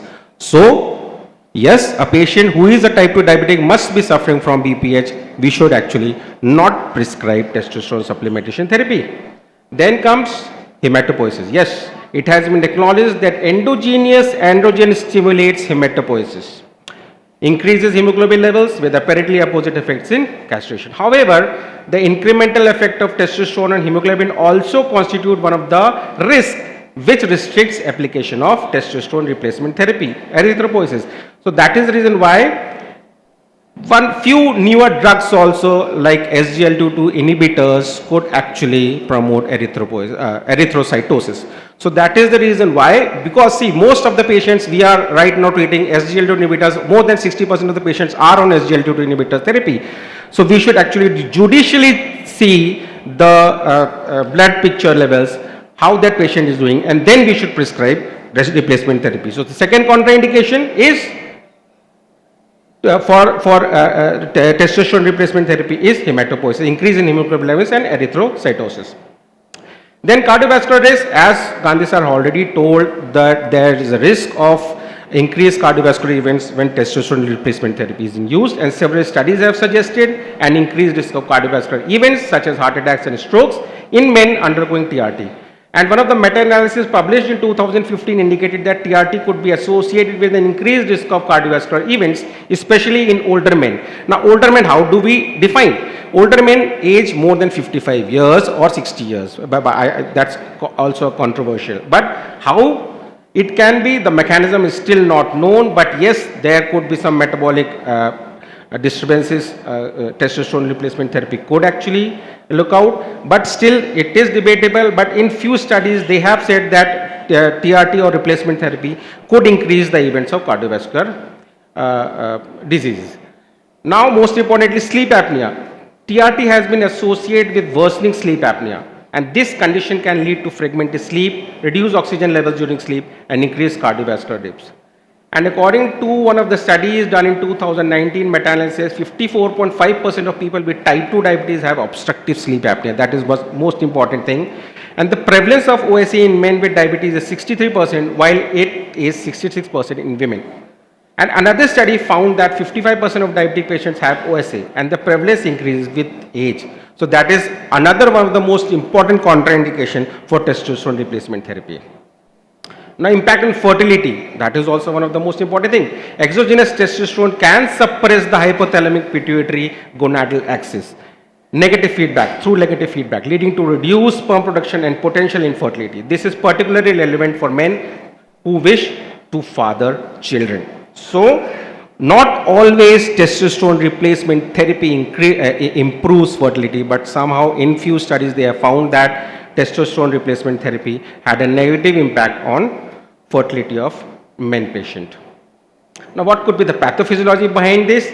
See, exogenous administration of testosterone results in negative feedback with hypothalamic pituitary gonadal axis, which consequently causes a decrease in endogenous and intratesticular levels. Also, atrophy of the germinal epithelium together with spermatogenesis suppression and subsequent azoospermia after 10 weeks of therapy has been documented by World Health Organization task force investigating exogenous testosterone as a male contraceptive option. So another contraindication for the prescription of testosterone replacement therapy.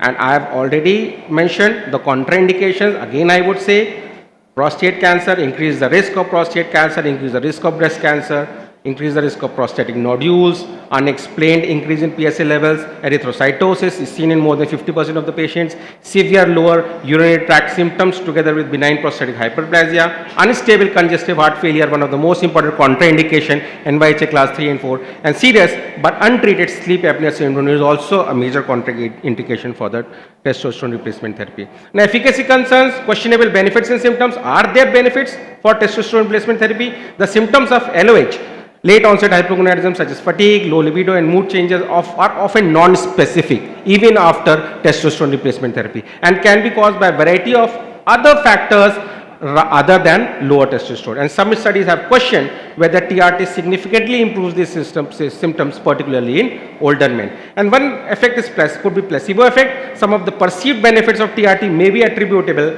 to the placebo effect rather than the therapy itself. This also raises questions about the true efficacy of TRT in treating late onset hypogonadism symptoms. Now, there are few guidelines also which actually states against the testosterone replacement therapy, and clinical guidelines often recommend careful consideration before initiating TRT. The Endocrine Society, for example, recommends TRT only for men with unequivocally low testosterone levels and clear symptoms of hypogonadism, and after a thorough discussion of potential risk and benefits. But still there are lack of long-term safety data. There is a lack of long-term safety data on the use of TRT in older men with LVH. The long-term effects of TRT on cardiovascular health, prostate health, and overall mortality are not well understood, making it difficult to fully assess the risk-benefit ratio. So far to go with so many risk factors associated with testosterone replacement therapy.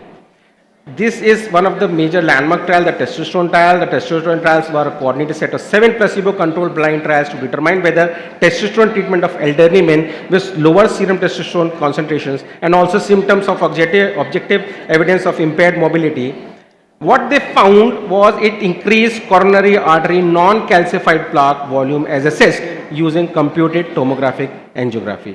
And no change, but still there were increased risk of coronary artery disease with testosterone replacement therapy, long-term use of TRT, but no changes in energy or cognitive function were found even after testosterone replacement therapy. Only 5 to 9% of improvement was seen with TRT therapy in energy or cognitive function in patients with LOH. And concerning sexual functions, scanty improvements of ejaculatory dysfunction was found in other studies also when TRT was given for a longer period of time.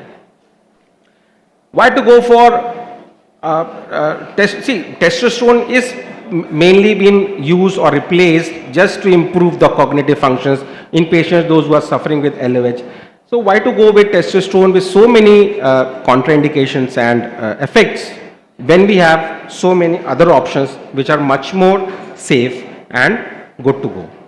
Few of the things are dietary supplements, lifestyle changes, and other drugs are also there. Although clomiphene citrate and SCG are not being used very frequently, but still there are other options available where we can improve the cognitive function in the patients with late onset hypogonadism in patients with type 2 diabetes. So to conclude, while TRT may offer benefit for some men with LOH, it is essential to weigh those potential benefits against the risk. And the decision to initiate TRT should be made on an individual basis considering the patient's specific symptoms, overall health and potential risk factors. Ongoing monitoring and a clear understanding of the potential side effects are crucial in managing men undergoing testosterone replacement therapy. Thank you. I've saved 2 minutes. From audience, only one question.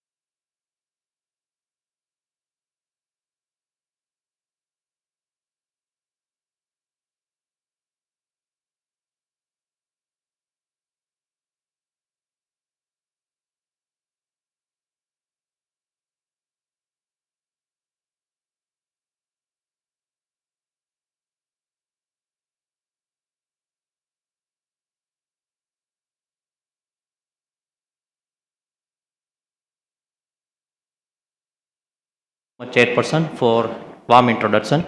First of all, special thanks to for Dr. Sunil Gupta sir for inviting me and giving me this wonderful opportunity for very unique topic, non-invasive insulin therapy.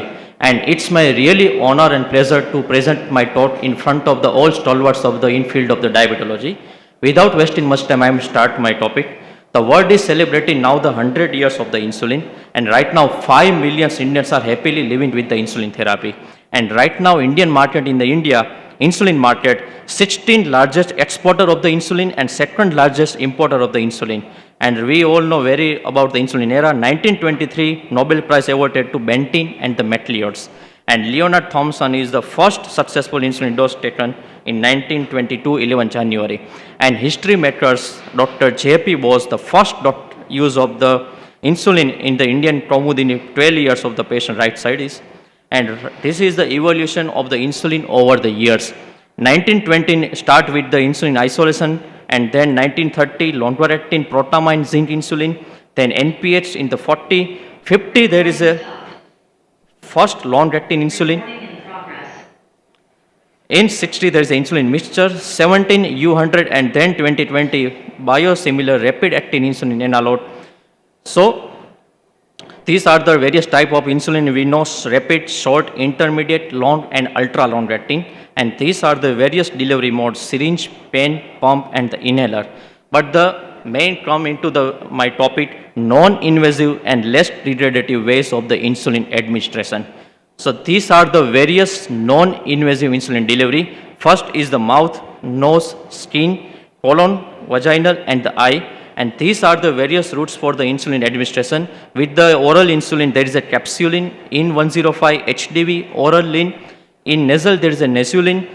There is a transdermal patch also available, various, and there is a inhaled insulin, Edzubera and Afrezza right now available. So what is the need of the non-invasive approach, right? So we right now using the subcutaneous insulin, but the main problem is the injection pain, inconvenience, and the variable compliance. In addition, it results in the peripheral hyperinsulinemia in contrast to physiologic delivery to the portal vein. And so there is an interest in the delivery insulin by the alternative non-invasive routes. So first is a inhaled insulin. This is the insulin delivery to the lung was the first reported alternative to subcutaneous injection, and this delivery by the aerosol reduced the blood glucose level. The advantage of the inhaled insulin is the vast and the well-perfused absorptive surface, absence of certain peptides that are present in the GI tract that break down the insulin, and the ability to bypass the first pass metabolism. This is the mechanism of action of the inhaled insulin in our body. Inhaled insulin activate and increase the glucose uptake in the muscles. Endogenous insulin increase the insulin secretion from the pancreas.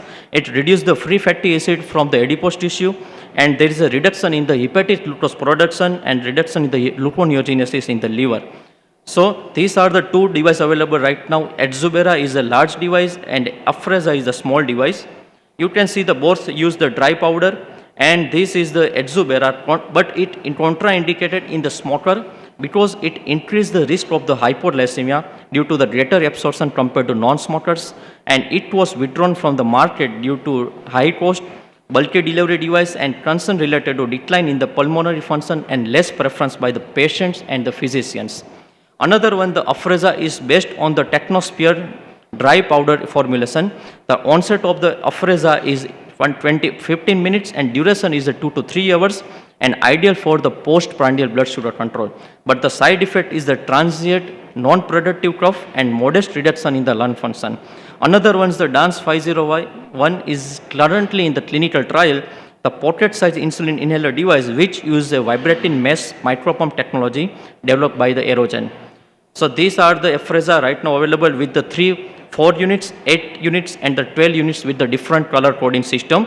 According to using insulin requirement, you can use this Afrezza. Another is the oral insulin, the most potent friendly way of the taking insulin, and the more closely mimic the physiological insulin delivery because it has more portal insulin concentration than the peripheral. Right now, 2 available capsulin is contained the unmodified insulin right now 150 units and the 300 units. It is a simple mixture contained in a standard entry coated capsule, And another one is the ORMD pod technology, comprise the entry-coated capsule that compass the insulin along with the protease inhibitor and absorption enhancer that aid delivery in the small intestine. Another is the tridopil. It is a novel insulin analog and modified form of the human insulin where the free amino acid there is a sequence and advantage of the better stability and reduction in the process of the enzyme in the GI tract. Another one is the HDV, oral hepatocyte direct vesicles. It is an insulin gene capsule has been designed in which all insulin is bound to HDV, and it is one of the most promising aspect of the formulation is the amount of insulin contained each capsule. It can be little as the 5 units. And this is OSHADI ICP. ICP means combination of the insulin, proinsulin and the C-peptide. And the possible reason for this combination is to reflect a delivery system like endogenous insulin release, particularly because the orally delivered insulin reaches the circulation via the hepatic portal vein. And recently, multifocal and self-nano-emulsifying drug delivery system, SNADs, also be tried for the oral insulin. And in vivo result showed there is a significant increase in the serum insulin compared to oral insulin solution. So these are the various oral insulin delivery strategy: nanoparticles, microparticles, hydrogels, tablets, capsule, ionic liquids, and GIT patches available for OIDs. And these are the various type of the buccal insulin. There is a buccal spray, oral lean, there is a pleuronate F127 gel, there is a nanoparticle, transferrosome, and these are the various available form like tablet, patch, film, and the sponges available for buccal insulin. And various companies, these are the list of the companies, these are, they act on the various insulin formulation for the oral, and 2 bigger companies like Biocon and the Novo Nordisk is also in the pipeline. But some challenges for the oral drug delivery of the insulin, there is absorption through the GIT, pre-systemic degradation, dose from the stability, and poor intestinal transport. So third is the nasal insulin. The intranasal delivery has several advantages over the oral because it has bypassed the GI peptidase. Advantage over the subcutaneous, it is a non-invasive and the painless. Advantage over the inhalation because there is no issue with the lung function, which made this route attractive for the delivery of the insulin. And the nasolin is a short-acting insulin recombinant intranasal insulin therapy with bioavailability of 15 to 25% with the onset of action 10 to 20 minutes. And it is generally well tolerated, and side effect is the irritation, tickling sensation, and the sneezing. It is a wonderful intranasal insulin is clinical practice, and the experimental study suggests intranasal insulin has a significant therapeutic potential to treat the many nervous, metabolic, and endocrine disease, but the potential is still poorly understood and limited mainly by the Alzheimer's disease and mild cognitive impairment. Fourth is the transdermal insulin. The advantage of transdermal insulin is eliminate the problem associated with the needles and the injections, and the large surface of the skin make it convenient route for the insulin delivery. However, the penetration of the insulin is helped by the stratum corneum, the outermost layer of the skin, and these techniques are limited by the skin injury, burns, or the blister. So these are the various way of the delivered transdermal insulin delivery: chemical enhancer, ionotrophoresis, ultrasound, jet injection, and microneedles. So these are the several way. Ionotrophoresis technique use the small electrical currents. Sonophoresis use the ultrasound waves. Microdermal ablation by removing the stratum corneum. Electroporation utilize the high voltage pulse. Transferrin is in the insulin encapsulated in the transferrosome. Insupatch device developed as add-on to the insulin pump, and U strip system is unique because the transdermal delivery of the insulin is enhanced by the combining 2 type of the ultrasonic waveform. And these are the IMAP. So there is a one ionotrophoresis microneedle or a patch combining the all this part.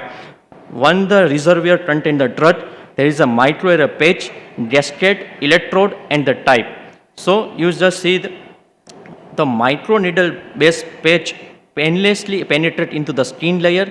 The smart patch contains the insulin and the glucose sensing enzyme glucose oxidase, so which convert the glucose into the gluconate, and the high glucose oxidase activity in response to increase the glucose trigger, nanoparticle degradation and the insulin. So once the high glucose detected, then automatically insulin released from the smart patch. But the advantage of the transdermal delivery system is it across the skin barrier represent a minimally invasive and attractive method for the insulin delivery in contrast to painful hypodermic injections, and several advantage over the oral, pulmonary and nasal administration technique like able to avoid the chemical and enzymatic degradation in the digestive tract. It provides a sustained release to maintain the therapeutic concentration for the prolonged time and increase the patient adherence and also improve the glycemic control. But the limitation is the high cost and low plasma blood level. Another non-conventional route are the ocular route, rectal route and the intratracheal routes. So these are the various routes, and it has some pro and the cons of the each end routes: buccal delivery, oral delivery, nasal delivery, pulmonary delivery and transdermal delivery. So by that I conclude my talk. Research has long concentrated on finding an administration method for insulin that is minimally invasive or non-invasive while also being effective, safe, convenient and cost effective for the patients. Every route and the method of the delivery has its own set of the potential benefit and drawback. Nevertheless, if successful, alternative administration route could transport the management of the diabetes mellitus and contribute to the enhancing the patient quality of the life. I will show you the one small video. Dr. Sunil Gupta sir says always education, education and education. And right now it's technology, technology and technology. And we have the technology master of the India, Dr. Jyotidev sir, Rakesh Parikh sir. So this is, I made this video with artificial intelligence.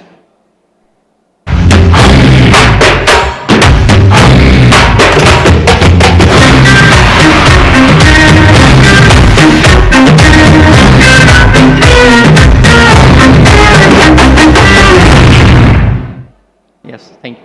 So technology is now everywhere. So why not in the insulin delivery system? By that, thank you so much.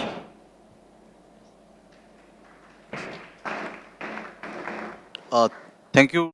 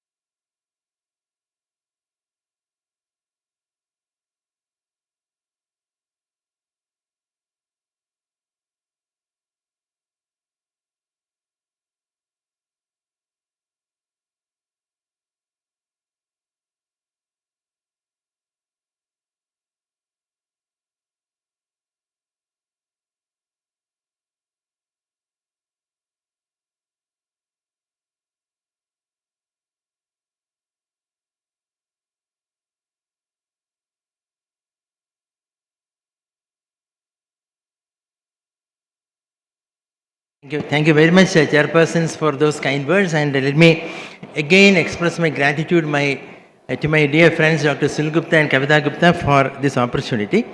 And this time, Sunil has asked me to discuss on oral semaglutide. And I know that there is nothing new with oral semaglutide because we have been listening to Dr. Malay on the upcoming developments in insulin delivery. But let me tell you, Malay, the last video, it was stunning. Unbelievable with the help of technology. And you yourself was there acting in the video. Anyway, congratulations. And that is the speed by which technology is progressing. And let me describe oral semaglutide. For me, oral semaglutide is a Miss Universe. And this is the Miss Universe among all the medications currently available for the treatment of diabetes and for the treatment of obesity. And this is something which is true globally, not just in India. And there are a couple of reasons for this statement. And this is a 2022 tweet, and that time it was Twitter, not X. And this is from Elon Musk, sometime back, and this is a new picture. And he himself is using semaglutide.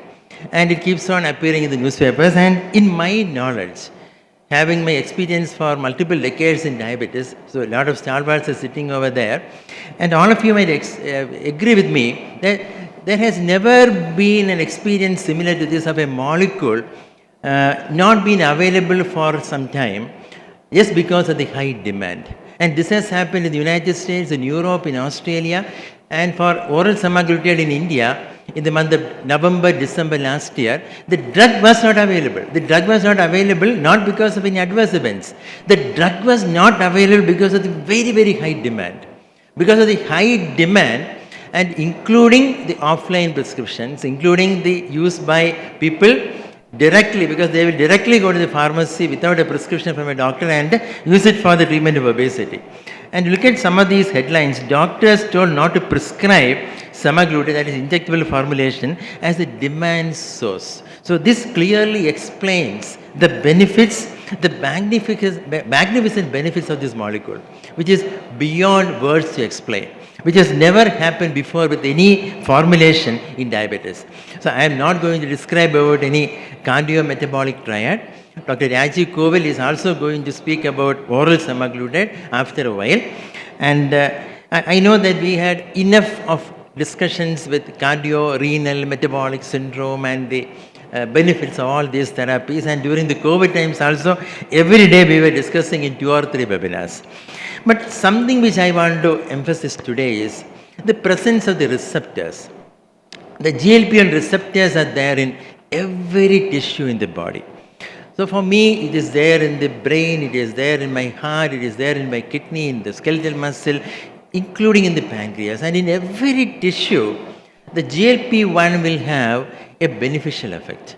A benefit, not an adverse effect. It has got a beneficial effect, and this is something which we are all excited about. And this is a long list of some of which already known, and I'll be discussing, because every time I do a lecture on a already known molecule, I will make a promise. There will be something, at least 5% will be new in the lecture. So let me ask you a very humble question. How many of you are prescribers of oral semaglutide? Can you please raise your hands? I think a good majority. And how many of you believe that this is a fantastic molecule? Can you raise your hands?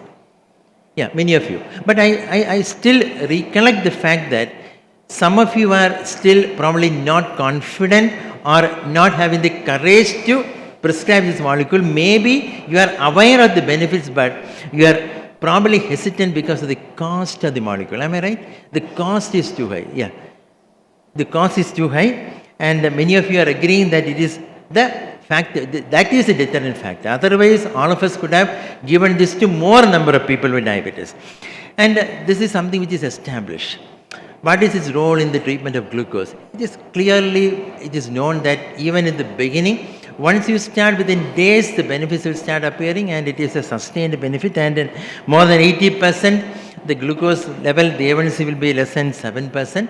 And this is again well established. All of us are aware of this. And this is a molecule which is studied in RCTs as well as huge evidence being generated in the real world. And this is again from our own centers, multiple studies from across the country. This is published in International Journal of Diabetes and Technology, the real world evidence. And of course, this is under embargo. We are presenting 2 papers at the upcoming American Diabetes Association, and this is 10 days from now. We are having 2 papers at the American Diabetes Association. This is again on real world evidence with oral semaglutide. So this is something which is probably known to everyone, all these benefits.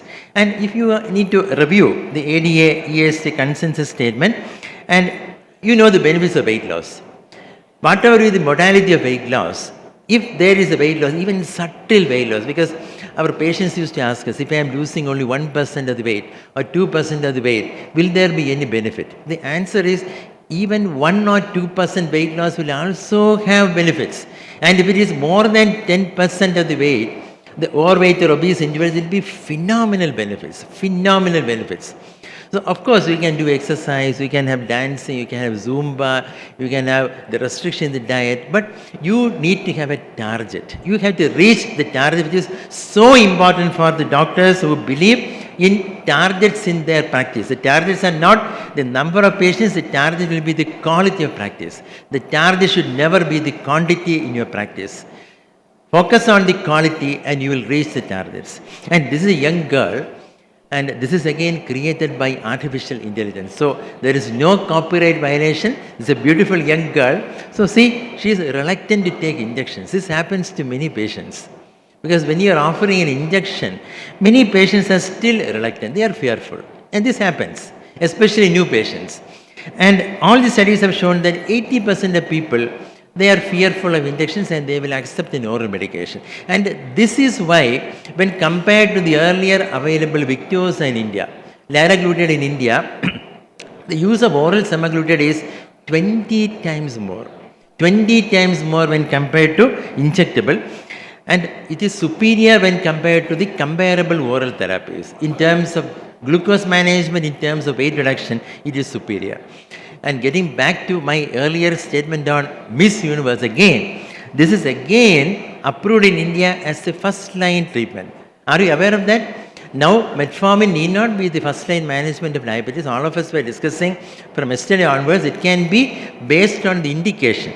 So, a drug such as oral semaglutide can also be given in India as the first line drug in diabetes or diabesity. It can be given, and it is again aligning by the RSSDI protocol that we have published, aligning by the ADA EST. So you have those patients who are under the risk, the high cardiovascular risk, or established cardiovascular disease or established chronic kidney disease. So if you look at these 2 areas, there is only one drug with very high efficacy for glucose reduction, with very high efficacy for weight reduction.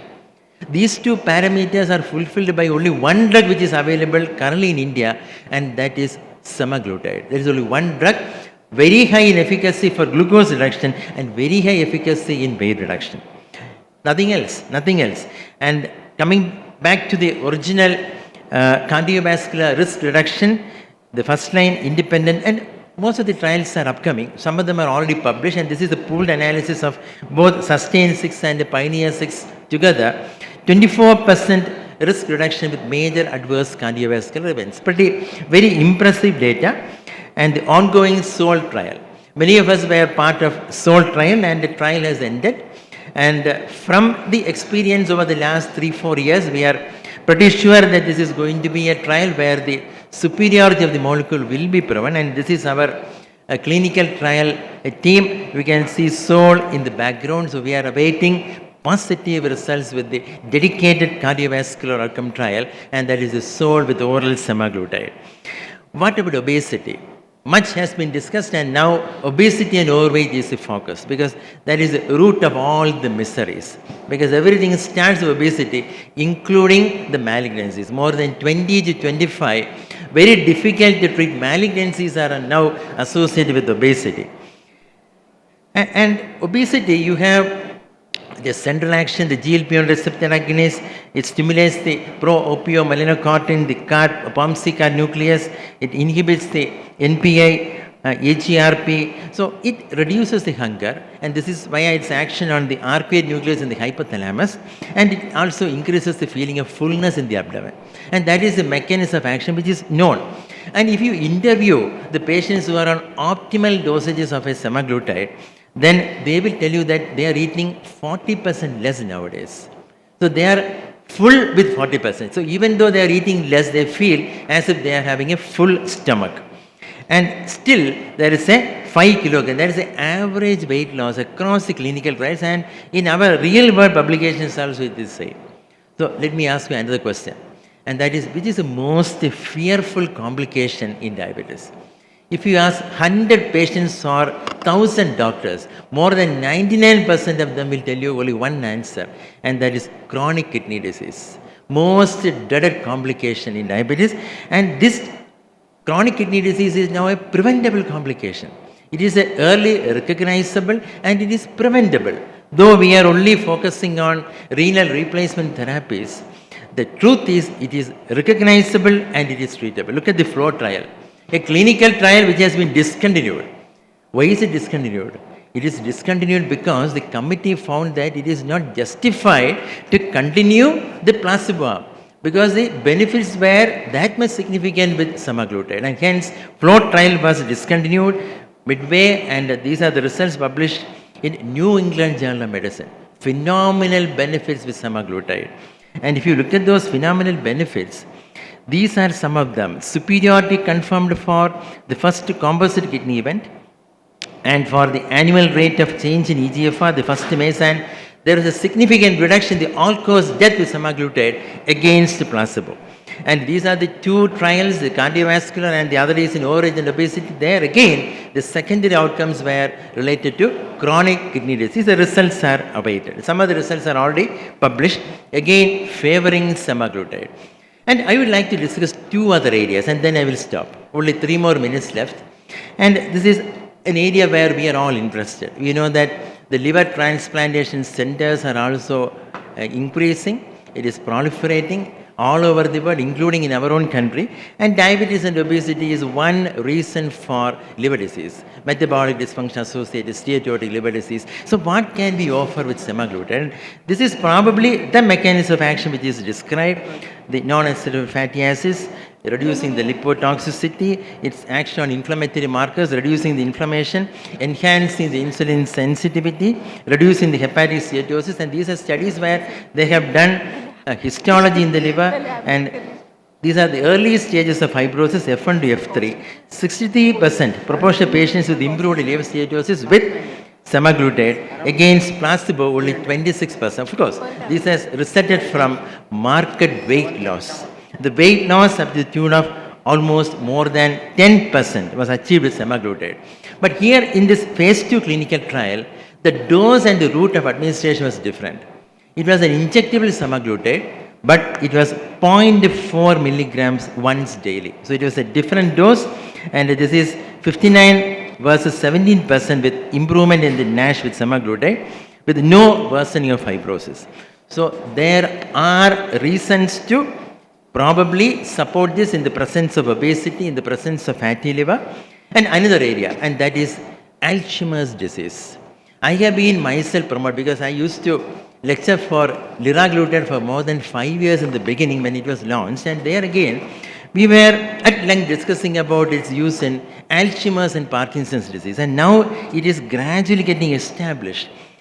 Because you know the hallmark of Alzheimer's disease, the neurofibrillary tangles, and it reduces the tau, the amyloid protein, the beta amyloid, it increases the blood flow in the brain, it reduces the atherosclerosis, it reduces the neuroinflammation via the glia. Multiple mechanisms by which this can be established. And there are 2 ongoing clinical trials, very, very important, because semaglutide is definitely having a role in Alzheimer's disease. EVOKE and EVOKE Plus.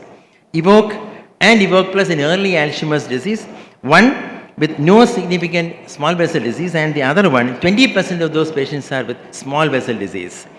So let me stop here, and with the consent of the organizers, welcoming all of you once again to our 12th year, and this is a signature event, the 12th year of our JPF Global Convention in the same venue in Trivandrum, 3 days of convention. And let me conclude with a statement. Of course, semaglutide is a very expensive molecule. But never judge the patient by their appearance. They may be affordable. They may accommodate your suggestions. So always be brave to discuss about the possibilities and about the guideline directed medical therapy, which will be the best for them to have the best outcomes in diabetes. So thank you very much for your patient hearing. Thank you, Dr. Jayadeva. Any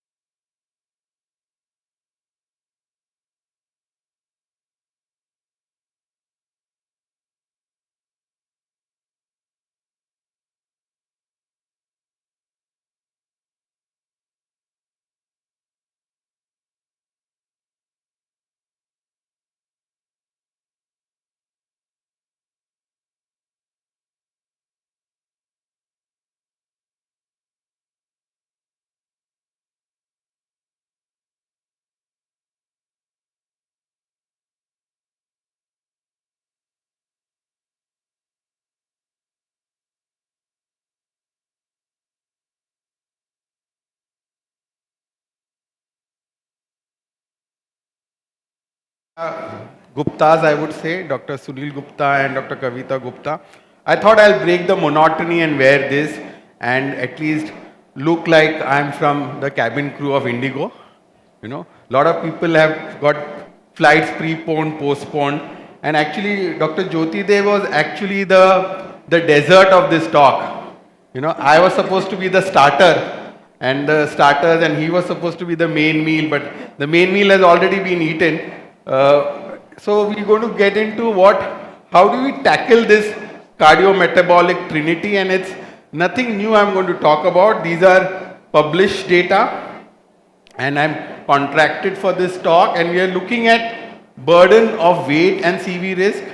How do we have early weight loss and cardiovascular reduction and tackling this trinity? It's important to realize that till 15 years back, we were like cowboys trying to get down the HbA1c down, like the Accord study, and we didn't get any benefit. Today, after 15 years of the Accord study, we can safely say that we were doing wrong. We were not actually treating the core defects of diabetes, and that seems to be the weight. Now, the direct study clearly tells us that in whatever way you reduce weight, you are able to put a patient of type 2 diabetes in remission. And morphologically also, the fat in the pancreas goes down, the pancreas functions better. So 25 years back, we were told that diabetes is a progressive disease. Now we know that we are able to, I would not say reverse, but put them into remission. So there's a revolution of science, and in last 1.5 decades, incretin-based therapies have come in a very big way. And paradoxical high glucagon has been a pathophysiological defect where these GLP-1 receptor analogs comes in. So having said that, let's look at why are we looking at this epidemic. So the ectopic deposition of fat is driving diabetes, cardiovascular disease, chronic kidney disease, cancers, everything.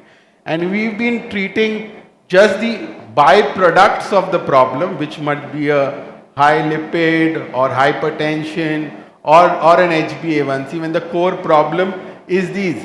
And it is because that almost 88% of people with overweight or diabetes have diabetes, and 77% of patients with type 2 diabetes have a A1c more than 7%. And it's like the chicken and egg story of insulin resistance. It seems to be the same overlapping of risk factors which we are finally aware. And if we are just treating the byproducts of the problem, we are going to make these patients go to various specialties over a period of time. Some may visit an oncosurgeon, some may visit a cardiologist, some a kidney specialist, some a retinal specialist. But suppose we treat the core problem, we are able to treat all these things. And whether it's diabetes, atherosclerosis, obesity, hypertension, cardiovascular disease, there is a lot of hematology, inflammation involved in the processes and in the comorbidities it actually causes. And not getting into details, but this is the unholy trinity.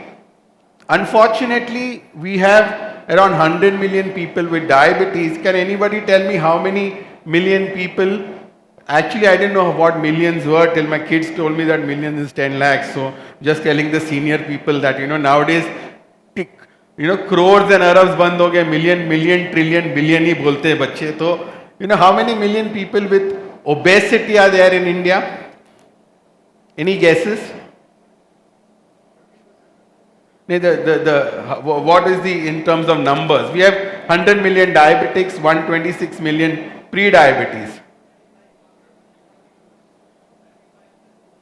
350 million, sir. 350 million people with obesity, which is higher than the whole population of the US. And the 1/4 of the global population is here. So we are actually looking at, we are not a country, we are a continent. So we are looking at 350 million people with obesity. We are looking at 100 million people with diabetes, 125 million with pre-diabetes. We have 85% of our patients with dyslipidemia. I've also given some work to our cameraman. He had a fixed focus. Now he has to move a little bit. And what does all this cost? The healthcare cost keeps going up, as the BMI increases. As you can see, as the BMI is going up, the healthcare cost increases. And it's not only the known problems of diabetes and obesity, but diabetes by itself increases the chance of all types of cancers by more than 20%. So what is early weight loss? Early weight loss is more of a proactive approach rather than, I remember reading a paper called as the caramel disease. And caramel disease was cardiac, renal, metabolic liver disease and diabetic retinopathy put together was caramel disease. And caramel disease actually was a nomenclature to what we call as type 2 diabetes. So type 2 diabetes, when we talk about type 2 diabetes, it's only hyperglycemia which comes into our mind. But when we talk about something like a caramel disease where the blood sugar is a byproduct of an internal problem, then we start treating the internal problem. And that's the mindset change that we need to know. The ADA, ESD, the ACE have put a lot of guidelines in place. A decade back, the Israeli Diabetic Federation had put up guidelines where after metformin, the choice of the next agent should be based on BMI rather than other things. And probably that comes into place today. That we have patients who have ASCVD, we have only 25% of our patients with ASCVD. But we have almost 70% of our patients with NAFLD. We have almost 85% to 90% of our patients who have obesity. So probably when we choose a drug, we need to look at NAFLD, we need to look at obesity because these are more prevalent than a heart failure or ASCVD. Obviously there is robust evidence of GLP-1 and SGLT2s in ASCVD, chronic kidney disease and heart failure. Obviously use them, but the BMI as well as NAFLD needs to come into our mind when we select the first drug, probably before metformin or after metformin. And why I'm saying that we need to have a very upstream approach to tackling weight in our people with diabetes, and probably this is a very important thing in our mind. And weight loss is, and as I said that diabetes is a byproduct or hyperglycemia is a byproduct of the internal problem. So if you are able to lose weight, you are obviously going to get the HbA1c as well as the blood sugars down. And the direct study was a clear example. Unfortunately, a lot of engineers have taken to apps and are taking patients away from us and selling the dream of reversibility to them. But in any way, if we are able to make patients lose weight other than an infection, the patient will have some amount of remission. Whether it's in his NAFLD, whether it's in his obstructive sleep apnea, whether it's his diabetes, you are able to do that. And as you can see, and as Dr. Jyoti Dev had said, that even a 2 to 3% weight loss has emergent risk reduction in patients with diabetes. Look Ahead was one of the very earlier studies which told us that more than 10% weight loss, actually this is in the first year following the diagnosis of diabetes, have almost a 21% lower composite outcome within a year's time itself. Again, weight loss has its impact on multiple things, and as you can see that loss of 5% body weight in the year following diabetes diagnosis was associated with the improvement in risk factors and a 48% lower hazard of cardiovascular disease at 10 years. And this is what we are supposed to be doing, that we are not only supposed to treat patients to prevent complications but also improve their life and improve their quality of life. So weight loss will also help their quality of life and will also improve their lifespan as such.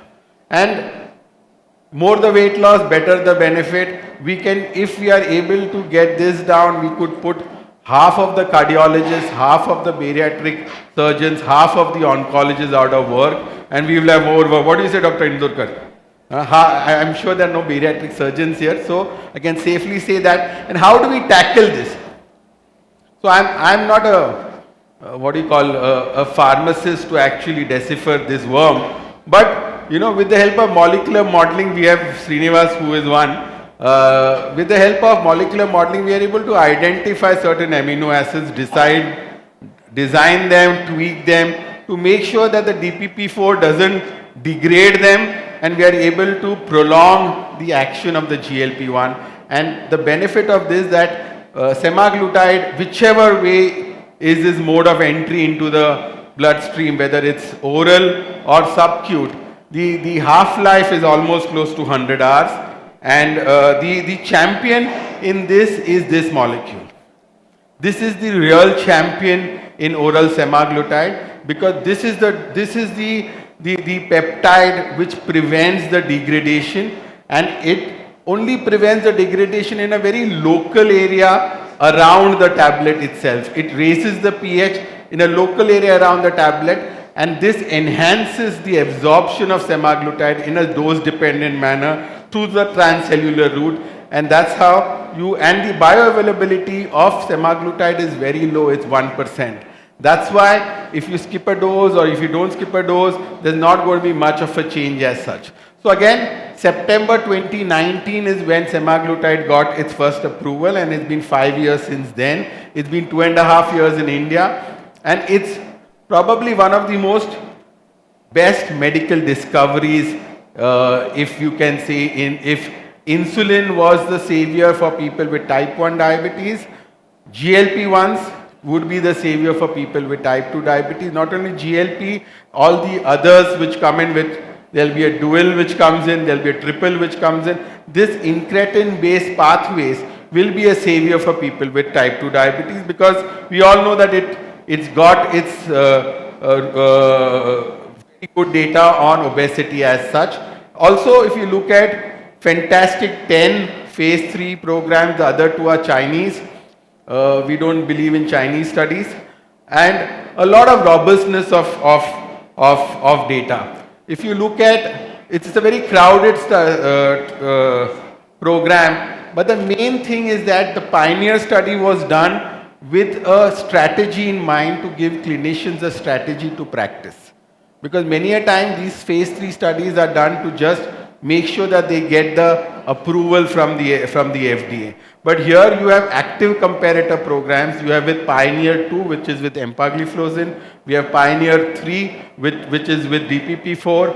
Pioneer 3 with DPP-4. Pioneer 4 with liraglutide at the highest dosage of 1.8. And again, before the launch of oral semaglutide, a lot of people believe that DPP-4 are oral forms of injectable GLP-1s, and clearly this and award few programs have clearly shown that GLP-1s have a supraphysiological rise of GLP, and they can have much better effects on HbA1c as well as on weight. And if you look at, let me see if we have, so the HbA1c reduction with semaglutide with a range of active comparators has been fantastic. It has beaten EMPA, CETA and liraglutide in the Pioneer 2, 3 and Pioneer 4 programs, both at 26 weeks as well as 52 weeks, both in its HbA1c and its weight reduction. We know that liraglutide has got approval for weight loss. The estimated treatment difference in weight loss between oral sema as well as liraglutide and Pioneer 4 was 1.8 kilograms at 26 weeks. And that is very, very significant. And majority of the patient lose up to 5 kilos. So you have a combination of at least 1 to 1.5% reduction in HbA1c, 3 to 5% weight loss, some reduction in blood pressure, some reduction in dyslipidemia. Many a time I call this as an actual true polypill for a country like us. Again, the weight loss is from the fat and not from the lean mass. I think again the Pioneer 6 is the cardiovascular outcome study for oral semaglutide. The SOUL will come. Sustain 6 was the cardiovascular outcome study for injectable semaglutide. If you watch them closely, the hazard ratio is almost similar. Pioneer was not driven for superiority. Sustain was done for superiority post hoc, but whichever way, there is data to suggest that the portal of entry of semaglutide does not change the action profile of semaglutide. So the cardiovascular benefit of injectable can easily be passed on to oral semaglutide as such. Real world evidence, again, if you look at what, this has not yet come out, but if you look at it, that what is happening in India, the A1C is very high. 90% was started for achieving glycemic control and weight loss. 1 in 5 was started within 1 year of diagnosis, so we don't have to wait. There's enough post-hoc analysis on Pioneer to suggest that you can start it at any duration of diabetes, at any HbA1c on the background of any other medication. The effects do not change. All these things you all are aware of. Thank you. Thank you so much. Thank you for a patient hearing. Thank you, Dr. Kovil, for this most interesting talk on this miracle drug. Thank I you have so just much. one small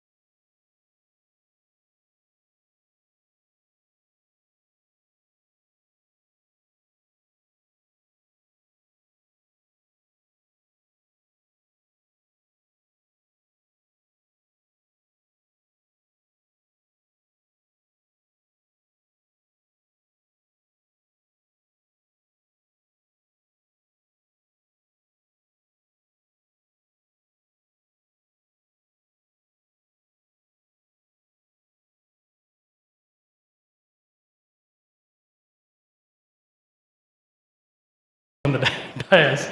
So thanks everyone for being here, and today's topic is something new. So any questions asked, Rajiv will answer for me, and I do not have any disclaimer for this. And it's a new topic about the era of the new peptides which is in the block, which it is continuation of the previous two talks, but we are going one step ahead to look at this. I am sure this slide was shown earlier as well, and you can see the marked area talks about this group which is making the news and making our lives much, much easier with the complicated diabetics, especially with the risk factors, including the obesity part. So this is the spectrum of peptides we have in the obesity therapeutics now. And that's something we should remember. Now we have the GLPs, we have the GIP, the amylin derivatives, the glucagon, and the PYY. So this is where we are standing today. We are moving one step away from a monoagonist to a dual and now a triple agonist. And that's what we're going to allude upon today.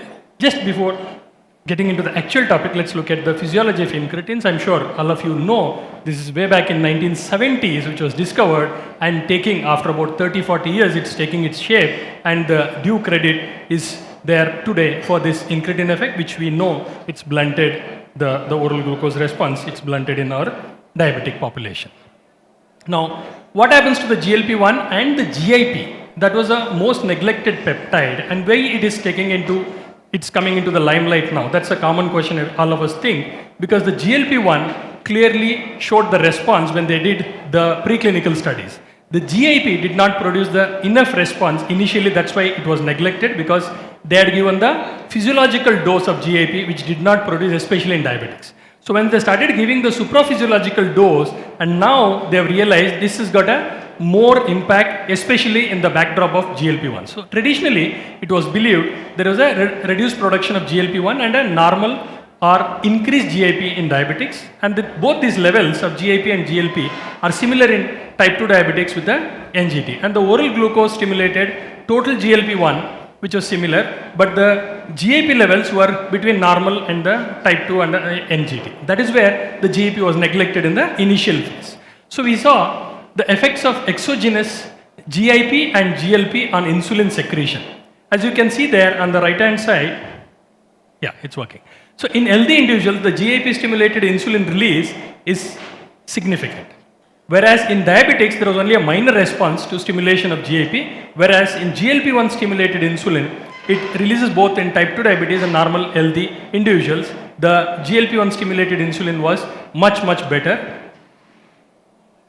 And this is what happens, the effects of GLP and GIP in diabetics and healthy individuals. As you can see, the glucagon, the GIP and the GLP-1 are similar effects, whereas the insulin secretion, you can see the GIP both in healthy and in type 2 diabetics versus the GLP-1, and on the right hand side, the incretin effect again is shown, and the ability to lower the plasma glucose in healthy individual, the GIP is exaggerated, whereas in the diabetics it is blunted, whereas the GLP-1 is same. That is why the monoagonist came into picture before the GIP.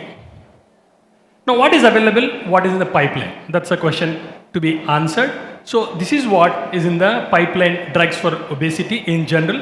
The GLP-1 monoagonist, we are all enjoying the benefits of this molecule now, but this is what is coming up, and these are all the various molecules, and tirzepatide again has made few of the pharma the number one companies in the world now because of one molecule, and the retatrutide is the triple agonist, and that is what interests of today. And of course, the carglinitide and sema combinations also we are doing trials now with the cargi-sema. So this is about the tirzepatide. We'll not talk about the structure of that for the want of time, but look at the pancreatic and the exopancreatic actions of this GIP and GLP. When you combine these two, this is what we are enjoying all this, but look at the GIP-1. The nausea is reduced because it acts on the CTZ, chemoreceptor trigger zone, and that is where the nausea is reduced, and we have the advantage when you combine, the overall upper GI effects come down with the combination of this. And the gastric acid secretion, increased glucagon and reduced glucagon with the GLP-1, and this is where, because glucagon normally is secreted in response to hypoglycemia in a normal individual and also in diabetic, but here it increases the glucagon. And this action which is there, and the receptors for GIP are present in the fat but not the GLP-1 are not present in the fat tissues or the adipose tissues. And it has also got action on the bone resorption. There are certain trials, phase 2, which are going on regarding the bone resorption of these tirzepatide. And this is the molecule which has produced enough weight loss, about 12%, 15% weight loss in about 70 to 90% of the study population so far in all the trials. Now let us look at the cardiovascular benefits, which is the CVOT trials. Surpass CVOT is ongoing. It's a phase 3, and there are beneficial effects so far in the interim reports, cardiovascular benefits, and these are the SURMOUNT trials. We were part of the SURMOUNT 2, which is over now, and it is due for publication now. The SURMOUNT 2, type 2 diabetics with obesity. This was about tirzepatide. Now this is what is the triple G. Now we have the glucagon receptor, the GIP receptor, and the GLP-1 receptor in the backdrop of the GIP structure. So it is a 39 amino acid peptide that contains a fatty acid side chain which prolongs, and these are all the preclinical studies which have shown the phase 1 and phase 2 data, and also in animal mouse models the body weight and the blood glucose reduction is there, and the PK/PD properties are well studied, and it's a half-life of 6 days. So once weekly prick is something which is seen. Now, this is what you get the responses when you combine these three triple agonism. The GIP is the key which gives us this fat oxidation. The energy expenditure is increased, which is not seen with GLP alone. And this is the exclusiveness when you combine the GIP. But of course, the GI side effects, especially the diarrhea part, is more seen with this molecule compared to the tirzepatide, because we have done both the trials, and in this trial, what we are doing currently, the lower GI is somehow little more compared to the upper GI side effect. But this is something which makes it, and in 3 months in the trial, I have seen people losing about 18 to 20 kilos on an average. And the aversion to food, the satiety is too much. I mean, literally they say it's like aversion to the food, what we typically describe in a UTI or in a hepatitis. And that is what people, same picture, they come and say, as soon as we see the plate, we don't feel like eating, we are full. And we are happy with that, with minimal intake. So that is something which we should know about this molecule. And this is the basis that the potential differentiation from the tirzepatide is that food intake, the fat utilization, and the energy expenditure. The second one and the third one are the key ones when you combine the triple G. So it offers significant body weight loss, 45 to 50% of the mouse models, and look at the comparison which is there, tirzepatide 30 to 35, sema 20 to 25, and that's the difference between the GLP and the triple G. And of course, the glucagon effect on the food intake suppression is exaggerated, it's more. Increased fat utilization and energy expenditure, this is what I was talking about, which is exclusive of this, without the lean body mass loss. And it reduces the lipogenesis and increases the lipid oxidation. This is another one which results in the liver. I will show you one of the slides in the subsequent presentation, how it reverses this over a period of time. And of course, the direct inotropic and chronotropic is also seen, but nothing so far results on the blood pressure part. Now, this is what is the glucagon receptor activation, which results in augmented effects of energy intake, substrate utilization, and energy expenditure. And this is what you see in the changes in the body weight. We are using all these arms, which are blinded, of course, for us, but 4, 8, 12, and once they go to 8 and 12 mg, they lose the maximum. And this is where you can see the 10% body weight, which most of us say the metabolic reverses, the complications reverses when there is a 10% weight loss of anybody. And look at the percentage of people achieving this 10% weight loss is about tune of 90%. And this is the Trump program, the name of the studies are Trump. And Trump outcomes is something which we are doing the CVOT trials, and I am the national lead investigator for that study as well. And this is a phase 1B, which is a 12-week study with respect to the weight reduction in A1C. You can see the dose-dependent weight reduction up to 8.65 kgs in a span of 12 weeks. 9 kilos, 12 weeks. And look at the tune of A1C reduction, 1.9% when the baseline dose, and these are all about 8.5% A1C, and you have a weight loss, the A1C loss about 2% and tune of that. That is what is. These are the phase 2 trials called GZBD and GZBF, where this study is about obesity, overweight with diabetes and without diabetes, and duration 36 weeks and 48 weeks. And what were the This is the study design. For want of time, we will not get into the study design part, but these are all the various arms. You can see the permutations, combinations with do when they do with the randomization at usually at visit 3 after the screening visit, and this is where all permutations you get, and you can see the comparison of Dula is also there in the study, and this is the phase 3 studies which we are conducting in our center right now is about GZBK, which talks about the efficacy and safety of this retatrutide, which is named currently as LY3437943, where once weekly in diabetic patients who are obese, and look at the inclusion BMI is minimum 27, and diet exercise alone are up to 3 OHAs excluding DPP4 and GLP-1s are excluded in the exclusion criteria, but this is what is required, a BMI of 27 and above to be recruited. This is another study which I was talking about, the Trump outcomes, which is yet to start now. In November we are starting this.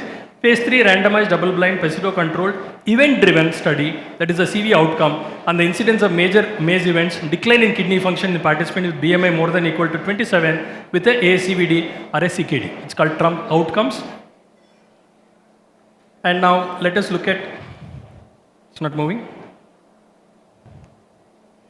Okay.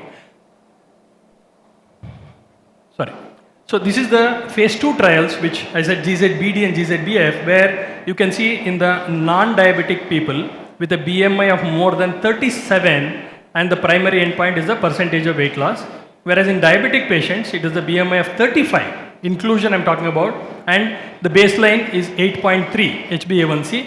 Now what are the results? Look at the GZBD, diabetics with overweight, on the right side is non-diabetic with overweight. Look at the reduction at the end of 36 weeks. And this is what is there. 10% you can see with 8 mg, people are almost 90, 100% they are achieving that. With 12 mg, you can see their 100% achievement, the weight loss part. And look at the A1C reductions also, the tune of with 8 mg is about 2.2 to 1.4 with dulaglutide, and 2.2% of A1C reductions are seen apart from this weight loss, which is their percentage of weight loss you see there.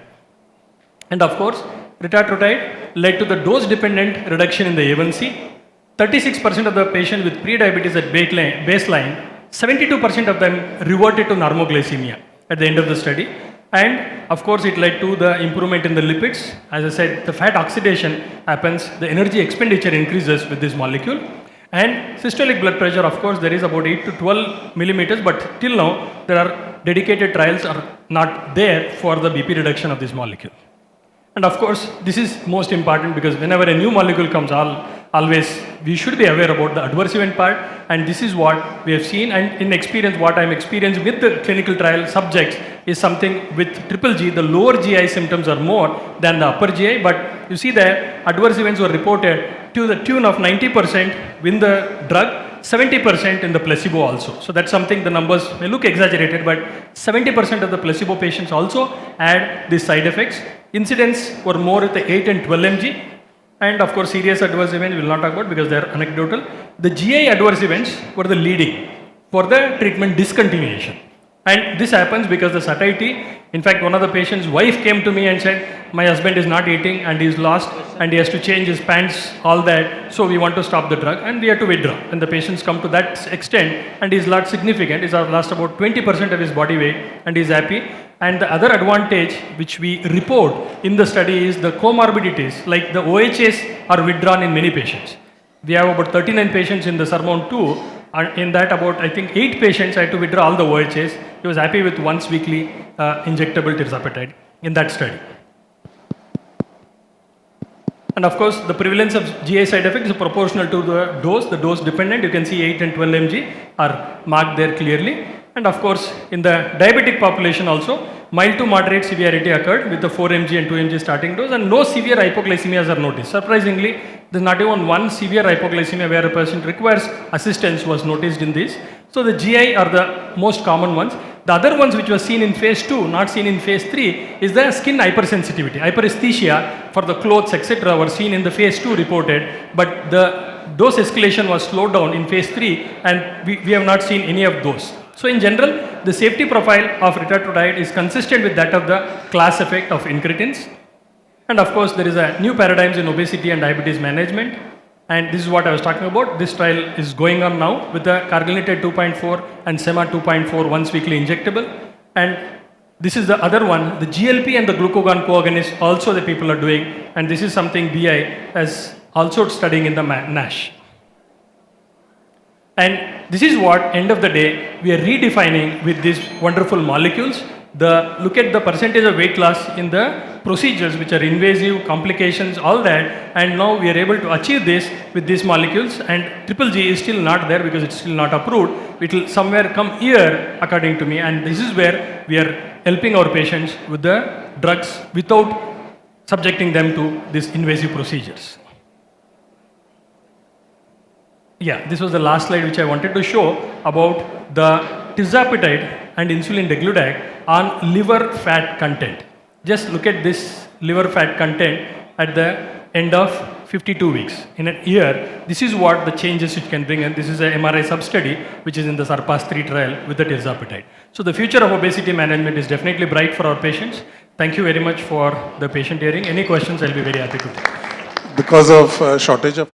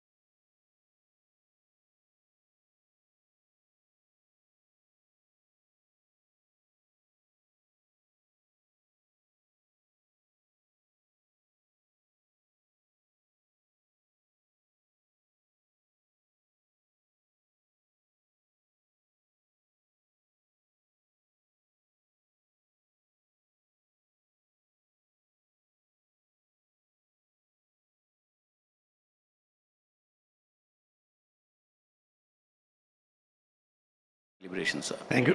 Thank you, Dr. Vinod. Good afternoon, friends. We had some talk on future just now by Dr. Srinivas, but now I am taking you to the past all the way 5 decades.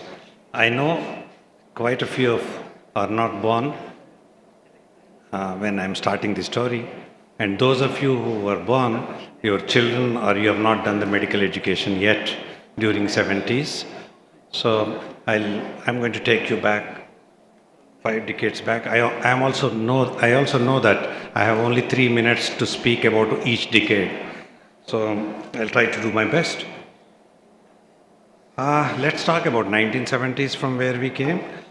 This is the time how was diabetes treated, whether it's type 2 or type 1. What are the things that were actually available? It was insulin that was the first anti-diabetic agent that was available, although it was not a purified one, although it was not a human one. And then the first oral anti-diabetic drugs that were available for treating type 2 diabetes were sulfonylureas. And amongst the sulfonylureas, it was the tolbutamide, then it is chlorpromide. I don't know how many of you must have heard this, but only a few of you might have used it. And very soon, tolbutamide has become less popular. Then chlorpromide stayed for a very long time, almost for a decade. It used to be available in 102. It was available in 100 and 250 milligrams. It is a long-acting drug. Hypoglycemias were common. But then people still survived. People still had managed. I think that was the time when doctors has to be wiser, more focused, and more worried about the patient.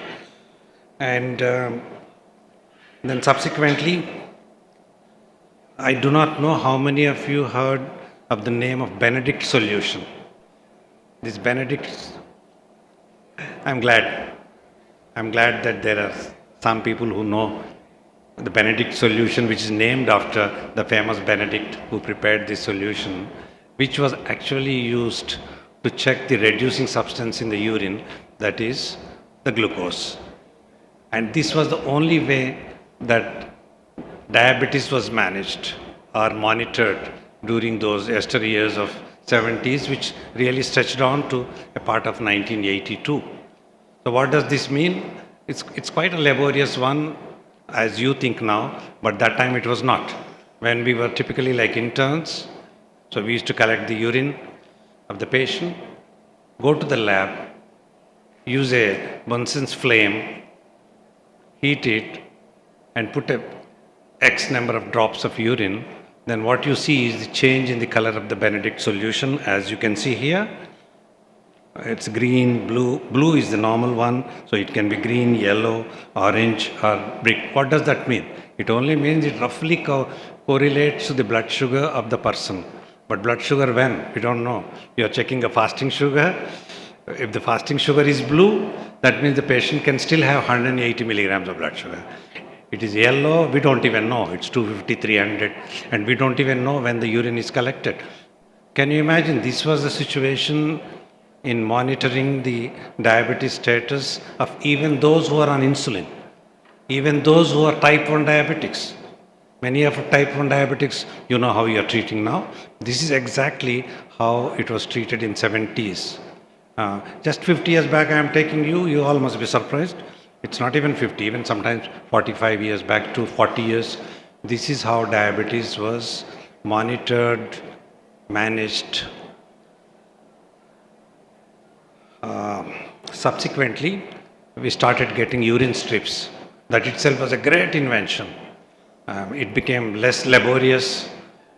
All we had to do was collect the urine, put the strip into the urine, dip it and remove it and see. But even at that time, it was the only urine or the laboratory caloric matter of doing the blood sugar. There no other way. I mean, there was no self-monitoring of blood glucose. It was only the urine. Patients used to monitor, they used to inform you, and then you used to change the dose of insulin, mind it, not just the medication. So urine glucose testing was the only way in 70s. Then later it involves using test strips, as I mentioned to you, and later indirect measurement of blood sugar levels. We had so many limitations, the initial caloric meters and others which were in vogue.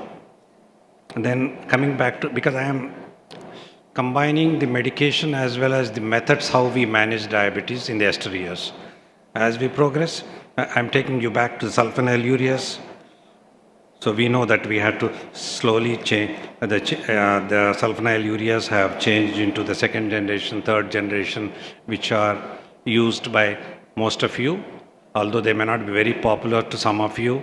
But can you imagine somebody on tolbutamide, chloropropamide? And imagine there are a lot of such patients who are alive today. We are not talking about the people who are 75, 80-year-old diabetics. They were on chloropropamide, tolbutamide, and quite a few of them are alive today. Probably the clinicians were so carefully managed them with all the limitations that they have. That is what we need to learn. We need to learn how our physicians of ester years, how careful they were, how focused they were in the limitations that they had. They managed diabetes, and the people are still alive. So anyway, subsequently, the sulfonylureas have changed. You have the newer ones. So the evolution of anti-diabetic drugs over the 50 years reflects a journey of innovation, progress, marked by the discovery of novel therapeutic targets and development of increasingly effective and targeted pharmacological agents, which we will be knowing further. So now when you are coming on to 80s, so one decade is over, and now we are in 80s, what has happened? Slowly the animal insulin has got purified. It is still the animal insulin, but it was purified compared to the bovine insulin, which was used by all the patients, including what we used to call them insulin dependent diabetic those days. They were called juvenile diabetics, not type 1 diabetes. That was as far as insulin was concerned. As far as investigations were concerned, it was somewhere in the 80s, the role of glycated hemoglobin has come. We were calling it glycated hemoglobin, not even HbA1c initially. Then we realized that it reflects the blood sugar values of the 3 months in the past. Then we started having better glucometers. Earlier, if some of you knew that when we were using glucometers, we had to actually blot the blood drop and then put it, and it used to take more than 2 minutes to give you the readings. Now you have the refined glucometers, all of you are using, and it's greatly helping the self-monitoring of blood glucose of most of our patients. Then of course there are a lot of other advancements, which I don't need to tell. We heard so much about technology and other things. And then as we pass through the 90s, thiazolidinediones have come. They have come, then you also know one of them has gone back, rosiglitazone, which has become very unpopular. Then do you know that it was only initial 1990, the metformin, probably the most popular anti-diabetes molecule even today, in spite of whatever you have, was recognized by FDA. Fortunately, in India, we were using it slightly before, late 80s, but then it was not a very popular molecule. So as we pass through 90s, metformin has definitely become an available molecule, a molecule that people started using without hesitation, a molecule the doctors trusted, which doesn't cause hypoglycemia. Although you'll be surprised to know, metformin was actually discovered during 50s and 60s. So it almost took 30 years for metformin to become established as an anti-diabetic drug. And then when we talk about other things, then there are a lot of other things which the latest ones I am not mentioning so much, but then after the purified animal insulin, genetically engineered human insulin has come, almost during 90s. That itself was a great progress because we were not worried about antibodies, there were no local tissue reactions, patients were happy. And subsequently, of course, the newer genetically engineered human insulins were available. I am talking about human insulin. I am not even talking about analogs, which most of you use left and right. Probably very few of you may be using human insulin as on today, but I am one of them. I still use for so many reasons, financial constraints of some patients and so many things. So now we are coming to the 2000, we are talking about analogs. All kinds of analogs known to you. One of the newer ones was the basal analog. Glargine was a great boon, especially for type 2 patients. Also type 1 people who were just on short-acting and mixed insulins, we were able to give them an analog that can work beyond 24 hours. And of course, you have now talking about incretin-based therapies. The latest ones, Srinivas just mentioned, GLP-1 receptors. Then we are talking about continuous glucose monitoring. So many other things happened. We are talking about the pumps. All of them are known to you. Now later we started not just managing diabetes or blood sugar. We are looking beyond blood sugars, as many mentioned in some of their talks. We are looking at the cardiorenal benefits, cardiorenal safety. That's how some of these newer drugs have come into existence, especially the DPP-4 inhibitors, and then of course the SGLT2 inhibitors, which are very popular, used by most of us today. And fortunately, even for Indians, they have become affordable to many situations. So a lot of studies have been done which subsequently show. This is one of the insulins of the yesteryears, which was also available in U100. Many of you must be knowing the difference between, in India we still have U40, although in Western world it's only U100 that's available. So sulfonylureas from glibenclamide, I told you now we look at glycoside and glimepiride. We don't even use glibenclamide. From urine glucose test, we have passed beyond many things. And now, as I told you, we have moved from urine Benedicts to urine strips, from there to home monitoring of blood glucose, very accurate glucometers are available to us. And then subsequently, so many things have happened. So we are getting faster results and in so many ways.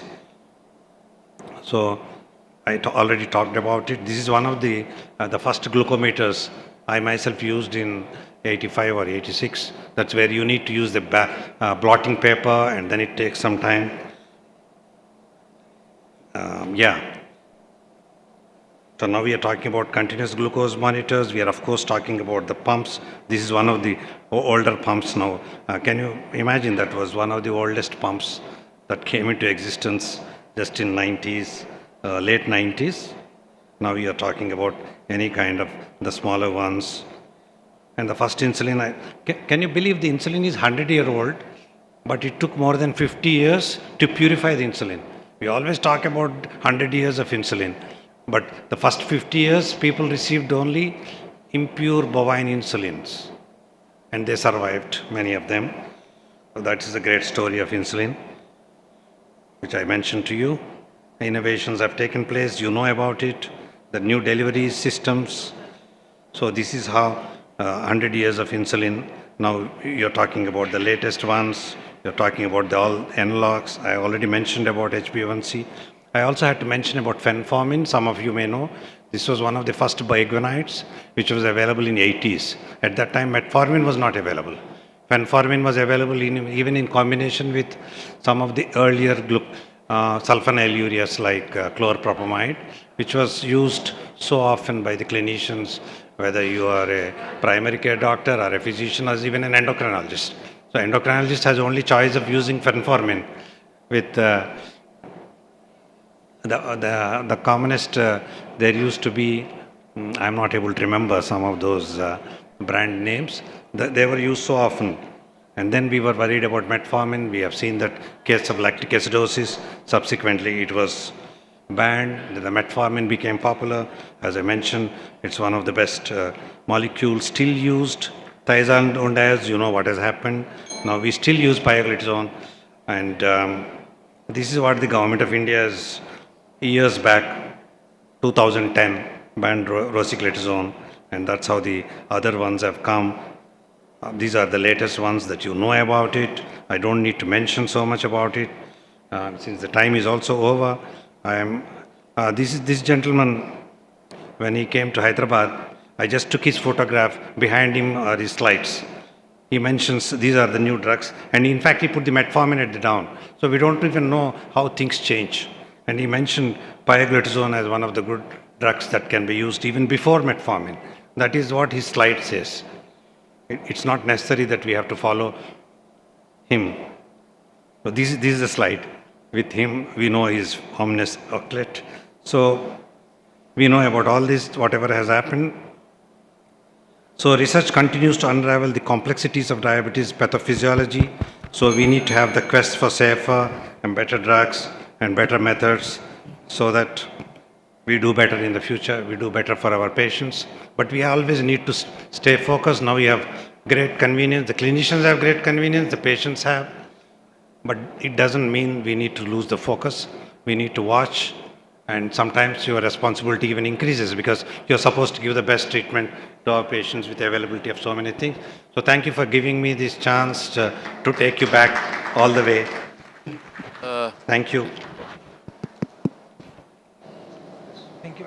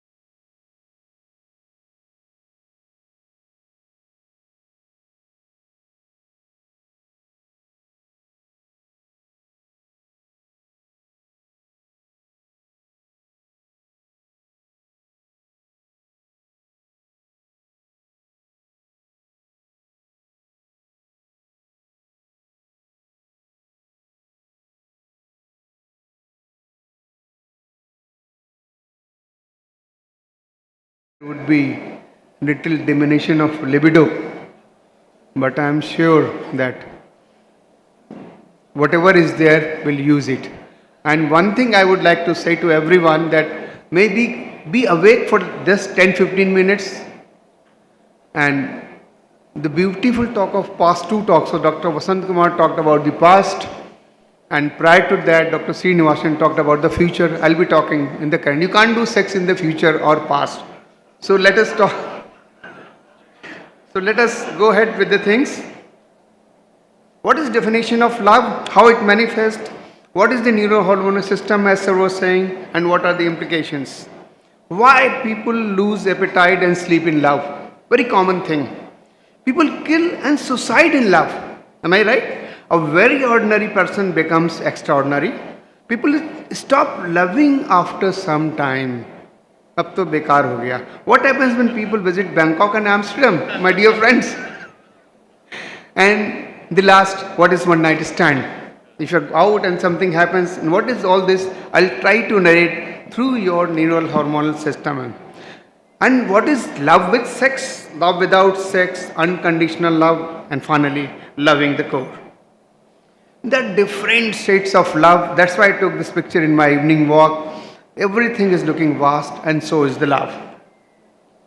Endocrine definition of love is emergent property of ancient cocktails of neuropeptides. So a lot of neuropeptides and hormones are secreting in different combination and permutations and giving the effect that I don't think there is anybody who is virgin here. So you can have all experience here. There is romantic love. And the beautiful part of romantic love is it is cross-cultural, universal, having two distinct individuals, physiological, psychological, and behavior. So love has no language. If you love someone and you keep loving, irrespective of caste, creed, region, religion, which place the person is. Now the question is why nature has given love. It is not primary an emotion, but a motivation system, because we have all read biology. It is a fundamental human mating drive. Am I right? Nature has given us hormone, puberty comes, animal do the sex, but what is the difference in human being?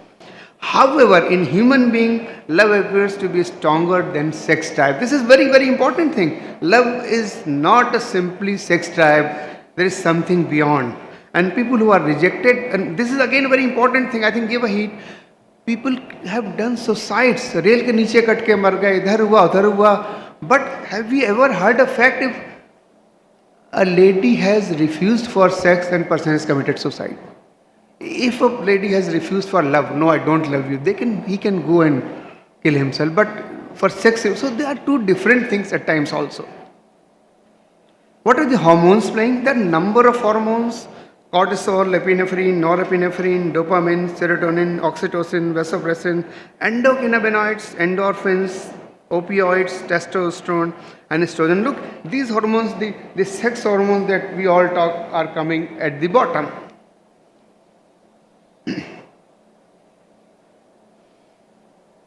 A very brief, I will discuss about the role of each hormone.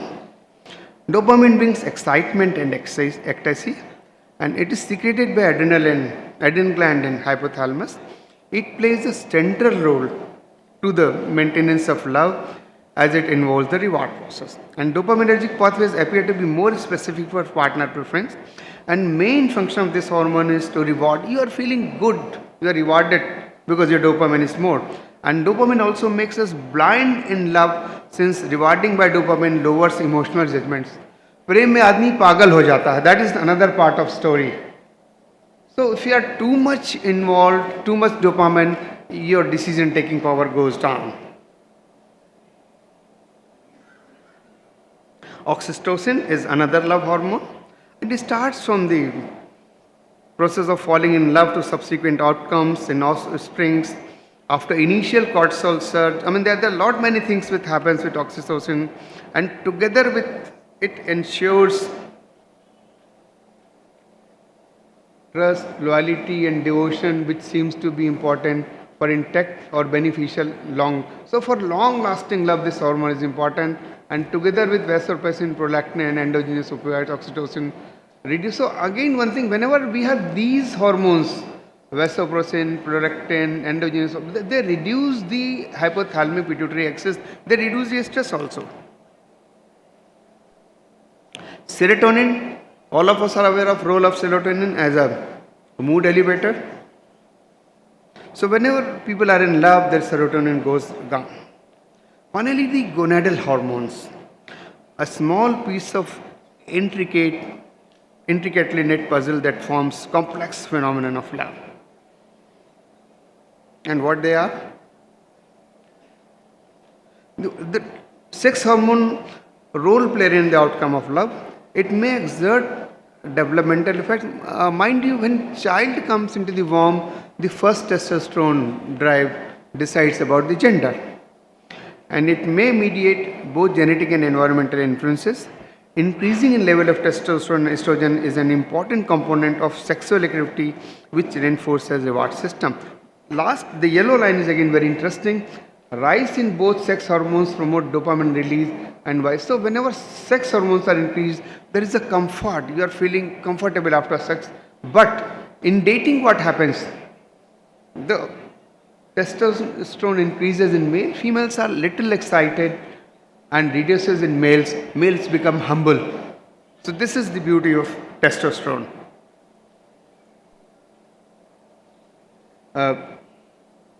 I think those who have dated, met their girlfriends or boyfriends, you have a little, whenever you are going along, go back to your olden days and recall that you are going to meet your lady friend. Go back 10, 20, 30, 40 years. You had little stress of meeting, and when you met, the stress further increased, and this led to secretion of activation of HPA, hypothalamic pituitary adrenal axis, and two things happen: the increased release of oxytocin and corticosterone.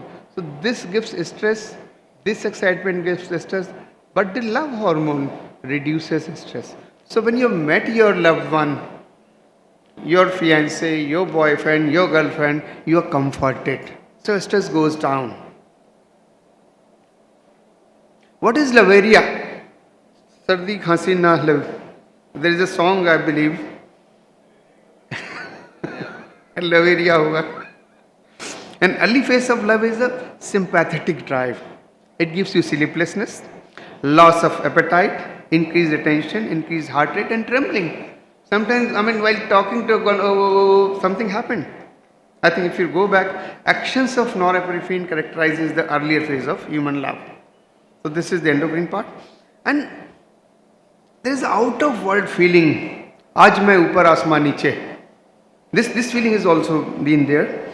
And it is because of release of endorphins by anterior pituitary and hypothalamus, and release of pleasure molecules like dopamine, endocannabinoids, endorphins, and endogenous morphine. They act together in different combinations and permutations, and this is all supplemented by vasopressin, oxytocin, and stress hormones. Then finally, food and spice. If you look, I'm asking a question: stress hormones are good or bad for body? Those who are saying good, raise hand. And those who are saying bad, raise hands.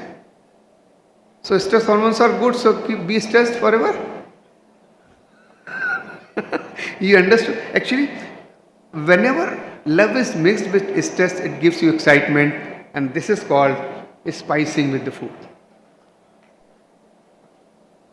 Love and sexual activity, they are same or different? It is a reward system associated with increase in testosterone and estrogen, which promote dopamine release, but different pathways for love and sex drive. Sex is often expressed over a range of individuals, but love is usually focused on an individual. So you can have a relationship with many individuals, but if we are talking about love, it is restricted to one. And what happens when you are making love? There is increase in testosterone, and it activates receptor in hypothalamus, and hypothalamus reduces serotonin. Increased level of serotonin gives you calmness and happiness, and reduction gives you aggressiveness. So you become aggressive after testosterone release. When your desire comes, and AVP, arginine vasopressin, enhances the effect.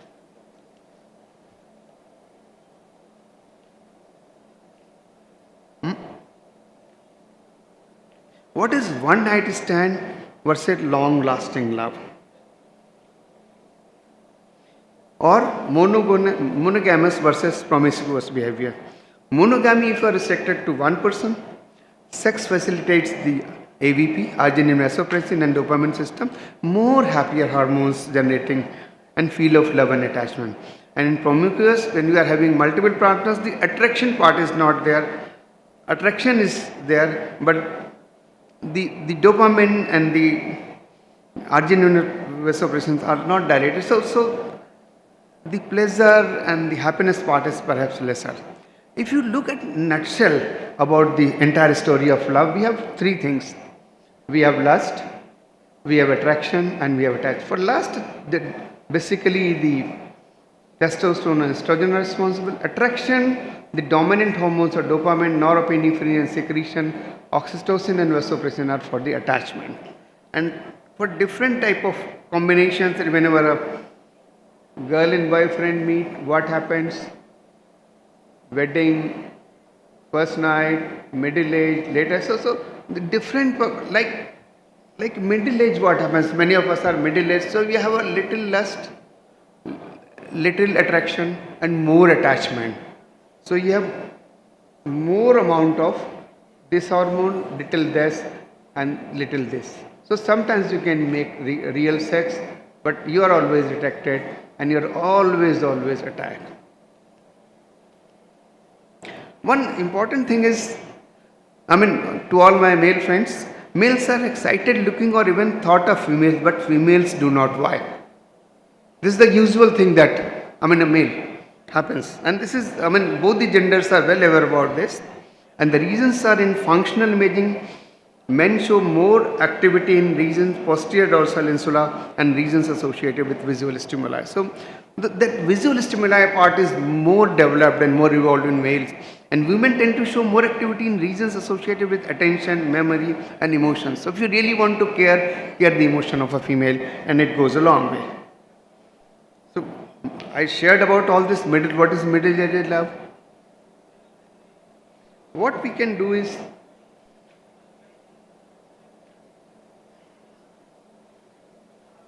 this is what happens in elderly love. A 75-year-old couple, what is there? Lust is not there, little attraction. So meeting them, there are pleasure hormones. Epinephrine, norepinephrine is very less. Serotonin is there if you meet your loved one. And finally, the oxytocin, vasopressin, prolactin, these hormones are increased a lot. And this is our entire team. I think some people are sitting here. Praveen ji is sitting here. Ranjana ji is sitting here.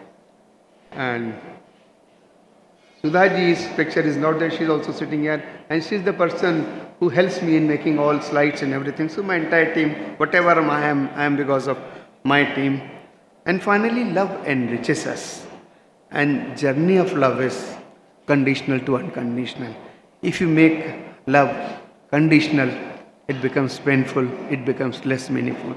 So I'll request and suggest, make your love meaningful, make stay of your all loved ones meaningful, and have a very, very happy stay here and very loved stay. Because the range of love is from sex, without sex, with conditions, without conditions, and much beyond.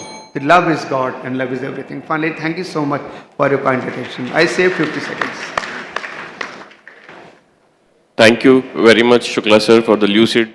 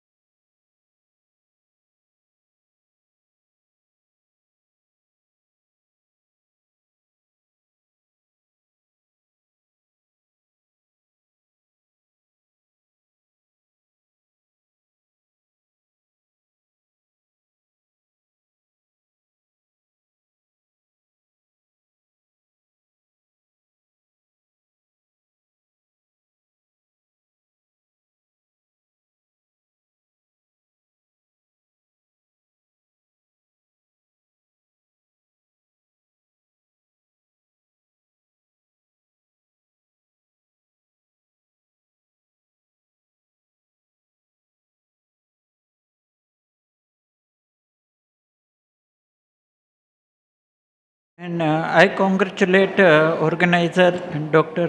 Sunil Gupta especially for bringing out a diverse topic. And after this dream talk and love and luster talk, let us come to ground reality. And we already discussed about semaglutide. We discussed about evolution in treatment of diabetes. And now we will talk about evolution in basal insulin analog. So this is a very relevant topic, and in view of the present scenario in diabetes, and this is like a ground reality from a landmark trial. And this trial was like a real world data, and including all four corners of India. And it yes gave us a real picture that what is happening in world of diabetes. And hardly 25% of our patients they accept they use insulin, and our average HbA1c is 9.2, average HbA1c. And 4 out of 5 type 2 diabetic patient, that is almost 20% patients, they have uncontrolled diabetes. Almost 80% are uncontrolled. And we continue with our a sequential approach, like adding one agent starting. Now also we see that patient continuing metformin for 1 or 2 years, then adding one more agent like sulfonylurea, then adding gliptin, then adding the SGLT2 inhibitor. So after a verified trial also we have not understood about importance of aggressive approach right from beginning. And in this scenario, yes, as Dr. Vasant Kumar said, that in evolution of insulin, 1980 was a landmark year where recombinant human insulins they came. Then 2000 was the era where diabetes practice changed totally because of emergence of true basal insulin, that is glargine insulin. And after that, now we have that's why glargine is considered first generation basal insulin analog. And people don't consider NPH as true basal insulin. So after first generation of basal insulin analog, now we have second generation basal insulin analog, which are very much beneficial in terms of causing less hypoglycemia, in terms of causing less glycemic variability, in terms of causing less weight gain, and still giving much more benefit and reducing glycemic burden by 70%. The moment any type 2 diabetic patient, he comes with OHA failure, and if you start with basal insulin, his 70% of glycemic burden comes down.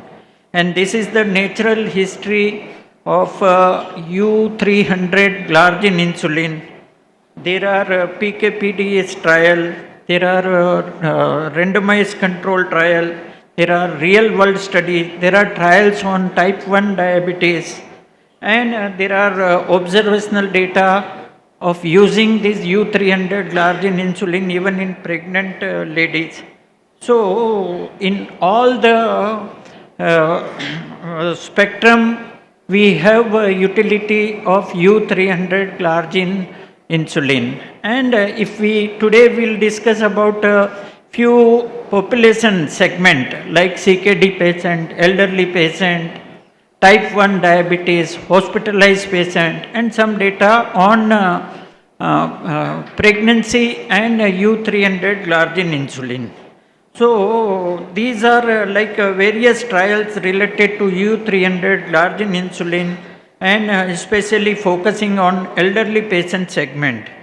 That Edison data, Atto's real world study bright study comparing degludec insulin and U300 glargine insulin and deliver trial highlighting about utility of U300 glargine insulin in elderly patient with a greater A1C reduction and lesser incidence of hypoglycemia.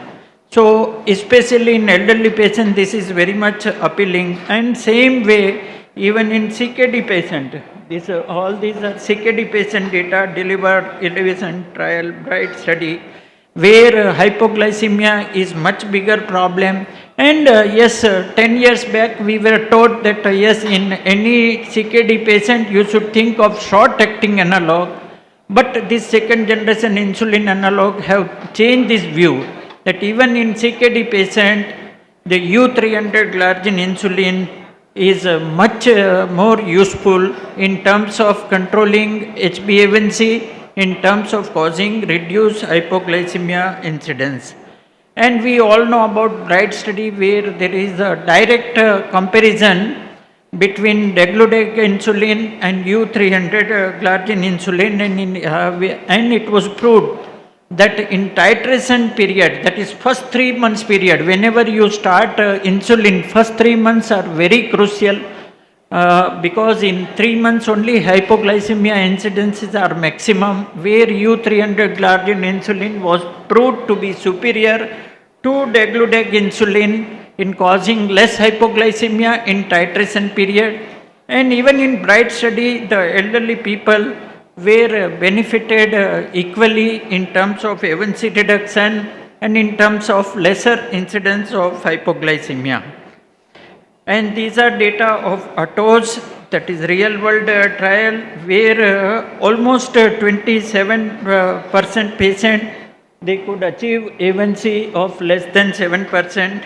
And in all this age more than 65, age more than 75, A1C reduction was very good in terms of from 8.3 to 7.47. And these are European data highlighting about 1,700 patient data, highlighting about glargine 300, providing glycemic improvement and favorable safety profile regardless of baseline EGFR. So if CKD patient is there, then also you can use this U300 glargine insulin. And delivered trial was about high risk population, and it was real world data where people with type 2 diabetes and moderate to mild renal complication, they had a similar A1C reduction irrespective of their EGFR status and irrespective of whether you change from first generation basal insulin, and hypoglycemia were much lesser. And this is about ATOS trial data, age less than 70 years or age more than 70 years, we can see that a good A1C reduction was observed.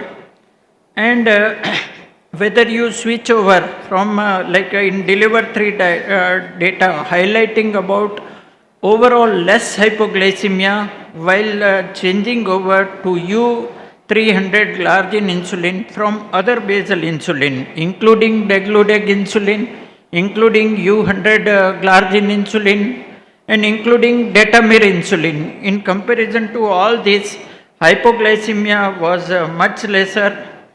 And so this was the conclusion that yes, while using this U300 glargine insulin, overall hypoglycemia is much lesser in comparison to other basal insulin. So, and overall you find a comparable glycemic profile and low documented symptomatic hypoglycemia with U300 glargine insulin in comparison to 100 IU, that is Lantus insulin. And this was called a senior study. So in both the fronts, benefits are much more. And type 1 diabetes, whether data is there or not.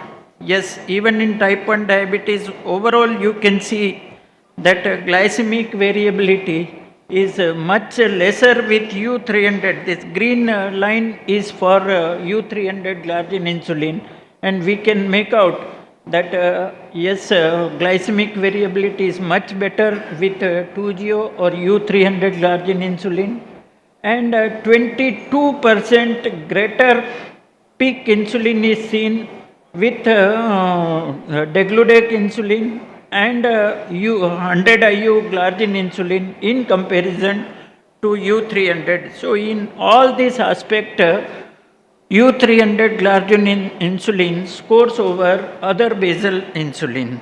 And these are 1K data where U300 glargine insulin was compared with IDEG insulin, and it was yes proved that while changing over to U300 insulin, the overall glycemic variability is much lesser. That green line, we can see this flatter line with the glargine insulin, U300 insulin. And Orion trial was mainly on people who fasted during Ramadan, and there was a segment in this, and there also it was proved that U300 insulin, it scored over other insulin to cause low incidence of severe and symptomatic hypoglycemia, and overall HbA1c, PPG, and blood glucose, fasting blood glucose were lesser with U300 glargine insulin. Even indirect data, observation data is there for pregnant lady also, that those who have used U300 glargine insulin, 2GO insulin, no incidence of congenital malformations are reported. And we all know the device, and everybody, all of us must have used it, that single dedicated cartridge, and volume is so less that you absolutely practically you don't feel pain even when you inject 30 unit, 40 unit, 50 unit. So this is a unique cartridge available in insulin devices, and we don't find any other device with such a good facility. So overall, we have evidence for glargine 300 insulin in type 1 diabetes, in OHA failure type 2 diabetes, in subpopulation like CKD patient, in hospitalized patient, even in pregnant ladies, as well as elderly patient group. So evidence is there for all this group, and so thank you very much. Thank you, Dr. Modi, So sir. I think that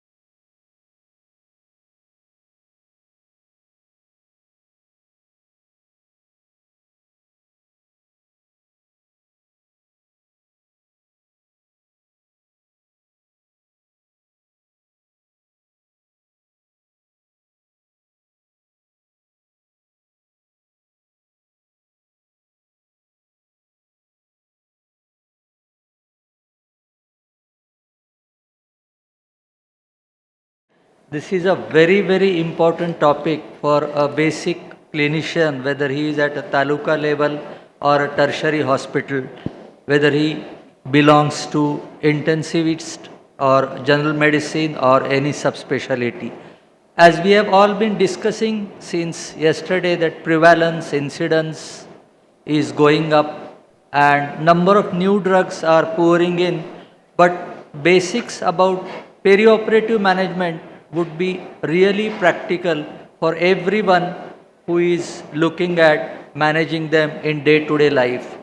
If you look 10 years back and now, the number of surgical patients who are diabetics is on a rise. And we know that various types of surgeries depending on anatomic location, invasiveness, intraoperative IV and oral management and type of anesthesia would affect these all things, and surgically we have to look at the counter regulation of hormones and try to keep these patients in a normal range of 140 to 180 by avoiding ketoacidosis, severe hyperglycemia and preventing hypoglycemia. And this is a teamwork where long-term survival after surgery. A surgeon who wants to discharge patient with good healing, no infection and absolutely clear stitches, and the post-operative results he wants to be at par like a non-diabetic patient. And to do this, primarily we have to look at four important things. First is any hyperglycemia beyond 140 during perioperative phase, we have to give due respect. It could be stress hyperglycemia if A1C is less than 6.5, and if A1C is beyond 6.5, it could be a established diabetes. Hypoglycemia below 70 level 1, and if it still goes below, it would be level 2 hypoglycemia. Preoperatively, we have to look at medical fitness, nutritional status, and we have to avoid prolonged fasting, carb diet, appropriate therapies to be given, and very important, a total evaluation of patient should be done. When patient comes to surgical indoor, usually surgeon gives us a call that this patient is admitted, I am going to operate him tomorrow and you have to make him ready at any cost. So at that point of issues are, patients are on oral, they may not be on insulin, so we have to withdraw our oral drugs, initiate appropriate insulin dosages. We have multiple guidelines like SMBA, ADA, ACP, Critical Care Society, Endocrine Society of Thoracic Surgeons, Joint British Diabetes. All broadly recommend that the blood glucose should be between 140 to 180 milligram, and by appropriate use of short-acting insulin, either by a IV infusion or an infusion pump, and in certain situations we can use pump and keep the blood glucose in a normal range. It usually depends on type of diabetes, nature and extent of surgical procedure, length of pre and post-operative fasting, frequency of daily medications and state of metabolic control prior to surgery. Oral drugs like metformin, we have to hold if the surgery is a prolonged one. Glitazones usually are allowed in minor surgeries. SGLT2 inhibitor are very important. We have to withdraw them, stop them. GLP-1 injectables we have to stop. Otherwise, DPP-4 inhibitors can be continued, and all long-acting sulfonylureas we have to withdraw.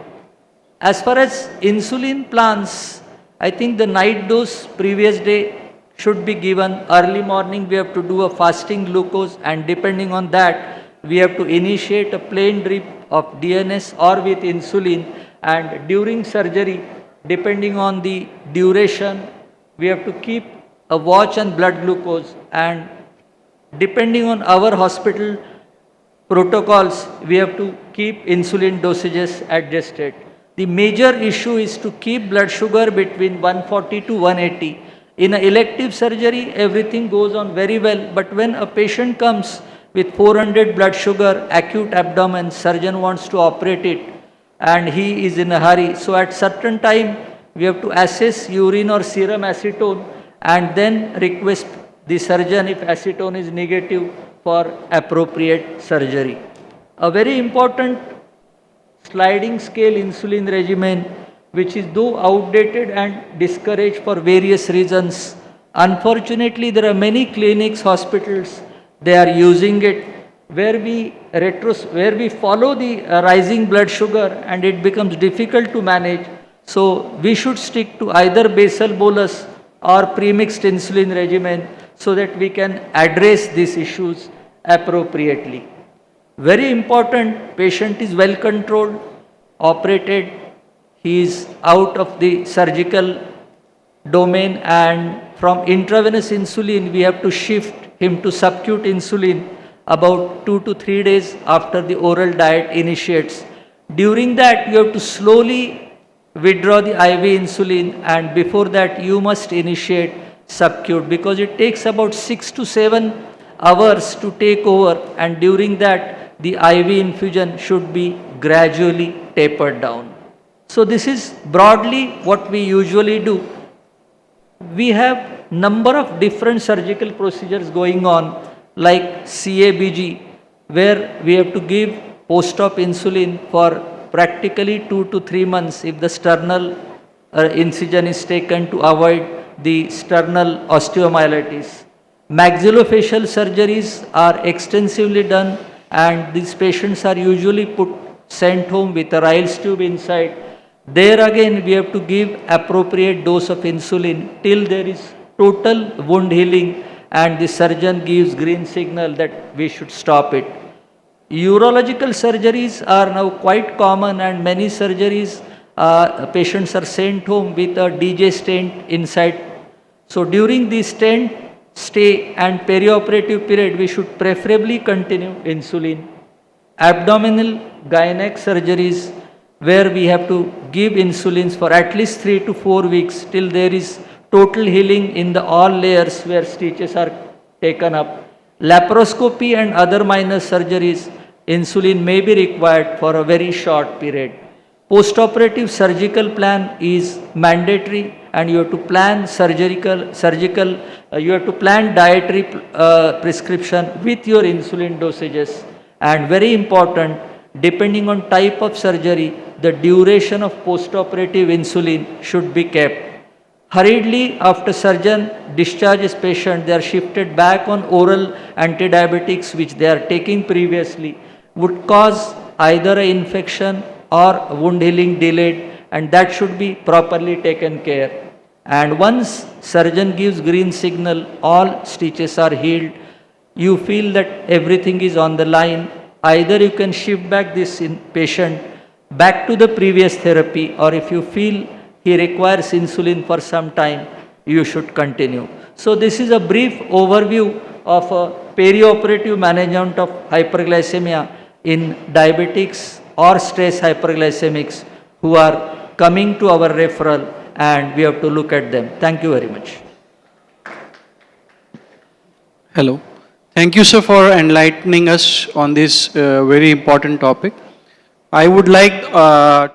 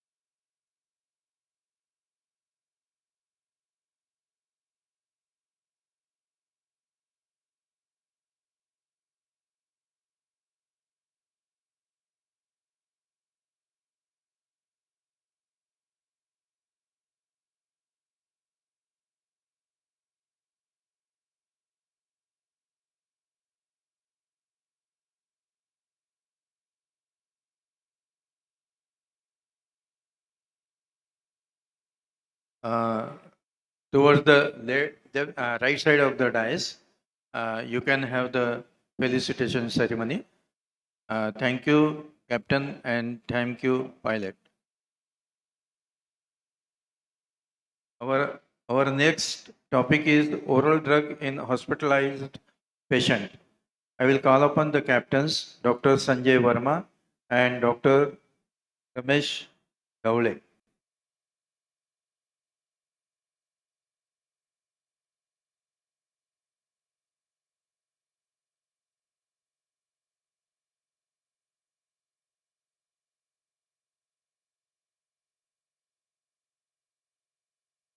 Dr. Ramesh Gaule is medical student to retirement in Indira Gandhi Government Medical College, Nagpur. He is a ex-dean at Nasik and Ujjain. Then Dr. Sanjay Verma is professor in Department of General Medicine, Institute of Medical Sciences, Bhilai, and he is a consultant in medicine at RS Polyclinic and Diagnostic Center. He has published 27 papers in national and international journals. Good evening, everybody. I would like to introduce Dr. Jethwani. He has done FRCP at Glasgow. He is a director and consultant diabetes specialist of his own Dr. Jethwani Diabetic Center at Rajkot, and a visiting diabetes specialist at Rotary Diabetic Clinic, Rajkot. He was National Joint Secretary RSSDI and past executive member of All India RSSDI in 2022. He was past chairman of the Gujarat State of RSSDI. He received the Best Clinical Practice Award in 23 from ACP India chapter. I request him to continue. Thank you, chairpersons, for kind introduction. So today I have been given the task of speaking about something new in the field of hospital management of diabetes, role of oral agents. And I would like to thank Dr. Sunil Gupta, Kavita Madam, Shlok, and the entire team of Hello Diabetes Academia for making me part of this program. So I will just start with two different cases. First is a young person with recent onset diabetes of 3 years, very well controlled on 3 drugs. HbA1c is 7%, no comorbidities, renal function normal, and he is having infected sebaceous cyst with high-grade fever. So he is being hospitalized for management of infection and removal of sebaceous cyst. That is a semi-urgent admission in a new young patient with short history of diabetes, very well controlled. Second is female, 72 years, very long-standing diabetes of 20 years, on insulin with OADs, already having hypertension, ischemic heart disease, heart failure, CKD. HbA1c is reasonably controlled around 7.7, and she is being posted for inguinal hernia surgery under spinal anesthesia. So that is an elective procedure that can be done at a reasonable duration of time. So these are two different cases, and we all see the patients which are being hospitalized, they are having a lot of heterogeneity. That is what I want to highlight with the help of these two courses. Lekin still the guidelines, they say one size does fit all approach.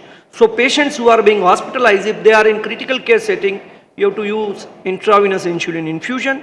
If they are in non-critical care settings, then you have to use subcutaneous insulin, that is basal with correctional, with nutritional, with or without correctional insulin. But we all know that there is a lot of heterogeneity, and we need to have a precision medicine approach also for this in-hospital management of hyperglycemia. And recently we have got some evidence with the oral agents also as far as in-hospital management is concerned that I will touch upon in my subsequent slides. So we all know that the diabetes or hyperglycemia in hospital settings is quite common. This is USA, UK and Spain data. It is quite common, and use of oral agents as far as UK and Spain are concerned, almost 1 out of 5 individuals, they are oral agents when they are being admitted to hospital, and still scale insulin is being practiced across the globe, which is not being supported by any evidence or any guidelines. So let's start with all the drugs which are there and what are their merits and concerns when we want to use them in hospital settings. Let's start with metformin. Metformin is the first line therapy on OPD basis across the globe by all the guidelines recommended. Most commonly used oral agent when the patient is being hospitalized in USA and other countries. There is no hypoglycemia. It can be very well combined with insulin. There are some extra glycemic benefits. And there is reassuring evidence that lactic acidosis is practically nil. This is 59,000 patient years of use and almost practically nil if you use it in a properly selected patient. There is some neurological protection data available. Concerns are particularly lactic acidosis, so critically ill patients or those who are having severe liver disease, renal impairment, hypoxia, stroke, you have to avoid this because it may potentiate the risk of lactic acidosis. In the presence of renal impairment, it will require dose modification and below 30 GFR, you have to discontinue. There are no proper trials as far as metformin use in hospital is concerned, and that's why it is not being recommended by any guidelines to continue metformin in the hospital settings. This is one of the very large real-world database retrospective cohort analysis where they have tried to find out people who were on metformin and subjected to a major surgery as compared to those who were not on metformin, what was the impact on various outcomes. These are the various outcomes which were studied, and these are the various subgroups. They have tried to find out whether any subgroup benefited better than other, and they concluded that those who use metformin and underwent a major surgery, low risk of complications and mortality compared with non-users. And therefore, we need to have a properly designed studies to support the use of metformin in hospital settings, particularly in non-critical case settings. What about sulfonylureas? As I have already highlighted, 1 out of 5 patients hospitalized in USA and other countries is on sulfonylurea. It has got good potency. It is the second most commonly used agent on OPD basis in our country. May provide some neuroprotection as per the preliminary reports. The real concern with use of sulfonylurea in hospital setting is hypoglycemia. This is one data, 90% of patients reporting hypoglycemia during hospital stay, and the main factors, elderly people, those who are where insulin is being given, and CKD, EGFR less than 30, they are at high risk of developing hypoglycemia with sulfonylurea, and the readmission rate also increases as per this report. So sulfonylurea is a big no as far as in-hospital management is concerned. Let's come to glitazones. The glitazones, they do not produce hypoglycemia, they are good potency, no dose adjustment as per GFR, and as per IRIS, there is data of neuroprotection in acute ischemic stroke. Concerns are, it is a delayed onset of action, so they do not provide immediate hyperglycemia correction.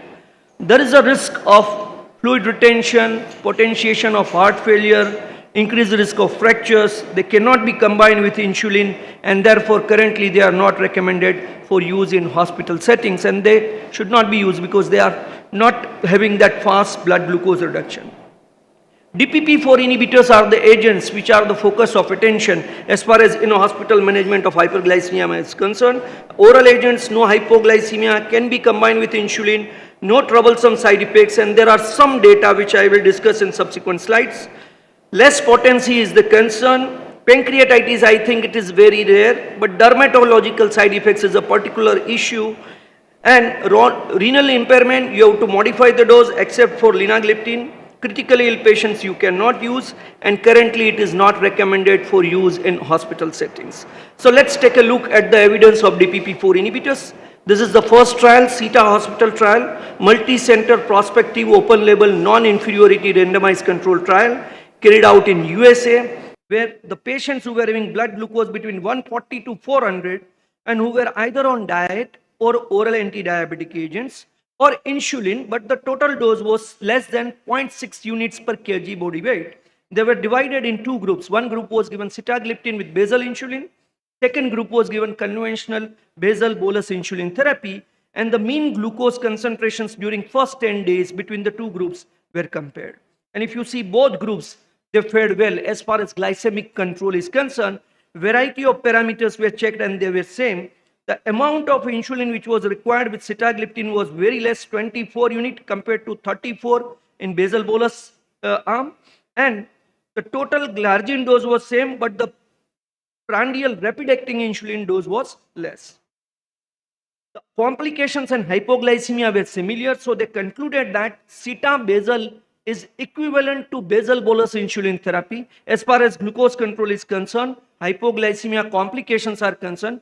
So particularly in settings where poor resources are there, where staffing is not poor, we may go with sita with basal insulin as compared to basal bolus insulin therapy in hospital management of hyperglycemia in non-critical care settings. So this is the first trial which gives an idea that DPP-4 inhibitor along with basal insulin can be used in type 2 diabetic patients who are requiring less insulin or who are only on oral anti-diabetic agents. The same has been proven with the help of linagliptin. This is Lina surgery study which was carried out in Spain. Blood glucose admission less than 240, HbA1c less than 8, and non-cardiac surgery patients. Again, Lina plus basal insulin compared to basal bolus insulin therapy. Blood sugars were same. If you see, the total daily insulin dose was less, and here the hypoglycemia was also less when Lina and basal insulin was used. So same glycemic control, less insulin requirement, less hypoglycemia. So that is to be preferred in non-cardiac surgery in hospital settings management of hyperglycemia. They have gone one step further. This is a multi-center randomized clinical trial in non-cardiac surgery patients where they compared linagliptin alone with a basal bolus insulin therapy. And if you see, they have divided these patients in two groups, those who were having admission blood glucose less than 200 and more than 200. So patients who were having admission blood glucose less than 200, you give only linagliptin, no insulin, and you give basal bolus insulin therapy. Both are equivalent as far as glucose control is concerned, and the hypoglycemia will be much, much less in this cohort of patients.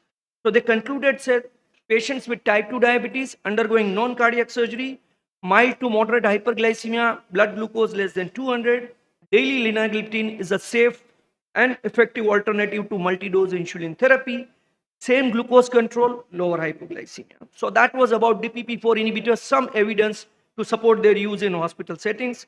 GLP analogs, we all know that it has a strong efficacy, no hypoglycemia, cardiorenal benefits, extra glycemic benefits. We have already heard everything. They can be combined with insulin therapy, but GI side effects is an issue, and most of the patients who are in hospitals, they require some sort of GI procedures or GI Ryle's tube insertion or something like that. So better is to avoid these agents in hospital settings.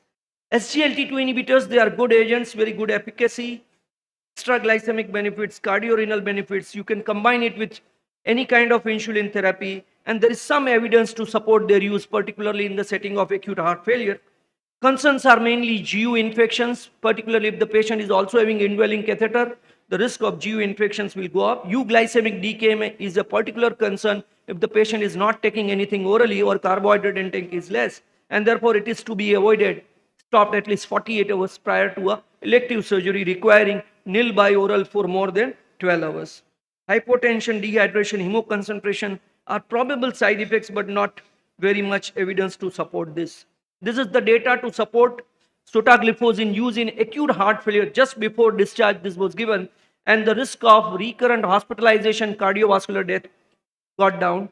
So there is evidence to support the use of SGLT2 inhibitors in hospital management of acute heart failure. Upcoming evidence is there for acute myocardial infarction. Probably in near future we will hear more about this. And DARE 19, which was carried out in COVID-19, has also established the safety of SGLT2 inhibitors in hospital settings. These are the variety of mechanisms through which SGLT2 inhibitors may provide benefits in hospitalized patients. But we have to be cautious. This is the data from Delhi where SGLT2 inhibitor dapagliflozin was used immediately after coronary artery bypass grafting surgery, CABG. The patients were given either DAPA with basal bolus insulin therapy or only basal bolus insulin therapy. The glucose control was almost equivalent, but those who were on DAPA, the plasma ketone levels, they go up. So euglycemic decay is a real concern, and that is to be kept in mind. So better is to avoid these agents in patients who are nil by oral for a longer period of time. So for in-hospital management, we have insulin. I have shown you evidence that DPP-4 can be used. Metformin, there is some evidence, otherwise nothing else. And SGLT2 inhibitor in the setting of acute heart failure, otherwise nothing has got a good evidence to support their use in hospital settings. Particularly during coronary intervention, also they say that you have to continue with GLP-1, SGLT2, and DPP-4 inhibitors. What do the guidelines say? This is ADA guidelines. They also recommend that potential effectiveness of GLP and DPP-4 in specific group of hospitalized patients where you can use. SGLT2 are better to be avoided unless and until there is acute heart failure, and prior to elective procedure they are to be stopped at least 48 hours prior. Diabetes Canada goes a point beyond that. Stable hospitalized people with diabetes who are eating properly, who are not having renal failure, and who are not going to have exposure to radio contrast dye, you can continue with their home anti-hyperglycemic medications provided they continue to follow all these things. If any contraindications develop or if the glucose control is not adequate, you may need to shift them to a insulin therapy. This is what the Diabetes Canada 2018 says. So this is the rough flow chart for in-hospital management of hyperglycemia by authors of this paper, who say that is it time to revise the guidelines for the management of inpatient diabetes. If the patient is having mild hyperglycemia less than 200 blood glucose, they were on 2 or less oral anti-diabetic agents and they were insulin naive. One may give them only DPP-4 inhibitor with correctional insulin as and when required. If sugars are not controlled, then one may go to a second step, which is recommended for people who are having moderate hyperglycemia, blood glucose between 200 to 300, who are on multiple oral anti-diabetic agents, or where the insulin, they are already on insulin, but the total daily dose is less than 0.6 units per kg. Then here you have to give them DPP-4 with basal insulin in the dose of 0.2 to 0.3 units per kg body weight per day, titrate according to the sugars. If the targets are not achieved, then you have to go to the basal bolus insulin therapy, which is the standard of care and which is to be preferred in people who are having severe hyperglycemia, blood glucose more than 300, or who are on multiple anti-diabetic agents and large doses of insulin on OPD basis. So this is the flow chart. Probably in near future, we will be hearing much more about the use of SGLT2 inhibitors, DPP-4 inhibitors, and GLP-1 analogs in hospital settings, particularly in non-critical care settings. So we all know that there are large gaps in our knowledge of managing inpatient dysglycemia and diabetes in non-critically ill patients, and we need to generate a strong evidence to support the use of oral agents in this category of patients. Thank you very much. Thank you, sir, for your lucid description of the subject. Now the session is open for questions, if any are.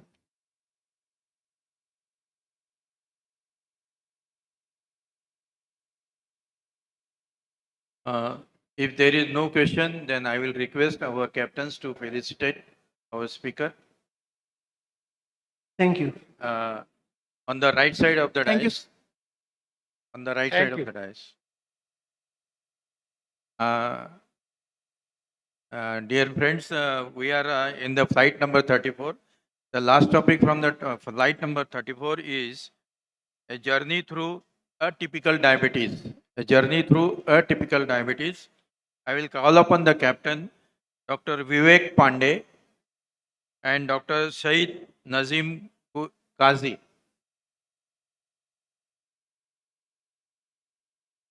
Dr. Vivek Pandey is assistant professor at LMH Nagpur and he is a senior physician.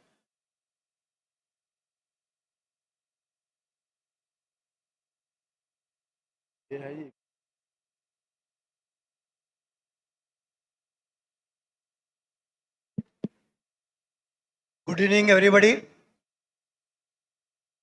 The next topic is the journey through atypical diabetes. And the speaker is Dr. N.K. Singh. He is a diabetologist physician at Dhanbad and he is a director of Diabetes and Heart Research Center, Dhanbad. I request him to start his deliberation. Good evening. I think the similar talk just happened 1 hour before by my friend. A journey through the atypical diabetes. This is a topic which is very close to my heart. The reason is you can see this cartoon. If you are looking from this place, it gives you that something is raining. But the reality of is here, if you see this, so it is quite obvious. All the diabetes which you see in your clinical practice is not type 1, it is not type 2. There are many things which are now known as atypical. Because today we live in a mindset of state of only that we are dealing with type 1 or type 2, but this is not the scenario. Even if you see the type 1 and type 2, the reality is that you are seeing accounting for 90% of the cases, but 10% of cases can be grouped under umbrella of atypical diabetes.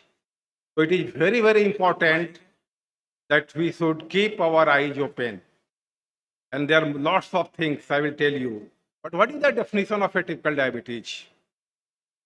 I told you this the traditional binary classification of diabetes into type 1 and type 2 was thought in encompassing the diverse metabolic and clinical phenotypes, molecular mechanisms, and disease pathways that continue in hyperglycemia. So atypical diabetes is suspected in individuals who do not neatly fit in the currently accepted criteria defining type 1 diabetes or type 2 diabetes or secondary diabetes. So you, apart from these three things, whatever you get, you might be getting atypical diabetes. And when you get a diabetes, this is the spectrum of atypical diabetes. This is not one or two types. There are many types. Autoimmune could be insulin resistant, lipodystrophic, syndromic, then mitochondrial, monogenic, ketosis prone. So these are the different forms of atypical diabetes. And these are the 5% to 11% I told you. And when we conceptualize this concept, you see here there are three axes: the islet cell autoimmunity, the insulin sensitivity, and the insulin secretion, and accordingly we move around. So how to proceed? So first question to deal is, you when to suspect atypical diabetes. I will not go in detail, but if you get a typical natural history, you see the insulin requirement, it is less or more and more and more. What are the, how it is complicated? It is progressing rapidly or slowly. Rapid, recurrent pancreatitis, is there any history? Syndromic features, involvement of multiple organs. Suppose diabetes with involvement of multiple organs. And decay with subsequent insulin and independence. These are the things which tells you if something else is there. And then you take a family history, you do the physical with the signs of insulin resistance, acanthosis, adipose tissue loss, syndromic features, and then accordingly you think that it could be something different, and then you can decide to go for insulin dose adjustment, autoantibodies, C-peptide, proinsulin, lipid panels, OGTT or meal mixed TT and MODI risk calculator, and genetic testing and metabolic panels. So these are the few investigations which will tell you your patient is suffering from this type of diabetes. If you suspect islet autoimmunity, serum insulin or C-peptides, and by OGTT, you can classify that. And then accordingly, you can go for, there is a very good MODI probabilistic calculator known as EXTER and pancreatic diabetes. I will not go in detail. Well, I will not go in tell you more and more about few cases are with me. But this case, I will tell you that there is 12 years old female presented with a history of decreased activity and increased sleeping since 4 months of age. She had no polyuria, cholelithiapsia or weight loss. At that time, the blood sugar was 5 of 35, and she was diagnosed at the age of 4 as a case of type 1 diabetes. When she reached the age 11, a detailed past history was taken. See, from the age 4 it was not taken, but at age 11 it was taken. Then it was found she had developmental delay, scoliosis, lack of communication as a smiling, difficulty with latching during feeding, poor muscle tone, and so many things. Then what they did? Then the genetic testing was done, and this was KC1J11 mutation. So this becomes a monogenic diabetes. And you are well aware that in such cases, sulfonylurea works much better, and this is a drug of choice. So from insulin, the shifting UK was done. So final diagnosis was monogenic diabetes with KCNJ1 G598 mutation, presenting as Dent syndrome, that is a developmental delay, epilepsy, and neonatal diabetes. So I think I made this slide few years back. There is a law in the USA that is known as Lilly Law of Illinois 20110.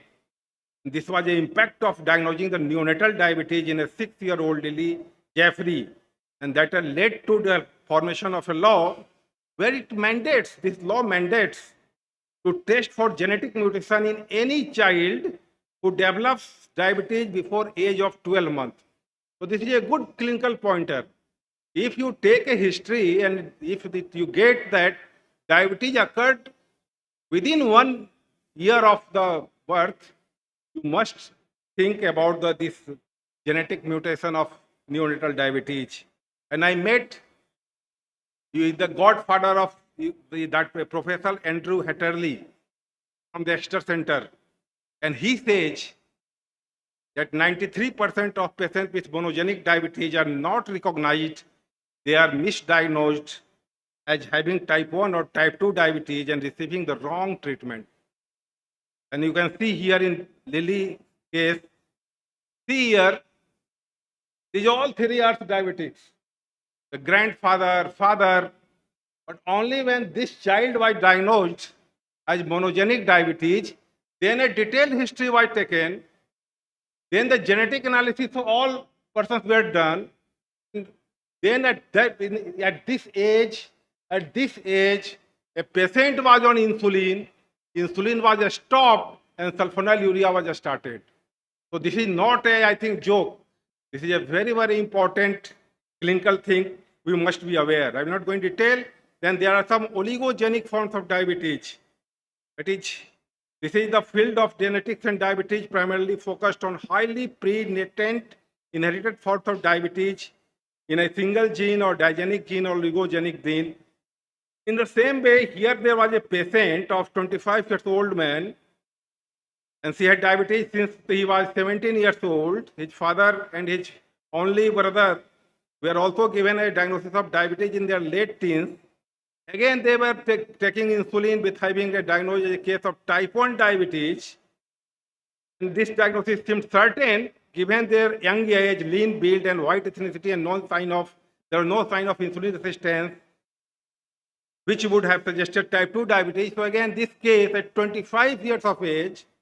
But what was the clinical pointer? The pointer was that the patient insulin dose has been usually low, less than 10 units per day, with no basal insulin needed.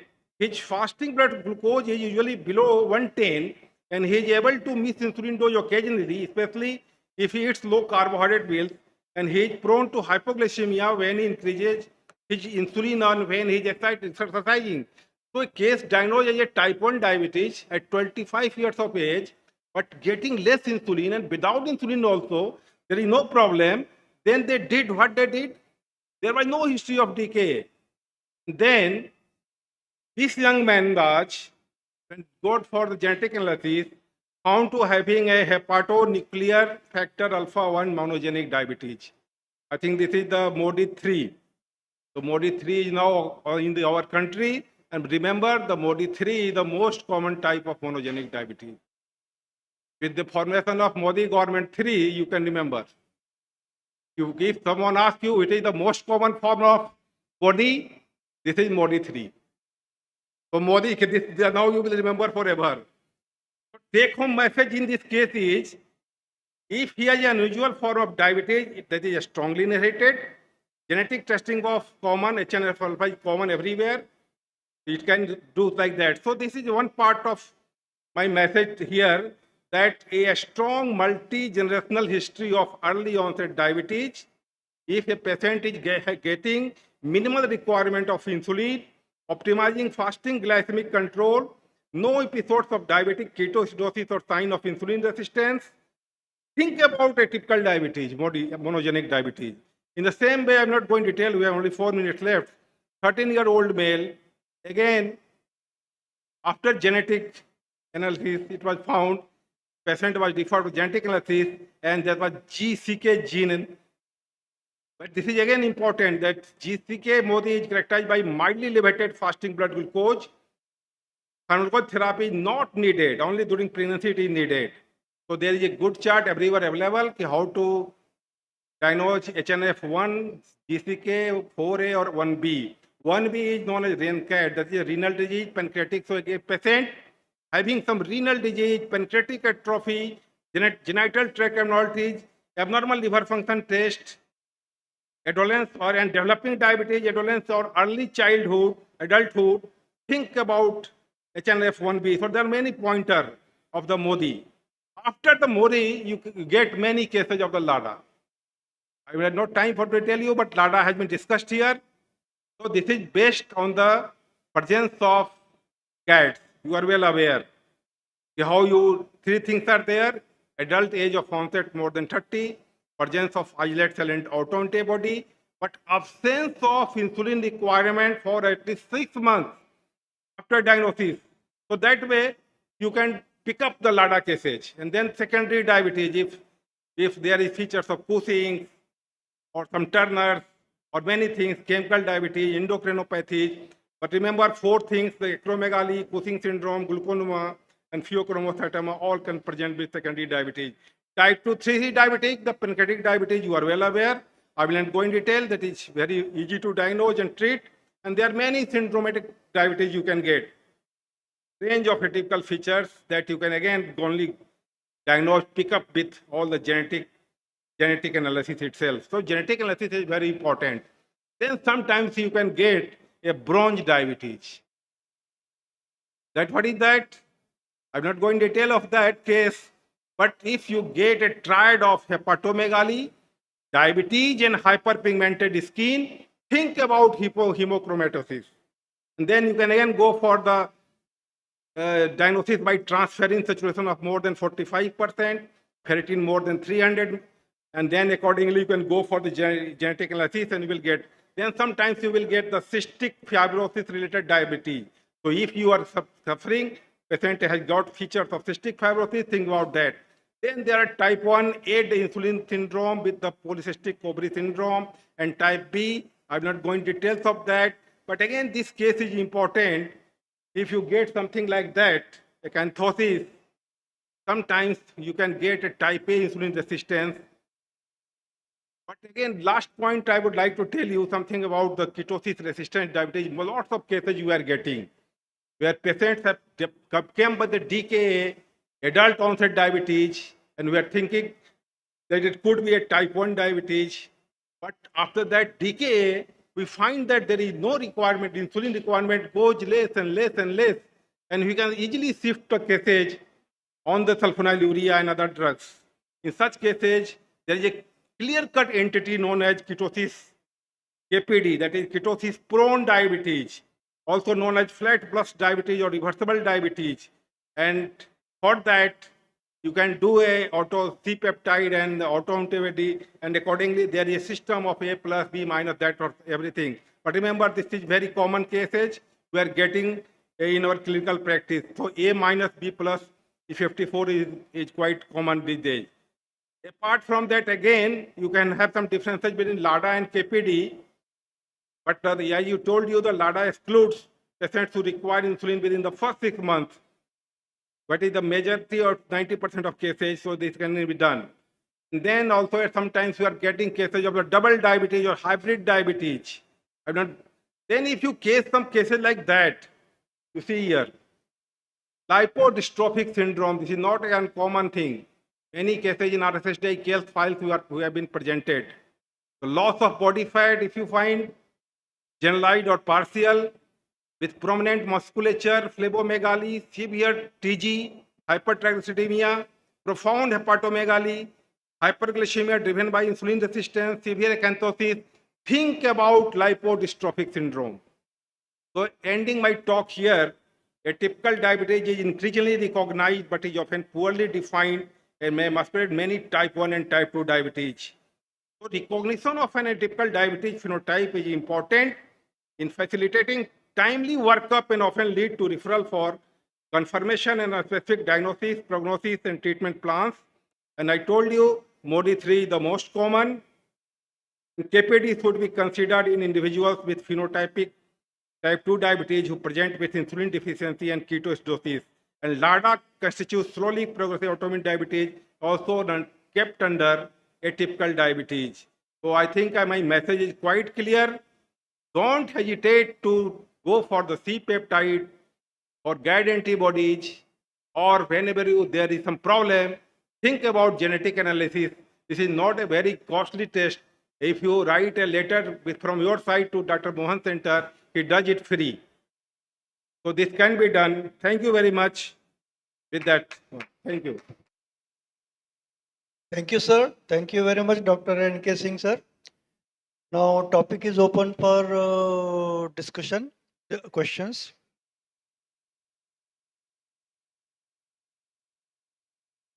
At this time, there will be no questions. You all are waiting for the dinner. Yes, yes, Yeah. yes. If there is no question, then I will request our captain to felicitate our Thank you, sir. pilot by the right side of the dais, please. Now there is some reshuffling in the program. First, we will take flight number 36. Topic is Focus Diabetes Care Zone. I request our captain, Dr. Praveen Kalvit and Dr. Devpriya Lakra.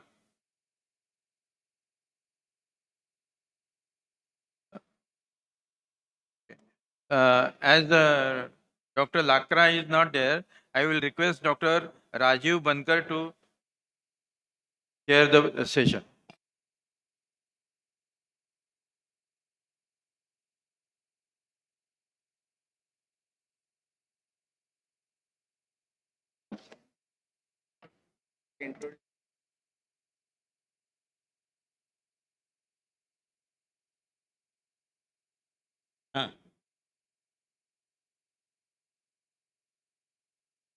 It gives me an opportunity to present to you, ladies and gentlemen, Dr. Jugal Kishore Sharma.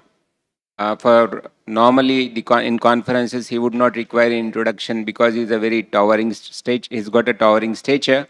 But as a formality, I would like to introduce him as a postgraduate in medicine, doctorate in science, fellow American College of Endocrinology. He is he's a medical director at Central Delhi Diabetes Center and founder and secretary general of Innovative Physicians Forum and leading head of most of the national and international organizations. Honorary visiting professor in discipline of medicine at MGM University of Medical Sciences, Jaipur, Rajasthan. And he's a MRCP UK PACES examiner, international member, RCP fellowship. I mean, a lot of credentials to his credit. And he is going to present to us about the revolutioning therapy with biosimilars in management of type 2 diabetes, which has come as a alternative for basal insulin in the form of insulin glargine. So without wasting much of time, I introduce and hand it over to Dr. Sharma. The stage is yours, sir. Thank you very much, sir. And at the outset, I would like to extend my heartfelt thanks to Dr. Sunil Gupta and the entire team, Dr. Kavita, the organizing committee of this Hello Diabetes Academia, a wonderful conference. In the next 14 minutes, I am going to talk to you about the biosimilar insulin glargine, revolutionizing accessible diabetes care. And dear friends, this is a sponsored talk. We all know that The world is celebrating 103 years of insulin. And still, as Dr. Vasant Kumar told us, that first 50 years took in purifying the insulin, but now we have reached at a stage where state of the art insulin is available to us. 50 million Indians are happily living with insulin therapy.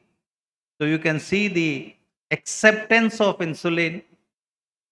Now, what to talk of the inertia, insulin inertia? I think we have to rethink. So the insulin isolation was done in the year 1920, and in 1930s there was longer acting protamine zinc insulin available to us. Then in the 1940s came the intermediate acting NPH. In 1950s the first long acting insulin and the insulin mixtures, and in the year 1980s the first human synthetic insulin came. Then came the rapid acting insulin analog, then the long acting, and in the year 2010s, biosimilar long-acting insulin analogs were available, and now even the biosimilar rapid-acting insulin analogs are also available. I take a case, Mr. Praveen Mitra, 55 years male, accountant by occupation. It means most of the time the job is sitting. Past medical history of diabetes for 8 years, hypertension, dyslipidemia, and he is on metformin 1000 milligram twice daily, liraglutide 1.8 milligram once daily, amlodipine, and the atorvastatin.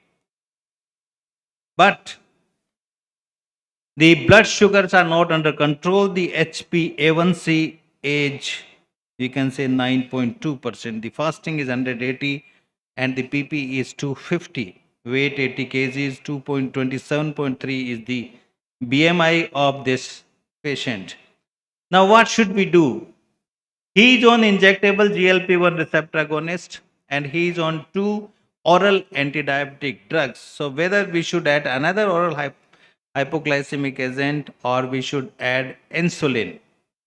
Please keep it in mind that it is a sponsored talk and we have to talk about the biosimilar insulins. So I'll be little biased about this. Or should another OHA be added to this patient? The question is, why should we start insulin in this case? So I'll tell you about that. When we consider insulin in a person with type 2 diabetes, we have to look for when a combination of non-insulin anti-hyperglycemic medications are unable to achieve the glycemic targets. I'm not talking about the insulin or the first time detected type 2 diabetic patient where the HbA1c is more than 9 or it is 10 and we think of starting the insulin right from the start for the initial 2 to 4 weeks to bring down the hypoglycemia and the glucotoxicity so that we can preserve the beta cells. Then when non-insulin medications are associated with unacceptable adverse effects, advanced hepatic or kidney disease, we want to give rest to the beta cell and preserving the beta cell mass and the function. This is what I told you. To improve the insulin sensitivity. So insulin possesses both anti-inflammatory and antioxidant protecting against the endothelial dysfunction and damage resulting in the vascular disease. And when there is presence of severe hyperglycemia, as I told you in this thread, then we directly start insulin. Now, when we look at this algorithm for adding or intensifying insulin of the American Association of Clinical Endocrinology, for this patient, when we see that when we reduce the HbA1c by 1%, their age incidences of myocardial infarction decreases by 14%, microvascular complications by 37%, the diabetes-related death by 21%, and the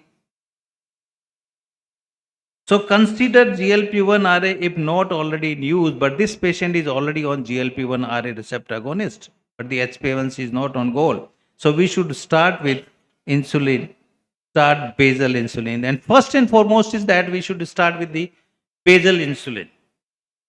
Now, from the global and the Indian guidelines for insulin initiation, the recommendations are basal insulin analog, what the ADA, ACE, IDF and the Canadian Diabetic Association they say.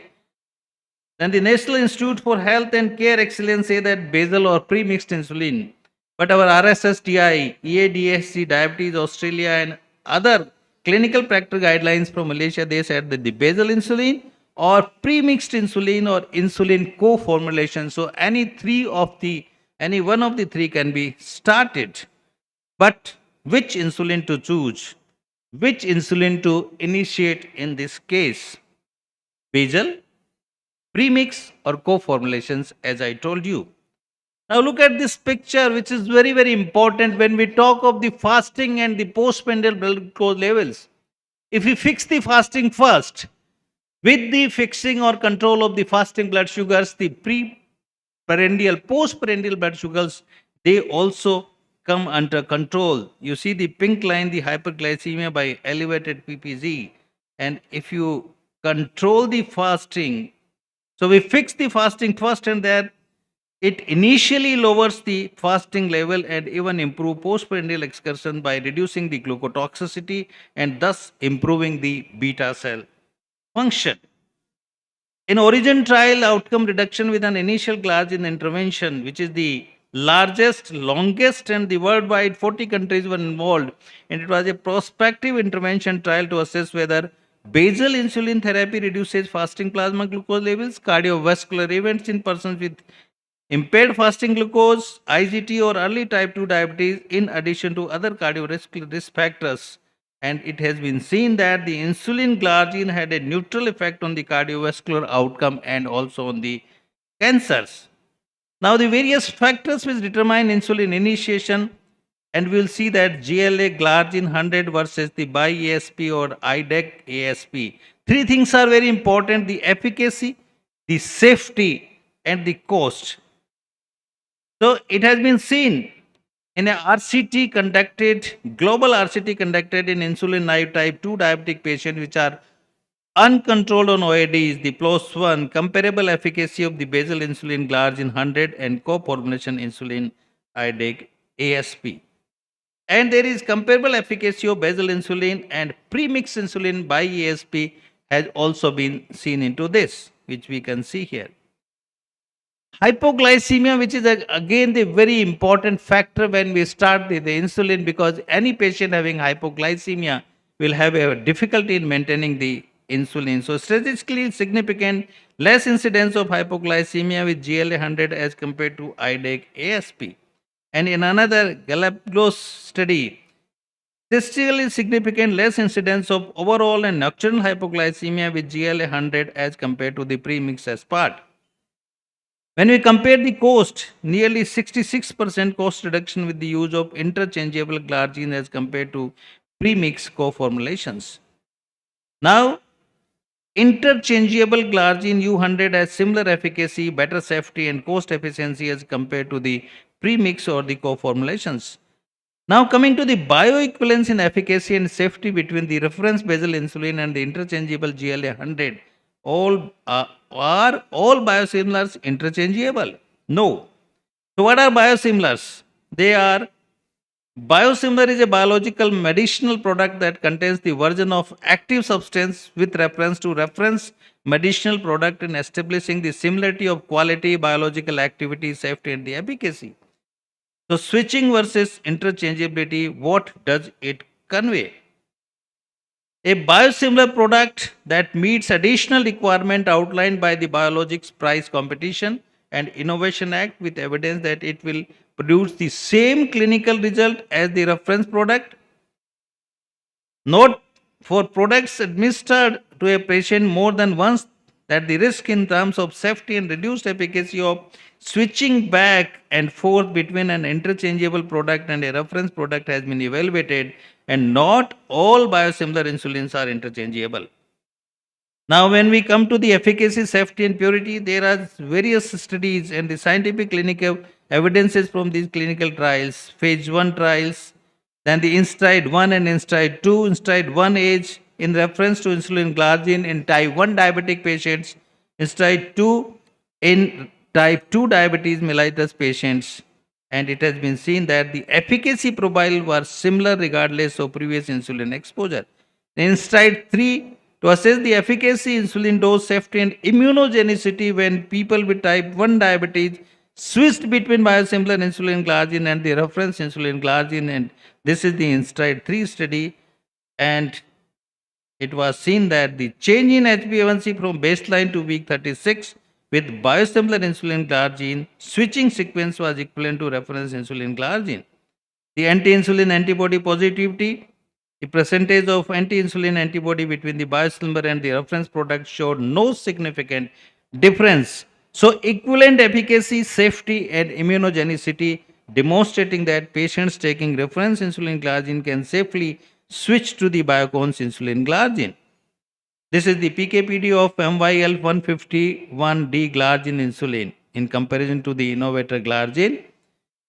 So equivalence with regard to the pharmacokinetic and the pharmacodynamic characteristics was shown among this, and each treatment was well tolerated and safe. And these are the various parameters in INSTRIDE 1, INSTRIDE 2 and INSTRIDE 3 which has been compared. Now very important is that in the year 2021, July 28, the FDA approved first interchangeable biosimilar insulin product for treatment of diabetes. And when you switch from reference glargine to the interchangeable insulin glargine, for any reason, do you have to make dose adjustment or it remains the same? Dose to dose conversion is there is no need to change the dose. Same dose to dose conversion can be done. Data from India, the India switch study, it has shown that Biocon's insulin glargine was found to be non-inferior to reference basal insulin glargine, that is the Lantus. It has been compared with Lantus, exhibiting similar efficacy and safety among type 2 diabetic patients. So to summarize, early insulin initiation provides better glycemic control and reduces the risk of development of complications in long run. The efficacy, safety and cost determines the type of insulin to be initiated in a patient. Use of basal insulin will reduce the out-of-pocket expenditure up to 60% with similar clinical efficacy and better safety profile in terms of overall hypoglycemia. Interchangeable insulin further reduces the cost as compared to reference molecule, providing efficacy and safety equivalence. There is no additional risk related to switching. India specific study, the Switch India study shows similar results as global trial on interchangeability to ICGLA 100 or IGLA 100 is now available. So to conclude, the interchangeable glargine has similar efficacy and better safety profile as compared to co-formulation and premix analog insulin, in addition to the significant cost reduction. And dear friends, the most important message for today, on 14th to 17th of November 2024 at Yashobhumi Dwarka, New Delhi, our 52nd annual conference of Research Society for the Study of Diabetes India is fixed. The Yashobhumi is the biggest and the most sophisticated convention and exhibition center in South Asia, which has been inaugurated by our Prime Minister on 17th of September 2023. And I, as the organizing secretary, on behalf of the organizing chair, Dr. Makkar, and the scientific chair, Dr. Vijay Viswanathan, along with the president RSSDI, Dr. Rakesh Sahai, and the secretary, Dr. Sanjay Agrawal, I invite you all to be a part of this. Don't consider it a conference of someone else. It is your own conference. So I invite you all for this. And with that, I finish. Thank you all. Thank you very much. Thank you, Dr. J.K. Sharma. That precisely you took exactly the time allotted to you for a wonderful and lucid presentation. And once again, the take home from your talk is that biosimilars are equivalent and can be safely used in place of conventional injection glargine. So the therapy by basal insulin has become much more affordable and accessible. So I think his presentation was so lucid. If there's still any questions in the mind of audience, you're free to ask now. Otherwise, we extend sincere thanks. Thank you very much, Dr. J.K. Sharma, and we conclude this session. Thank you very much, sir. Thank you. I request our captains to felicitate our pilot on the right side of the dais.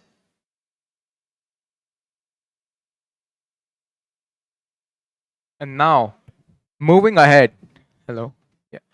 And now, moving ahead to the very awaited International Symposium Zone, role of glucose in human metabolism, from energy production to fat synthesis to DNA formation. For this, I would like to call upon the captains for the day, Dr. A.K. Das, sir, teacher of teachers. It is my great honor to have you here, sir. And Dr. Sanjay Darda. He is a general physician, internal medicine, practice at Darda Hospital and Maternity Home in the Ramdas Pet, Nagpur.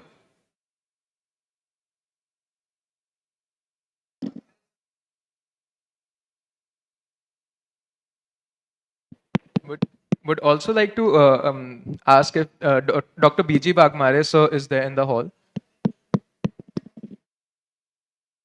Start. Yes, Yes, sir. join. I would request the captains to My please. dear friends, long ago, I met a very young, energetic gentleman in the Stanley Medical College, and he was so prolific, so brilliant. I knew that one day he will make India pride. Dear friends, I'm very happy to present Dr. Sundar Mudaliar. Can you make your camera on, Sundar? Sundar Mudaliar, to this esteemed audience, my close colleague, my friend, and he has made India pride. I never worked abroad, but I was told that if you stay abroad, you must do some original work, which should bring you the name and fame and as a great contribution. And Sundar's contribution in the endocrinology and metabolism is great. He's one of the pioneers in the field of studying the mechanism. Morning also, Sundar, I mentioned your name. We had a talk on mitochondria. I said that in the evening we'll be having the other basic science expert who will be marrying basic science with applied diabetes in his talk. And today he's going to talk to us on a very important issue. Very simple to listen. How does glucose generate energy? How does it provide fat synthesis? And what is important, how does it get involved in the DNA production? And it is something, yes, role of glucose in human fuel metabolism, from energy production to fat synthesis and DNA, RNA formation and beyond. Dear friends, I have nothing much to say. If I say about him, it will be the whole oration time. So I'll tell you that if you want to pick up one who has produced lot of original papers and contributed immensely for the SGLT2, for the mechanism underlying this wonder drug, it is Sundar Bodaliar. But that is not his only field. He has worked in many other fields also. Dear friends, with this, may I now present to you our very dear friend, Professor Dr. Sundar Mudaliar, to speak to us on this important subject. Let us welcome him with a round of applause. Very much.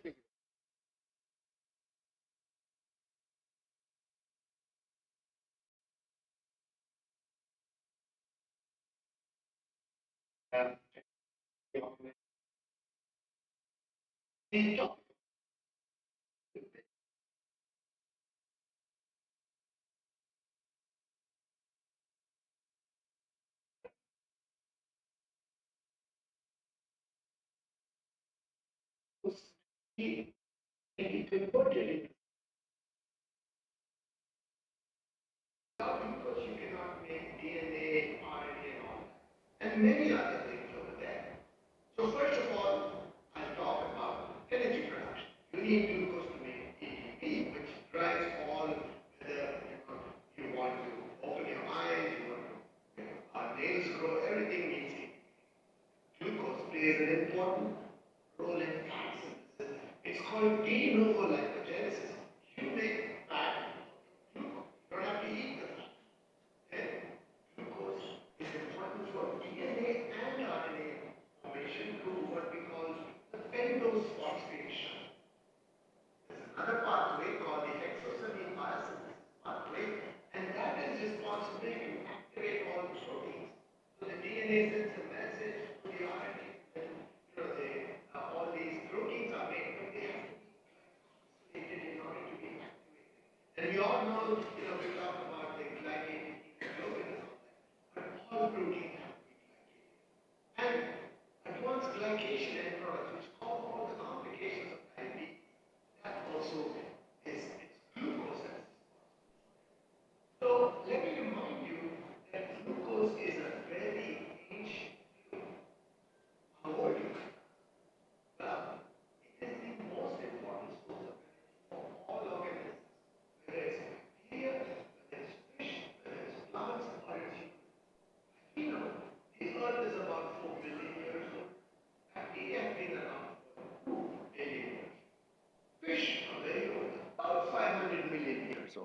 And after that, the plants came. First the fishes came and then the plants came.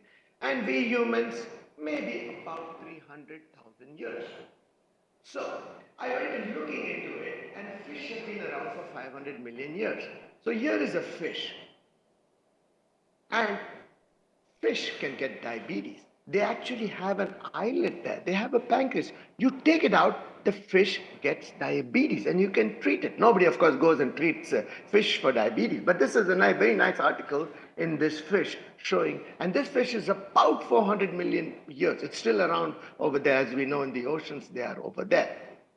So, some more interesting facts about glucose. Glucose, as we know, is a very efficient fuel. You get more ATP per oxygen molecule compared to fat. Fat is energy dense, but it is inefficient fuel. You get much more, 34 ATP per mole of glucose. Glucose is unique because its metabolism can furnish ATP even when there is no oxygen. Fat, you cannot. You have to have oxygen to burn fat. You cannot burn, but glucose doesn't matter. Glucose actually is made and stored in plants as starch and amylopectin. How do we humans store glucose? Mammals, we store glucose as glycogen. So what's the connection between the two? So let me take you back. All energy in this world comes from the sun. We all know that, the sun lights. And the chloroplast is the equivalent of the mitochondria in the plants. They all have it. That's the green color over there. They undergo photosynthesis, and look at this equation. Plants take up carbon dioxide, 6CO2. They need water, 6H2O equals 6C16H12O6 plus O2. C16H12O6 is nothing but glucose. What do? We consume it. It goes to our mitochondria, as Professor Das said. And what we do, we get cellular respiration. Glucose, C16H12O6 plus oxygen. We breathe the oxygen and we convert it. We breathe out 6CO2, carbon dioxide, 6H2O, and we get ATP. We breathe out the carbon dioxide. The water is eliminated in different ways, and the cycle continues. We are very intimately related. This cycle cannot go on without plants and us. So what happens after we eat the glucose? After we got it, whether it is spinach or it is potatoes or it's an apple or whatever. So this is the fate of glucose. How does it go through all the pathway? Of course, depending on our brain, whether when we need to eat, how we eat and all that, signals are sent, hey, you need to eat, you're hungry, or you like some food, you're passing by McDonald's or something, you need to eat. And we eat the food, it gets into the stomach, and then it undergoes some intestinal transit to the duodenum and the upper jejunum. And here the carbohydrates, as we all know, are digested by the alpha glucosidase enzyme, which is on the luminal side of the gut. It's absorbed, it goes down further into the jejunum, and now these cells are over here. Remember the SGLT2 inhibitors? Well, this is SGLT1. Not 2. 2 is in the kidney. SGLT1, and of course, GLUT2 is the major transporter, and that takes the glucose into the cell, and it goes into the portal circulation and goes to the liver. That's where all the glucose first lands up. Unless you get IV glucose, otherwise the liver is the first thing. What does the glucose do in the liver? The liver shuts down glucose production because it gets a signal through the pancreas, because immediately in the portal circulation, the pancreas is sensing it. And I know lots of talks have been going on about how the pancreas senses it. Anyway, the pancreas senses the insulin, and under the influence of GLP and GIP, we all know tirzepatide, all those drugs. But where are they made? They are made in the gut, right? GLP is in the L cells and GIP is in the K cell. And it is the transporter which is on the GLP and GIP cell is SGLT1. We found that out serendipitously and nobody could explain it, and I had to go digging to find out. Remember, there are two cells in the gut. One is the enterocyte, which is doing. The other is the endocrine cell sitting in the gut, the K cell, the L cell. And this is something fascinating. That's a topic for another talk. The STR is actually the sweet taste receptor. There is a taste receptor not only in the tongue, it is sitting in the gut in the enteroendocrine cell. In fact, nowadays they say don't call it the taste receptor, call it a nutrient sensor. It is sensing nutrients. All right. Then the insulin also goes to the muscle, and insulin pushes glucose. 80% of glucose uptake is in muscle. And depending on how much the liver is producing, the muscle is taking up, the pancreas is producing, we get our peripheral glucose concentration. So glucose comes to the liver. What happens?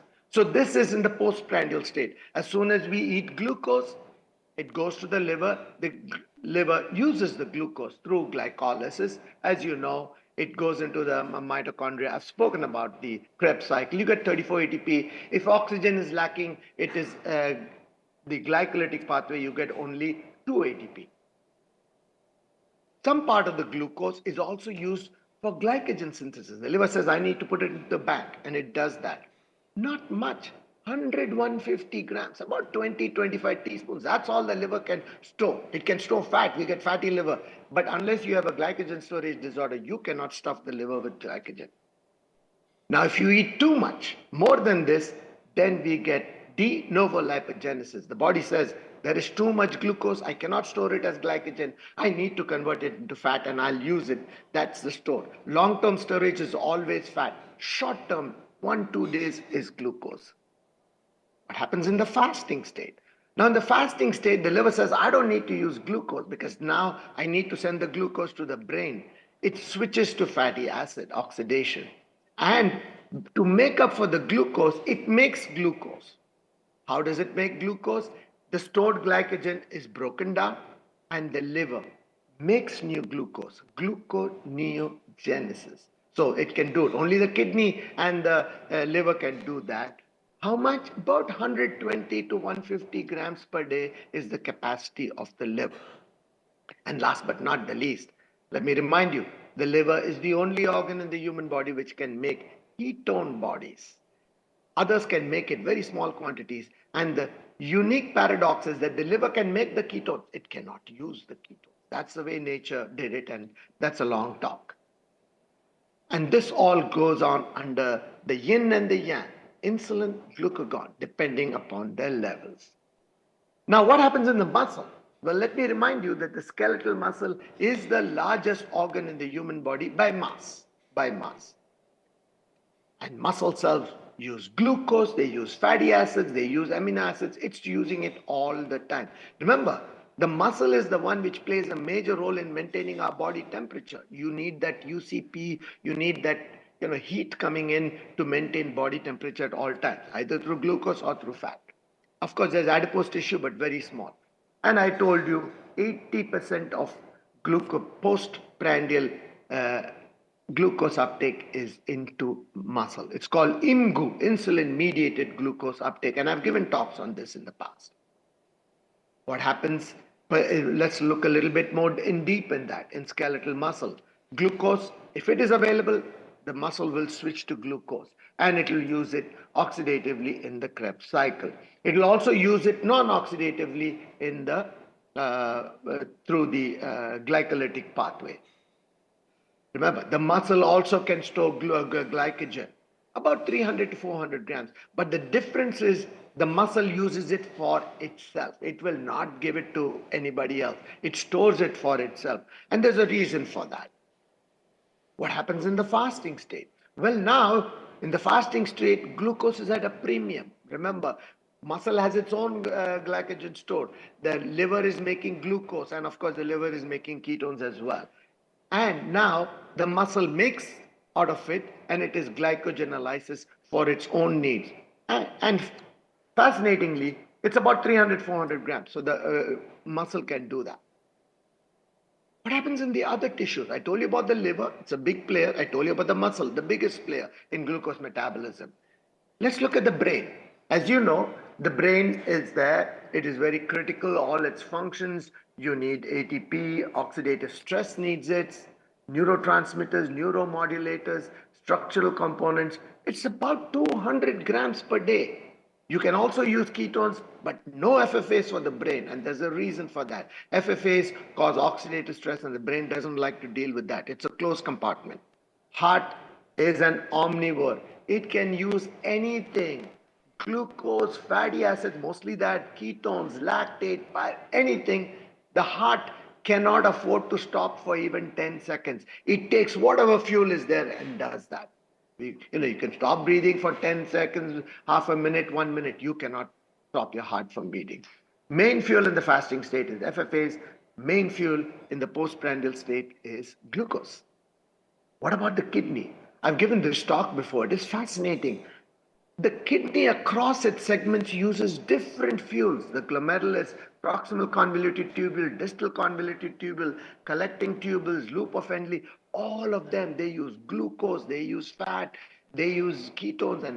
And remember I told you, other than the liver, the kidney also can make glucose, mostly for its own consumption, because the inner medulla of the kidney, which is there, the oxygen is only about 10 to 15 millimeters of mercury. It is not enough to support oxidative glucose. So it has to do glycolytic. It needs glucose. It cannot use fat because there's no oxygen over there. And the reason, that is in the medulla, we have the loop of Henle, and that exchange current is going on over there.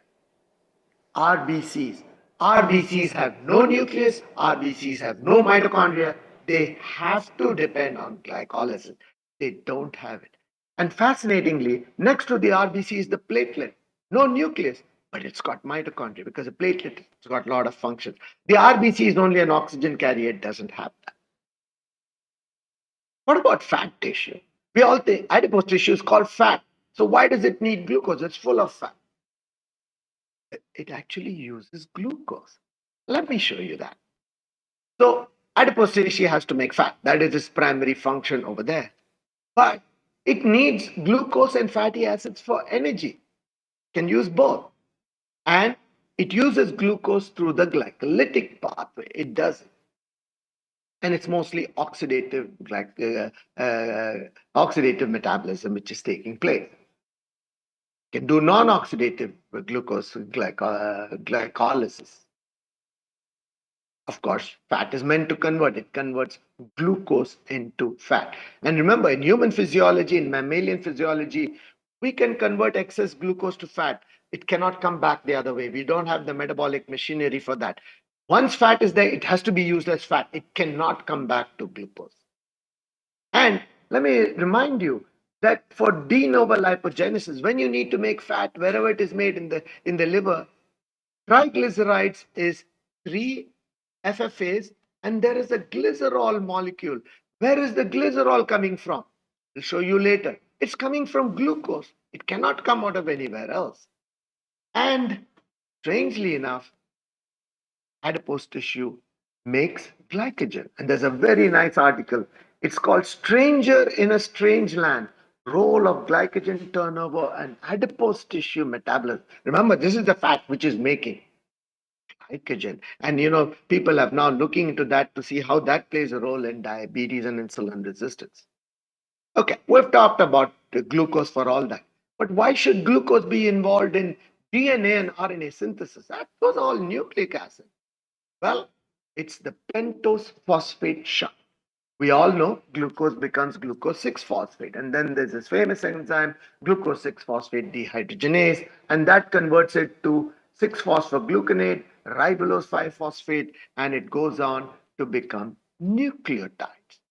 And in the process, you get NADPH, extremely important because NADPH is responsible for reductive biosynthesis, reducing glutathione. That's we have over there in the liver, the glutathione, oxygen depending. For phagocytosis, you need NADPH. Nitric oxide, you need NADPH.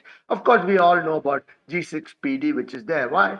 Because in the RBCs, it's X-linked recessive, it impairs NADPH production, and there's free radical production. You cannot quench that thing, and you get, the RBCs are destroyed. But more importantly, it generates the pentoses. So glucose is a 6-carbon, it takes off 1 carbon, becomes a pentose, and also ribose 5-phosphate, which is responsible for all nucleotides and nucleic acids. The other interesting pathway is the hexosamine biosynthesis pathway. And as I said, all proteins have, most of the proteins in the body have to be glycosylated. So this is a very interesting pathway. Why? It's called the HBP, and this is the symbol for it. It's called, in short, UDP glucnat. So that's uridine, diphosphate, and acetyl glucosamine. I know it's very difficult to say, but it's UDP glucnat. Very important role it plays. But it's beautiful because it integrates nucleotide metabolism through uridine triphosphate, carbohydrate through glucose, amino acid through glutamine, and fatty acid through acetyl CoA. Because now the acetyl CoA is not coming from here, it has to come from there because glucose is part of that reaction. And that plays a major role in signaling, metabolism, gene regulation, EMT, as you know, epithelial mesenchymal transformation, all cancer cells do it over there. But most importantly, as I told you, the hexosamine biosynthesis pathway causes post-translational modifications of proteins, and you get all these glycolipids, proteoglycans, and all these molecules are there. It's glucose do anything else. All right. This is a very complicated diagram, but it puts the whole story of glucose here. So we have glucose, and we all know the glucose transporters, 1, 2, 3, 4, many more this thing. Glucose goes into the cell, and the glycolytic pathway, glucose to pyruvate, and then it can go to lactate, you get 2 ATP. All that takes place in the cytoplasm. But then, of course, you have the mitochondrial pyruvate carrier, which takes it inside the mitochondria. Remember, fat needs CPT1, CPT2 to cross the outer inner membrane. Glucose gets a free ride because pyruvate has a carrier. It's the mitochondrial pyruvate carrier. It goes straight inside, oxidative phosphorylation. And then on the way, glucose 6 phosphate. I just told you about the pentose phosphate shunt, which gives us NADPH and gives us all the DNA, RNA. One step down from glucose, the isomerase converts it to fructose 6 phosphate. And I showed you about hexosamines. Then, the UDP glycnat, the post-translational modification over there. Then glucose 6 phosphate can convert to glucose 1 phosphate, glycogen. Then this is the famous part where the 6 carbon becomes 2, 3 carbons. What is it? Fructose 1,6 bisphosphate becomes dihydroxyacetone phosphate and glyceroldehyde 3-phosphate. Dihydroxyacetone phosphate is shunted to glycerol. For all your free fatty acids, triglycerides, you need glycerol. And that is very important for fat synthesis. Then glyceroldehyde 3-phosphate becomes 3-phosphoglycerate, and that is very important for serine glycine. 1 carbon, all which is again important for DNA, polyamines, amino acids, all of it. Then let's come to the Krebs cycle. As you know, it's called the citrate cycle. So a citrate, ATP citrate breaks it down, and then it goes outside to form steroids and fatty acids. And that is responsible for de novo lipogenesis, histone acetylation, because all these, remember these epigenetics changes, deacetylation, histone methylation, that all takes place through this. So here, cholesterol synthesis, you need ATP citrate, lysin citrate. As you know, there's this new drug called bempedoic acid. It blocks ATP citrate lyase. Alpha ketoglutarate is important because this is a shunt between glutamate, glutamine, and proline. It keeps going in and out. There's a shunt there. Oxaloacetic acid is very important for gluconeogenesis. Remember, that's the other pathway going in there. Let's come to the intermediaries. Of course, we all know about the advanced glycation end products, which is there. So, glucose is extremely important because it integrates fat and protein metabolism and is fundamental to survival in most vertebrate species, not only humans. Remember, fish and all are invertebrates and all that. They also use glucose. And I showed you fish can get diabetes. Now, since glucose is so important, we have involved a lot of regulatory mechanisms to maintain glucose when glucose goes up and down. That's there, because if it's so important, you have to protect it over there. So what happens during hypoglycemia? The body cannot afford to do it. We have involved a lot of critical counter-regulatory mechanisms to restore it when glucose falls below the range. What happens? Well, when hypoglycemia comes, it activates the hypothalamus in the brain. There are other brain glucose sensing neurons in the brainstem, mostly in the hypothalamus, feeds to the autonomic nervous system. Also, ACTH is stimulated, sympathetic, parasympathetic signals are sent to the pancreas, telling it alpha cell, increase glucagon, beta cell. If there is endogenous glucose, shut it down. We don't need that anymore.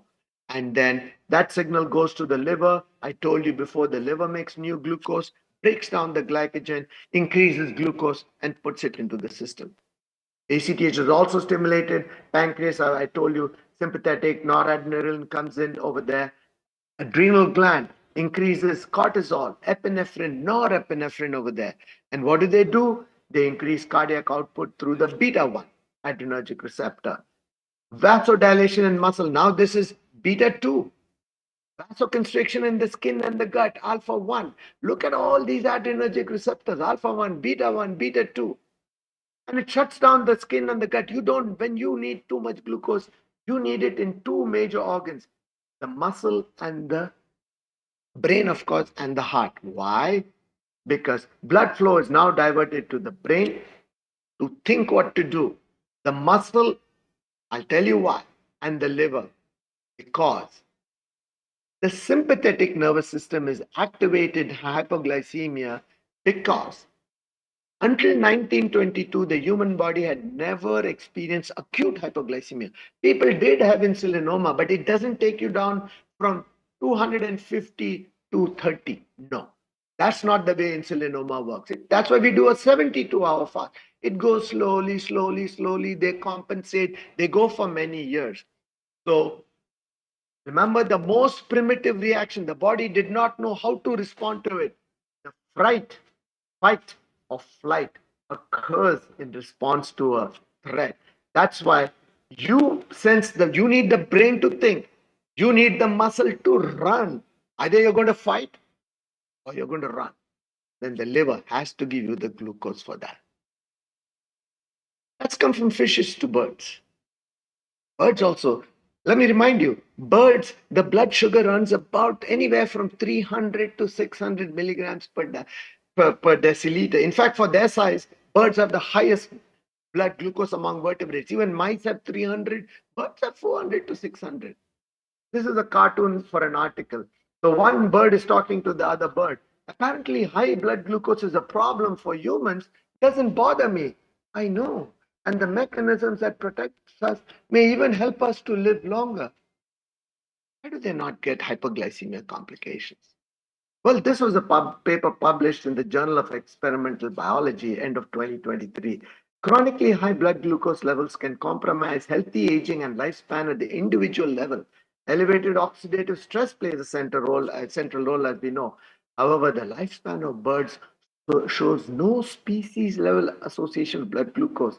This suggests that the potential pathways of high blood glucose can be avoided by adaptations in oxidative physiology at the macro evolutionary scale. But this needs to be explored. There are very few case reports of birds, of parrots and parakeets getting diabetes, but by and large, they don't get the complications of it. Let me switch to another topic, and it is important. I'll tell you why. We all know birds do this. They fly from the North Pole to the South Pole. So this is a small bird. It weighs only 290 grams. It's called the bar-tailed goodwit, Limosa laponica. It flew 435 miles. That's about 11,000 kilometers from Alaska to the Australian state of Tasmania without stopping for food or rest. And it is the longest non-stop migration by a bird. Okay, it did it. How do we know? They put a 5G satellite tag to its back, and they also put a solar panel over there. So they got it. It started its journey on 13th October 2022. It continued for 11 days, 1 hour, without the bird landing even once. How fascinating is that? And remember, it doesn't sleep. I'll tell you about the metabolism. If it sleeps, it's gone. It's going to fall into the water. So there is a phenomenon in birds and even in whales and dolphins. It's called unihemispheric sleep. One half of the brain goes to sleep, one half stays awake. Dolphins do it, whales do it, birds also do it. But where did it? Now, I told you they have very high blood glucose, but it doesn't use the glucose, it uses fat to produce its energy over there. And it loses half its body weight. By the time it reaches there, it's about 140 grams because it used fatty acid oxygen, burnt all its proteins as well in the bargain. And fat oxidation also provides a much needed source of metabolic water. Protein oxidation also gives that, and uric acid, which is an antioxidant over there. And they've done the studies in a wind tunnel, and they show that birds metabolize primarily fatty acids and proteins during prolonged concentration flights. Glucose remains unchanged. We have to learn from our species, which are all over there. They've done it in this good way. They have looked at it, and it is ketones that is fueling them all over the way. Take home messages. I told you it's an essential fuel, but it integrates carbohydrate, fat, and protein. We always thought glucose, we eat it, we get energy, glucose goes up. I didn't have time to tell you about the body's regulatory mechanisms to prevent hyperglycemia. I told you about hypoglycemia, but another day, another talk, perhaps. So glucose is involved in ATP generation, fat synthesis, DNA formation through the pentose phosphate shunt, activation of proteins, formation of advanced glycation end product. And of course, I've showed you to prevent hypoglycemia, there are multiple regulatory pathways. So let me finish with this last quote by Sir C.V. Raman. And as you know, in 1930, almost 100 years ago, he was the first non-white Asian to receive the Nobel Prize for physics. Rabindranath Tagore got it for literature, and that was the effect on the Raman effect over there. And he said, ask the right questions, and nature will open the door to her secrets. We are seeing these secrets there. We need to go, as Professor Das said, we have a lot of talent in India. Somebody needs to do the work. Thank you all. Happy to take questions if there are some. Namaskar. Sundar, it was, I have no words failed to express how happy we are to listen on to you on this topic. Me and my co-chair extend our sincere gratitude for giving a talk. It is so simple. And you have compared, we also have a society of comparative endocrinology in India. But the way you have spoken and shown, it is so convincing. It gets imprinted, it gets ingrained in our brain and mind. Glucose, fat synthesis, and protein DNA. I think Sunil, we can take about 2-3 questions. Before I open for questions to the audience, I will take the both of it to the just ask one question, Sundar. It is a little odd question because I am not that much advanced in glucose metabolism. When does glucose becomes a foe from a friend? Because in South India we are called as glucocentric. Rice with murukulambu, rice with sambar, rasam, curd, and when does it become a from a friend to a foe? Parag, welcome, Parag. Parag, welcome. 2 minutes. Hi, Parag. Yeah. Yeah. Uh, Glucose is neutral. It depends on the individual eating the glucose. So there are, diabetes affects, 10, 12% of the population depending on the age group. But the other 88%, because, of course, they make insulin, they are not insulin resistant over there. Portion control is the biggest thing in my mind. Glucose is an ancient fuel. We have to use it. Problem is now we have become more sedentary. We love our food. We eat too much of the food, and that's a long question, but it's a great question. Maybe my next talk will be glucose friend or foe. Yeah. I think any one question from the audience. Already Parag is here. Any one question from the audience? Sir, I just want to ask to the last question. You know the history of glucose through ages has been well written. But why people go for keto diet, which does not contain much of glucose? What do the studies show in them? I know the studies of from epilepsy, you know that, you know much better than any one of us, from epilepsy to da da da da. So what happens? Has it been studied that glucose, when people say that we will not take glucose and rely only on the protein diet? Uh, I mean, there are problems with it. It depends how much you reduce the glucose to. Most studies show, I told you, the brain needs about 200 grams of glucose per day. Once you fall below 100 grams of glucose, we're going to get in trouble. But below 30 grams, for sure, you'll go into a ketotic state. But remember, the liver still makes glucose. Then protein catabolism is occurring to make it. And when I give my I talk on think Sundar, ketones, the HGO helps. longest Hepatic glucose output helps. Hepatic glucose output, HGO helps. HGO, hepatic glucose output helps. hepatic glucose production helps. And the longest a human being has been fasted under controlled conditions is 352 days. Under controlled conditions, that person lost weight from about 350 pounds to 160 pounds. That is well documented. Parag is here. I think he's from the UK. It's in the one of the British journals, and I often cite that article. The human body is very resilient. It can do it. And just to, if I may have one last sentence, the body has got regulatory mechanisms. I've got a slide for it. Let me see if I can pick that slide out. These are the regulatory mechanisms to prevent hyperglycemia and type 1 diabetes. Despite the lack of glucose, there is increased glucose mediated glucose uptake. It's called S sub G. Glucose promotes its own uptake. It's the mass action, and it's called NIMGU, non insulin mediated glucose uptake, and it promotes itself. And that's what I said. Then there is renal glycosuria. The body doesn't like high glucose. After it's about 200, it says, go away, I don't like you. Problem is, glucose is osmotic, it takes water, there is polyuria, inadequate hydration, and when you don't keep up, you are 1 liter short, you're 500 ml short, you get volume contraction. Guess what happens? Once you get volume contraction, the kidney starts shutting down and you cannot excrete it through that pathway over there. And of course, because of the lack of insulin, you get hyperglycemia and DKA. What happens in type 2? Well, in type 2, again, there is increased insulin mediated glucose uptake. We know that. There's also increased insulin mediated glucose uptake because they are all hyperinsulinemic. Hyperinsulinemia is a counter to that, to say, hey, I need to push it in there.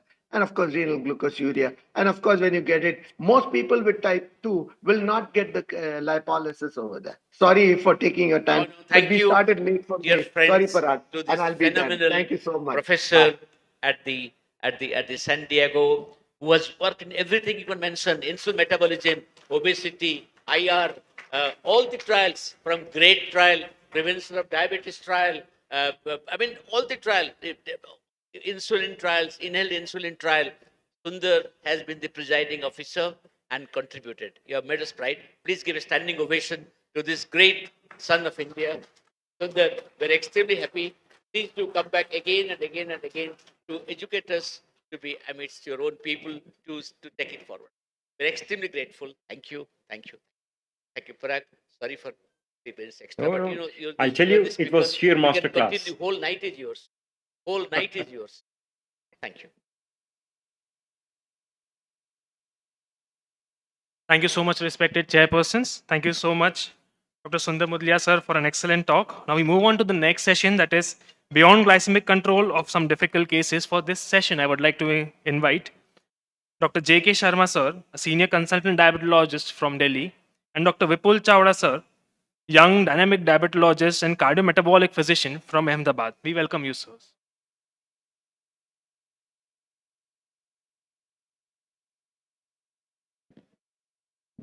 Over to you, chairpersons. Thank you very much. And in the series of national speakers, I invite Professor Parag Singhal, our next speaker, who is going to tell us about beyond glucose control, glycemic control, difficult cases. And to introduce Dr. Parag Singhal, he is the Executive Director, Chief Executive of BAPIO, British Association of Physicians of Indian Origin, Training Academy, London, UK. His internationally quoted work on hepatic glucose production, which Dr. Das was just asking, paved the way for development of new agents. He is the recipient of Pride of India Award, July 2015, recipient of Gapio Leadership Award in 2020, and Chief Executives Award for Outstanding Contribution to Western Area Health Trust 2015. And if I'll keep narrating all the accolades, I think this will take another 15-20 minutes. So I will not come in between. I welcome Dr. Parag Singhal to please deliver his deliberation. Dr. Parag, please. Thank you, sir, and thank you for your kind words. Can I just make a small request because I'm struggling to share? Would it because I did send my presentation yesterday? Is there somebody who can share the presentation and run the slides, please?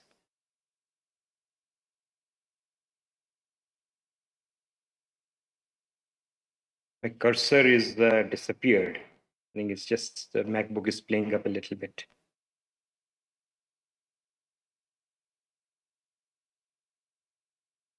I met Professor Parag Singhal 4 years back in Delhi when he came to Delhi when he took over as the president of the WAPIO.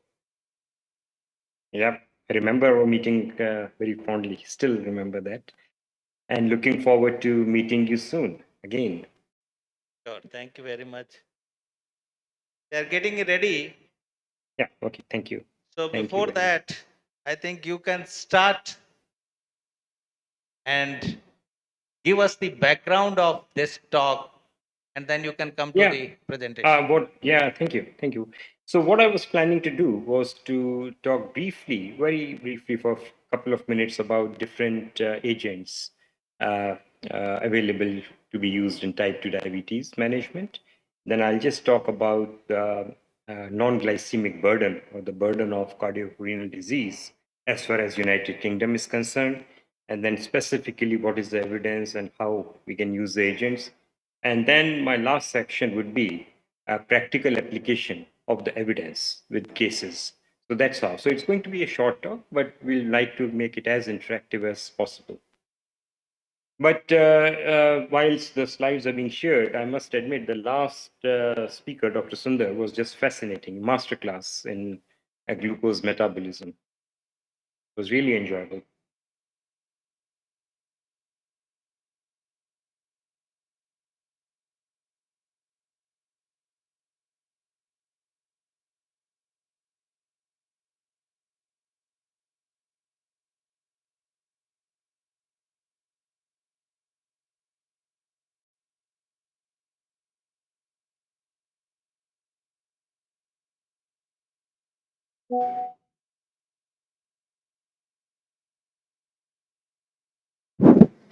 Yeah, Dr. Singhal, good morning to you. This is Sunil Gupta here. Sunil Gupta here. Actually, we thought that you will be uploading the slide. Though I had it, I just given it to the console, so they are uploading it. Yeah, it will take maybe 1 minute or so. Yeah. Thank you, Sunil. Thank you. Thank you. So you're in Canada now, or you are in UK? No, I'm in UK. I'm in UK. I'm not in Canada at the moment. So yeah, it's contrast. UK is struggling with weather. We don't seem to have summer here, whilst India is grappling with heat wave. So it's extreme weathers, just effect of climate control, I suspect. Climate change.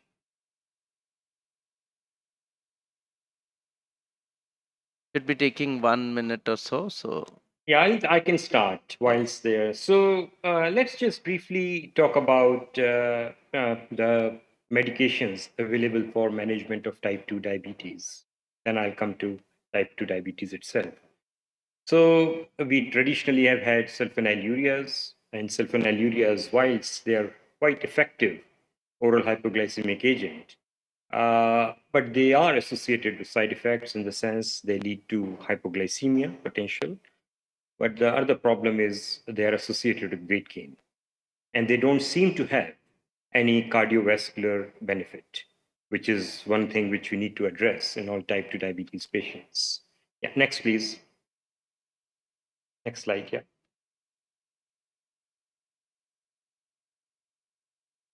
Next slide, yeah. Great.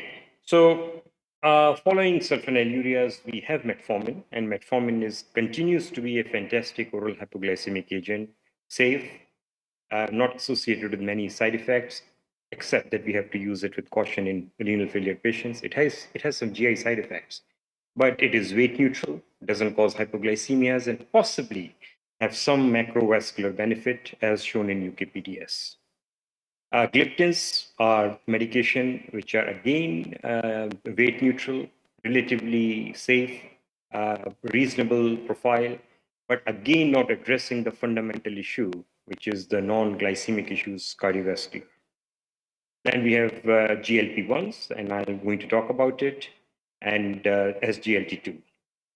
And insulin, obviously, always there. And in type 2 diabetes, you may remember 25 years ago, there was a trend of putting type 2 patients on insulin to optimize their glycemic control.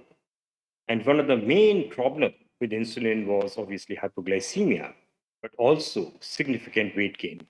And that was a time everybody started saying, is insulin the right treatment for type 2 diabetes? Because the fundamental problem in type 2 diabetes is insulin resistance. And of course, they are insulopenic as well.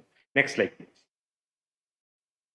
So, when we are managing diabetes, what are we addressing? We are addressing glycemic control. We are trying to address issue of hypoglycemia, that any therapy we give is not associated with hypoglycemia because that leads to very poor quality of life, especially for working people. It should be weight neutral, if not causing weight loss. It should address the complications of diabetes, mainly cardiac macrovascular disease. And if it can address the issue of beta cell dysfunction, because if you remember, going back UKPDS, none of the medication used in UKPDS, both metformin and sulfonylureas, did not halt the progression of beta cell dysfunction. Next slide, please. So this is something we have already talked about, the effects of different medication and the limitations of therapies years ago. So let's talk about in our talk SGLT2 and GLP-1. Next slide, please. So I'm just going to briefly talk about diabetes, very briefly. It's a lifelong condition with serious life-limiting complications. And the major comorbidities we observe is in the form of cardiovascular disease, renal disease, heart failure, and so on and so forth. And those are the first comorbidities we encounter in our clinical practice when we are dealing with such patients. Now, interestingly, the stage of CKD is inversely proportional to CV death risk. The stage 4 CKD will have 14 times greater cardiovascular death risk in patients with type 2 diabetes. Next patient, please. Next slide. Both the two common comorbidities, CKD and heart failure, are interrelated in type 2 diabetes. The prevalence of CKD is 58%, while 31% of patients with type 2 diabetes have heart failure, both types, and we'll talk briefly about that. UK is now sitting on a time bomb as far as type 2 diabetes is concerned, and for the first time, the numbers last year has crossed 5 million, and it's on its way up because 2/3 of UK population is now obese. And next slide, please. Just mentioned before, declining GFR increases the risk of developing cardiovascular disease and heart failure, and these two graphs show how as GFR decreases, your risk of cardiovascular disease increases. Next slide. Even modest decline of eGFR, which is just less than 75 milliliter, is associated with increased mortality. And we often find reduced GFR or slightly reduced GFR in most of our type 2 patients. So you can imagine the extent of the problem we are dealing with as far as renal burden is concerned. Next slide. So let's just talk about economic burden, because whenever we talk about disease burden, finances are obviously important. And in UK, which is a nationalized health service, the burden is on the state. The burden is on the NHS funding. So the total NHS budget could be around 120 to 150 billion. Next slide, please. And 10% of NHS budget is spent on type 2 diabetes. It's a significant, just one disease is taking up 10% of NHS budget. And 80% of that budget is spent on complications. we have just talked about, cardiorenal disease as well as heart failure. So the impact of diabetes on the population and the state of the economy is absolutely huge. And all efforts are put in place to reduce that burden. Next slide, please.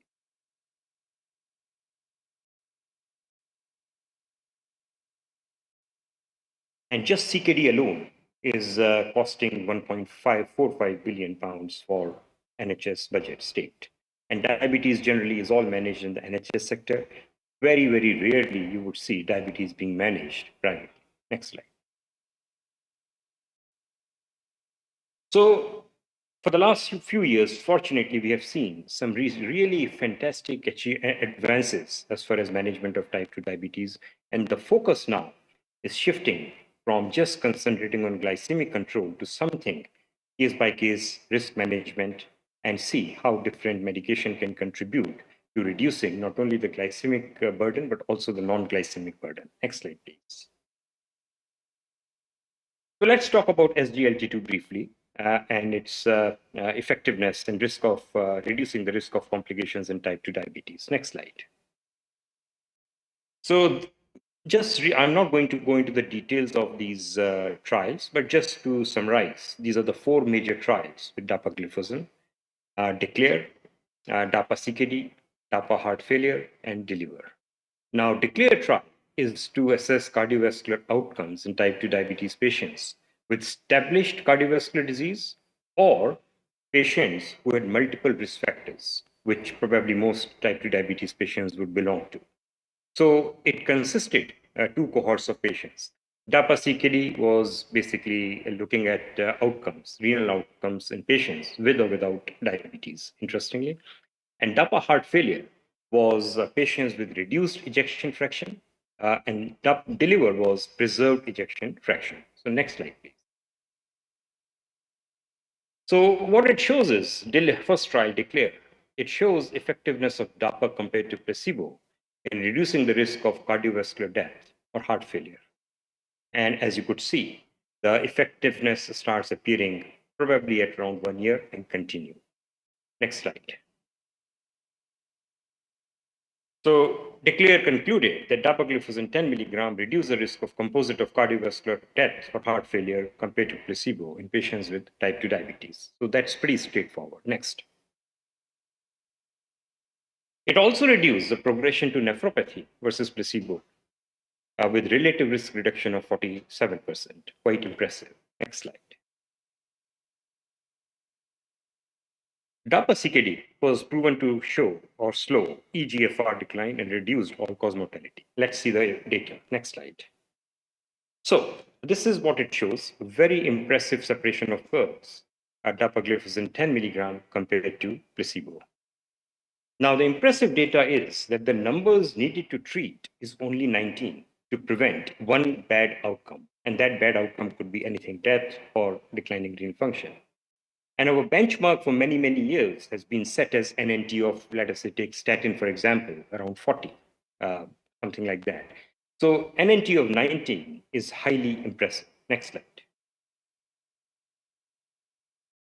How does it act in CKD? So we know that it reduces glucose absorption, but the fundamental issue is it reduces intraglomerular pressure.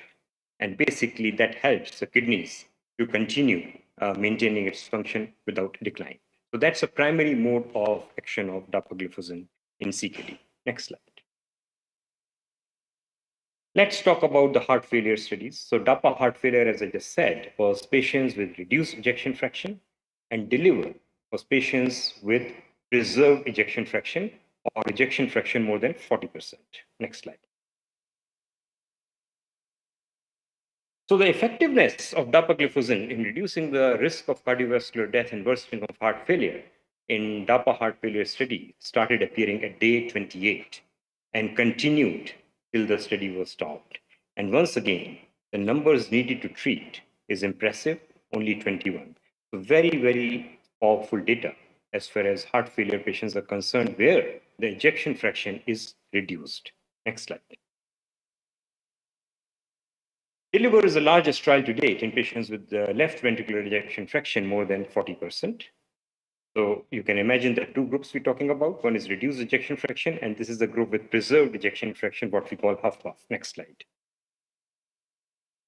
So once again, the effective effect or the beneficial effect started appearing at day 13, and the separation or the benefit continued. And once again, reasonably effective with NNT of 32.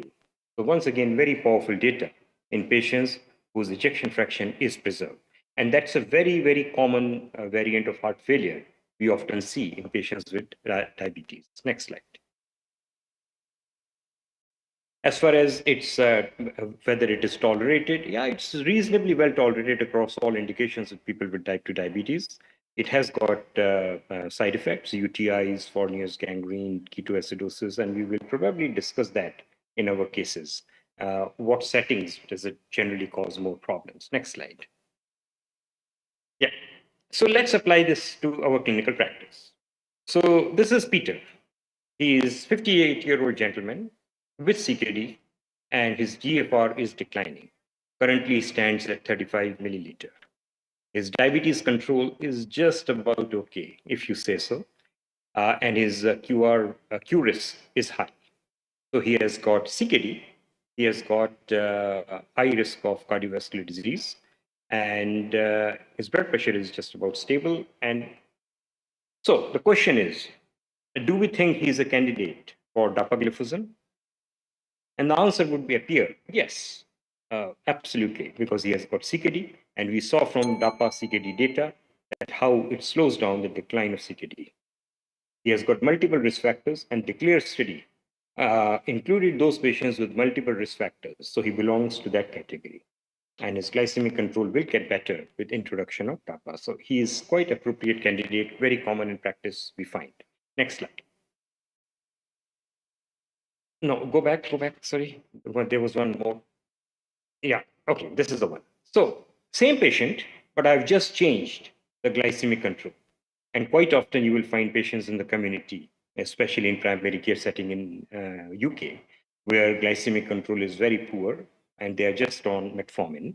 And metformin had to be stopped by general practitioner because of declining EGFR, and EGFR currently is standing at 35. So his 105. This is a just hypothetical figure. It could be 90, it could be 95, it doesn't really matter. So assuming HbA1c is 90, is 105, what are the potential problems in this case? So do you think he's suitable for DAPA? Or do you think we need to do something different before commencing him on DAPA? And that's a question we all encounter from time to time. So this is my take. So there are two potential problems in this patient. Poor glycemic control, very poor glycemic control. And that would mean that he is having significant glycosuria, which means, although I think real conclusive evidence yet to be achieved, but looking at the subgroup analysis, it would appear that our candidiasis or UTIs are likely to be more common in patients with poor glycemic control when we start dapagliflozin because of further glycosuria. So it's a potential issue. The second issue in this case is we don't know whether this patient is heading towards pancreatic cell failure.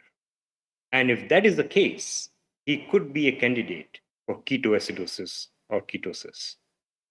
So what should we do ideally? What I suggest we should do is we should try to optimize his glycemic control, either by sulfonylureas if possible, with kidneys and everything, you have to be careful, or we give him insulin to optimize his control and then introduce DAPA so that the risk of UTI is minimized and we reduce or minimize the risk of ketoacidosis because he is no longer insulinopenic, he's insulin optimal. So those are the potential problems in poorly controlled diabetes patients. And in such patients, when we are introducing DAPA, we have to give sick day rules and all those precautions for ketones and everything else. But this is a very common scenario we are encountering. And although, type 1 diabetes is a different kettle of fish, but that is again something we can talk about. Next slide. This is Anna. So Anna is a 55-year-old type 2 diabetes. Her EGFR is very modest decline, has declined over the last year by 10%, but still okay. But her Q risk is high, multiple risk factors, and she is also hypertensive. Therefore, she is on Ramibel and metformin for diabetes. Do you think she's a candidate for dapagliflozin? Yes, because if you remember, the DECLARE trial included patients with diabetes who had multiple risk factors without necessarily having established heart disease. So she belongs to that category with multiple risk factors. Furthermore, her diabetes control is not optimal. So we can optimize her diabetes control by introducing medication, which will not only help her kidneys, also help her multiple risk factors, and also glycemic control. So one agent doing the job of 3 medication. Next one. This is Leon, 62-year-old. He doesn't have diabetes, but he has got preserved ejection fraction heart failure, which was diagnosed 8 months ago. His EGFR has declined, currently standing at 58, and his left ventricular ejection fraction is 60%, which is what HuffPuff is all about. And his BMI is raised. So do you think he is a candidate for dapagliflozin? Answer is yes, because the other study, which is DAPA heart failure and one, the patients with preserved ejection fraction did very, very well. And the numbers to treat was 31. So again, he would be an ideal candidate for dapagliflozin, plus the fact that he also has CKD. Next. Let's just briefly talk about GLP-1s. And the reason I'm talking about them is because my final slide will have that question, what do we do now? So GLP-1s, exentin-based GLP-1s, exenatide and exenatide, and human analogs, semaglutide and liraglutide. Next slide. This is the new GLP-1 which has come, and it is shown to reduce weight in patients without diabetes and greater weight and HbA1c reduction compared to semaglutide. So very, very good choice of agent now. Next slide. So these are the trials, and what trials have shown for GLP agonist is sustained weight loss with or without diabetes and cardiovascular benefit with or without diabetes. So the data is emerging more or less similar on the lines of dapagliflozin or SGLT2, that there is cardiovascular benefit in both diabetes as well as non-diabetes patients. Next slide. These are the trials which have been done, and the leader was a trial using liraglutide, which showed cardiovascular benefit in high-risk diabetic patients. Semaglutide sustained trial, cardiovascular benefit in type 2 diabetics with established cardiac disease. Select, again, cardiovascular benefit in obese patients without diabetes. And oral semaglutide in Pioneer, not inferior to placebo, which again is a very promising news. Next slide. And recent study has been flow study, effect of semaglutide on kidney outcomes. And the study had to be stopped prematurely because of very, very powerful evidence early on in the study. Next slide. So fortunately, our diabetes world, we are very fortunate to have different weapons in our armory. And now we have got treatment which could actually revolutionize treatment for diabetes and address all the problems with one agent rather than relying on multiple agents to deal with different problems. So ability to protect and reduce risk of adverse CV and renal outcomes whilst managing glycemia with a single treatment is now a reality. Next slide. I would like to now conclude with this case. And this is a question for interaction. Before I come to that, before I come to the case, so I started with the slide. What were we aiming for? We were aiming for ideal medication, which should not cause hypoglycemias. So the two medications we have talked about don't cause hypoglycemias. They don't cause weight gain. They provide benefit as far as cardiorenal side is concerned. They're relatively safe. So the only thing remaining now, as far as ideal anti-diabetic medication is concerned, is whether they have any effect on beta cell function. And that's holy grail, finding holy grail. But hopefully, the days are not far, then we'll have a medication, or maybe these medications may come up with the data where they're supposed to slow down the beta cell failure. Next slide. So this is a question which is going to be reality now, and let's see. how people think about it.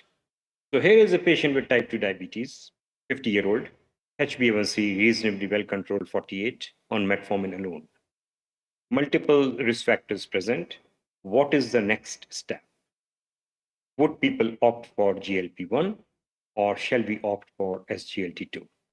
That is going to be the challenge in front of us, or both, whether there is any cumulative additive effect of using both drugs. So, and I just wanted to see what are the thoughts of our Indian colleagues. How do they approach this? I mean, in UK, SGLT2 is licensed right now for CKD as well as for cardiovascular benefit. GLP-1s, while showing the data, don't have the license, but that doesn't mean that we can't use it. But just the licensing indication is not there as yet. And I suspect the same is true in India. So on that note, thank you very much, and we can have interaction. Thank you. Thank you, Dr. Parag, for a very lucid presentation about this. May I request Professor A.K. Das sir to give his comments? Am I audible, Parag? Yep, you are, sir. You are. I mean, the most thing what struck me was you're showing the amount of budget of NHS trust being spent on diabetes and multiple diseases. So diabetes is a very important disease to control amongst all NCDs because it is talked of today as mother of NCDs, etc. The second thing that struck me most was your simplicity of your talk. I really liked it profusely because you started very simple with the SU and metformin, talked about the hepatic glucose output drugs to reduce it, and then showed how these all work.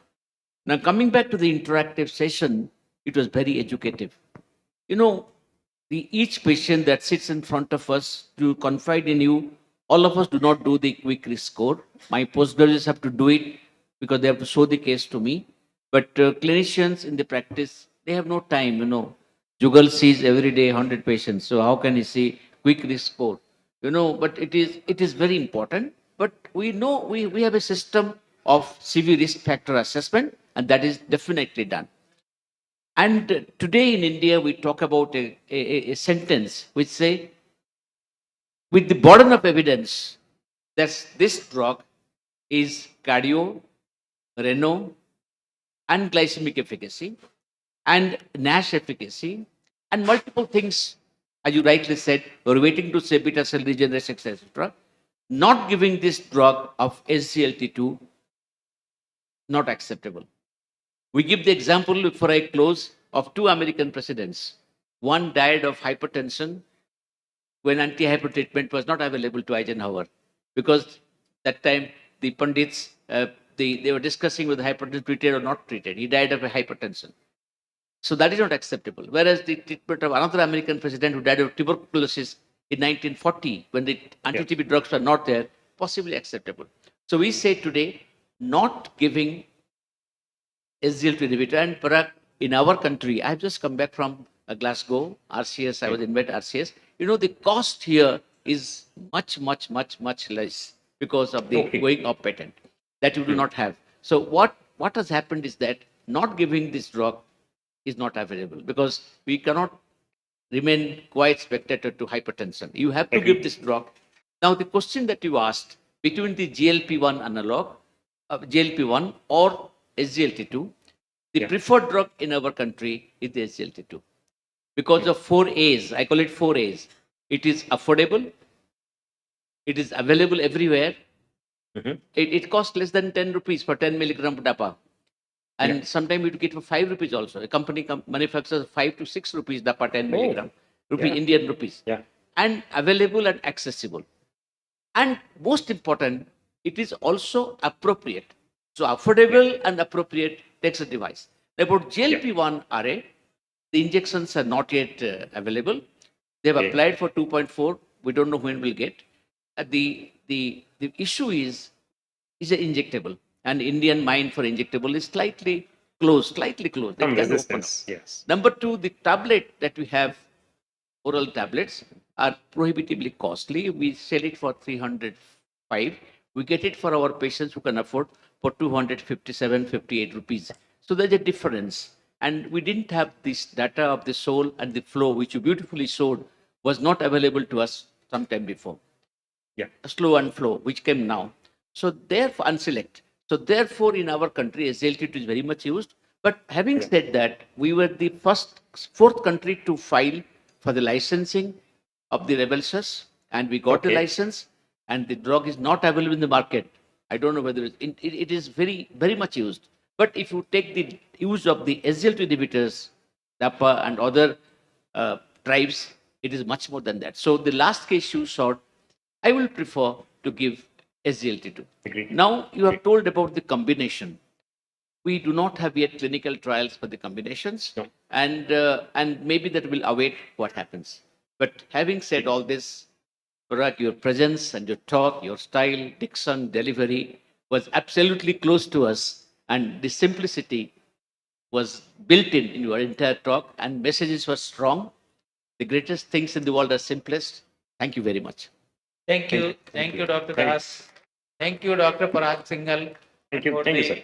for your presentation. And we extend our heartfelt thanks to you from the Hello Diabetes Academia Family Organization Scientific Committee.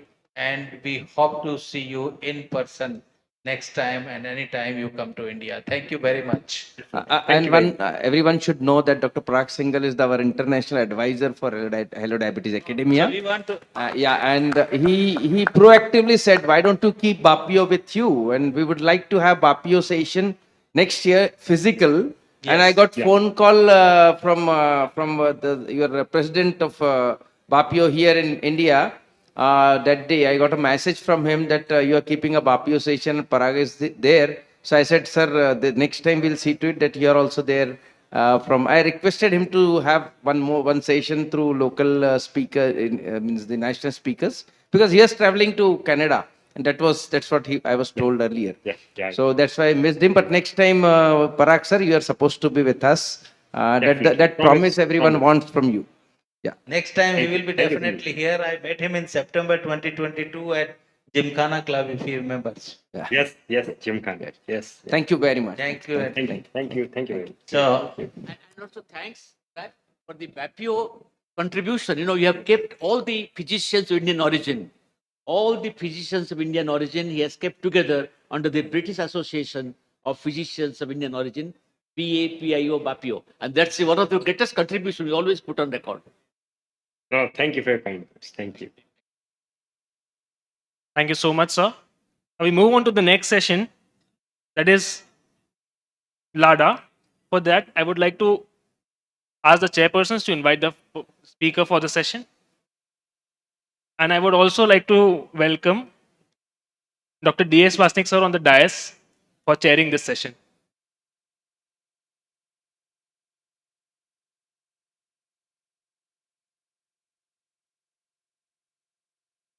Slide load.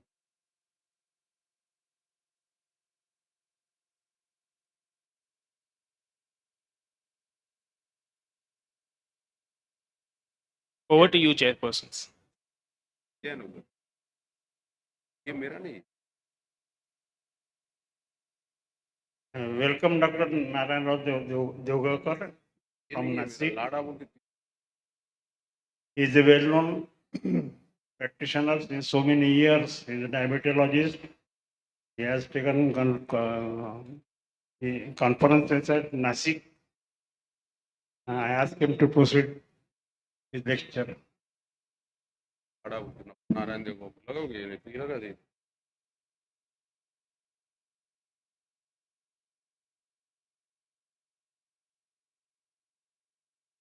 क्या है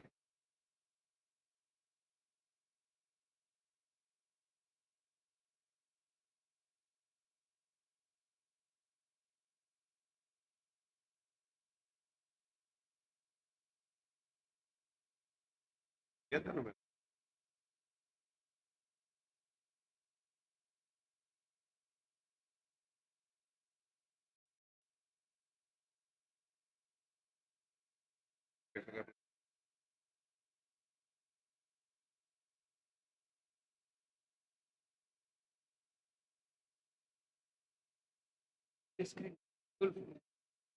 It's there on the screen.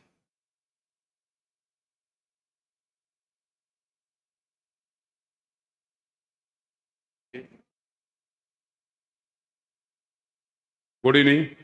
At the outset, I would like to thank Sunil Gupta for inviting me here. Actually, I would like to congratulate him. I know how difficult it is to organize such conferences. And he's organizing since last 10, 11 years. I think this is 11th year. Congratulations, Sunil, for such a wonderful program, such a wonderful scientific content. Thank you very much. Actually, the topic which has been given to me by him is latent autoimmune diabetes in adults. That is a LADA. Basically, there are, since last 2 days, we are discussing type 1 diabetes and type 2 diabetes. There is one more intermittent diabetes, it is also called as 1.5 diabetes. And this is a LADA. The same terminology is used. We know that there are two types of main diabetes, type 1 diabetes and type 2 diabetes. And there is 1.5, in between these two is 1.5. And there is a MODY, that is a maturity onset diabetes of young, which is autosomal recessive dominant genetic syndrome. The main concern today is about the LADA. What is LADA? It is a latent autoimmune diabetes in adults. It is a form of autoimmune type 1 diabetes which is diagnosed in individuals which are more than 30 years. It is diagnosed in between 30 to 35 years. And it is because of autoimmunity, there is no insulin secretion or there is less insulin secretion in these type of patients. Whereas in type 1 diabetes, from beginning itself, there is a less insulin secretion. So C-peptide levels in type 2 diabetes are almost negligible or nil. In LADA, there are C-peptide levels initially, but as the disease progresses, C-peptide levels goes down. Often patients with LADA are mistakenly thought to have type 2 diabetes. Yesterday only there was a talk by Dr. V. Mohan where he said almost 11 to 13% of the patients of type 2 diabetes are misdiagnosed, and they are really cases of LADA. But we don't keep that in mind, and we treat these patients as patients of type 2 diabetes. As a pathophysiology, LADA patients share genetic features with both type 1 and type 2 diabetes. The antibody positivity and clustering, the presence of autoantibodies along with the islet cell reactivity cells in both LADA and classic childhood type 1 diabetes provides strong evidence that the underlying disease process in both patient groups is autoimmune. Here also it is shown that it is in between two, that is type 1 and type 2 diabetes. So how you are going to differentiate between LADA, type 1 diabetes? LADA, it is also positive for autoantibodies. That is, the GAD antibodies are positive in this type of patient. There is low C-peptide levels. Whereas in type 2 diabetes patient, C-peptide, it is also autoimmune, but the C-peptide levels are almost nil or they are negligible. In type 2 diabetes, as all of us know, it is because of insulin resistance, and there are no autoantibodies in these patients. And these patients of type 2 diabetes, it is normal C-peptide levels. What are the broad characteristics of these patients? How, when you are going to say that, or when you are going to suspect that these patients can be thought of having a LADA? Patient's age is more than 30 years, and most of the time the diagnosis of these patients is in between 30 to 35 years. There is a family or personal history of autoimmunity. There is a reduced frequency of metabolic syndrome, which is seen more common in type 2 diabetes, that is obesity, then hypertension along with dyslipidemia. But in these type of patients are usually thin built. They are not like obese in type 2 diabetes patients. So when the patient of type 2 diabetes comes to you and he is not obese, he is thin built, then you can have a thought on whether this patient is having a LADA. If there is no disease specific difference in cardiovascular outcomes, whether it is type 2 diabetes patients or whether it is a LADA. C-peptide level decreases as the disease progresses. Initially, these patients have C-peptide levels normal. LADA patients have C-peptide levels or lower side. But as the disease progresses, these patients' C-peptide levels goes down, and these patients have to be put on insulin afterwards. The positivity for GADA as the most sensitive marker, and other antibodies are less frequent. Non-insulin requirement is at the onset of the disease, but as the disease progresses, these patients goes on insulin. The key difference between the type 1 diabetes and LADA is not the age of the patient when they are diagnosed, but the gradual way the disease progresses. That means initially the disease is milder when these patients are controlled only on metformin and diet and exercise. But as the disease progresses, these patients require insulin. This is the contribution of type 1 and type 2 diabetes to all cases of diabetes, where LADA is also there, which is almost, you can see here, where you can see the LADA at the age of 30 years. You do have some patients of LADA here. So metabolic characters of LADA, insulin resistance and metabolic syndrome. As LADA resembles type 2 diabetes clinically, insulin resistance also has been reported in LADA as in type 2 diabetes patients. However, the studies suggest that metabolic features in LADA are more similar to type 1 than the type 2 diabetes. C-peptide levels did not differ at onset, but as this it shows, these different studies show that they are decreased rapidly as the disease progresses. Subjects with LADA had a clinical characteristics similar to those with adult onset type 1 diabetes with rapid progression. C-peptide levels did not differ at onset but decreased less rapidly. Age, as already said, it is between 30 to 35 years. It presents as a non-obese type 2 diabetes. That is a lean diabetic patient, which we see in type 1 diabetes. Initially, they are controlled with diet plus oral anti-diabetic drugs, and there is early failure of the oral agents. Most type 2 diabetes patients do well on oral agents. Insulin dependency within months or years after the diagnosis. What are the diagnostic features? How you can suspect or how you can diagnose this patient to have LADA? Ketosis in this patient may or may not be present because in secretion of the insulin as the disease progresses goes down. Low fasting and stimulated C-peptide levels. So it is not clear, but there is no clear-cut diagnostic criteria whether how much C-peptide levels should be there. Anti-GAD antibody positivity, which is very important in this type of patients. Anti-ICA antibody positivity and HLA susceptibility alleles. When to suspect? When the age of the patient is more than 30 years, the patient has got acute symptoms, then patient has got BMI less than 25, there is a personal history of these patients of autoimmune disorders, and there is a family history of autoimmune disease. So how you algorithm of the LADA diagnostic pathway based on autoantibodies screening and C-peptide levels at diagnosis. If the GADA screening is GAD antibodies screening is positive, measure the C-peptide levels in these patients. If the C-peptide levels are less than 0.3 nanomillimoles per liter, then this LADA algorithm is applied. That means you can suspect that these patients have LADA and you have to treat accordingly. Then if it is in between 0.3 to 0.7, then also it is applied. But if the person's C-peptide levels is more than 0.7, it is thought to be type 2 diabetes. It is not a case of LADA.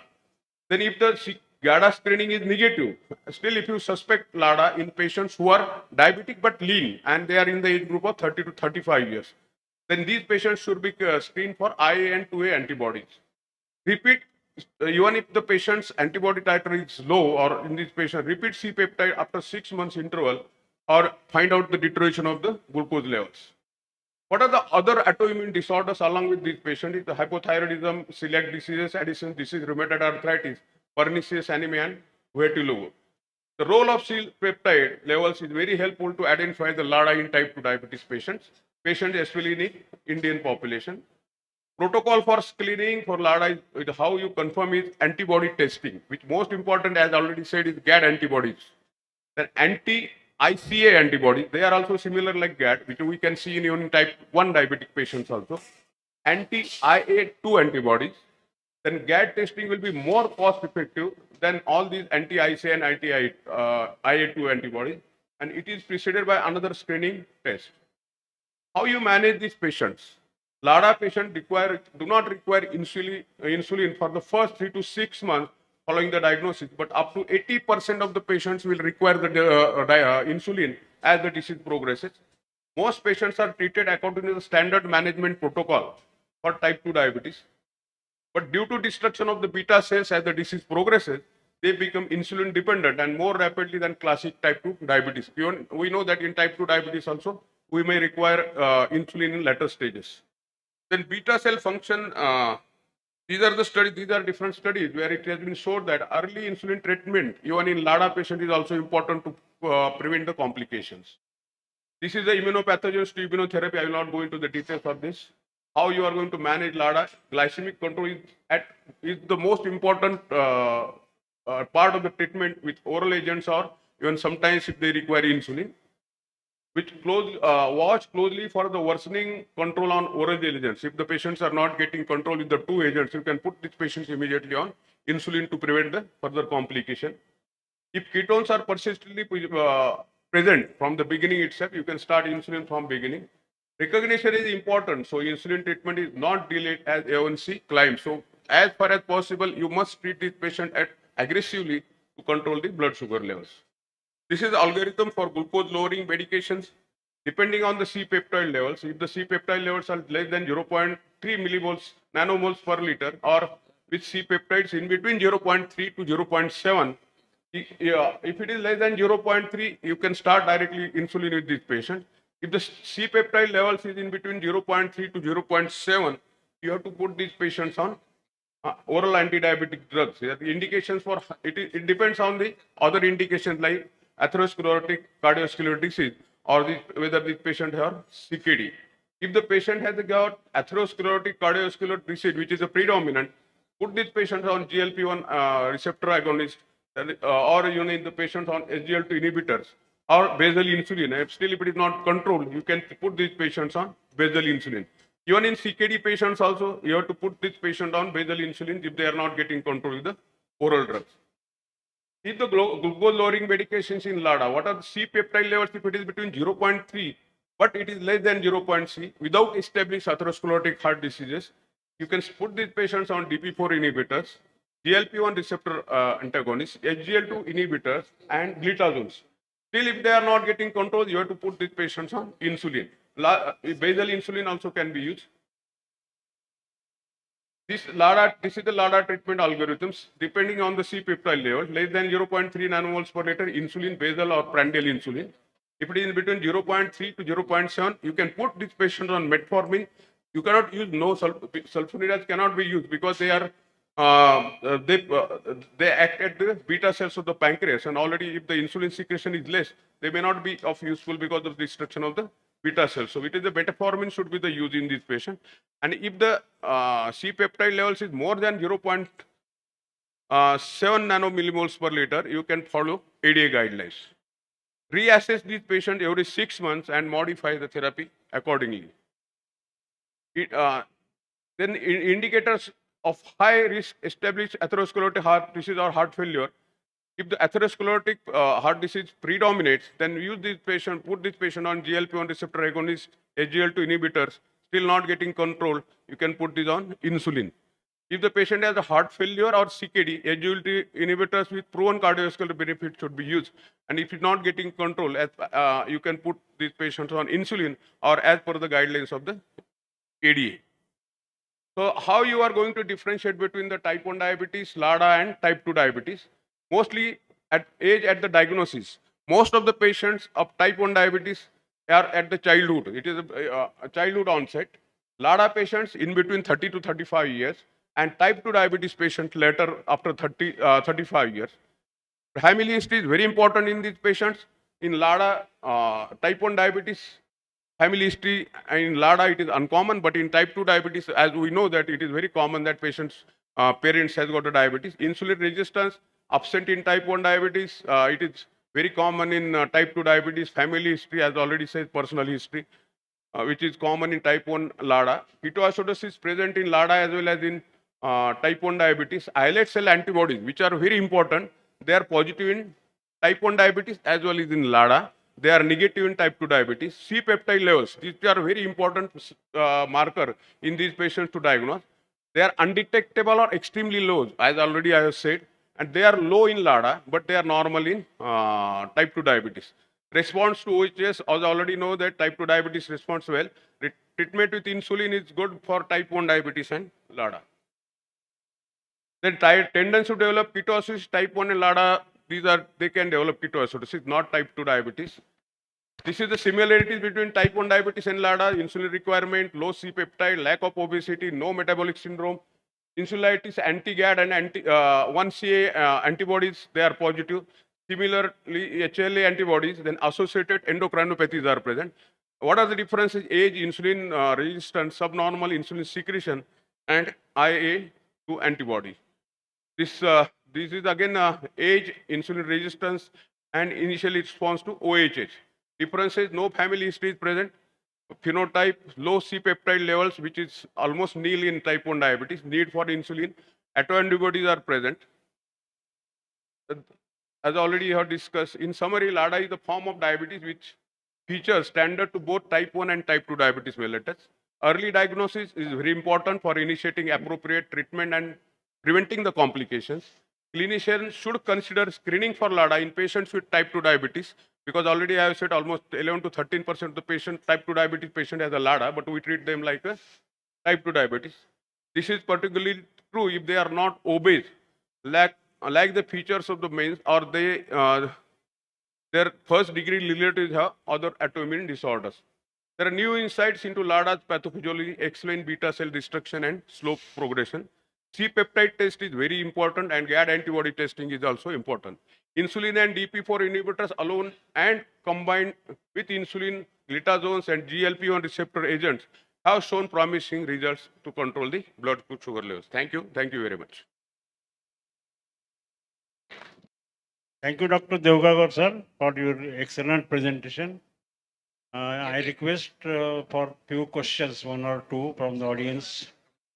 That's I think at the end of the day, your presentation was fabulous. You have not forgotten any aspect of LADA. I'll tell you why I'm telling this. Now, long time back, what we wrote as a letter, how do people diagnose LADA in the villages, was reflected in all the slides of yours. We wrote that the Dr. Ashida, my assistant professor, the first author, she only found it out that 4 things. Number 1, absence of family history. It will not be 100% correct, Professor Jugal. It will not be 100% correct, but it will be more or less correct. No family history. Number 2, that you showed. Yes.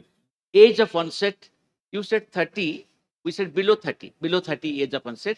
Now, Professor Ahuja made it below 25. Ahuja believed up to 15 is type 1. Above 15, it can be type 2 diabetes in the young, which Mohan showed yesterday, and also LADA. Yes. The third thing we said, so age has to be below 25, 26, 27, little young age, because in diabetes, type 2 diabetes, India itself, we have shown in India is 29. So it is to be little less. You also showed the fact that these people have high inaugural blood glucose. When they first come to the clinic, they have high inner blood glucose. So 3 things: no family history, the age of onset is low, and they have high inner blood glucose. And their BMI, you also showed that, is around 21.5 to 22. The BMI is less. The BMI is more. Think of type 2 diabetes in there. And final thing that you also showed, that the response to orals, he said first 3 to 6 months. I think fabulous. Narayan is fabulous. From Siridi, is fabulous. In beyond 3 months, orals will not work. The sugars will fly high. So we said in the villages, one can always diagnose LADA, attempt to clinical LADA by these 5 things. This letter is published in the JAPI. And you also showed a paper from Atul Goel. Atul Goel is current DGHS, who was with me as the assistant professor, Atul Goel. And his paper also, you showed Atul Goel paper, he's the middle author. There also we have said that let us diagnose diabetes easily. If the diabetes sets in below 6 months of age, in infancy, below 6 months of age, it is neonatal diabetes. Tuteja was here, Tuteja from Raipur fame. Dr. Tuteja, Sardarji, who presented in this room, neonatal diabetes. Neonatal diabetes. Yeah. So below 6 months. So there are simple ways to diagnose. Below 6 months of age, it is neonatal diabetes. You must test for the KCNG11 and do that. So thank you very much for a wonderful lecture. Thank you, sir. Thank you. Thank you very much, Dr. Das sir. And now I think you have made everything very, very clear, both of you. And none of the physician now will miss in diagnosing and treating LADA. Thank you, sir. Thank you, sir. And now very important topic. I don't know whether this is the last topic of today. This is the last topic of the today, and by our young diabetologist from Gujarat, Dr. Vipul Chavda. He will talk about autonomic bladder dysfunction in diabetes. I will not take much time so that he has more time to speak. and he is the chairman and founder of the Rudraksh Institute of Medical Sciences and diabetologist RIMS Healthcare Rudraksh Hospital, Maninagar, Bareja. Thank you. Please Thank you go so ahead. much, sir, for kind introduction. I will talk on very important topic, that is autonomic bladder dysfunction, which is mostly not discussed in many conferences and not practiced by many diabetologists. First of all, I would say thank you to Dr. Sunil Gupta, sir, and congratulations on wonderful 10th academia, and also to Kavita ma'am for wonderful conference. So we all are dealing with diabetes in our daily practice, and we know that we are dealing with two kind of patient. On the one extreme, we have newly detected diabetic patient in their 20s and 30s, where we try to reverse their diabetes and prevent long-term complication. And on the other hand, we have diabetic patient who have diabetes since decades, and they are very prone to complication, or they have already developed complication, and we are trying to make them live a lesser complication with less complication, and have good quality of life. But when we see the chronic complications of diabetes, we don't see diabetic cystopathy in the chronic complication. And that's why I would say that many people miss that diagnosis. So let me tell you, bladder disorder in diabetes has many wide variety of symptoms. It may be from urge incontinence to straight incontinence to diabetic cystopathy. And all this pathophysiology rounds around three things. One is a detrusor muscle, second is a neurological supply to the bladder, and third and most important is uroepithelial dysfunction. The first term, bladder cystopathy, was coined by Dr. Muller in 1979, and he said the bladder cystopathy comprises of mainly three things. One is the decreased sensation of the bladder, second is the altered storage capacity of the bladder, and third is the bladder's capacity to micturate is decreased, and it's also called neurologic bladder. There are two terms, urge incontinence and stress incontinence, which is found in early stage of cystopathy, and we have to differentiate that. In both conditions, the bladder is full and person want to micturate, but in urge incontinence, before they reach to the toilet, there is incontinence, while in stress incontinence, the urine passes because of any increased pressure in abdomen, because like exercise or coughing or laughing or even in the sneezing. This is autonomic nervous system. It is very, very difficult. We all know from our med school that ANS is very difficult to understand. But sympathetic nervous system and parasympathetic nervous system we must understand. Dr. Rishi Sukla in the afternoon say that early phase of love life is like sympathetic nervous system, and it is like fight and flight system. It is for the activation of our body. It can increase our heart rate, increase sweating, dilate pupil, and its main effect on bladder is to constrict the sphincter and relax detrusor muscle so that we can hold the urine for longer duration of time. And parasympathetic nervous system, it is for rest and digest. It promotes digestion, it decreases GI peristalsis, slows heart rate and constrict the pupil, and it allows bladder to empty. So main thing here is to sympathetic nervous system allows to hold urine, and parasympathetic nervous system allows to pass urine. Talking about diabetic autonomic neuropathy, we mostly divide into three categories: cardiovascular autonomic neuropathy, gastrointestinal autonomic neuropathy, and urogenital autonomic neuropathy. And mostly urogenital symptoms are associated with bladder dysfunction, and all the symptoms, if you read that frequency, urgency, nocturia, hesitancy, weak stream, dribbling, urinary incontinence, and urinary retention, we find almost 8 patients out of 10 in our OPD. But most of the time, we do not think about autonomic neuropathy. We treat it either as a urinary tract infection or bladder outflow obstruction or anything else, but we do not consider autonomic neuropathy. And here, this talk is very, very important to understand you all that urinary urgency and burning is not always antibiotic deficiency. It can be autonomic neuropathy, and if you identify bladder neuropathy as autonomic neuropathy, you may identify cardiovascular autonomic neuropathy and GI autonomic neuropathy, and it may improve the quality of life of the patient.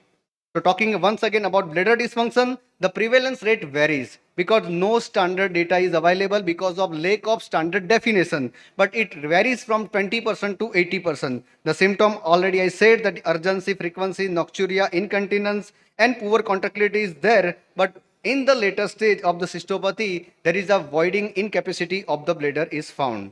The risk factor are poor glycemic control, longer duration of diabetes, more the age, more the risk, Females are at more prone to develop cystopathy. Higher body mass index is also associated with high risk, and smoking and elevated triglyceride is having some doubtful association with cystopathy.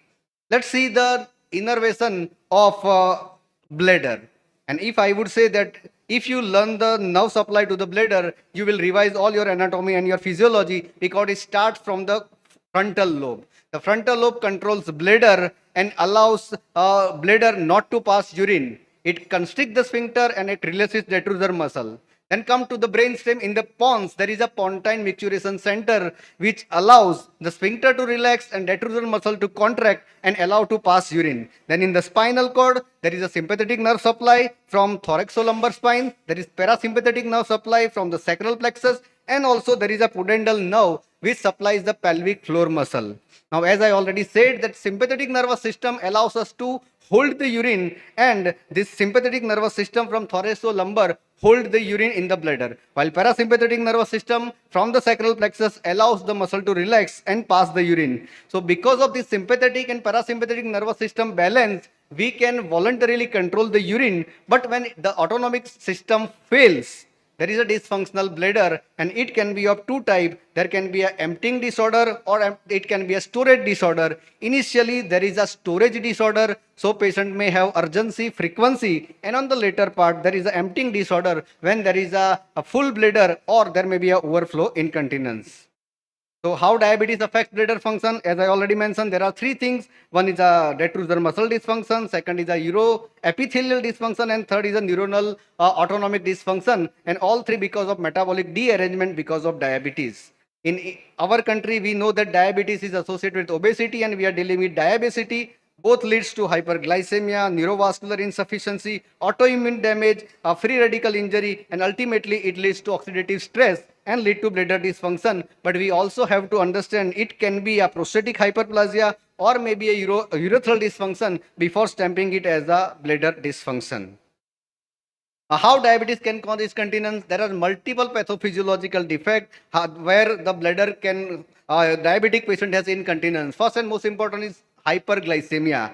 Glycosuria and polyuria can cause this dysfunction. There is a nerve dysfunction, somatic as well as autonomic, both can cause incontinence. And again, because of diabetes oxidative stress, there can be a damage to the local muscle. Also in diabetic, there is increased thirst. Increased thirst is also associated with increased urination. Sign symptom, we all know that bladder dysfunction, UTI, kidney damage and sexual dysfunction. But we can divide cystopathy symptom in two phases. In early phase, it is a compensated and storage symptom. So patient may present as a urgency and urge incontinence with polyuria. And in later stage, there is a